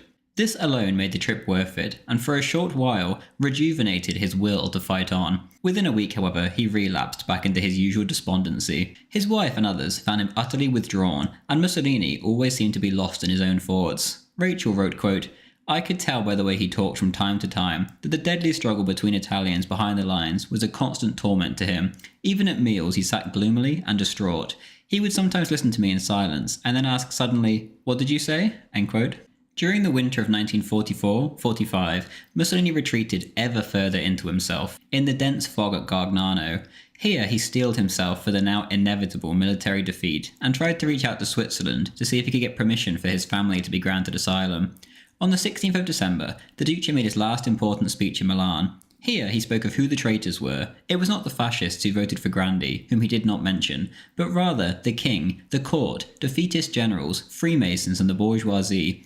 He continued on to speak of his vision of socialization, and said that its aim was to create the largest possible national concord. Finally, he went on to speak of the British alliance with the Soviet Union. Quote, "One day a Soviet ambassador in Rome, Potemkin, told me, the First World War Bolshevized Russia, the Second will Bolshevize Europe.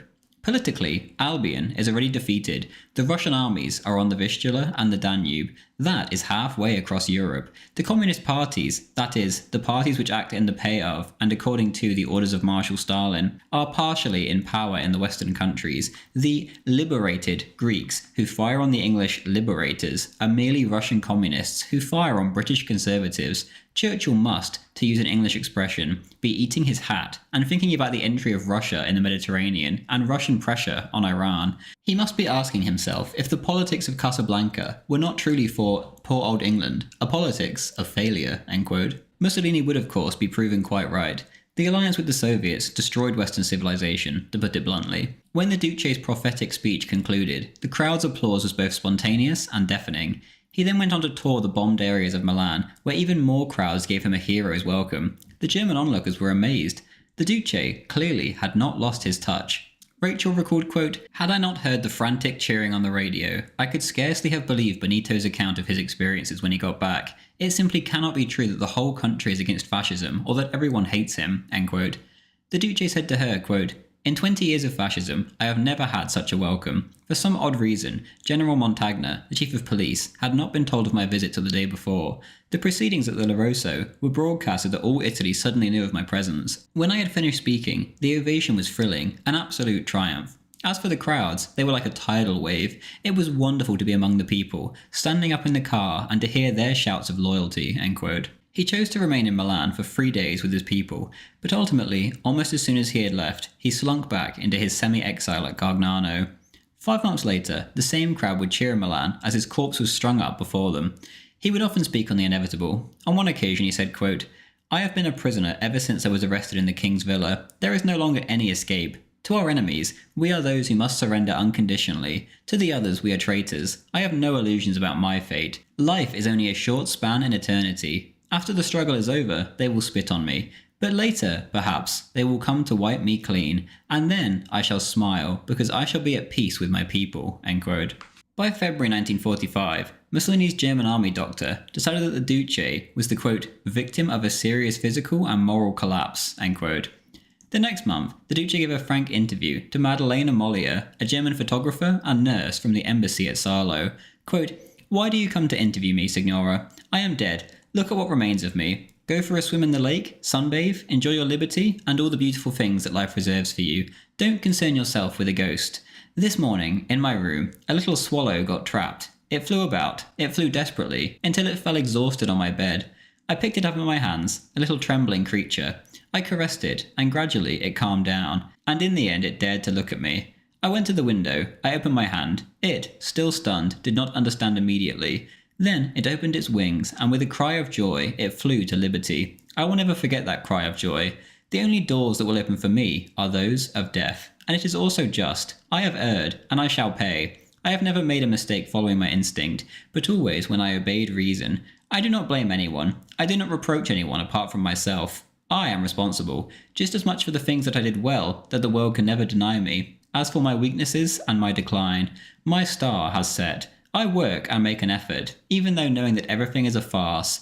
I await the end of the tragedy, strangely detached from it all. I don't feel well, and for a year have eaten nothing but slops. I don't drink, I don't smoke. Perhaps I was, after all, only destined to indicate the road to my people. My star has set, but I did not have the strength or the courage to retire in time. Have you ever seen a prudent, calculating dictator? They all become mad. They lose their equilibrium in the clouds, in quivering ambitions and obsessions, and it is actually that mad passion which brought them to where they are.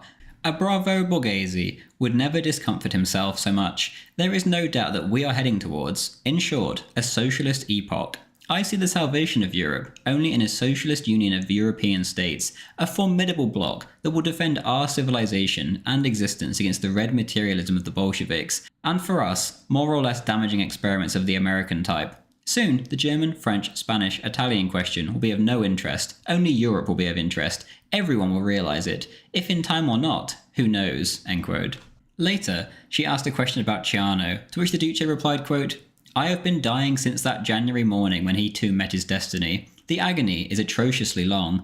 I am like the captain of a ship in a storm. The ship is broken up, and I find myself in the furious ocean, on a raft which it is impossible to guide or to govern. No one hears my voice anymore, but one day perhaps the world will listen to me." End quote. As the end approached, the Duce began to talk about God more and more, even on bizarre occasions. In April 1945, Colonel Coleman would approach him to discuss the problems of withdrawal and surrender. The Duce stopped him mid-sentence, in the middle of this important discussion, to randomly say, quote, "Tell me, Colonel, do you believe in God? General Wolfe does." End quote. It seemed that Mussolini not only expected death to come soon, but also a trial. He began to collect documents from September 44 to defend himself in front of a war crimes court, and most importantly to him, before history.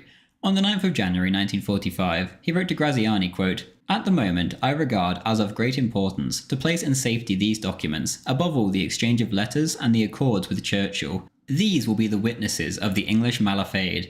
These documents are worth more than a war won, because they will explain to the world the real, the only reasons for our intervention on the side of Germany." End quote. Of these supposed documents, Farrell writes, quote, "Despite the absence of actual letters, most Italian historians have an unshakable belief that Churchill and Mussolini did conduct a secret, compromising correspondence both before and during the war, compromising to Churchill, that is.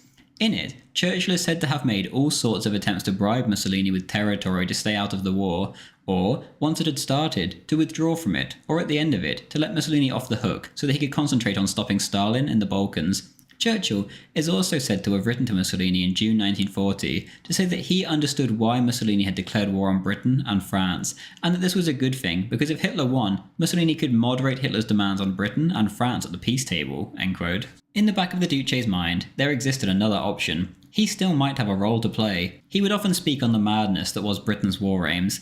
They had fought for Poland, and yet Poland was now overrun by the Soviets, as was the rest of Eastern Europe. Stalin had been given half of Europe on a plate. Churchill, as Mussolini well knew, was an anti-communist. Mussolini didn't know, of course, that Churchill was being funded to fight a war against the Germans, and so he would stop at nothing less than the utter destruction of that nation, if it meant the money would keep rolling in. It wasn't beyond the realm of possibility, however, at least in Mussolini's mind, that he might have a role to play in the future. Perhaps Churchill would have use of him to help him fight communism. In early 1945, behind the Germans' backs, Mussolini put out peace feelers to the Allies to see if he could reach an agreement. To be fair, the Germans were doing the same thing behind the Italians' backs. These peace feelers, which went via the staunchly anti-communist Vatican, however, went nowhere. The Allies had lost their minds. The Soviets continued to stream ever westwards, and the Anglo-Americans made no moves to stop them. Day by day, European civilization was being lost. On the 12th of April, the Allies crossed the Elbe, and on the 10th and 11th they had broken through the Gothic line in Italy. The Allies began to sweep north across the Lombard plain towards Bologna, Milan, Turin and Venice. The collapse was finally here. On the 15th, Mussolini met with Father Eusebio, an army chaplain whom he knew fairly well. Eusebio recalled that he spoke to him like a dying man making his last confession, and indeed it was the last time they met. Quote, "Say goodbye to me now, Father. Thank you for the prayers you say for me. "Please go on with them, for I have need of them. I know I shall be shot." End quote. On the 16th of April, Mussolini announced that he decided to transfer the government of the RSI to Milan to be nearer events. On the 18th, he set off with his SS minders, leaving his wife and youngest child safely behind. He would never see them again. The Duce said he would be back for her later, and mentioned the possibility of a last stand in the Valtellina, but quote, "I could not find it in me to argue with him." End quote. Potasci, after persistently harassing her SS minder, was allowed to follow the Duce to Milan. Mussolini had two aims. First, he would attempt to make peace with the partisans before the Allied troops arrived. If that failed, however, it was time to leave Milan and go north into the Alps towards Switzerland. There was talk of exile in Switzerland, talk of exile in Spain, and talk of setting up an Alpine redoubt in Valtellina on the Swiss border.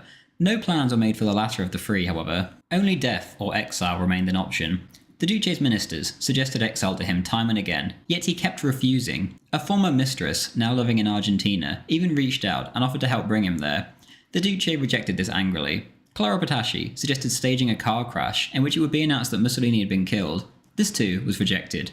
The Duce kept telling everyone that he insisted on dying in the Valtellina, despite there being no preparations for a proper final stand there. On the 20th, Mussolini gave his final interview to a journalist named Gian Gaetano Cabella, a die-hard fascist. Mussolini asked, quote, "Do you desire anything from me?" End quote, to which Cabella produced a photograph and asked for it to be signed. He then asked if he might ask him some questions. Quote, "Mussolini got up. He came to me, looking at me in the eyes with an emphasis and expression which I shall never forget. He asked me, all of a sudden, 'Interview or testament?' End quote. The Duce then took the opportunity to begin a lengthy discourse on his political record. He defended his declaration of war against France by saying that if Germany had won, then Italy would have been, quote, 'invaded and crushed,' end quote, by Germany. Quote, "The truth is simple. I had no pressure from Hitler. Hitler had already won the continental game. He did not need us. But we could not remain neutral if we wanted to maintain that position of parity with Germany, which until then we had had, and," he spoke, as so often nowadays, of secret weapons, end quote. The journalist replied, quote, "But is there any hope? Are there secret weapons?" End quote. The Duce continued, quote, "There are. It would be ridiculous and unforgivable to bluff. If there hadn't been the attempt on Hitler's life last summer, there would have been the time necessary to put into action these weapons. The famous destructive bombs are nearly ready. Just a few days ago, I received very precise news. Perhaps Hitler only wants to strike the blow in the absolute certainty that it will be decisive." End quote. On the 21st of April, Bologna fell to the Allies, and the partisans engaged in an orgy of violence against fascists or pretty much any ordinary Italians who didn't join their cause. On the 22nd, Mussolini asked Carlo Silvestri, a close friend of his, to write a letter to the Republican and Socialist partisans. Quote, "Since the succession is open, he desires to consign the RSI to the Republicans and not the monarchists, and socialization to the socialists and not the bourgeoisie." End quote. The letter continued on to say that Mussolini would surrender to the socialists and hand over Milan to them bloodlessly. They rejected the offer. On the 23rd, Mussolini saw Potasci, whose parents had by now fled to Spain. The Duce had urged her to go with them, but she had insisted on remaining behind with, and if necessary, dying with, her beloved Duce. The Duce, soon to be cut off, called his family and told them that he would arrange their escape to Switzerland. The offer was given to Potasci too, but she once again refused. The next day, Hitler sent his final message to his old friend, in which he said that the German people, quote, "in its spirit of tenacious disregard for death," end quote, fought on, and that their, quote, "unequalled heroism," end quote, would change the course of the war. Quote, "In this historical moment in which the fate of Europe for future centuries is decided," end quote. In Italy, however, the Germans had long since been trying to agree to a secret surrender of the nation to the Allies, and had basically given up. The Allies, meanwhile, were mere hours away from Milan. On the 25th, Mussolini met with Cardinal Schuster as part of an attempt to broker a deal with the partisan leadership. The Cardinal described the Mussolini he saw that day as a, quote, "man without will, who moves towards his feet without reaction," end quote. Mussolini's terms were that his army and militia would surrender the next day, but among his conditions was that he could withdraw to the Valtellina with 3,000 black shirts. The Cardinal told him to have no illusions, and that the number would be more like 300. The Duce agreed. Conversation was hard until the partisans turned up. The Duce simply seemed like a dead man walking. Hibbert writes, quote, "They spoke of other things, but the brief fire in Mussolini had died, and it was the Cardinal who did most of the talking. He spoke of expiation and atonement, of imprisonment and exile, but Mussolini might not have been listening, although once when Schuster mentioned Napoleon, there was a glint of pleasure in the tired eyes, and once when he spoke of God's forgiveness, they filled with tears. The cardinal gave him a copy of the story of Saint Benedict, and he accepted it gravely, carefully putting it into a brown envelope, end quote. Ironically, Saint Benedict would be made the first patron saint of all Europe by Pope Paul less than 2 decades later, a more united Europe that was on its way to becoming the European Union, just as the Duce had wished, although, perhaps, not with the ideology he had in mind. When the partisan representatives arrived, they just kept demanding unconditional surrender of all fascist forces. Despite this, the Duce was willing to keep talking.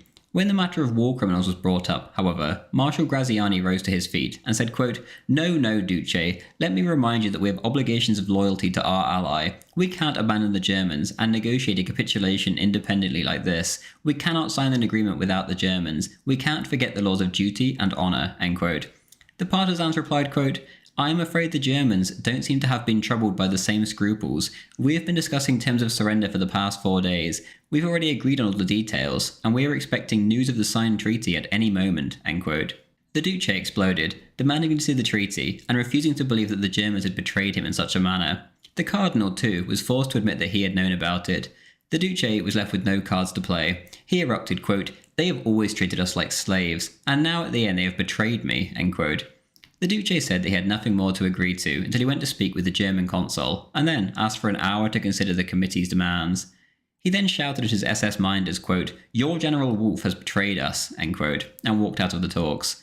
The partisans, meanwhile, began to talk of more swift solutions. Quote, Where's Mussolini? Why all this talk? Once Mussolini's been handed over to us, 2 days will be ample to set up a people's tribunal. Summary justice is what we need. We've had enough of this chattering, end quote. Someone then snuck off to tell Mussolini. The Duce, however, had locked himself in his office, turned everyone else out, and locked the door. He had a revolver and was in a wild mood. It seemed that he was about to kill himself. The German commander of the Milan garrison, General Weining, offered him an armed escort. The Duce simply shouted out that, quote, the Germans were traitors and cowards, and that he would rather die than ask for their protection, end quote. The Duce, however, was not planning to kill himself. The Roman option hadn't even been contemplated. Immediately upon his return from the talks, he had pointed at a map on his table with a trembling finger and announced, quote, We leave Milan immediately. Destination Como, end quote. Meanwhile, partisans were beginning their reprisals across Milan, and the fascists began to melt away. The Cardinal had expected the Duce to request refuge at the Curia, and he had prepared a room for him, yet the Duce did not ask. He instead chose to flee. Vittorio Mussolini suggested that his father stay in Milan until the Allies arrived, to which Benito erupted, quote, If they think I can be put in the stocks in the Tower of London like a wild beast, or in a cage in Madison Square Garden, they deceive themselves, end quote. At 8 p.m, the Duce and his entourage hastily organised a convoy of cars and a few armoured vehicles and headed off along with his SS escort and a small number of armed blackshirts. Among those in the convoy was Clara Batasci, Marcello Batasci and his children, Vittorio Mussolini, Vito Mussolini, son of Arnaldo, the Duce's brother, Graziani, and other key fascists such as Bombasci. The Duce's usual chauffeur had vanished, however, like so many others. Those in the convoy grabbed whatever money, gold, jewellery and useful documents they could and set off. Those in the convoy had no idea where they were going. One of the ministers asked Mezzosoma where they were going, to which Mezzosoma, the Minister for Popular Culture, replied, quote, God knows, perhaps to our death, end quote.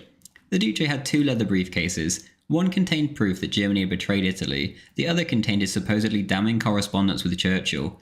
On top of this, a lorry in the convoy was literally filled with papers. Hibbert writes, quote, Exactly what all these papers were, no one knew, nor ever afterwards discovered, although several attempts to describe them have been, and doubtless will be, made. Carlo Silvestri, who had helped him fill 2 bags with them in Milan, believed they contained much that would help the Duce's defence in any trial, which he might have to face after the war. They included, he says, proof of how much the Social Republic had done to save northern Italy from the ravages of the Germans, and from civil war.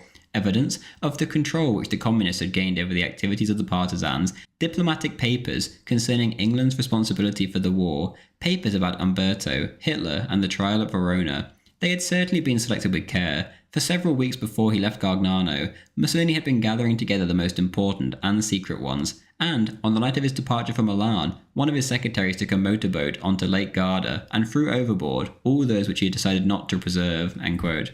Apparently the Duce was, quote, desperately concerned about his files, end quote. Whatever was in them, most likely the Churchill documents, as he kept saying, they surely would have caused an absolute bombshell. The lorry, however, was intercepted by partisans and didn't manage to reach Como.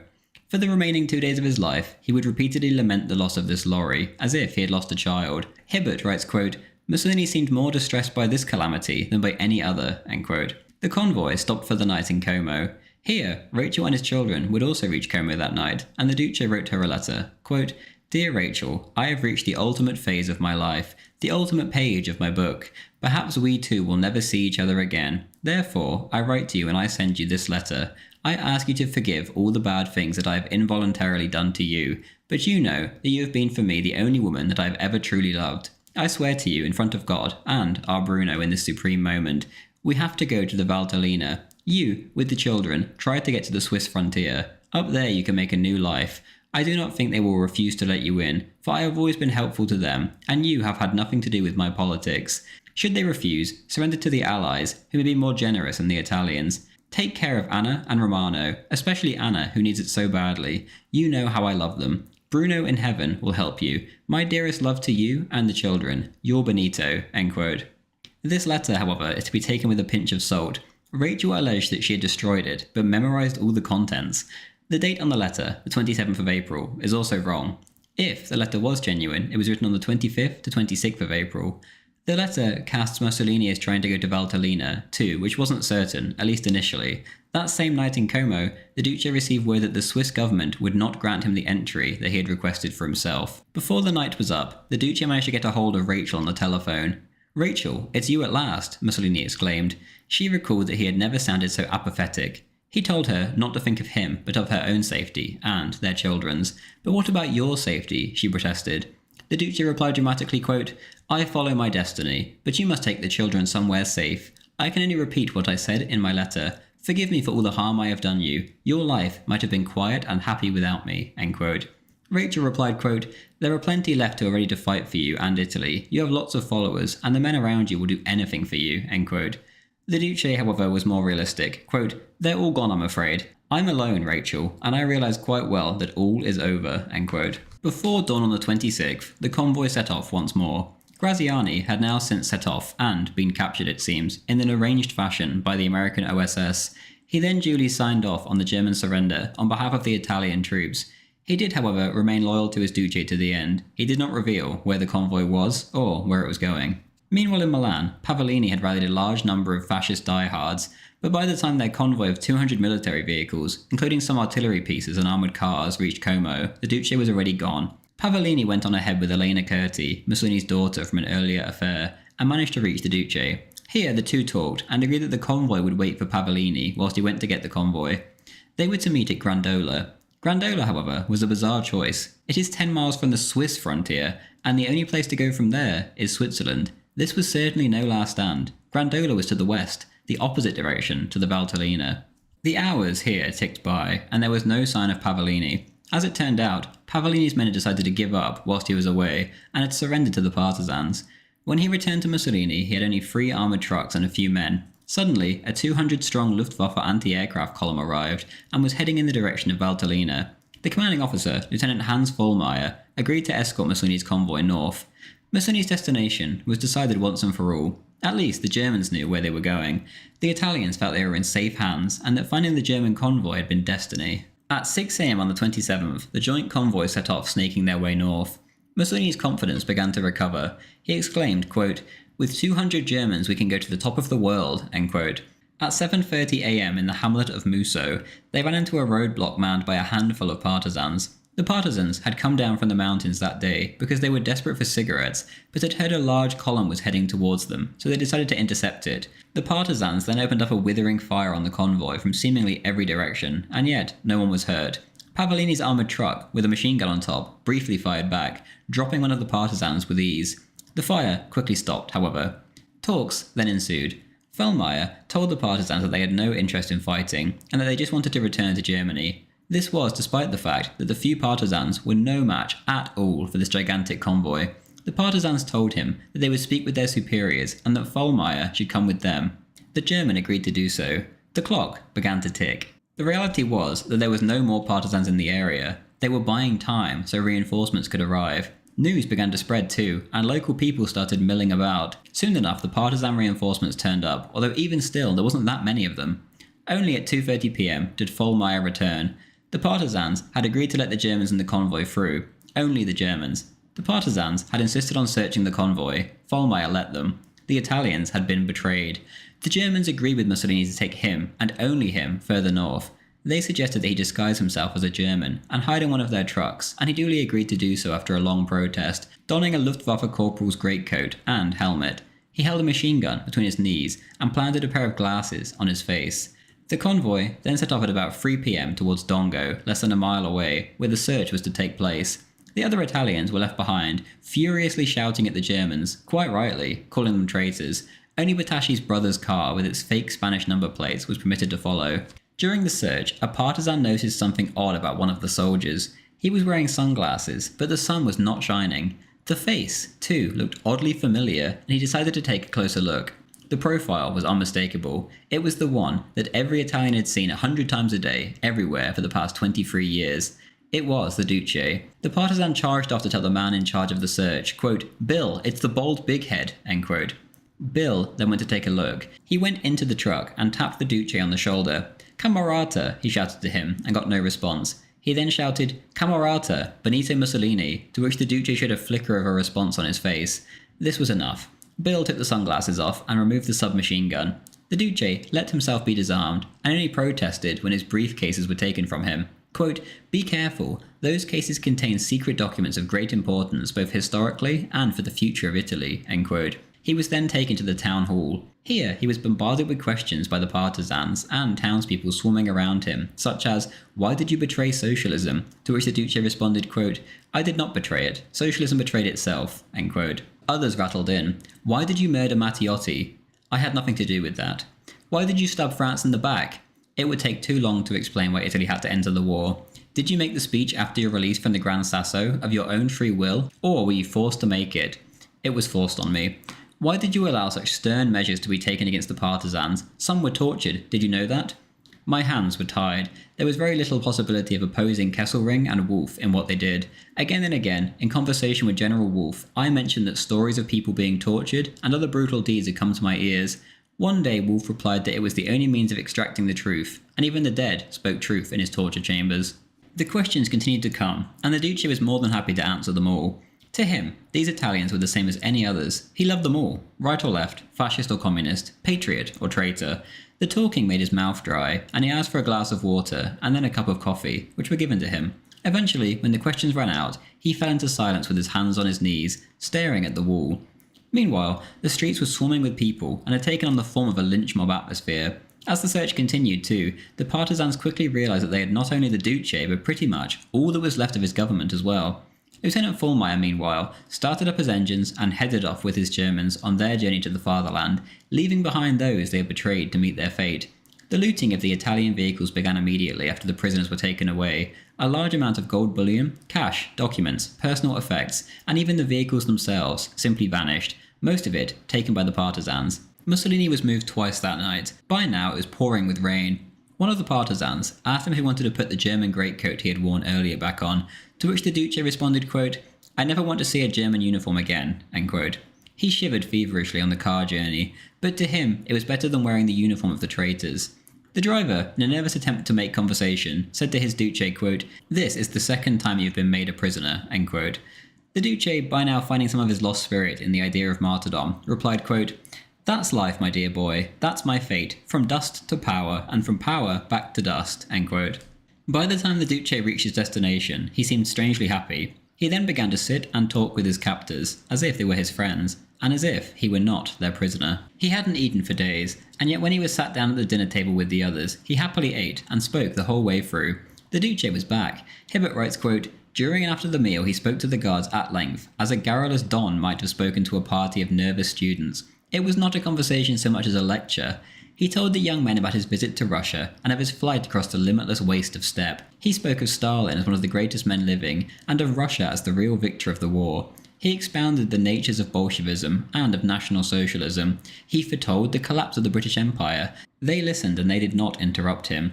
Whatever he had become, it was impossible to forget that for more than 20 years he had ruled them. One of them, a young man named Marioni, says that sometimes he looked worried, but never frightened. He did not seem concerned about his fate. He said to me and my mate, 'Youth is beautiful, beautiful.' My mate smiles at this, and he said, Yes, yes, I mean it. Youth is beautiful. I love the young, even when they bear arms against me.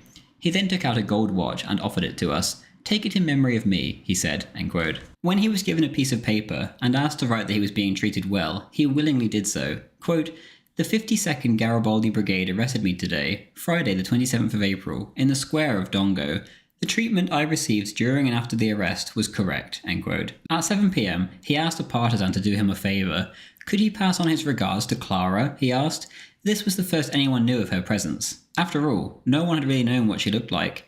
Pedro, the partisan, agreed to do so. The Duce then asked him, quote, in your opinion, what will they do with me, end quote. The reply came from Pedro, quote, they will put you on trial, end quote. To which the Duce quite rightly responded, quote, for what, end quote.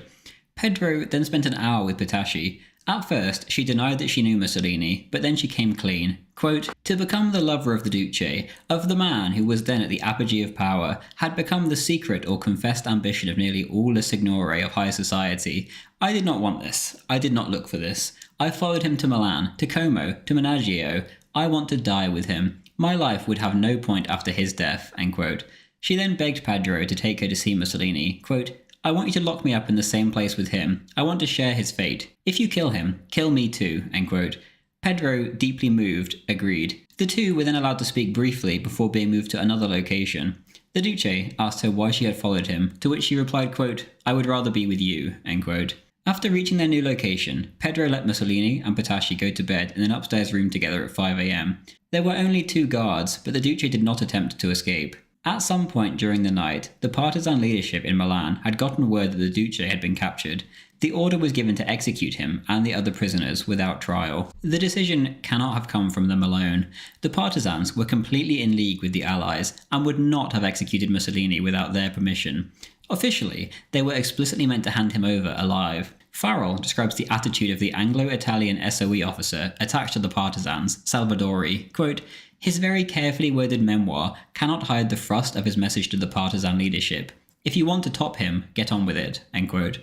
After the war, too, the Allied authorities made no effort to capture any of the Italians, and they openly boasted about the partisans slaughtering them. David Irving quite rightly suggests that the strategy in Italy was simply to bump off as many key fascists as possible, especially ones who knew too much, including the most obvious example. The same is almost certainly the case with Heinrich Himmler in Germany. There were many sides of the story, which Churchill especially did not want the world to hear. It is by no means a proven theory, but I certainly lean towards the belief that it was the Allies who ordered the execution, or more specifically, Winston Churchill and the British SOE. On the 28th at 2 p.m, Pedro was informed by a Colonel Valerio that his mission was to execute Mussolini and the other fascists. Pedro then asked about Patashi. Surely she didn't deserve to die, he said. Valerio replied, quote, she has been his consigliere all these years and inspired his politics. She is as responsible as him. It is not I who have condemned her. She has already been condemned, end quote. Pedro immediately caved in, and the assassins set off to fetch the Duce and his mistress. When they arrived, they told the duo that they had come to take them to safety, to which the Duce sarcastically replied, quote, wow, really, how kind of you, end quote. Mussolini was up, but Patashi was in bed. She could not find her underwear. No time for that, Valerio said, and rushed the duo to the car, effectively shoving them down the stairs. The family, whom they had been billeted with, had quite liked Clara especially, and when the woman of the house saw them drive away, she crossed herself and went upstairs. There, she found that both the sheets and the pillowcases were smeared with grey marks from mascara-stained tears. After a short while, the car stopped in front of a house called the Villa Belmonte. Valerio told the duo to get out, and then he did the same with his gun before levelling it at the duo. It was obvious what was to come. Clara, however, was not so calm. She screamed, quote, no, no, you mustn't do it, you mustn't, end quote, and began to stand in front of her lover, jumping up and down before throwing her arms around the Duce. Valerio then squeezed the trigger, and Clara rushed at him, grabbing the barrel of the gun in both hands. Valerio kept pulling the trigger, but the gun jammed. He pulled another gun from his pocket and fired, but this, too, was jammed, and so he demanded a gun from one of the others, who handed him a submachine gun. Mussolini simply stared at them blankly, almost mocking them during this farce of an execution, which the partisans had obviously practiced in their heads so many times. Aim for the heart, the Duce calmly said. Valerio then opened fire on them at point-blank range with his submachine gun. The first shot killed Clara, who fell to the ground without a sound. The next hit the Duce, who slid slowly to the ground. He was not dead. Valerio walked up to him and shot him again in the chest. He now lay silent. It was 10 minutes past 4, on the 28th of April. Valerio, obviously using a line he had practiced, and forgetting how much of a farce he had just made of the execution, said, quote, "Look at his expression, doesn't it suit him?" End quote. Another said, quote, "Accidents can't be helped." End quote. The entire ordeal had been so bungled, it was almost cringeworthy. The bodies were left on the road and guarded by 2 partisans. The bloodshed, however, had only just begun. Farrell writes, quote, "He returned to Dongo, arriving just before 5 p.m. Pedro was angry that he had not brought them to the town hall as agreed, but had already shot them. Not that he did anything to try to stop Odissio, now dispensing summary justice in the name of the Italian people to the Gerarchs. Odissio organised a firing squad and lined them up on the pavement alongside Lake Como, and ordered them to face the lake so that they could be shot in the back. It is most unlikely that any of those now looking out over Lake Como and the snow-capped mountains beyond, as they awaited death, would have been imprisoned, let alone condemned to death if they had gone on trial, except Pavellini, the party secretary. There were 16 altogether. Not all were even Gerarchs. They included Bombacci, co-founder of the Italian Communist Party, with Gramsci and Togliatti. Latterly, Mussolini's Rasputin, and Petacci's brother, Marcello, who, though a criminal, was not a war criminal and had never been involved in politics." End quote. The bodies were then dumped on a truck, which then sped off to collect the bodies of Mussolini and Petacci. In the middle of the night, all 18 bodies were dropped off in Piazzale Loreto in Milan. Here, 15 partisans had been executed by a firing squad in August 1944. The scenes that followed were barbaric. In the morning, a Sunday, a crowd formed and the bodies were kicked, battered, spat on, urinated on, and then hung upside down from the girders of the roof over a petrol station. Mussolini was strung up first, his head deformed and caved in. The crowd let out an immense cheer. Next was Petacci, whose dress immediately fell down. She had no underwear on. Some woman in the crowd then tied a rope to the skirt to keep it up. 7 bodies in all went up on the girders. The frenzied crowd danced and skipped around them. The journalist, Montanelli, was there. He wrote that the scene, quote, "dishonoured those who wanted it, those who consented to it, and the crowd which indecently attacked the wretched corpses, insulted them, spat on them, and soiled them in even worse ways. It raged exultantly, the popolo against him whom it had acclaimed until not many months beforehand." End quote. An American army camera crew filmed the scenes, laughing and joking with the partisans as the bodies were strung up. The bodies of the Duce and his loyal ministers were just the start too. Thousands of others were massacred in Milan alone by the frenzied hordes who had done little to achieve their own liberation. Almost always woefully ineffective, the partisans had done little until the final moments before Italy fell to the Allies. Their numbers until then were negligible. Their entire cause and history is a myth. The Duce and the fascists, brought to power and adored by the nation for so many years, however, did not have to invent their history. The Italian people, and especially the Milanese, had loved him and adored him, until just weeks before his death. All across the country, they were now butchering tens of thousands of their own countrymen for supporting the very man they too had supported just weeks ago. The very man who had offered to surrender northern Italy to them, not the Allies. In the east, Tito's communist hordes were slaughtering tens of thousands of Italians, simply for being Italians.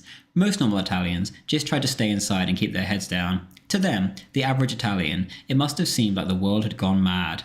The body of the Duce was buried in an unmarked grave in Milan. Word, however, quickly got out.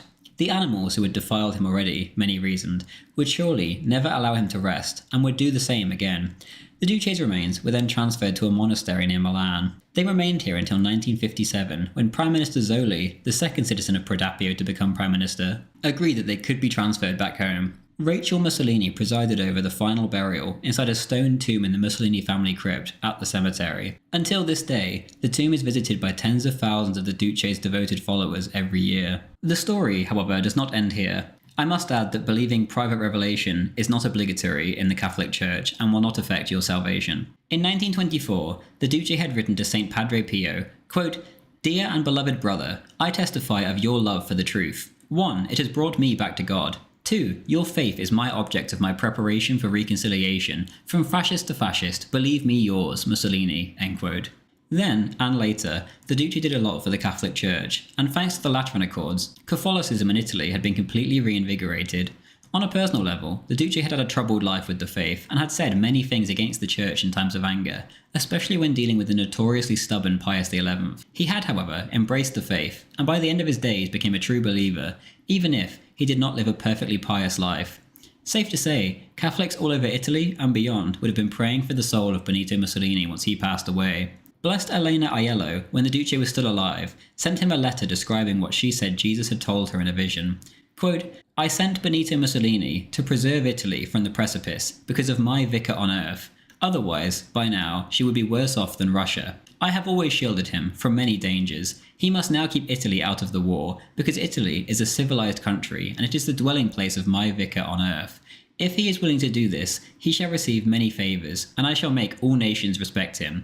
But since he has made up his mind to go to war, tell him that, if he doesn't prevent it, he will be punished by my divine justice. End quote. A few years after the Duce's death, Blessed Edvige Carboni, a Catholic mystic, had a strange visitor. She wrote in her diary, quote, While I was praying in front of the crucifix, a person appeared to me suddenly all in flames. I heard a voice say, I am Benito Mussolini. The Lord has allowed me to come to you in order to get some relief from my sufferings in purgatory. I beg you, as an act of charity, to offer for me all your prayers, sufferings and humiliations for 2 years, if your director allows it. God's mercy is infinite, but so is his justice. One cannot enter heaven until one has paid the last penny of the debt owed to divine justice. Purgatory is terrible for me, because I waited until the last moment to repent. End quote. In 1951, she wrote again in her diary, quote, One spring day in 1951, Jesus told me after Holy Communion, This morning, the soul of Benito Mussolini has entered into heaven. End quote. Around the same time, too, Blessed Mother Speranza said that she, quote, saw Mussolini's soul sparkling in heaven, end quote. In the 1950s, Rachel Mussolini herself went to visit St. Padre Pio. She asked, quote, What about my husband? Did he save his soul? End quote. The saint replied, quote, Did he not tell you in a dream? Stand up, pious woman, and go in perfect peace. Your husband is safe. Think of saving yourself, end quote. Thank you very much for watching. I hope you enjoyed this video, and if you did make it all the way to the end here, then please do leave a like, it helps a lot. These videos, especially this one which took months to make, are only possible due to those of you who kindly subscribe to me on Patreon, Subscribestar, or as members here on YouTube. If you aren't already signed up, and you do want to support the channel, join our Discord, or our weekly Paradox games, then please do consider clicking one of the links in the description. Even the $2 tier helps immensely, thank you.